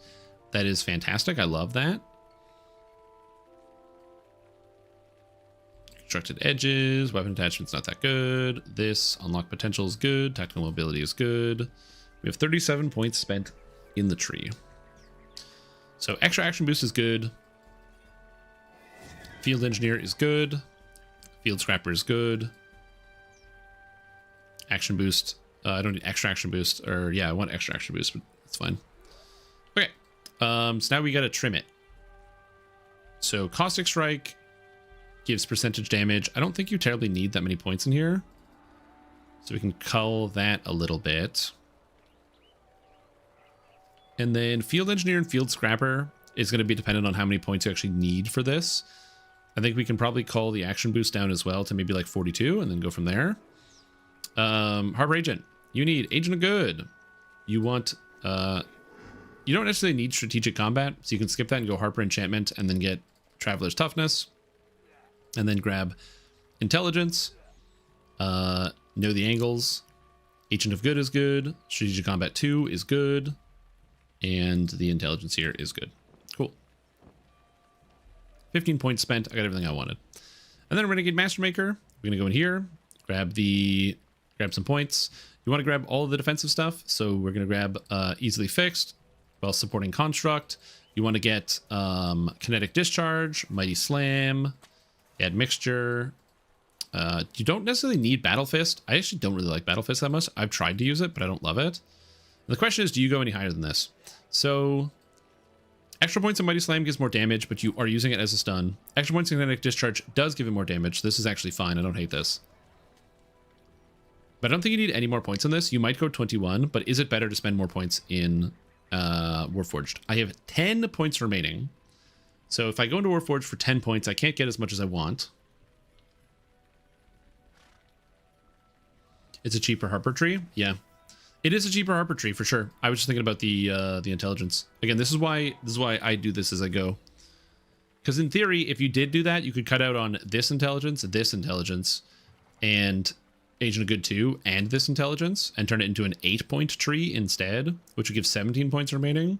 So then out of Warforged, you could grab Warforged, the extra con, which is good, not inscribed armor, the repair system, so you get Mechanist or 40 ramp. We've spent 9 points in the tree here, so you can grab Warforged Tactics, which is good. Memories of the Last War to pick up 15 melee and range power, which is really good. And then the Adamantine Durability, grabbing extra PRR, grab the AC and PRR here. Like, this is not bad. This is a huge amount of extra stats that you get to pick up. This isn't. This is the Builder Light. You can grab it here. It's just a cleaner builder, generally. Like, it displays things easier, so things are easier to read, which is nice. So I kind of like it a little bit more. I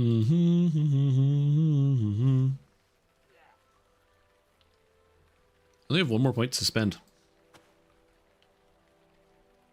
Well, might as well pick up the extra durability. 4 PRR is pretty good for 1 point.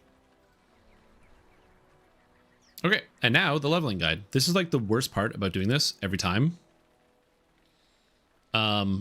Because you have to make things specific so that people can understand it.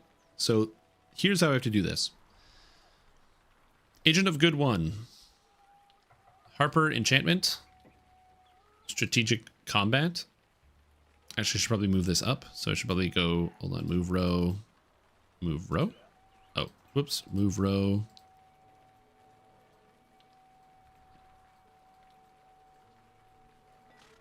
Why are we not moving it?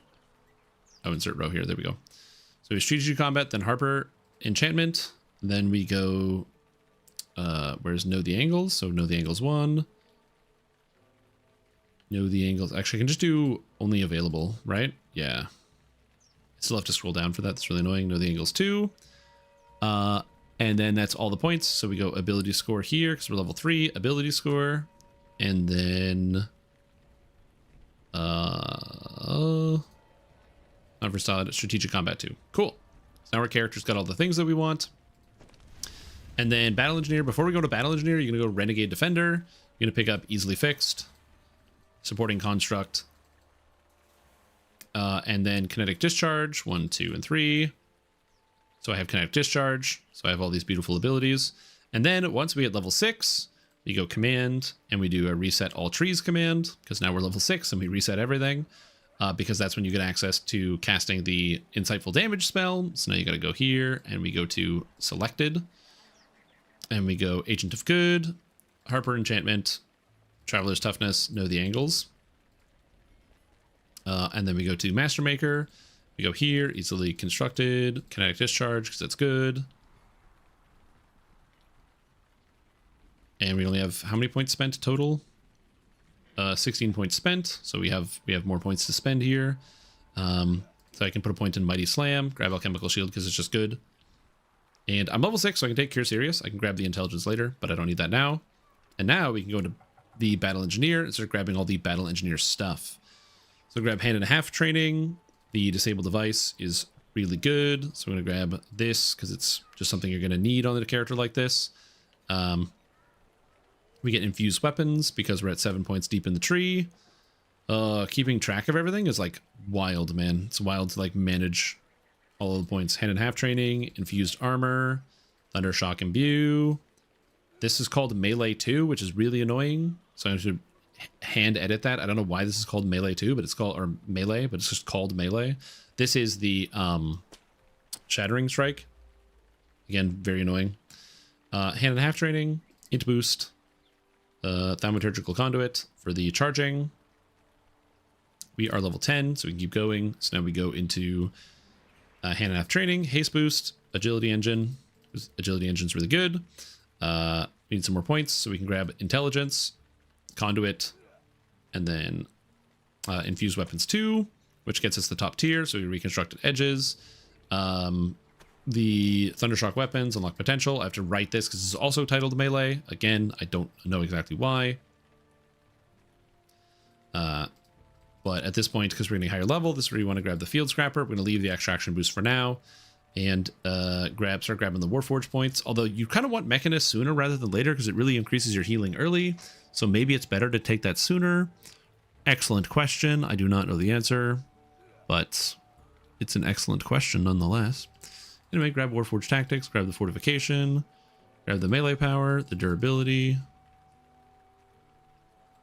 Grab this. Grab this. Grab this. Grab this. Grab this.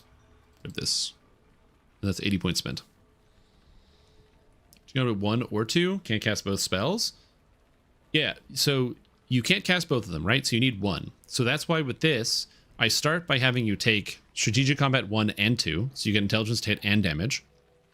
And then, once you get to level 6, and you're able to cast Intelligence to damage as a spell, you reset. So you take Intelligence to... Oh, Intelligence to hit. I fucked this up. Oh my god, you're right. Okay, well, that's fine. We can delete this. That's the magic of making mistakes. Alright, we need to take Strategic Combat. And I need to take this and move row. And place it here. There. Beautiful. That's what I fucked up. Thank you. If the leveling guide was something where you could pick it by actually clicking in the tree, it'd be so much easier. But I have to like remember the names of every ability when doing this. And it's an annoying, tedious part of the process. Okay. Now you might be like, yeah, but in the other builder you can. But the other builder doesn't give you the ability to put a leveling guide in.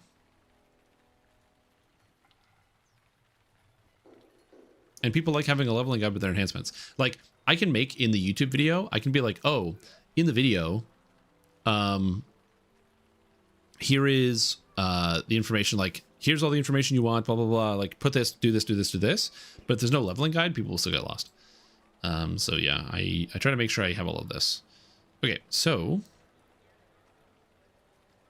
you have every Epic Destiny tree. Let's try a version with Macrotech, but we'll see how it goes. This, and I don't think Macrotech would be the main tree, but we'll see. Fate Singer. I mean, you can try, but the Epic Strike, you don't use the Epic Strike. You use the Mantle. Mantle's like really defensive, and it would give you no additional damage. So my worry is you would do no damage whatsoever. We'll see. We'll try it. We'll try something like this and see how it goes. Passes for best at each level, PoE or DDO. Yep. What would we would Audion or Undying Age Warhammer be better? I don't know what Audion does. Audion Warhammer DDO.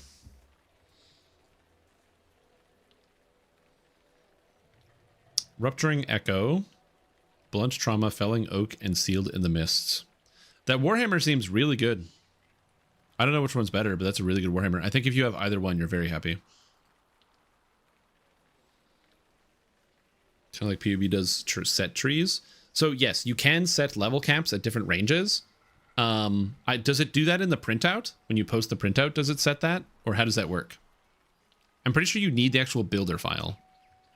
Like, again, there's no place online where I could upload a builder file. So, like, if you go to... so I'm just going to load up.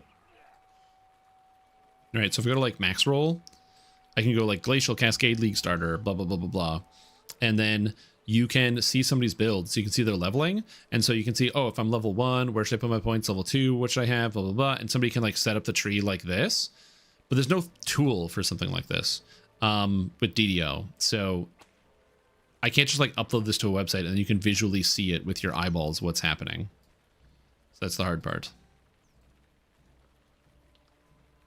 Yeah, which is really good. Yeah, I assume Audion is extremely good.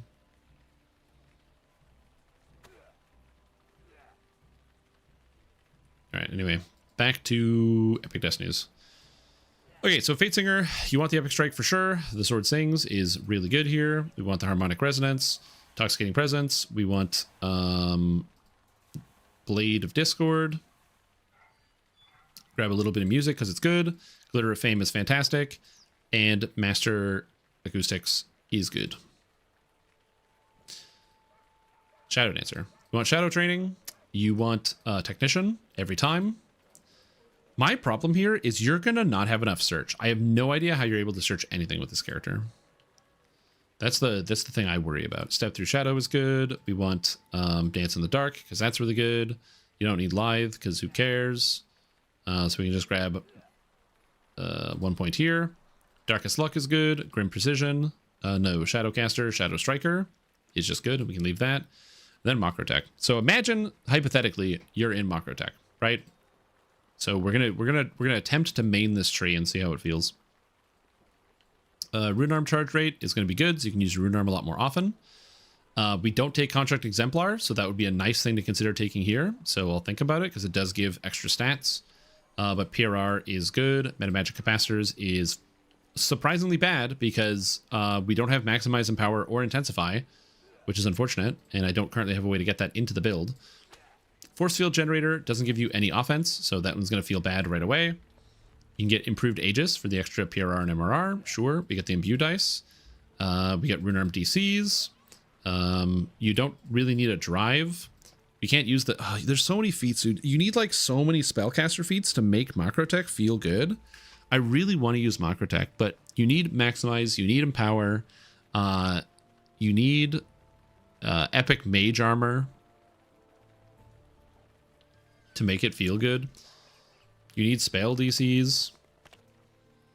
Even Rune Arm use with the +1 charge tier is like kind of cool, but there's like so many different directions you kind of have to go in all the time.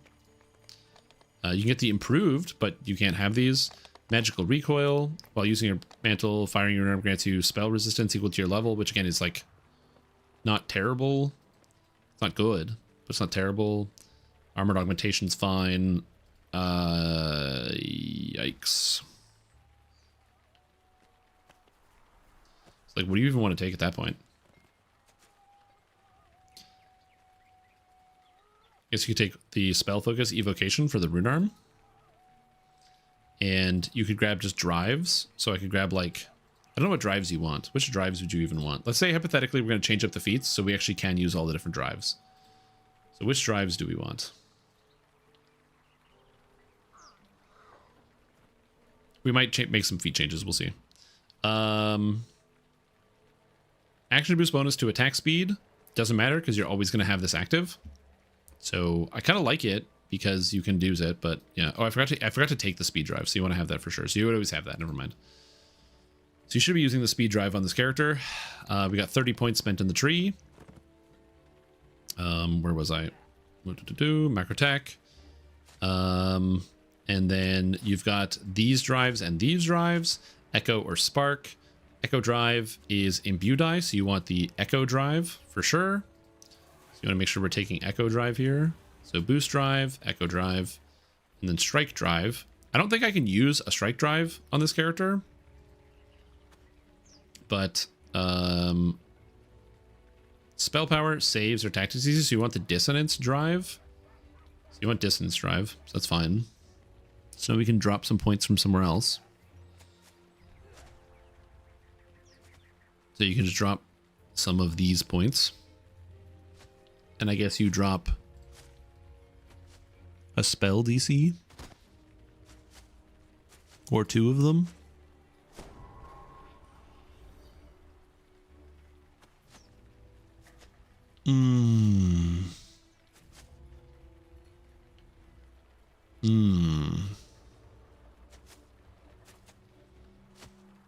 If I didn't take the mantle, this would be like way cheaper and manageable.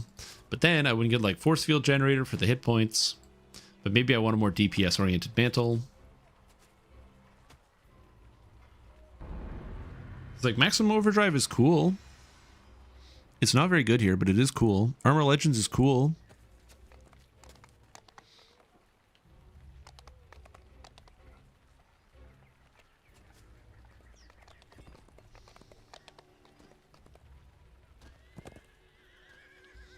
Okay, so the main problem I'm running into is we need a mantle that does a thing. So like if you cut force field generation, improved Aegis, and magical recoil, now you have the points to be able to spend on whatever you want. So you can take sprockets now if you wish. And you can grab the solid footing, and then you can still take armor legends, critical connection, maximum overdrive, and the spell DCs. So you have all of that stuff that you want, but you don't have a functioning mantle that does anything for your character, which is a bit of a problem because I like having a functioning mantle that does stuff for my character. However, there is a solution to this problem, which is probably using the primal avatar mantle, which does give you some extra damage. It's got some good burst. You scale a lot of spell power, so it's not horrible. But it would want me to change over some feats. This is why the editing process can sometimes be a long time. So we'll see here.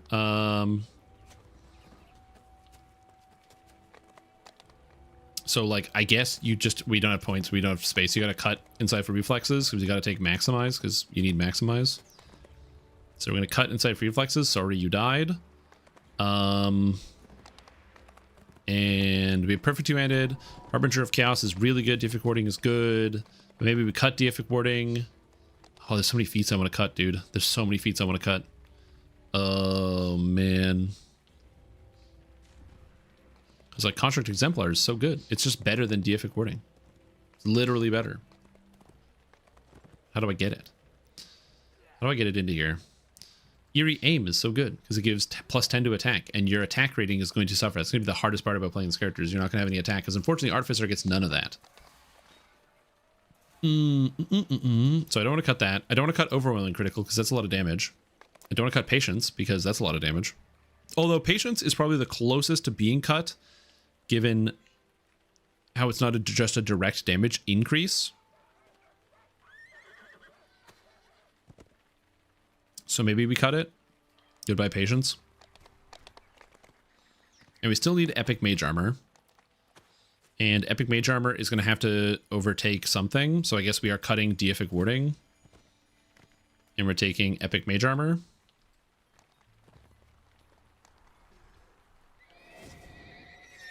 But now you have an issue where you don't have any DCs for your rune arms. So like, how do you get rune arm DCs? I guess I do have a lot of, like at plus 9, 12, 13, something like that. I think Overwhelming Critical is better than Patience in this case. Because when you cut Patience, you get more attack speed, which means Overwhelming Critical ends up gaining more value over time incrementally. Obviously, cutting Titan's blood is an option here as well, because dependent on your equipment. I haven't sorted out equipment yet. And then so we say, okay, Shadow Dancer, goodbye. I don't need you. We go with Primal Avatar instead. Which sucks because now you're like, I don't even know how you get a single trap on this character because you need like the craziest items in the entire game to be able to hit any traps. Like, I don't even know how you get to 100 with this. So, it's all bad, dude. It's all bad all the way down. Anyway, whatever. We grab Rejuve Cocoon so you can heal other people easily since you have Quicken. And you grab Mantle of Nature, Sky. Now grow. Thorn. Give me the Spirit Boon Mind. 1 point. Seeking Elements. Shared Mantle. Evergreen. And now I got 3 points remaining to spend on whatever I feel like it. Yeah. Galvanic Attunement for 20 spell power for 2 points is not terrible. Fatesinger can grab Rhythm to Rain for +3 to hit and the Vorpal Strike, which is currently what I'm interested in. So I'm thinking either Rhythm to Rain or Galvanic Attunement. +3 to hit seems like it's going to be more impactful because you're going to be missing on hit chance. So we're probably going to grab that. And that is all of the points spent. So that looks like what it is. So you have the intelligence. You just don't have any, you don't have any evocation here. There's no evocation here. But we do have DCs coming in.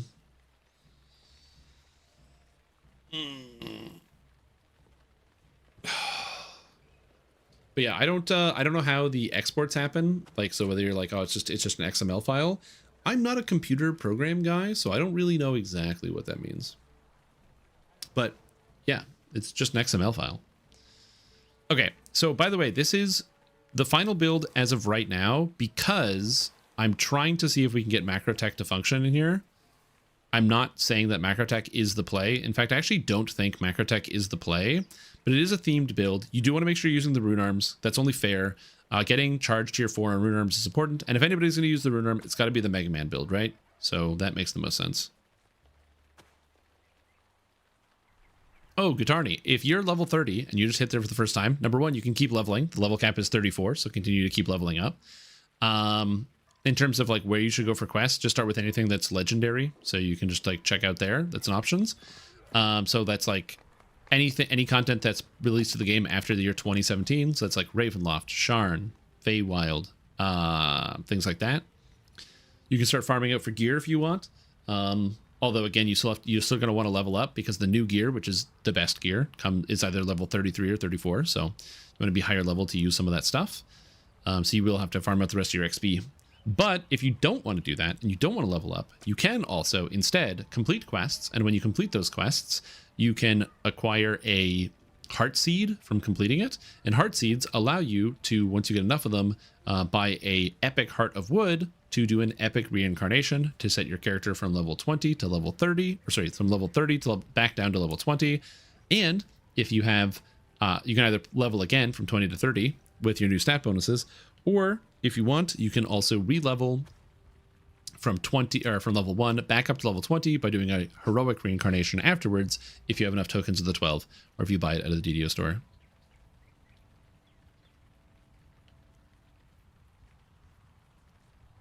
Okay, this looks good. Let's save it.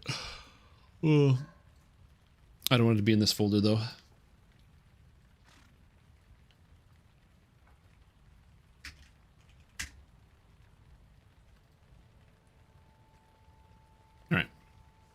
This character looks pretty good. Right now, this is what I'm going to be running with it. If Macrotech feels bad, I will be changing it for the final build, but I think this is what I'm going to run for the video. So that should be good.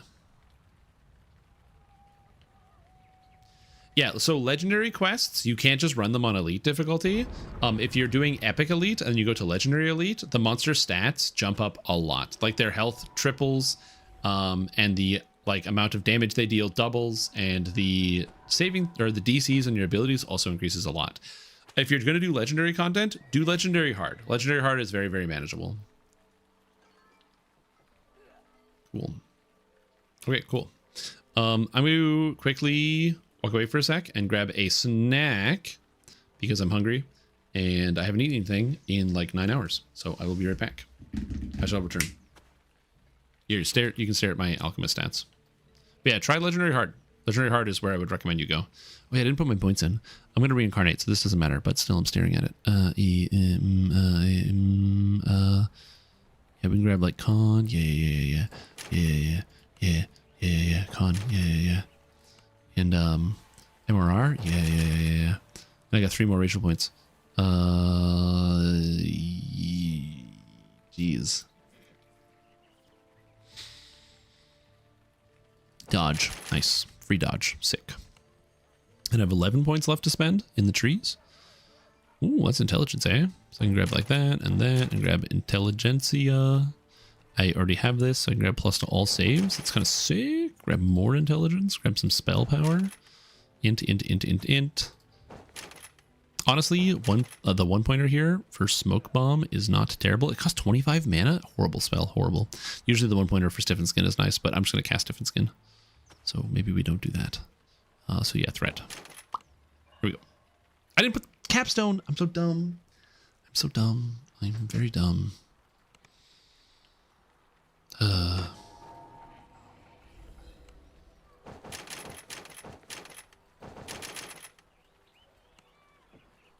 Only have 3 points left?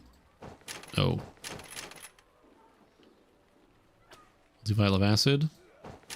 Oh, it's better than it otherwise would be. Yo, what's up, Sukai? How you doing? Reincarnating at level 20? Yeah, I'm not going to 30. I don't feel like it. Anyway, this is where the final skill points... Actually, I can change a bunch of stuff because I don't want these anymore either. I'm epics. Hold on. I'm spending a bunch of money for no reason, but I have to redo this now.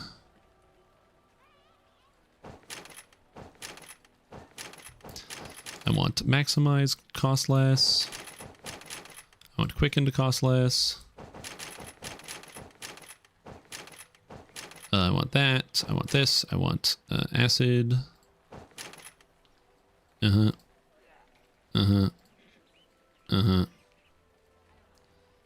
Acid. I don't know if I would actually cast that spell, but this is probably where I would do my layout here.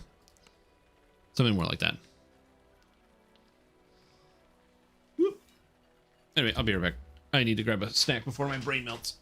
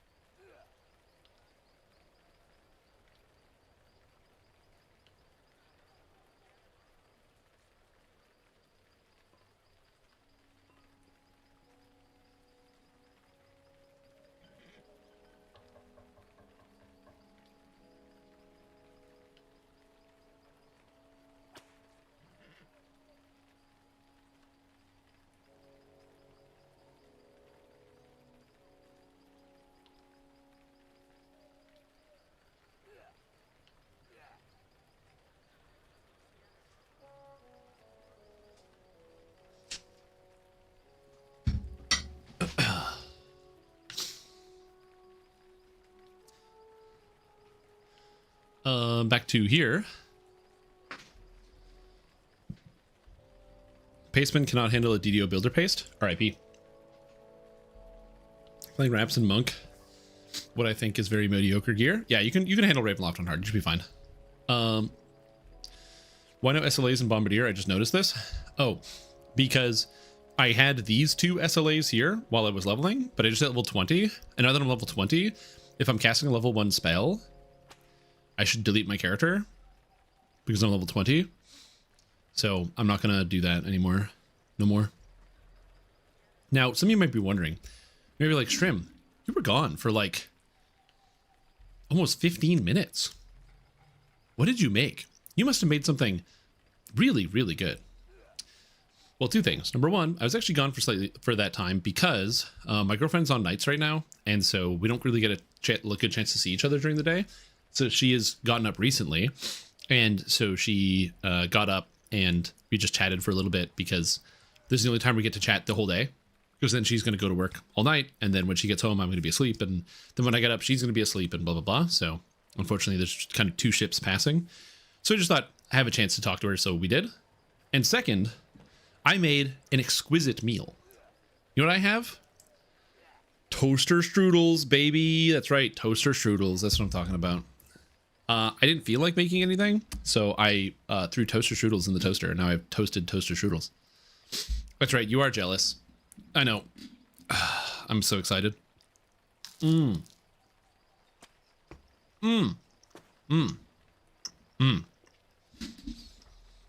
the spot. Sometimes you just got to listen to your brain.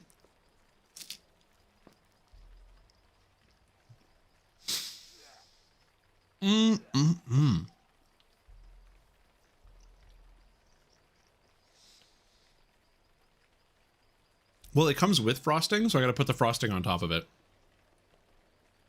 One, I did a really good job. The other one, I cut the plastic, the hole too big, so it just came out as a big blob. Should I respec more often? I mean, it depends. Like, I like to respec usually around level 20, and not all of them, but a lot of the builds that I put together have respecs in them. So, for example, I recently just put together the Maverick Hunter build, and this is the one I'm going to be using on stream. In the enhancements, it is take these enhancements to level, and then at level 6, reset to these enhancements. Because there's a spell you get that changes up how you want to go through it. So yeah. So I use respecs pretty regularly, I would say. Use the thing while it's good and then get rid of it when it's not.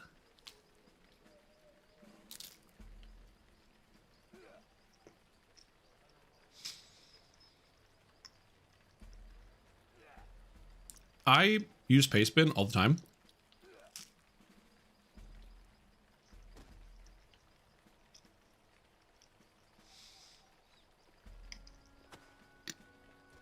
So I don't want to hear any Pastebin slander.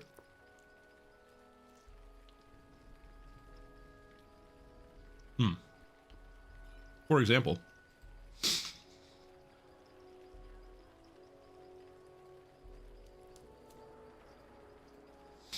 Beginner Basics by Strim Tom.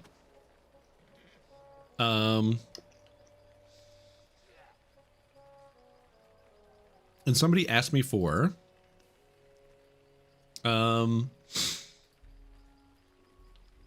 a build. I put a build together. Oh yeah, Artificer. And they were like, hey, I own Harper Agent. I want to play this, but as a pure. Can you show me how to do that? And I was like, yeah, sure. So I wrote this and I put it together. Boom, Pastebin. There it is. Main change of the build is pure. You use medium armor. You have better healing versus the rogue. Pure Artificer build. Pastebin, baby.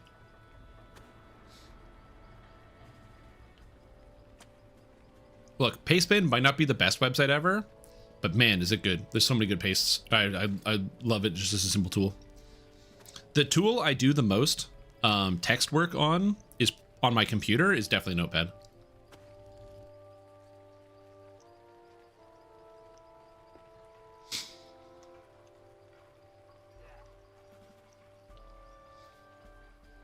When's the last time I did Precious Cargo? Willingly, probably 2 or 3 years.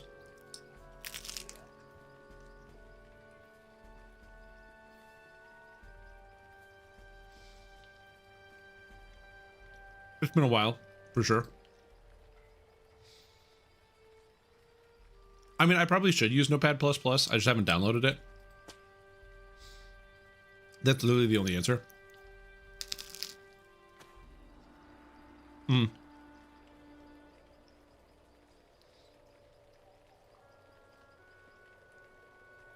it's good for organizing stuff. Wow, this is what I want to look at. Oh.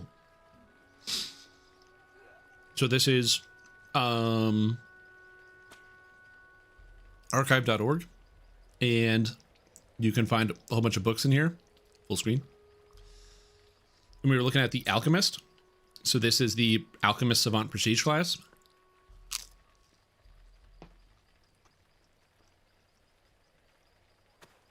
Which you could imagine is what they used for the alchemist in this game, in DDO.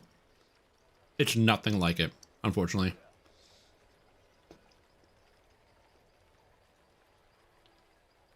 Oh, just seeing gameplay. Yeah. No, you can see it now. You get like efficient alchemy, potion use, brew spell vials, more efficient alchemy, creating alchemical mixtures. So basically you can make potions in a day regardless of the value of them, which again is all really cool. And it's probably the justification as to why they could add an alchemist into the game in the first place, because there is technically an alchemist prestige class. So you turn that into a whole class. But alchemist here, alchemist savant, has basically nothing to do with alchemist in DDO. It's cool, but completely unrelated, unfortunately.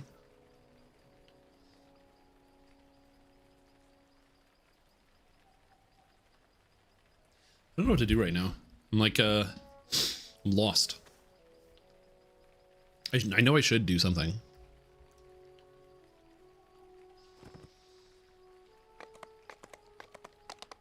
I could start recording the video for the artificer. A backflip? Oh, I can do that. Boom. You probably forgot I could do that.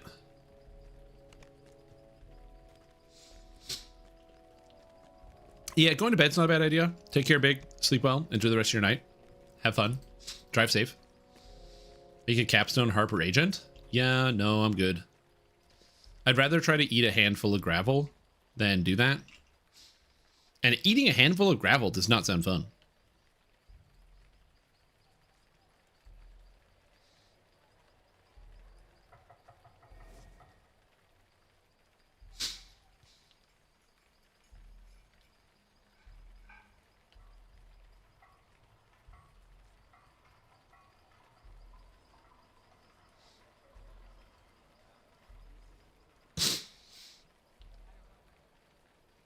Sounds like good fiber. It's like not entirely good fiber, but yeah. I'm gonna come up with something. Just give me a couple minutes. I am currently feeling spacey. That's all.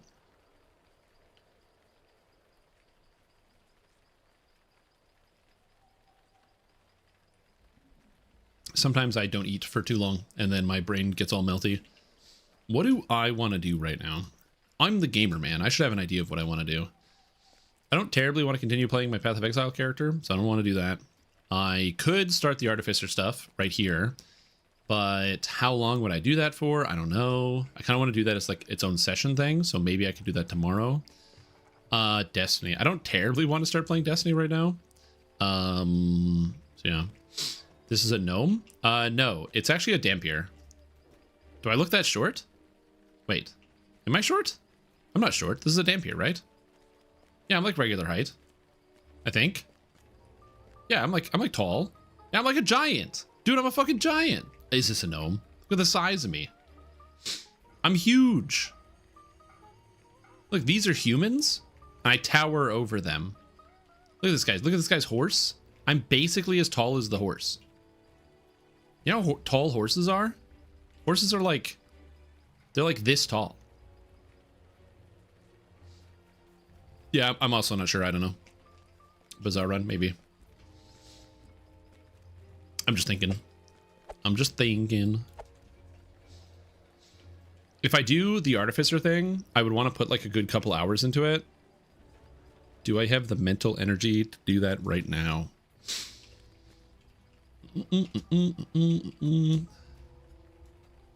Is 5-7? Isn't it supposed to be 6-7? Isn't the joke 6-7? I still don't know what that means. I'm gonna have to get. I'm like too old to the point where like kids say the 6-7, and I don't know what that means because I'm not on TikTok. And when I asked the kids that I know, and I go, "Hey, what does that mean?" They're like, "Oh no, it's a TikTok thing. Don't worry about it."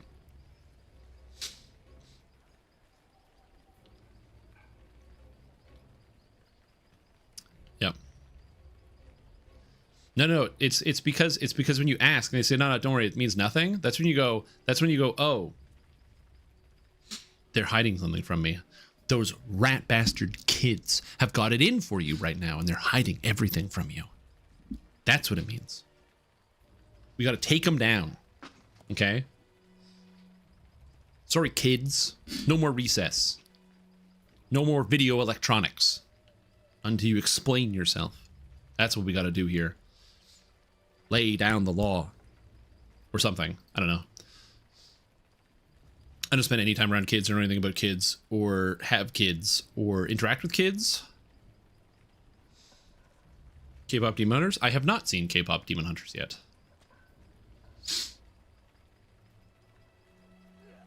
Kids with their iPod? Yeah! Kids with their iPod. Hell yeah, dude. What the hell? Reaction vid? You want me to watch the entire TV or the entire movie on stream? I don't think I can watch a movie on stream without getting gigabanned. But I like your suggestion. I think it's cool.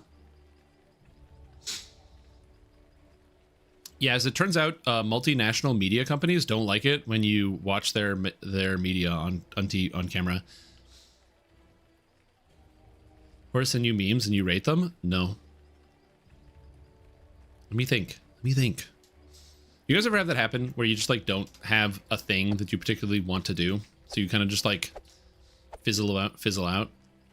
Just put a side video and generic music. Oh, what you're saying is I put the movie on screen, stretch it a bit, change the colors, and then put like Subway Surfers on the side, and then put some copyright-free music going over top of it. And then mute the video so you can't watch it either. Yeah, good idea. No, I have no intention of watching a movie on stream. Or you do the thing where it's like, yeah, you have like pleasant music playing in your left ear, and then you have like somebody reading out the dictionary in your right ear.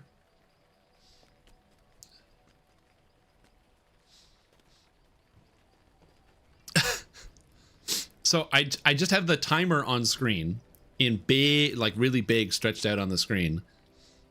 And then that way you can see exactly where I'm at in the movie, and it's just muted, and then I'm just like there with the timer. I guess you can do that.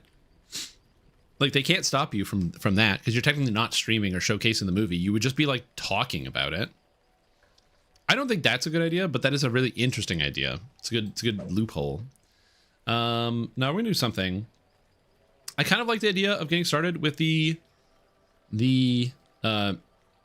Mega Man build, so I think we probably will do that. Yeah, that just sounds good to me. So I think I'm going to start doing that for a bit. We'll probably do it for like an hour and a half, somewhere around there. Do a little bit of a recording here. Just show the score and do a play-by-play. Interesting. Oh yeah, because I guess you can't watch sports on stream. Yeah, that would probably be a pretty big workaround. Just watching a sports game. VTubers do the watch-along thing. I mean, it's not a horrible idea. The problem is, like, I don't know. I'm game man, not watch man. I've done very few reacts just in general. Like I'm not a big react guy. Some people are, but not me.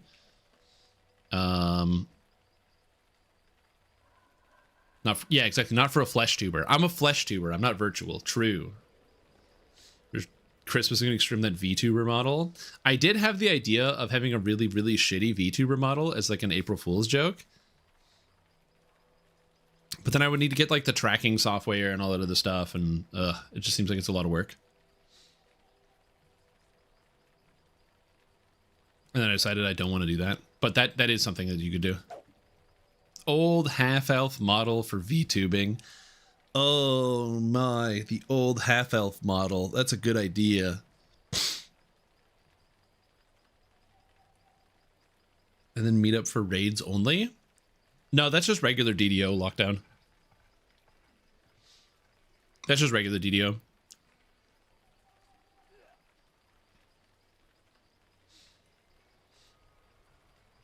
Ah, the old purple Dragonite. The 2D avatar that only moves when you talk. True, yeah.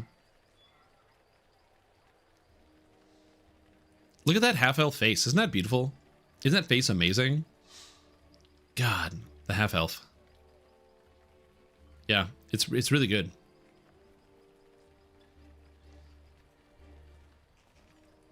That's what they used to look like. Half-elves were really ugly. Now they're unbelievably pretty. Which is good. It's better to look at, but like where's give me a thing. Give me a thing. Elf half. No, it's half elf. Now they look like people. Oh, he's got a little mustache. That's funny. And like tiny bit of facial hair. Honestly, it kind of looks like he's sick. Oh, the old hair texture, baby. Oh yeah, look at that. Yeah, then modern half-elves don't look nearly as bad. Give me a new hair. Oh, do the half-elves not have new hair?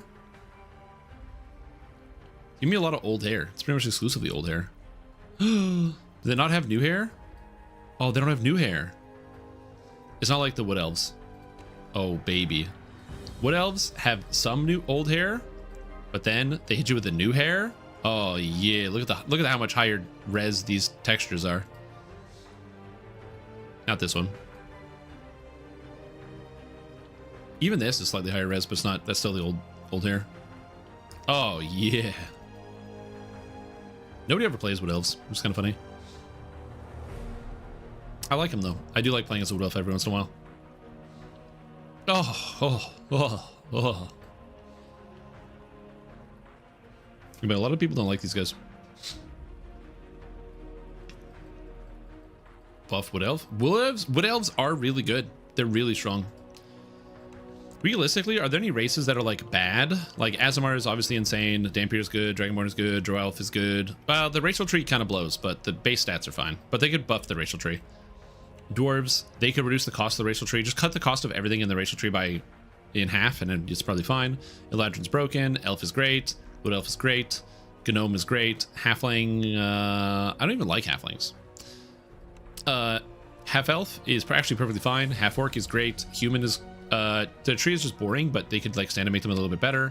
Tabaxis are great. Tieflings are great. Shifters are great. Warforged could, honestly, the Warforged buff they did a while ago is good. The closest thing I would love to see them do for Warforged is make the armor feats a bonus feat at level 1. Race tier list? I don't want to have a YouTube video titled race tier list. I know this might be confusing as to why I might not want that, but I don't want that.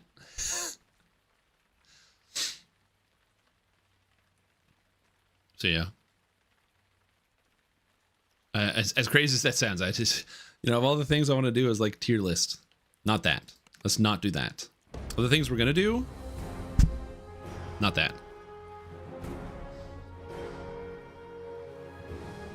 DDO non-class tier list. You could do something like Origin, DDO Origin tier list. Choose your origin. The Dampiers are so sick, dude. In the higher strength. Stat notes, Dampiers start with higher strength. It's like one word. If fully embracing undeath, they become vulnerable to light damage and take less positive healing. Did you know they don't become vulnerable to light damage? How sick is that? for some reason, all the undead forms since Dark Apostate, which is just Dark Apostate and Dampier, but there's still 2 of them, they don't take extra damage from light, which is weird. It's a weird bug.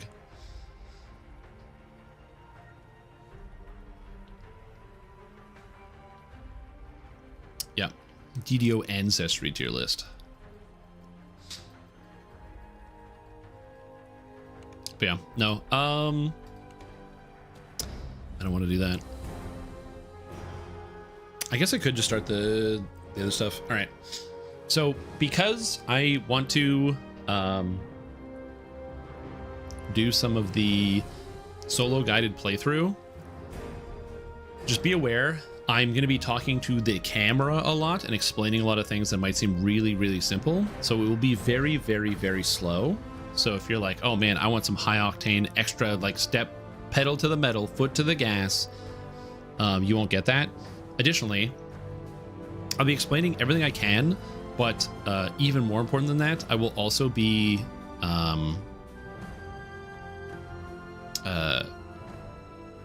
will say trying to stay more focused and not being as silly or goofy or talking about a bunch of other stuff. So yeah, that will be a thing that'll happen. Character selection background before Sharn released. Yeah, they moved us to Sharn. Then where was it? Wasn't it just the harbor? I want to say it was just the harbor, but honestly, I can't recall. It's been such a long time.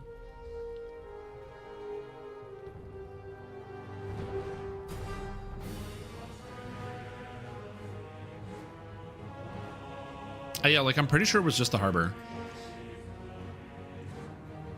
There's a campfire in this scene?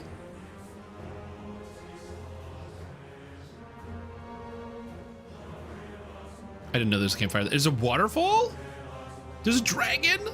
Oh my god. Oh my god. Oh my god. I never pay attention to this. Why is it the Forgotten Realms? I'm in the Blood on the Vine, and this is Tabaxi. Do I have a Forgotten Realms character? No, I don't think so. Yeah, this is a Forgotten Realms character. This is a Deep Gnome. Magic Missile level 9.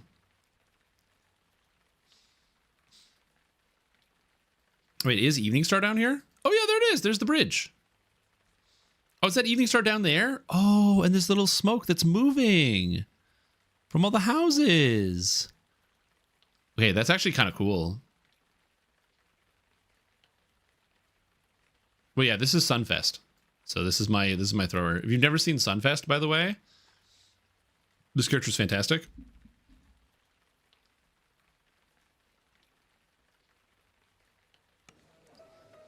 This is a endgame thrower build that I need to do some work on. Like I have to level it up and I need to redo its gear.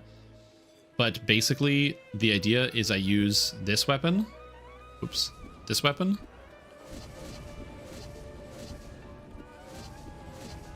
This is the Immortal Sun Flask, and the Immortal Sun Flask is a item that comes from one of the Christmas events from Snow Peaks, which is coming soon. So you can actually get this soon. And it mimics a Sun Flask a little bit. It doesn't exactly do what Sun Flask do, because this character, the Sun Flask, this doesn't arc. It actually just flies in a straight line. It's really slow. So if a target is moving, you actually can't hit them because your projectile is too slow, because it goes only slightly faster than character movement speed, so you can almost keep up with it if you're fast enough. So that's not good.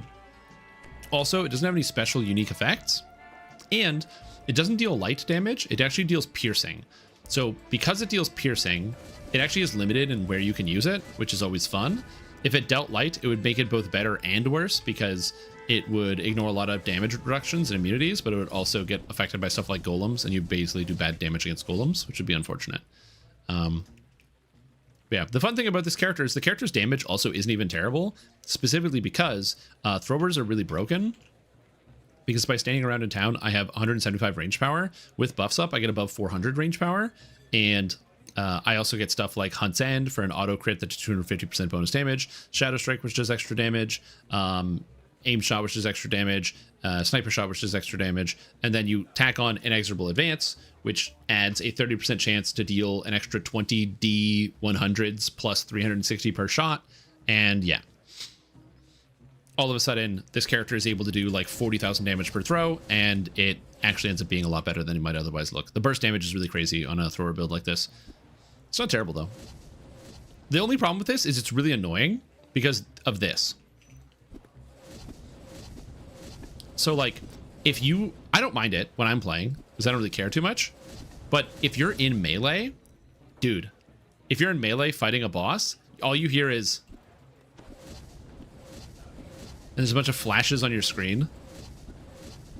So, I don't play this character all the time because it can be kind of annoying. I have thought about it, though. I have thought about, like, what it would look like to re-roll some of this character or maybe change it to Sunflash. But, like, I can't because, you know, that's the whole character. Is it's designed to be like this, but yeah. So that's the thing. Like, it's cool, though. But look at the bottles. Look at them. Look at the bottles. It's great. Sometimes your meme dreams can go too far. I like how much raid gear's on this character too. Rune Lodestone, Helm of the Final Watcher, Tinker's Goggles, Bracer Deftness is a raid item. Dino Bone Ring, technically a raid item. Buckler of the Celestial Soldier. Yep, this was the best item for the build. Did I post the Maverick Hunter somewhere? I didn't post it because I'm going to play it first and experiment around with it. If you want the version that I wrote, you can have it. As long as you're aware that this is like the tentative version that is going to be adjusted. This is not the final version. I'm going to play it first. But if you want it, I can give it to you.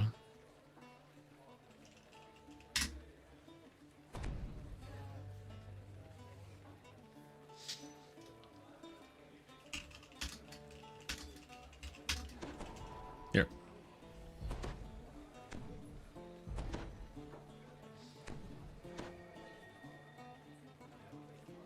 Here you go. Enjoy. When I accumulated Sunflash, first of all, that was 2022. And second of all, I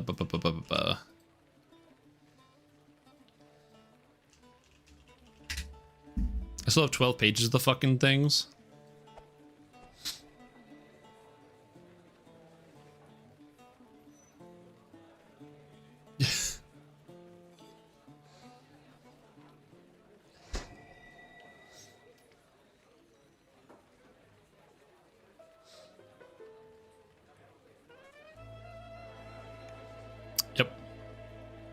I just realized I made a mistake. I didn't take two-handed fighting specialist in the build. So there's already a bug. Feats. I didn't take two-handed fighting specialist in the build.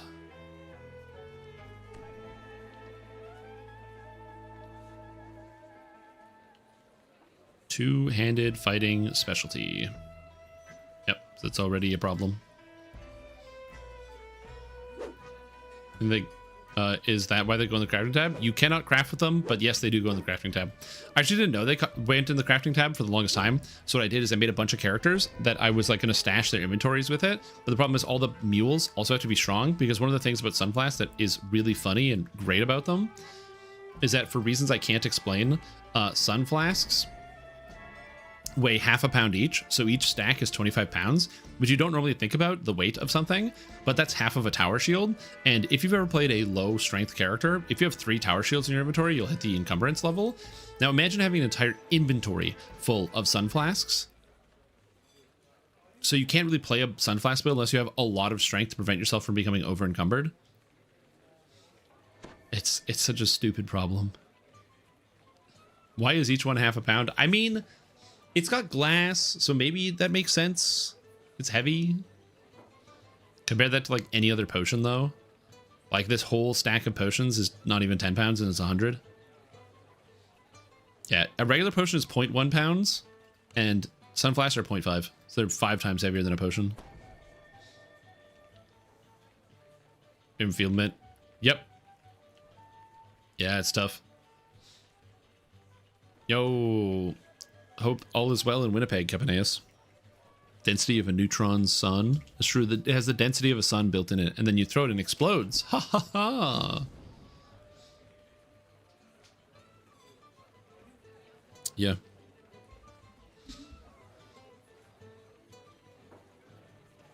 Yeah, dude. Life is good. Tempest Spine R10 have strength and int need insta kills. I don't want to do that. That sounds not fun.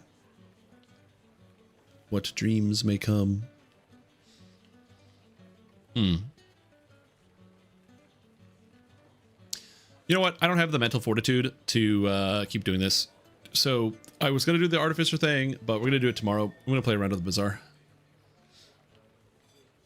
For the solo guided build, I think I posted in the chat, but here it is. This is what we're going to be running. Melee Artificer. So it'll be Melee Artificer. But yeah, I'm going to do it around the Bazaar. So I'm just going to set that up.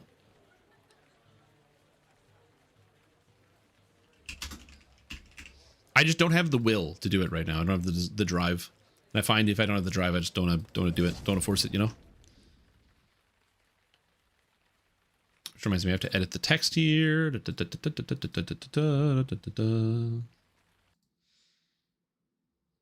Stream settings.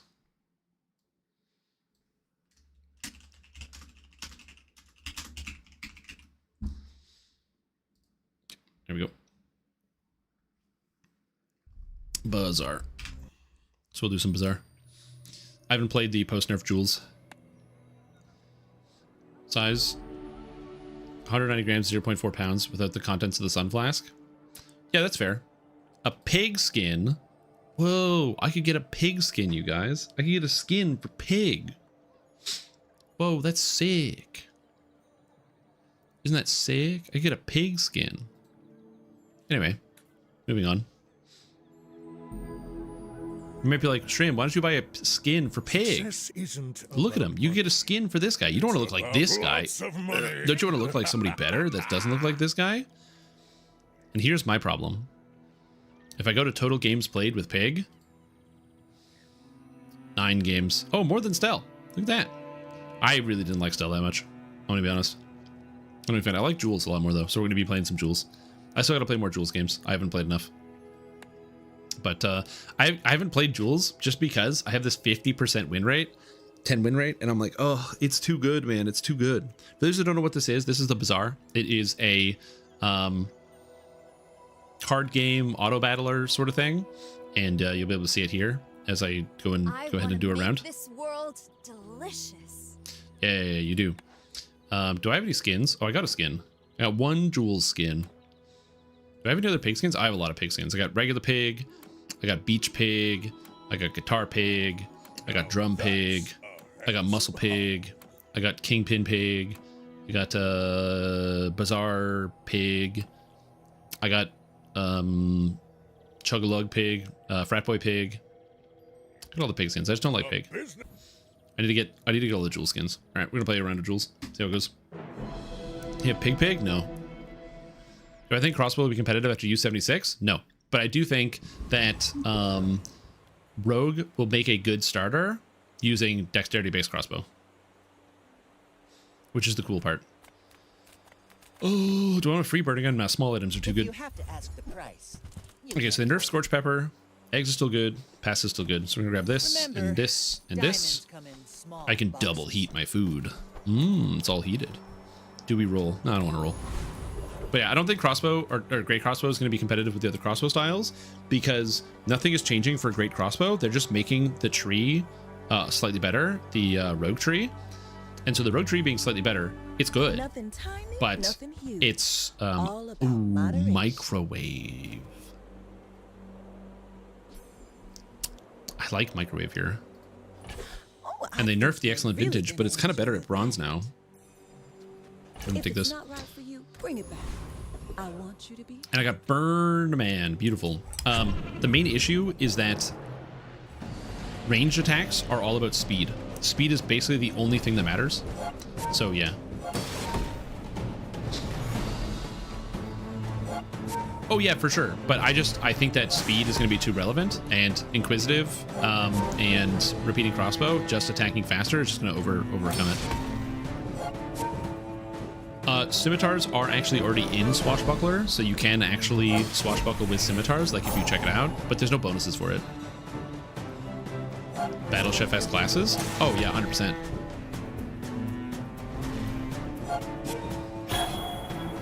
It's basically like you're 100% correct. During Fusillade, Great Crossbow does an insane amount of damage, but you just lose so much damage everywhere else. That's the hard part. So yeah. I'll make you dinner. You'll be delicious. Burn skill. Let's go. +1 burn on all my burn items. Free food because I'm out of money. Oh, we got rice. Finally, actually a good item. Wonder. Hold. So hold on. So the microwave goes here. We put down the rice. We heat the rice with the scorched pepper. And then we grab the pasta because when the pasta gets hasted, it charges. Oh, baby. Usually I take an enchanted item here, but I don't even know what I would use as an enchanted item. Let's do it. Fiery eggs.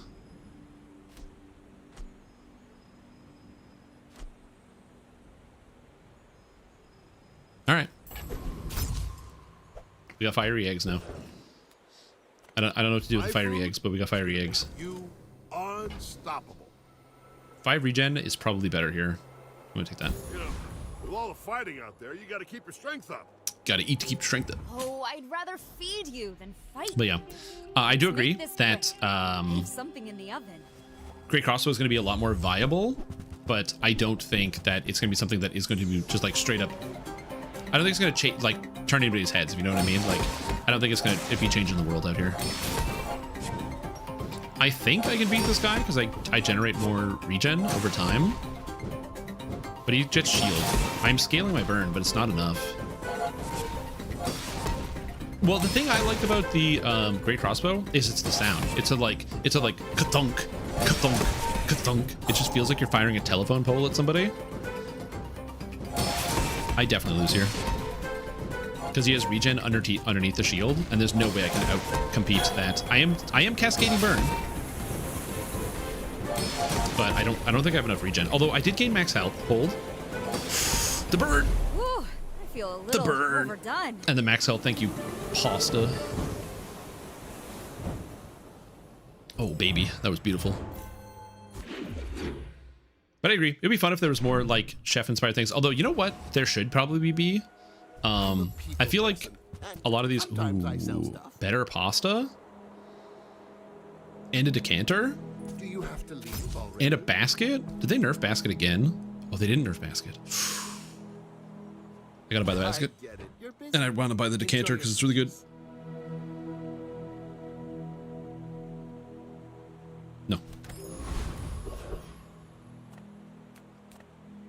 I can get something for free from Lickit. Oh wait, I can get food. I get 5 treats. Sick. I forgot that all counts as food, so it works against the basket.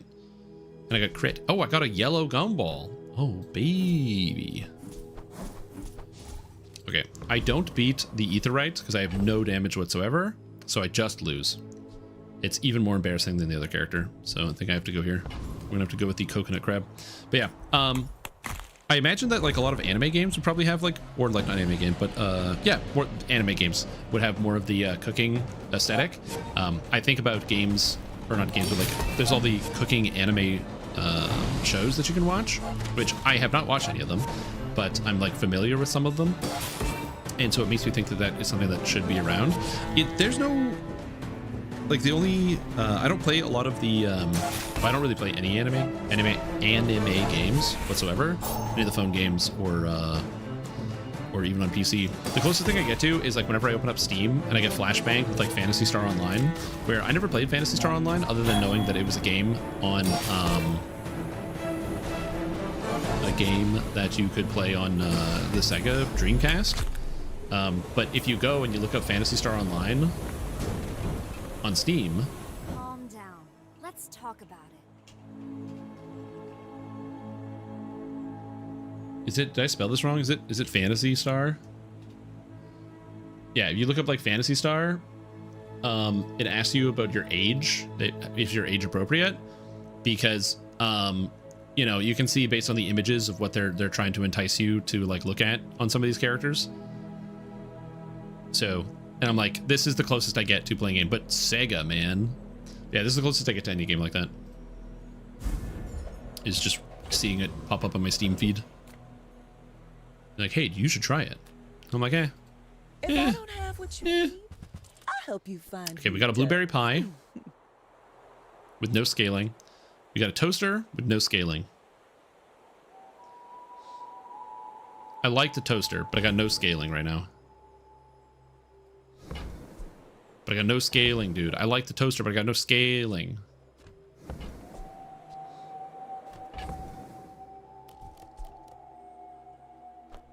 Okay. We're gonna grab the toaster. I used to offer a free We'll see how this goes. I got a chiller. I thought it was weird. No! No! Every time! I guess I can do this. But that is so depressing. Oh my. No, I can't remember it offhand. I'll have to redo it again. I'm just gonna do it from memory like a boss. That is so depressing. My freezer and my heater are next to each other. I mean, this is still good. The excellent vintage is good. So I can kind of save the day here. Man.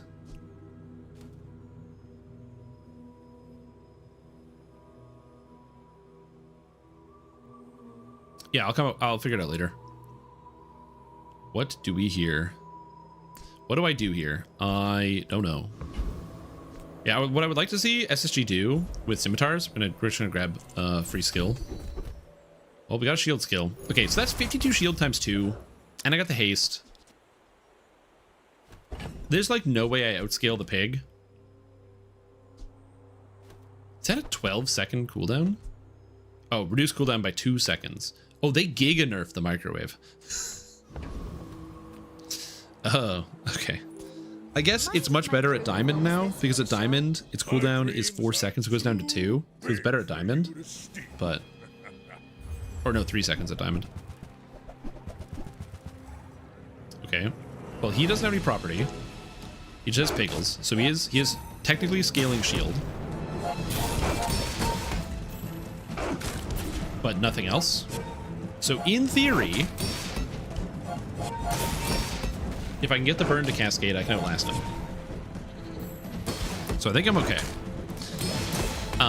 But yeah, what I would like to see them do is take Swashbuckler and make it so that the treatment of the Scimitar is the same as the treatment of Rapiers. So if it gives +1 multi to Scimitar while swashbuckling, and I want that specifically so I can play a swashbuckling Druid who uses the Flameblade Valorius from the raid, Dryad the Demigod. I can't believe I'm beating anybody with this really, really horrible build. This guy's build is also really horrible, but still. I feel good. Beautiful. All right, I need something. You know what? Chocolate bars is good. I'll take chocolate bars. Oh, the gumball machine, because then I could use the basket. Because once the basket comes online, it works well with a toaster.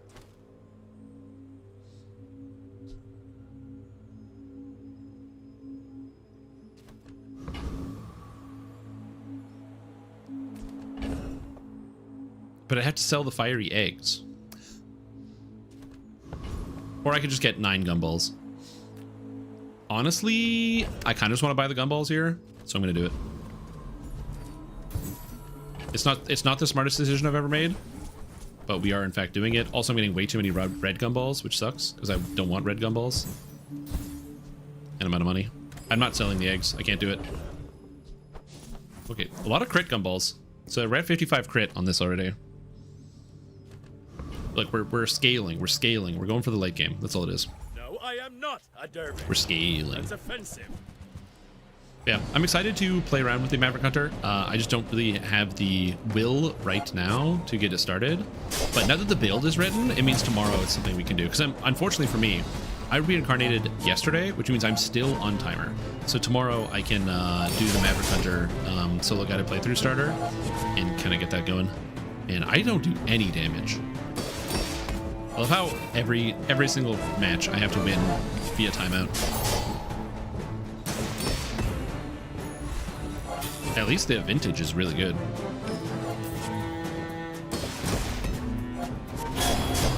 I will accept my punishment. All right. Okay, burn items have 10 crit. That's good. Okay, so we gotta upgrade B1, B2. Cooldown goes to 5. This upgrades. So I like keeping the microwave here. I think the microwave is good. So I think we keep the microwave. I think we're keeping the microwave. It's either microwave or basket. And I think microwave is good right now. So I think we're keeping the microwave for sure. Now we level up. Okay. So the problem is I don't need to heat this. I go like this, this, microwave, or basket. So this is just going to give me regen. This is hasting everything, and this is charging up the toaster.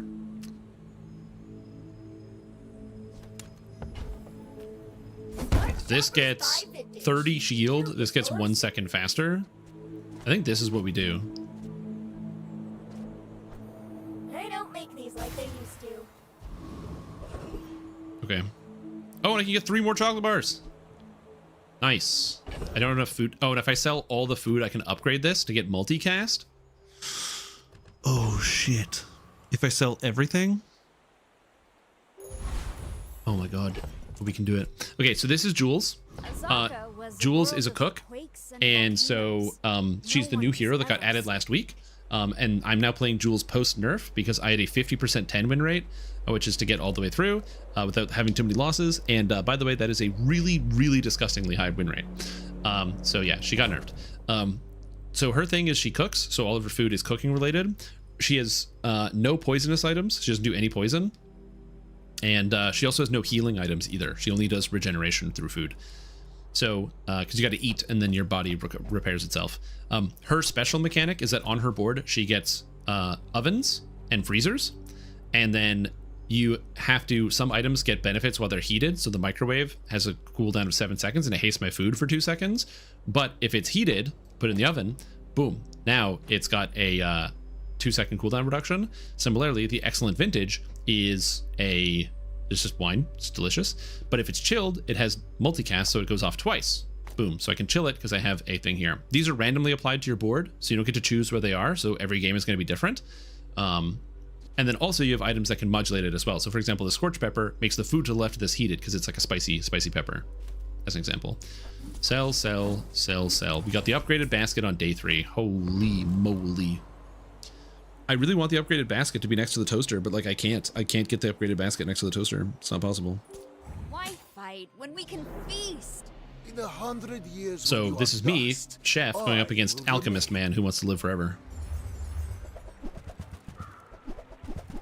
This, oh no! Oh, he doesn't have scaling. He doesn't have scaling on either of the items. Nice, I win. Cook his ass? Oh, we're cooking, baby. I was really worried about this Mac because he has these 2 really high scaling items, but fortunately for me, he has no scaling whatsoever. Although, even without scaling, he just has a lot of poison. Oh, he does have scaling because he has the toxic fungal spores. Oh my god, get him. Get him. Oh no, I'm taking so much damage. I'm taking like 80 damage a turn. Get him. My health is going down. Get him. Nice. I had 56 health left. Poison ignores shield, so even though I put a bunch of shield up, his poison goes right through it. I almost lost. Okay, good. Again, my current problem is I still don't really do anything, and I don't really have a solution to that problem, but look, chocolate. Selling food upgrades the basket, so I just need to get as much food as possible and then sell it. Hey, look, chocolate. Boop, boop, boop, boop, boop, boop, boop, boop, boop. And let's fight this guy. Dervishes. Every time you sell chocolate, it also gives you I should have gone to the other guy, I don't know what I was thinking. But every time you sell chocolate, it also gives you extra health, so it increases my maximum health whenever I sell chocolate.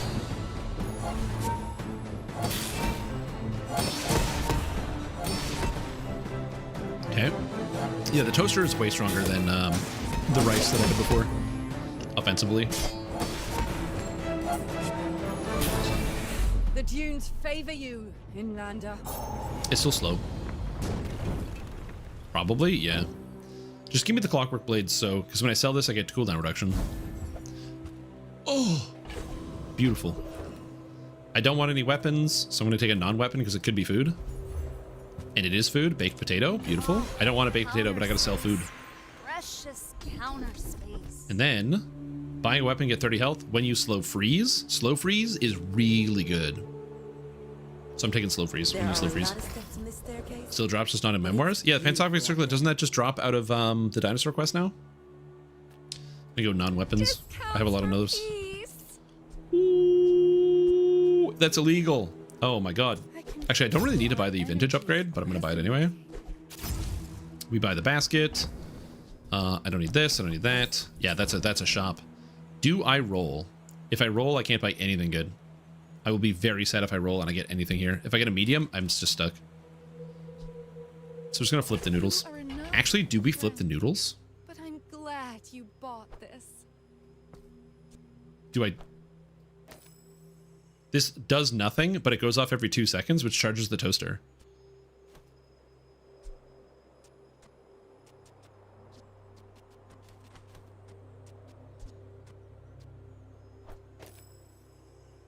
I can't do it. It's not good.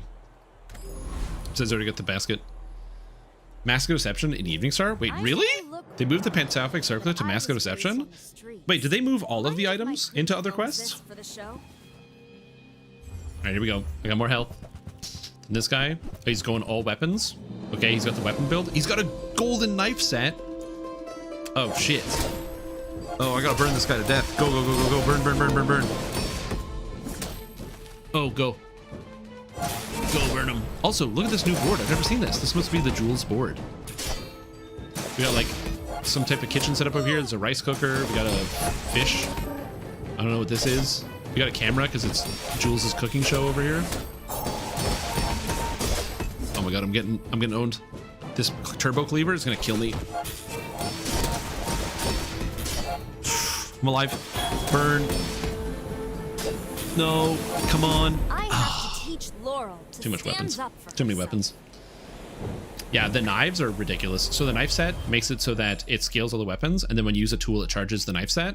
And all of Jules' weapons are tools because they're all kitchen tools. So you got the Ulu knife, the rolling pin, the turbo the cleaver. This one's enchanted, so it also hastes. The carving fork and the skewer, they're all tools. So when any weapon goes off, it charges the knife, which then buffs all the weapons. So it's kind of like it's a big cycle. And the rolling pin gets damage when he hastes. So if the turbo cleaver ever hits this, it was close. Again, my problem is my character doesn't do anything right now. So that is my current issue. Let's go to Barcoon. Okay, what do we got? We got a prep station. Your food gains 10 shield, 1 burn, and 1 regen for the fight. When using an adjacent tool charges 1. I don't have any fast tools. I like the prep station. It's quite good here. But I don't need fast tools to be able to use this. It's smaller than Quicksilver. Then we have the hot box. Adjacent burn items gain burn for the fight, and if it's heated, burn 10 when it goes off when you slow charges 2. The hot box is interesting because I can heat it, I can replace the microwave, and I can also get it to buff up the toaster. But now I'm just slower because I'm not hasting, so I don't think that's the play. And then there's the cheese wheel. This item is really, really good. It shields for 1, but it doubles this item's shields for the fight. And so the cool thing about this is if I have something like flat, like my leftmost item has 20 flat shield, this goes to 21 and then it starts doubling from 21. Yeah, I like the prep station, I just can't see it fitting here. The only thing I could maybe put it over top of is the excellent vintage, because then it would make the fiery eggs and the basket better, but I still feel like it's not that good. But maybe it is better than the vintage, because the vintage is slowing, but that's all it's doing, whereas this would actually let me scale.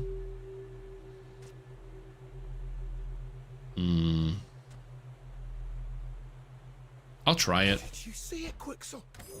I made Oh, also, dude, the food looks so good. The delicious pasta. Well, I mean, the fiery eggs, maybe not. Look at the basket full of food. It's mostly mushrooms. Actually, it's exclusively mushrooms. But, yeah. Oh, I can buy anything. Imagine the wonders waiting for us in the ground. Venomous dose. Does this make you hungry?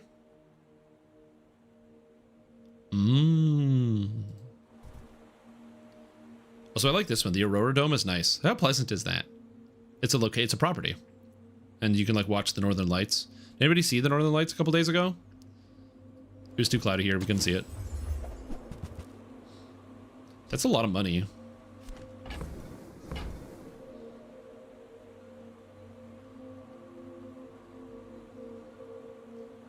I'm kind of low on cash. I'll do one more reroll for funsies. Oh, I regret it so much now. Oh, let's go. Oh, I got a gumball machine. Who were the people who left these things behind? Okay, so we put this here. We sell the vintage. And now I can afford the gumball machine. So now I'm going to get gumballs, and the gumballs that I get count as food, so I can sell them to buff the basket, and the gumballs are good. Community complaints? Talk to my advisor, Mr. Barkington. Yeah, and now we get to fight the Trash Town mayor. Good old mayor of Trash Town.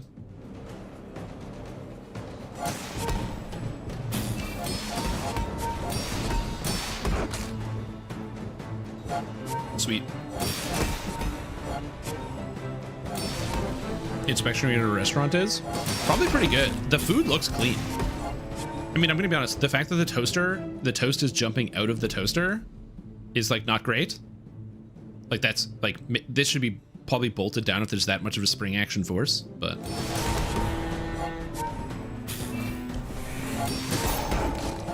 also I like that there's like little pieces of like the bread, like at the top, the crust of the bread, like flying off the top. I like that.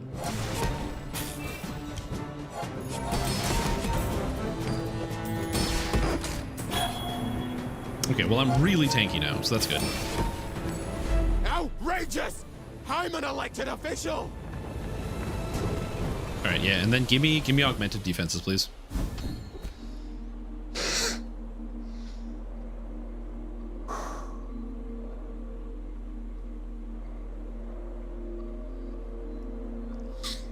So this is like one of the best skills you can get in the whole game. It permanently increases the shield of all shield items on my board every time I sell a small item. And that's good because I get gumballs every hour, which is a small item to give me one extra thing. So I'm just gonna take some XP here. Yeah, give me some loot. Sounds good. Oh, more shield. Okay, I like it. Oh, is that a whole set of chocolate bars? Oh, I got chocolate too. Let's just add shield onto this because that scales the regen. And then we're gonna go here, grab the chocolate, which unfortunately is not enough to get me the upgrade. The best part is, if I don't scale well, I'm still gonna lose to this guy. Let's make this Currently, quick. the only way I kill people is with the toaster, and it's not very good. I'd rather feed you than fight you. All right, what do we got? We have, oh, his damage is bronze rice and nothing, but his basket is better than mine, and his basket scales. Why does his basket scale? Oh, the honeycomb. Oh, lordy, I'm dead. I lose. The honeycomb is scaling the basket. Look at the regen on this thing, 22. Oh shit. I mean, eventually maybe I'll put enough burn on him, but like I don't get that much burn. Yeah, I think I'm dead. Yo, he's also basically putting more burn than I am. How is he putting on so much burn? Oh, because the coffee is hasting the microwave, so the microwave is able to constantly haste the rice. Oh, shoot. And he's critting me? Oh, God. Go, burn. Okay, the burn fell off of him first, or the shield fell off first. Oh, heal. Oh. Let's just talk it out. So close. Over dinner, of course. To defeat Jules and other Jules? Yeah, that was close.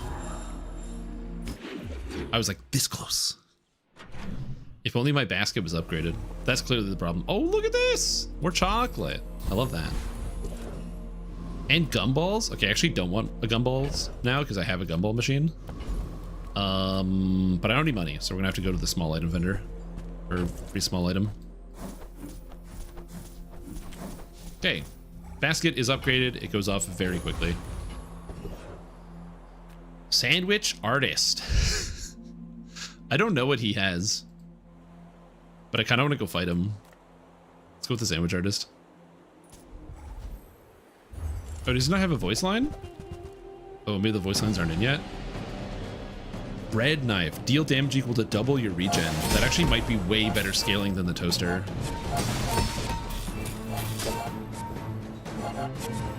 And it's a tool, so I could get it to like enhance the food to the left.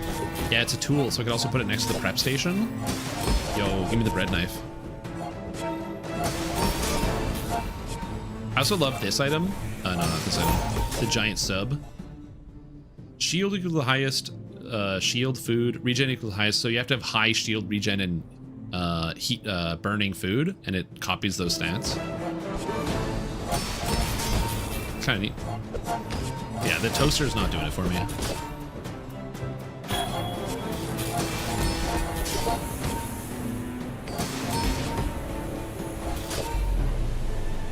Okay. Just give me the bread knife and everybody's happy. Just give me the bread knife. Don't think about it. Bread knife, please. Thank you. Oh, I got the butter. That was close to the bread knife. Counter space. Okay. Precious counter space. Let's go with rightmost shield. That sounds good. Thanks for trusting me. I hope we can do this again. Oh, random portal.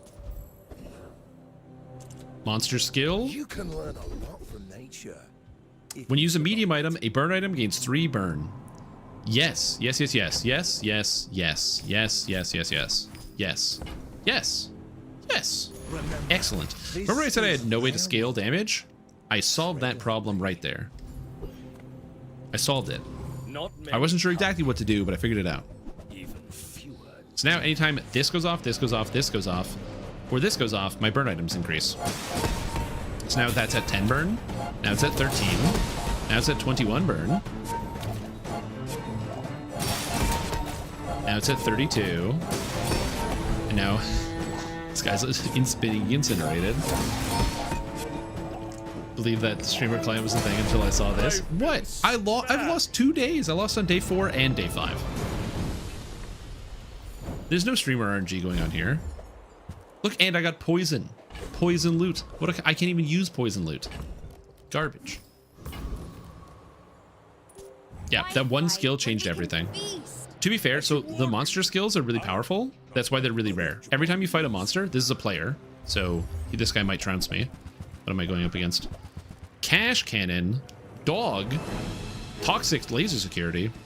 Anyway, every time you fight a monster, you get one of the things that it has, and the chances are equal. So if a monster has like 3 items and 2 skills, then it's a 1 in 5 to get any of the things that they have, which is cool. So monsters also have their skills set up to be at a certain level. So for example, Draconic Rage here, this skill comes from a dragon monster on like day 8 or something. It's very hard to beat, but it has the diamond version, which is when you use a medium item, burn for 9. The monster skill vendor is very, very powerful because you can get the monster skills, but earlier if they're like at a lower tier. So like the dragon has the diamond version, but instead of getting the diamond version, I got the silver version, which can only exist from talking to the vendor, which is kind of cool. Okay, we're gonna go to giving me spare change, this amount of money. Oh, I can upgrade a skill. Those Sphinxians may be Damn. flashy and wise and powerful, but they are not the Grand Master. Good, deep breaths now. Oh, 1 second. Getting a call. He just put me on hold. He's like, hold on, take deep breaths. I've got a phone call. What an asshole. I'm gonna take more crit on my fire or my burn items. Can I beat the Radiant Corsair?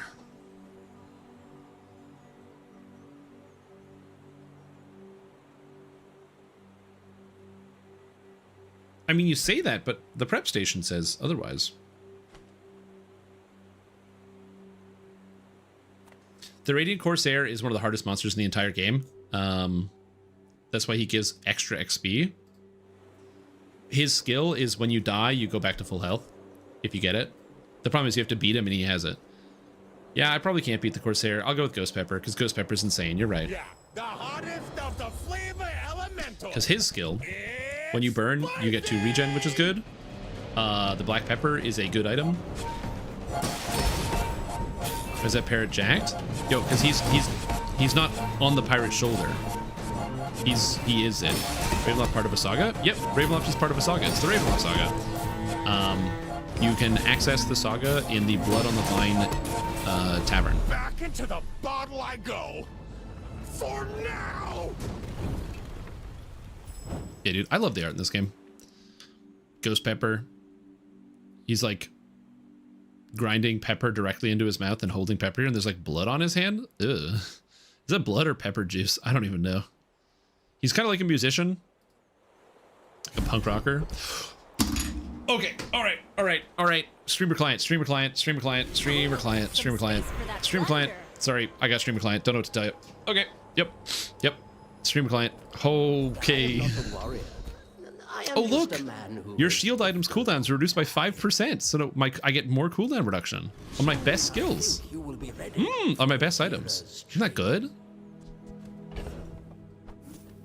I'm gonna go try to get some better small items. The pasta is not that good here. Is highly concentrated. Zarlik, haste of food for 1 second. Spatula, egg timer. These are bad. Skewer, cooking mallet, also bad. If you want something big and ugly, go see Pole. I don't have any money because of the shield thing. I'm gonna take 16 regen and call it a day. Yep, streamer client. Holy. Let's make this quick. I have something in the oven. You need Jim from the old Pokemon games? Yeah. Oh. Oh shit, what is this? What the hell? Blender? So wait, he turns this into a slushy. Every time the slushy goes off, he hits me with the freezer. And then he's freezing everything with the ice swan? Oh no. Go regen. Outscale. Okay, good. He has no damage scaling, which is fine, so he might be able to freeze me a lot. He can't kill me because he doesn't have any damage scaling. Oh my god. The freeze build. This is messed up. I bet you don't even tip.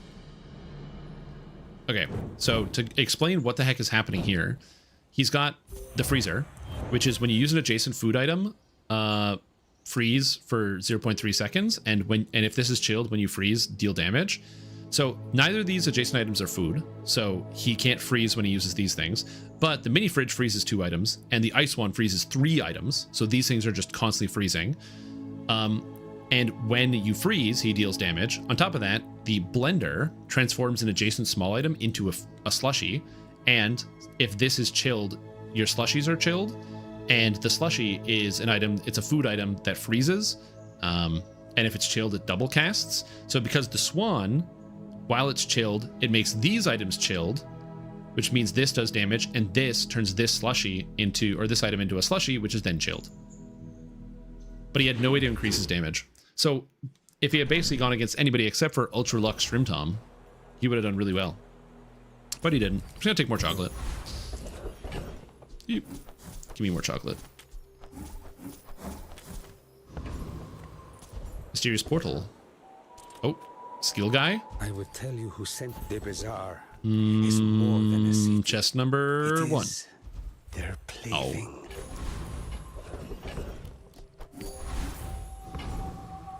Yeah, if he had Shatter, the scaling, I would have been done.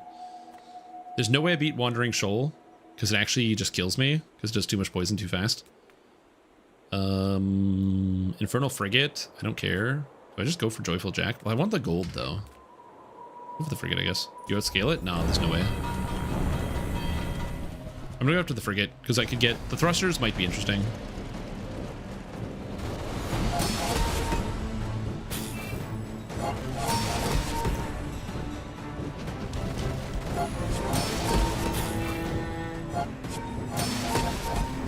I do appreciate how fast this is, though. It's nice. Maybe I do outscale it. I do have 363 regen at this point because of the scaling on the basket. See, Laurel? Hard to say. Mommy wins again. All right. Counter space. Okay, so we can get another spot, which would be interesting. I'm gonna take another spot. I think I'm gonna get another stove. Why haven't I?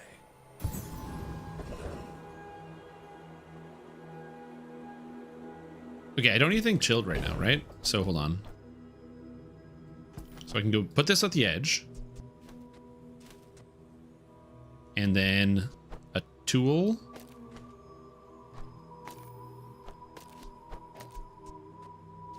I can do something like this. So now the toaster is going to scale faster.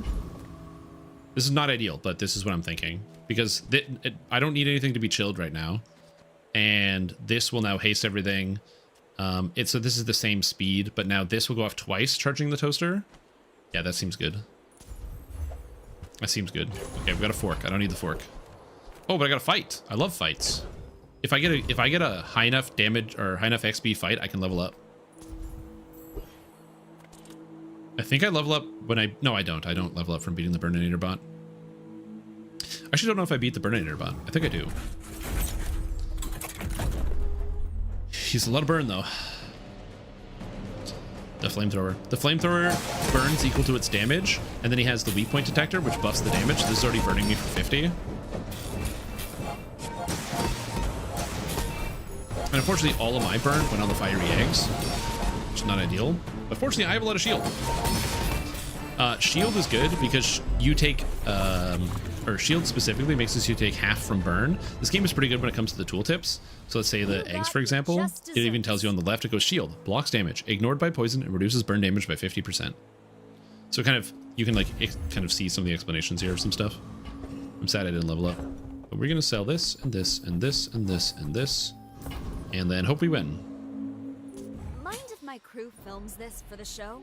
I may look refined, but I was raised on the streets. I have 400 more health than this guy, but he does have a shield.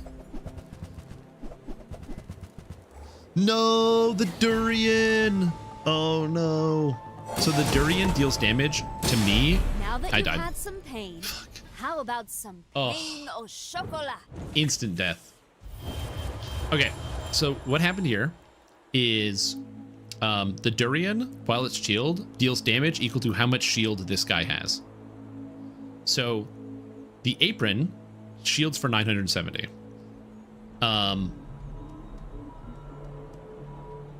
But it crits, so it has 75% chance to crit. It did crit, so it shielded him for 1800.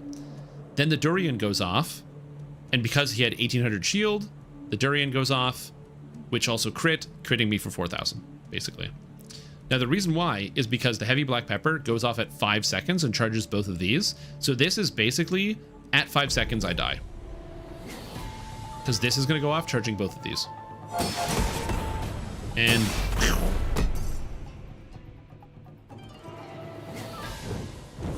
like a missile. Finally, some space for that blood. Oh, healing is not good. Oh, this is not good. Healing is bad.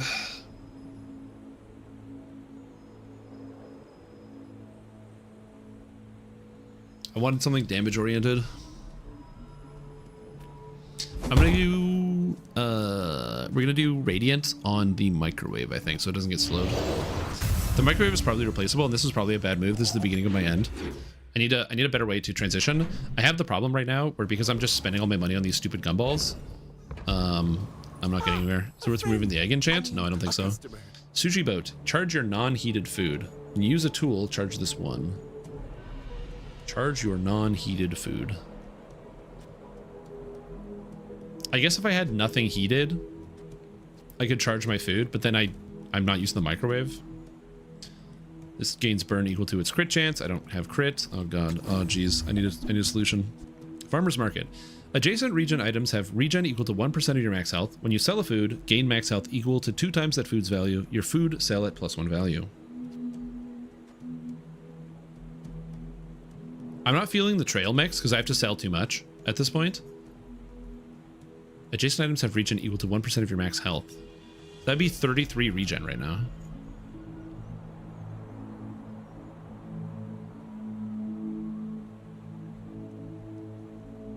The only problem I have with this is that I still don't kill people, which is kind of a problem.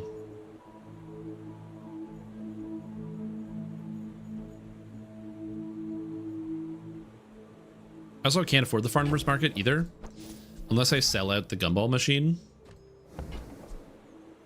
I'm just thinking. This also gives me economy as well, because it gives me food value. And it might be better than the prep station. I'm thinking replace the prep station with the pasta and the basket. So I'm still scaling. Get rid of the fiery eggs, and then the farmer's market will help me out. I think that's what we do here. So we get rid of this. Actually, I could get rid of the station, because this will give me sell value. So we can get rid of this. And I'm going to get rid of this. We're going to take the farmer's market. If that doesn't work out for you, so now this gets 50 regens. It's giving me even more regen. The microwave is way worse now because it's only hitting many fewer things, but I'm still scaling. Now all the scaling goes on the toaster, and I get a lot more regen. And now my food that I sell actually gives me more value. I gotta take some money. So now this gives me 1 extra value instead. This is like not good, but at least it's something. I don't know what I'm doing with my life. this torment.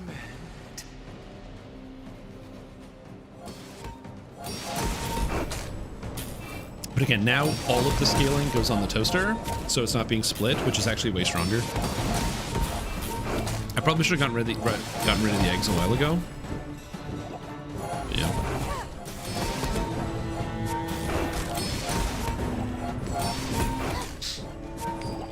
Yes, if I do get it to diamond, then the gumball machine is free.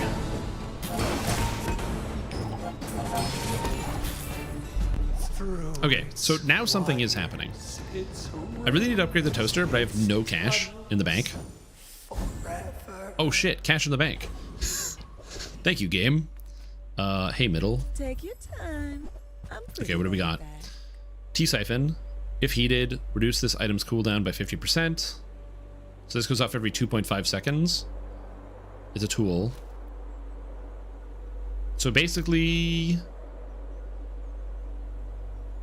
it's 2.5 seconds as opposed to 6 seconds. So it's very comparable, but this scales on its own, so I don't really want that. Mini fridge. When you crit with the food, I have no crit. Oh, geez. The burrito.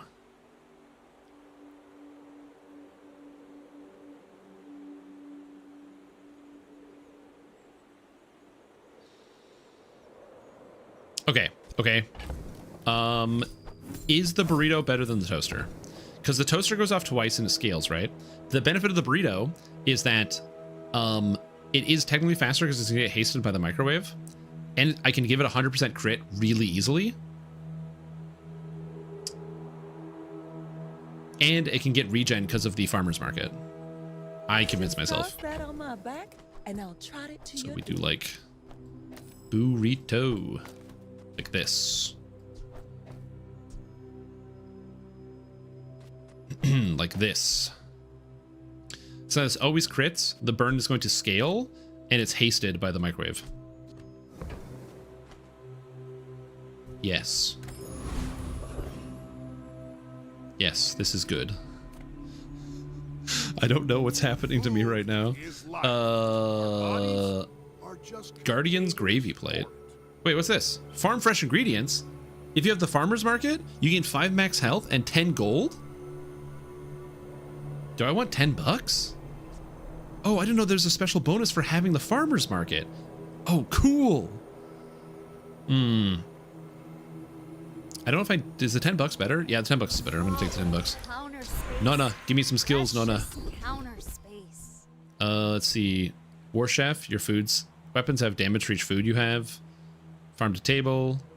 The first 5 times you use a food, haste an item. No, let's reroll. We got, if you have 1 food, when you use it, give your weapons 20 damage. I'm going to take fast food, which is your food cooldown is reduced by 5%. You got to take fast food. Fast food is too good.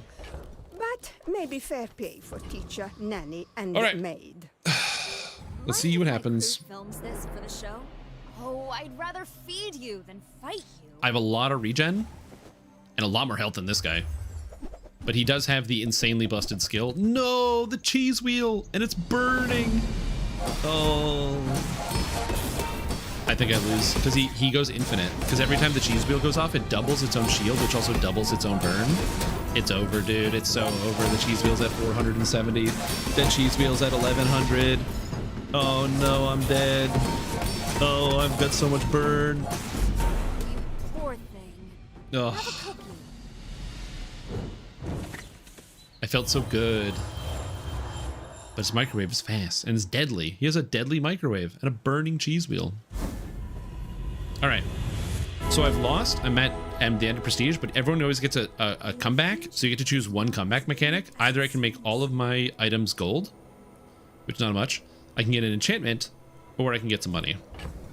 Today, we get an enchantment. I show you but a glimpse of your potential. Does How Bazaar have the new items yet? Oh, it doesn't. Shit. Wait, should I do burning on the farmer's market? On market, it's when you regen? Oh, when you regen burn? Oh, yeah, 100%. That's really good, because that's going to scale with everything.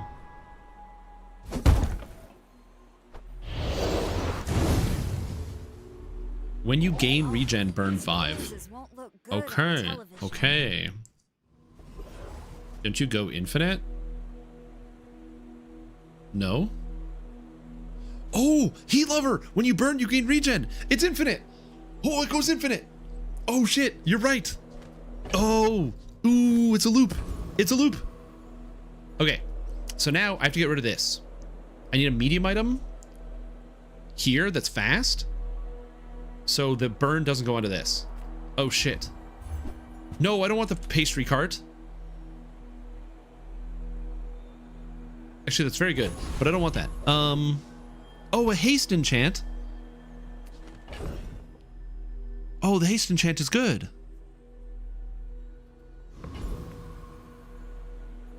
Okay, I guess I take the haste enchant. What do I haste? Hasted basket? The gumball machine? I don't think I want to haste the gumball machine. Oh, put the gumball machine in. Okay, I understand. Sorry, I'm stupid. Yeah, I understand what you're saying. I get it. I'm here now. Okay, so now this hastes 2 items for 1 second. So we put the gumball machine in. So now, this goes infinite, and every time I use a medium item, it scales. Okay, well, let's see how this... It should loop, but we're gonna find out. I'm gonna kick this guy's ass. Engaging. So you gotta gain regen. Oh yeah. Oh yeah. Yeah. Yeah. Yep. That is doing the thing. Requesting backup. Now. Oh shit. Okay. Okay, that's good. Oh. Oh, that's really good. Okay, so the cryo sleeve reduces the freeze on my items by 50%. So I can basically get myself resistant to freeze with this. Because I can do like... Well, I can at least do this. So then it freezes an item when any item is frozen. And so if I get up against a freeze build, I can at least defend against it. Oh my god, what is happening? Oh shit. The best part about this is I can still lose, guys. I can still lose. Welcome in, hon. What can I get you? We've got the plate, so I can charge food, but my crit is... Oh, I have a lot of crit. When you crit with a food, charge another food. 1 second. Charge another food. Charge one other food. There's also the beach umbrella, which is an 8-second cooldown. Bread. When you use an adjacent tool, charge this 2 seconds. And it gains regen for the fight. Adjacent tool. Oh, next to microwave since it's radiant. Oh, because it won't freeze the microwave. But isn't that gonna... It's already immune to freeze. It just doesn't really matter. Okay, serving platter is interesting because when you crit, so that means the turbo basket will charge the pasta, which will cause more regen.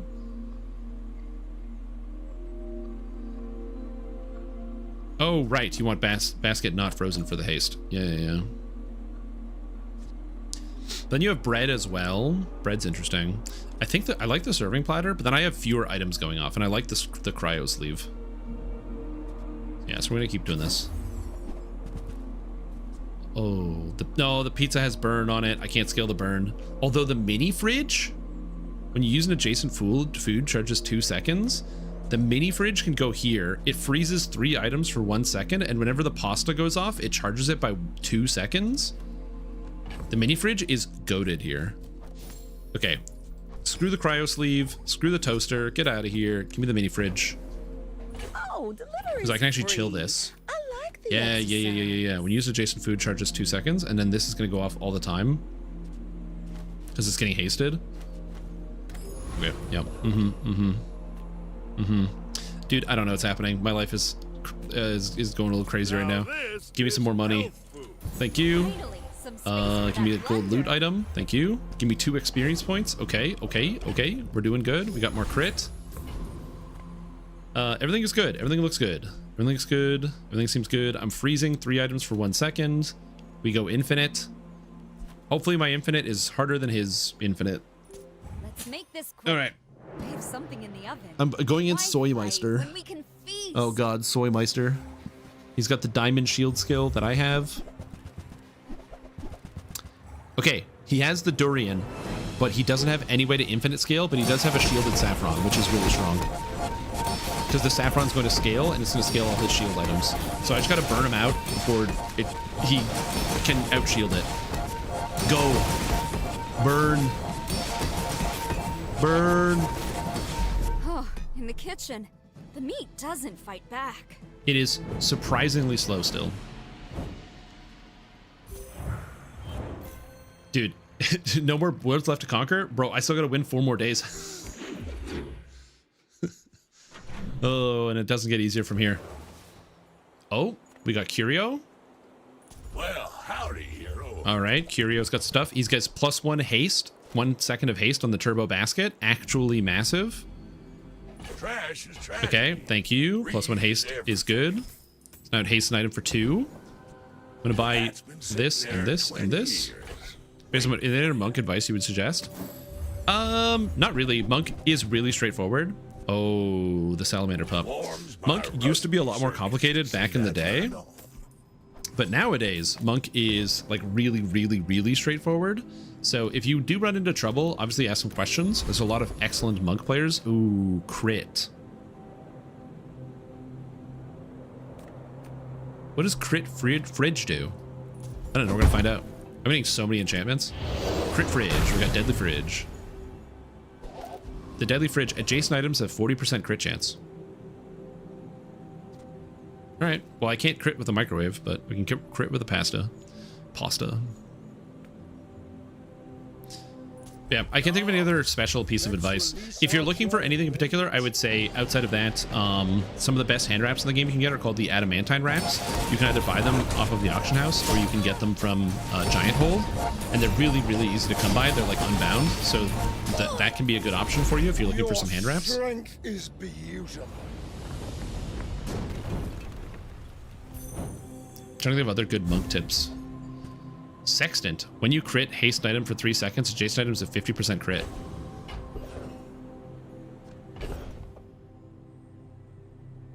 Okay, that's a lot of haste. And a lot of crit. Because I can make the turbo basket always crit, so when it's critting, it goes off, it hastes 3 items, so it's hasting basically everything. So it's maybe faster than the mini fridge.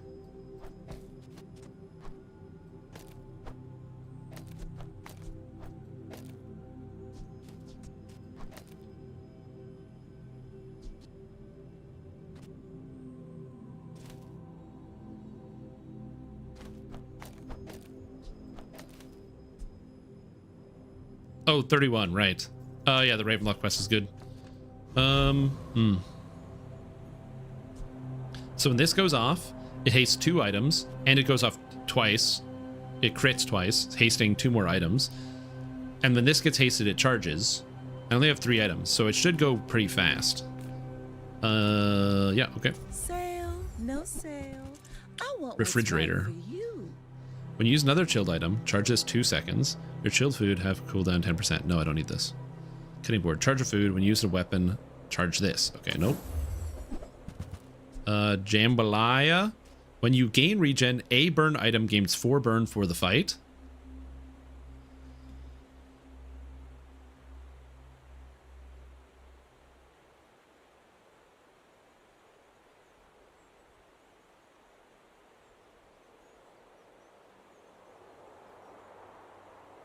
I think it does scale the infinite, which would be probably better than the sextant. It's probably worth it, yeah. Honestly, isn't it just better than the microwave at this point? Because the microwave has a 4.9 second cooldown, and the turbo basket's going to cause everything to go. But that's the thing. That's one of the things I like about the bazaar, is that the bazaar is a game that gets you into this incrementally. When you start playing, the first hero you get is Vanessa, and Vanessa she has some combos, but she mostly just gets weapons, and you like put weapons on the table and shoot people with guns. It's very simple. The combo potential, though, of this game is really fun. I think you were right. I think that is done. I think we put the jambalaya in and keep the sextant in with the pasta. I think that's the way to go. I think microwave is gone. Goodbye, microwave.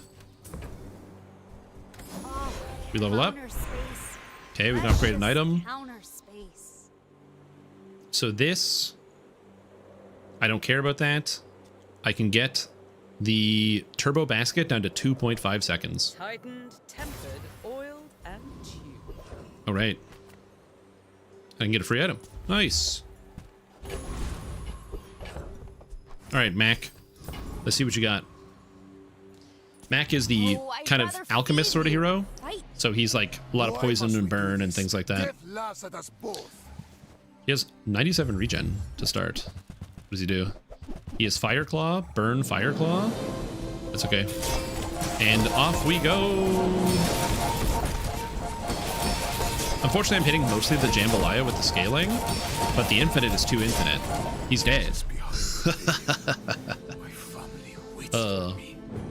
It's actually a pretty even split between these two. I can't tell if that was faster.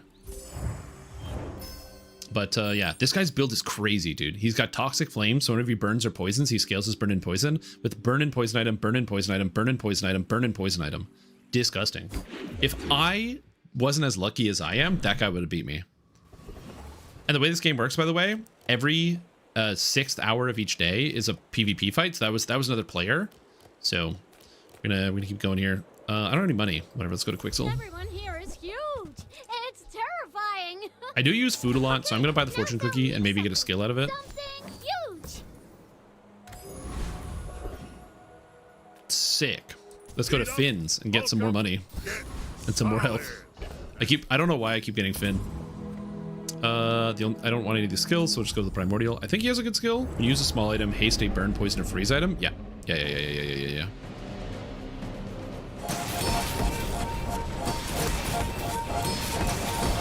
Yeah, so everything is permanently hasted on my board now because of the sextant. Which is kind of good. I do wish if I had that radiant, I could have put the radiant on the sextant and then it would have made adjacent items resist freezing. When you use an adjacent item, burn 2.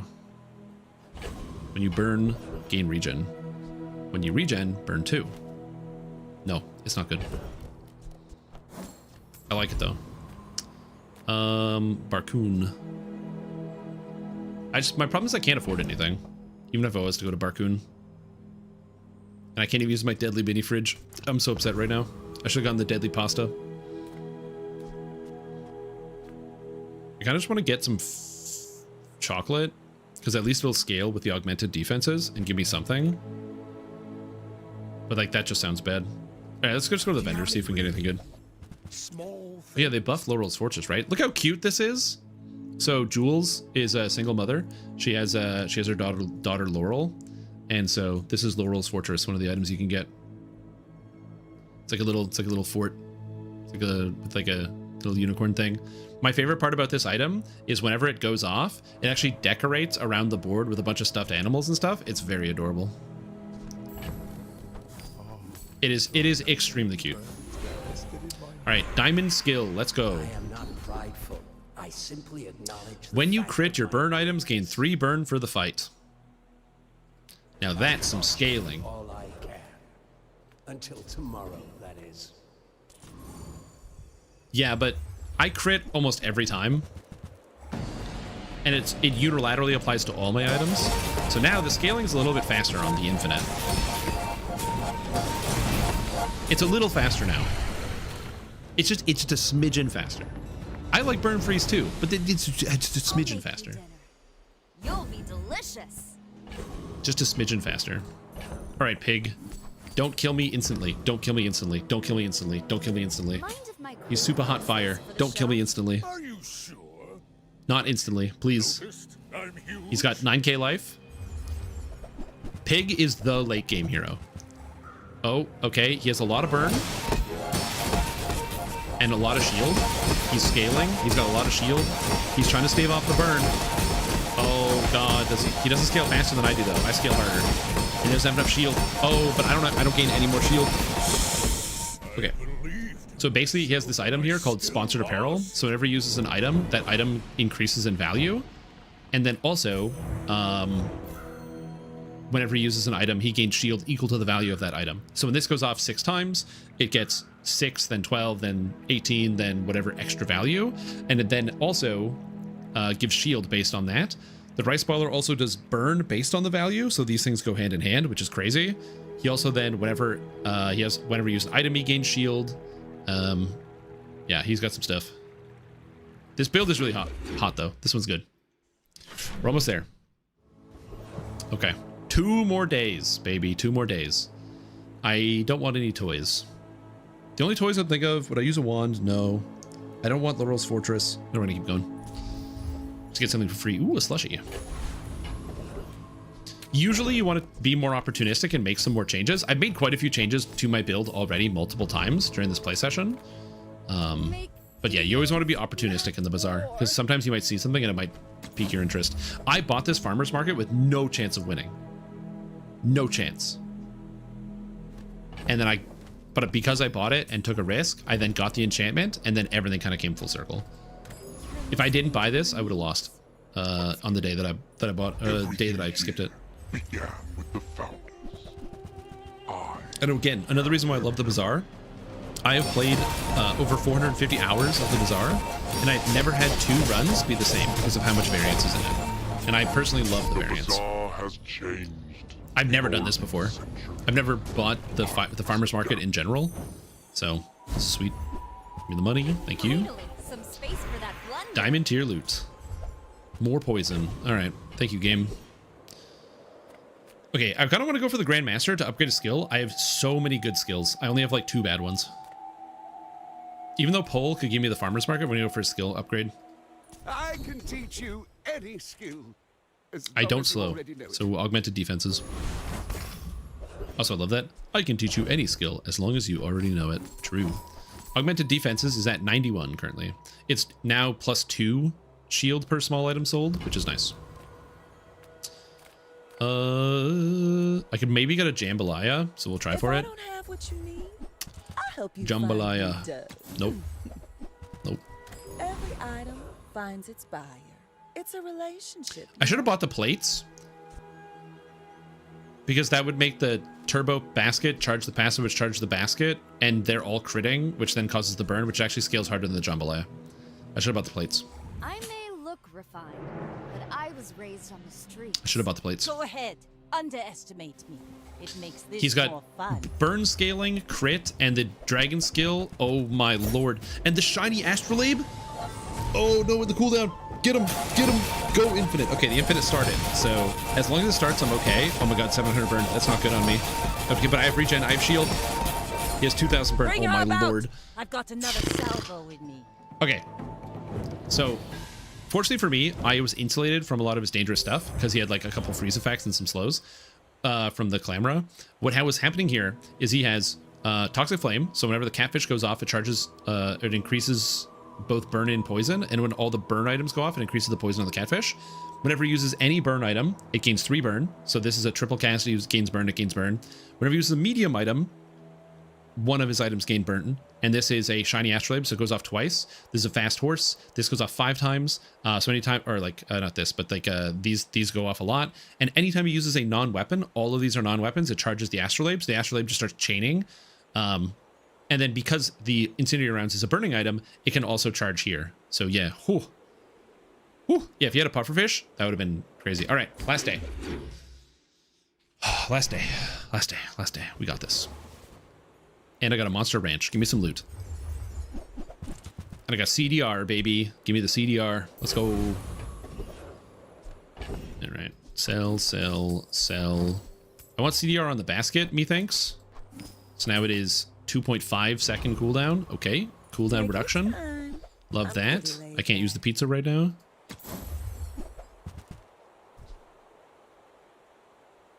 Oven mitts.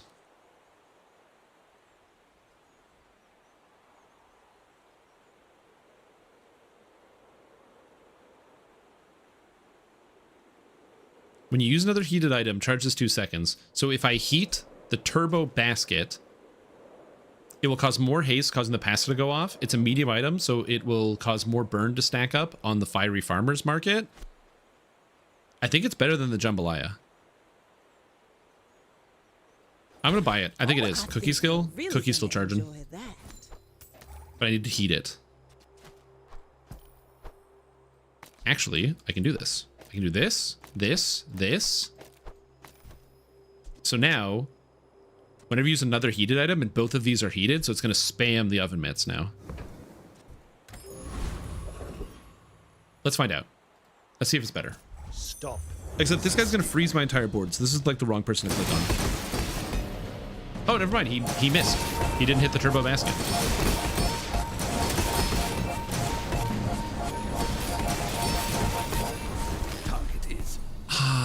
Is it better?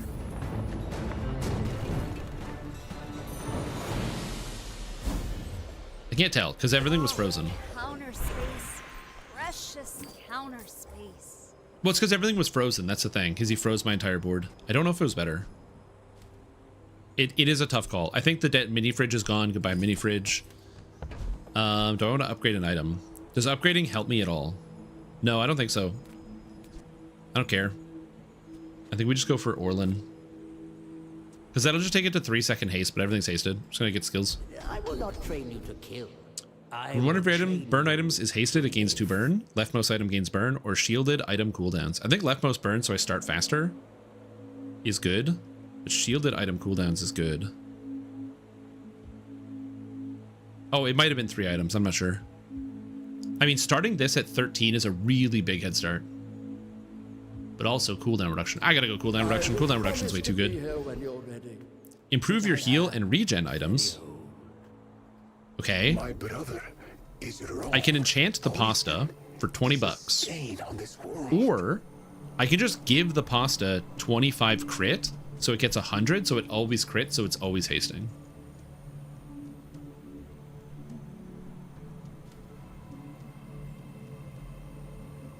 What do you guys think? And get a random enchantment that could be anything, which could be fun, or go with the smart move that'll probably win me the game and get the crit.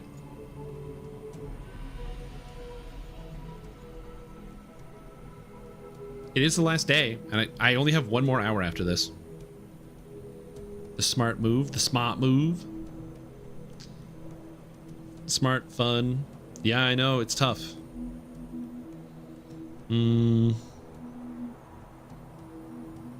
You know what? I'm feeling confident. We're gonna go with the enchant. It's more fun. Fuck! Oh no! Oh, the burn is so bad! Oh! Oh no! That literally dilutes the whole thing. Oh fuck! That's so not good. Oh! Oh! Oh! Oh! Oh! Oh. With no weapons, leave with big bargains.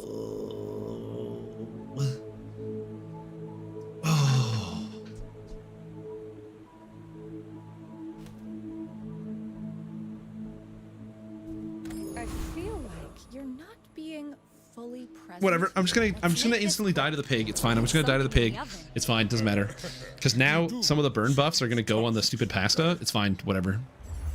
Pig's gonna kill me. Don't worry about it. Oh, what the fuck? Obsidian spiky shield.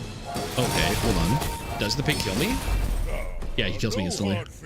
Oh man. Okay, it's fine. It's fine. I couldn't win anyway. I couldn't win.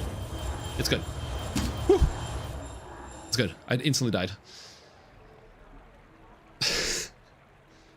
He didn't even need a crit, did he? Oh no, he had defensive grid. Ugh, defense grid plus shielded scarf. And then he hit me instantly. Let's watch that again. Watch back. With the capacitor, charge Jason items 1 second. So this goes up, he gets 4200 shield, and then he kills me instantly. Oh, wait a minute.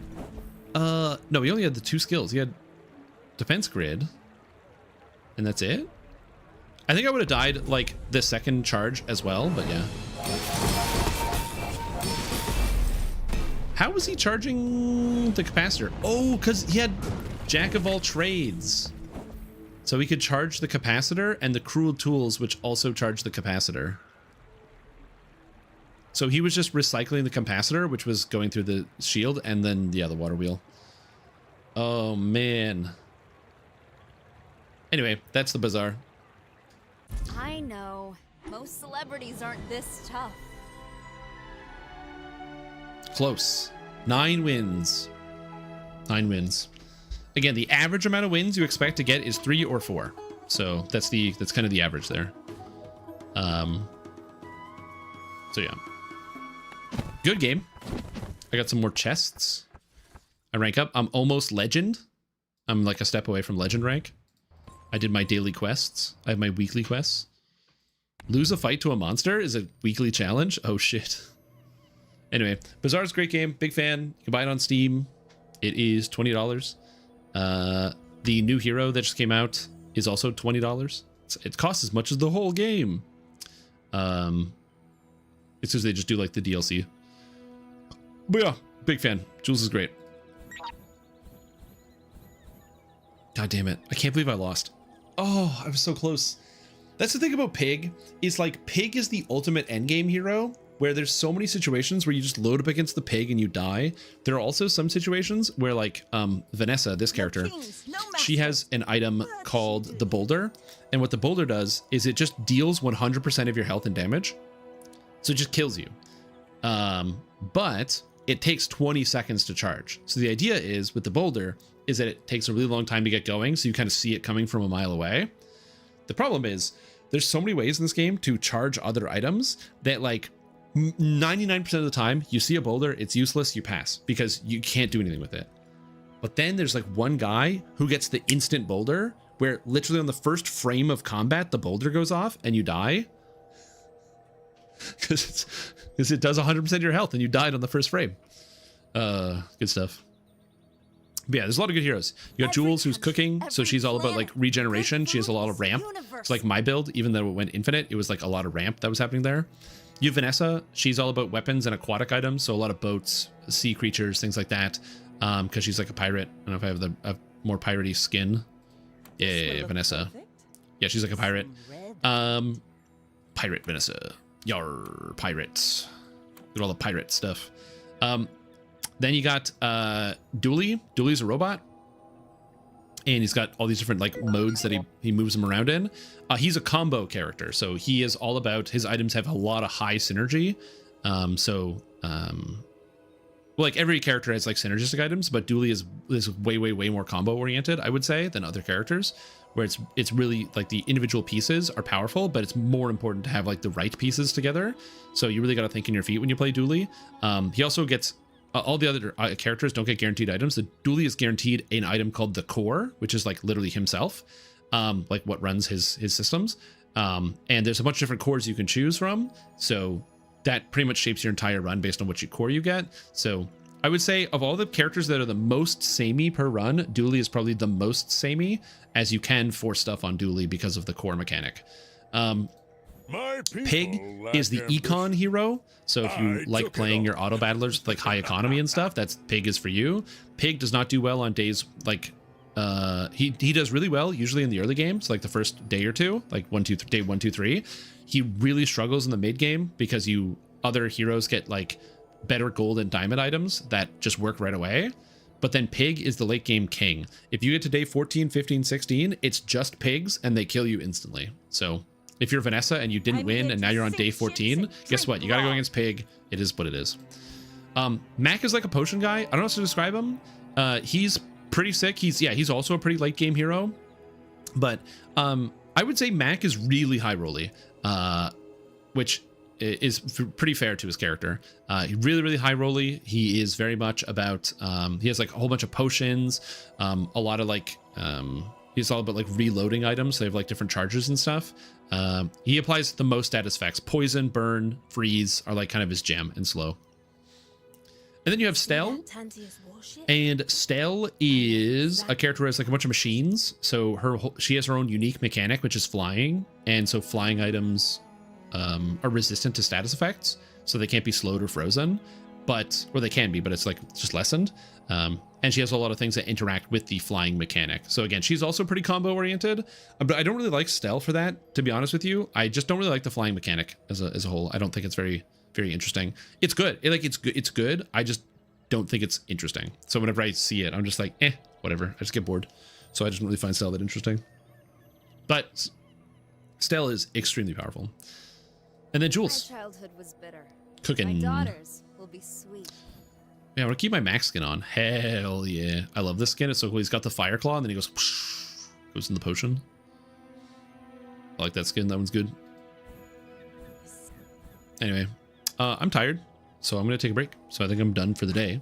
We'll be back tomorrow with some more Dungeons & Dragons online content. So if you're like, Stream, where's the Dungeons & Dragons? Somewhere we're going to do it tomorrow. Maverick Hunter build. We're going to start running it tomorrow as well. So hopefully that will be a lot of fun. And that's all I have. I have no other exciting news to talk to you about. So yeah. Hope you guys had fun. Hope you guys enjoyed yourself. If you like what you saw, consider following the channel. If you don't like what you saw, that's also okay. I don't judge you for that. Everybody's different. But yeah, I know I usually I try to make sure I stream like at least 6 hours of DDO on a live stream, and then after that, if I feel like playing more DDO, I will. Today I did feel like playing DDO, but I didn't feel like being peppy for a video, so that's why I started playing the Bazaar instead.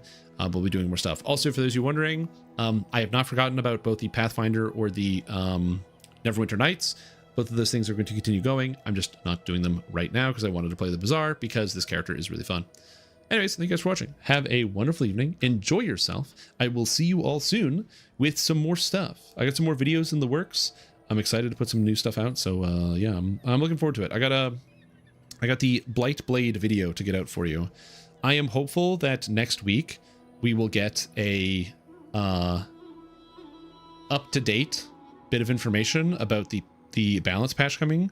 Because if the balance patch is just what's in the balance patch, that's awesome. I'm actually very happy. I don't expect more than that. I don't expect any more out of the DDO balance patch. I think the DDO balance patch is already good as is. But,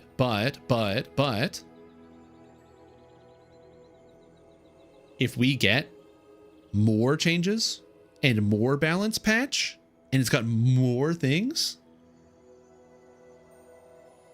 I love it. That would be amazing. That would be fantastic. I love when balance comes through. I don't give a shit if it's like nerfing stuff or buffing stuff. I love it because it just changes how you have to play. I know some people really hate nerfs. I don't hate nerfs.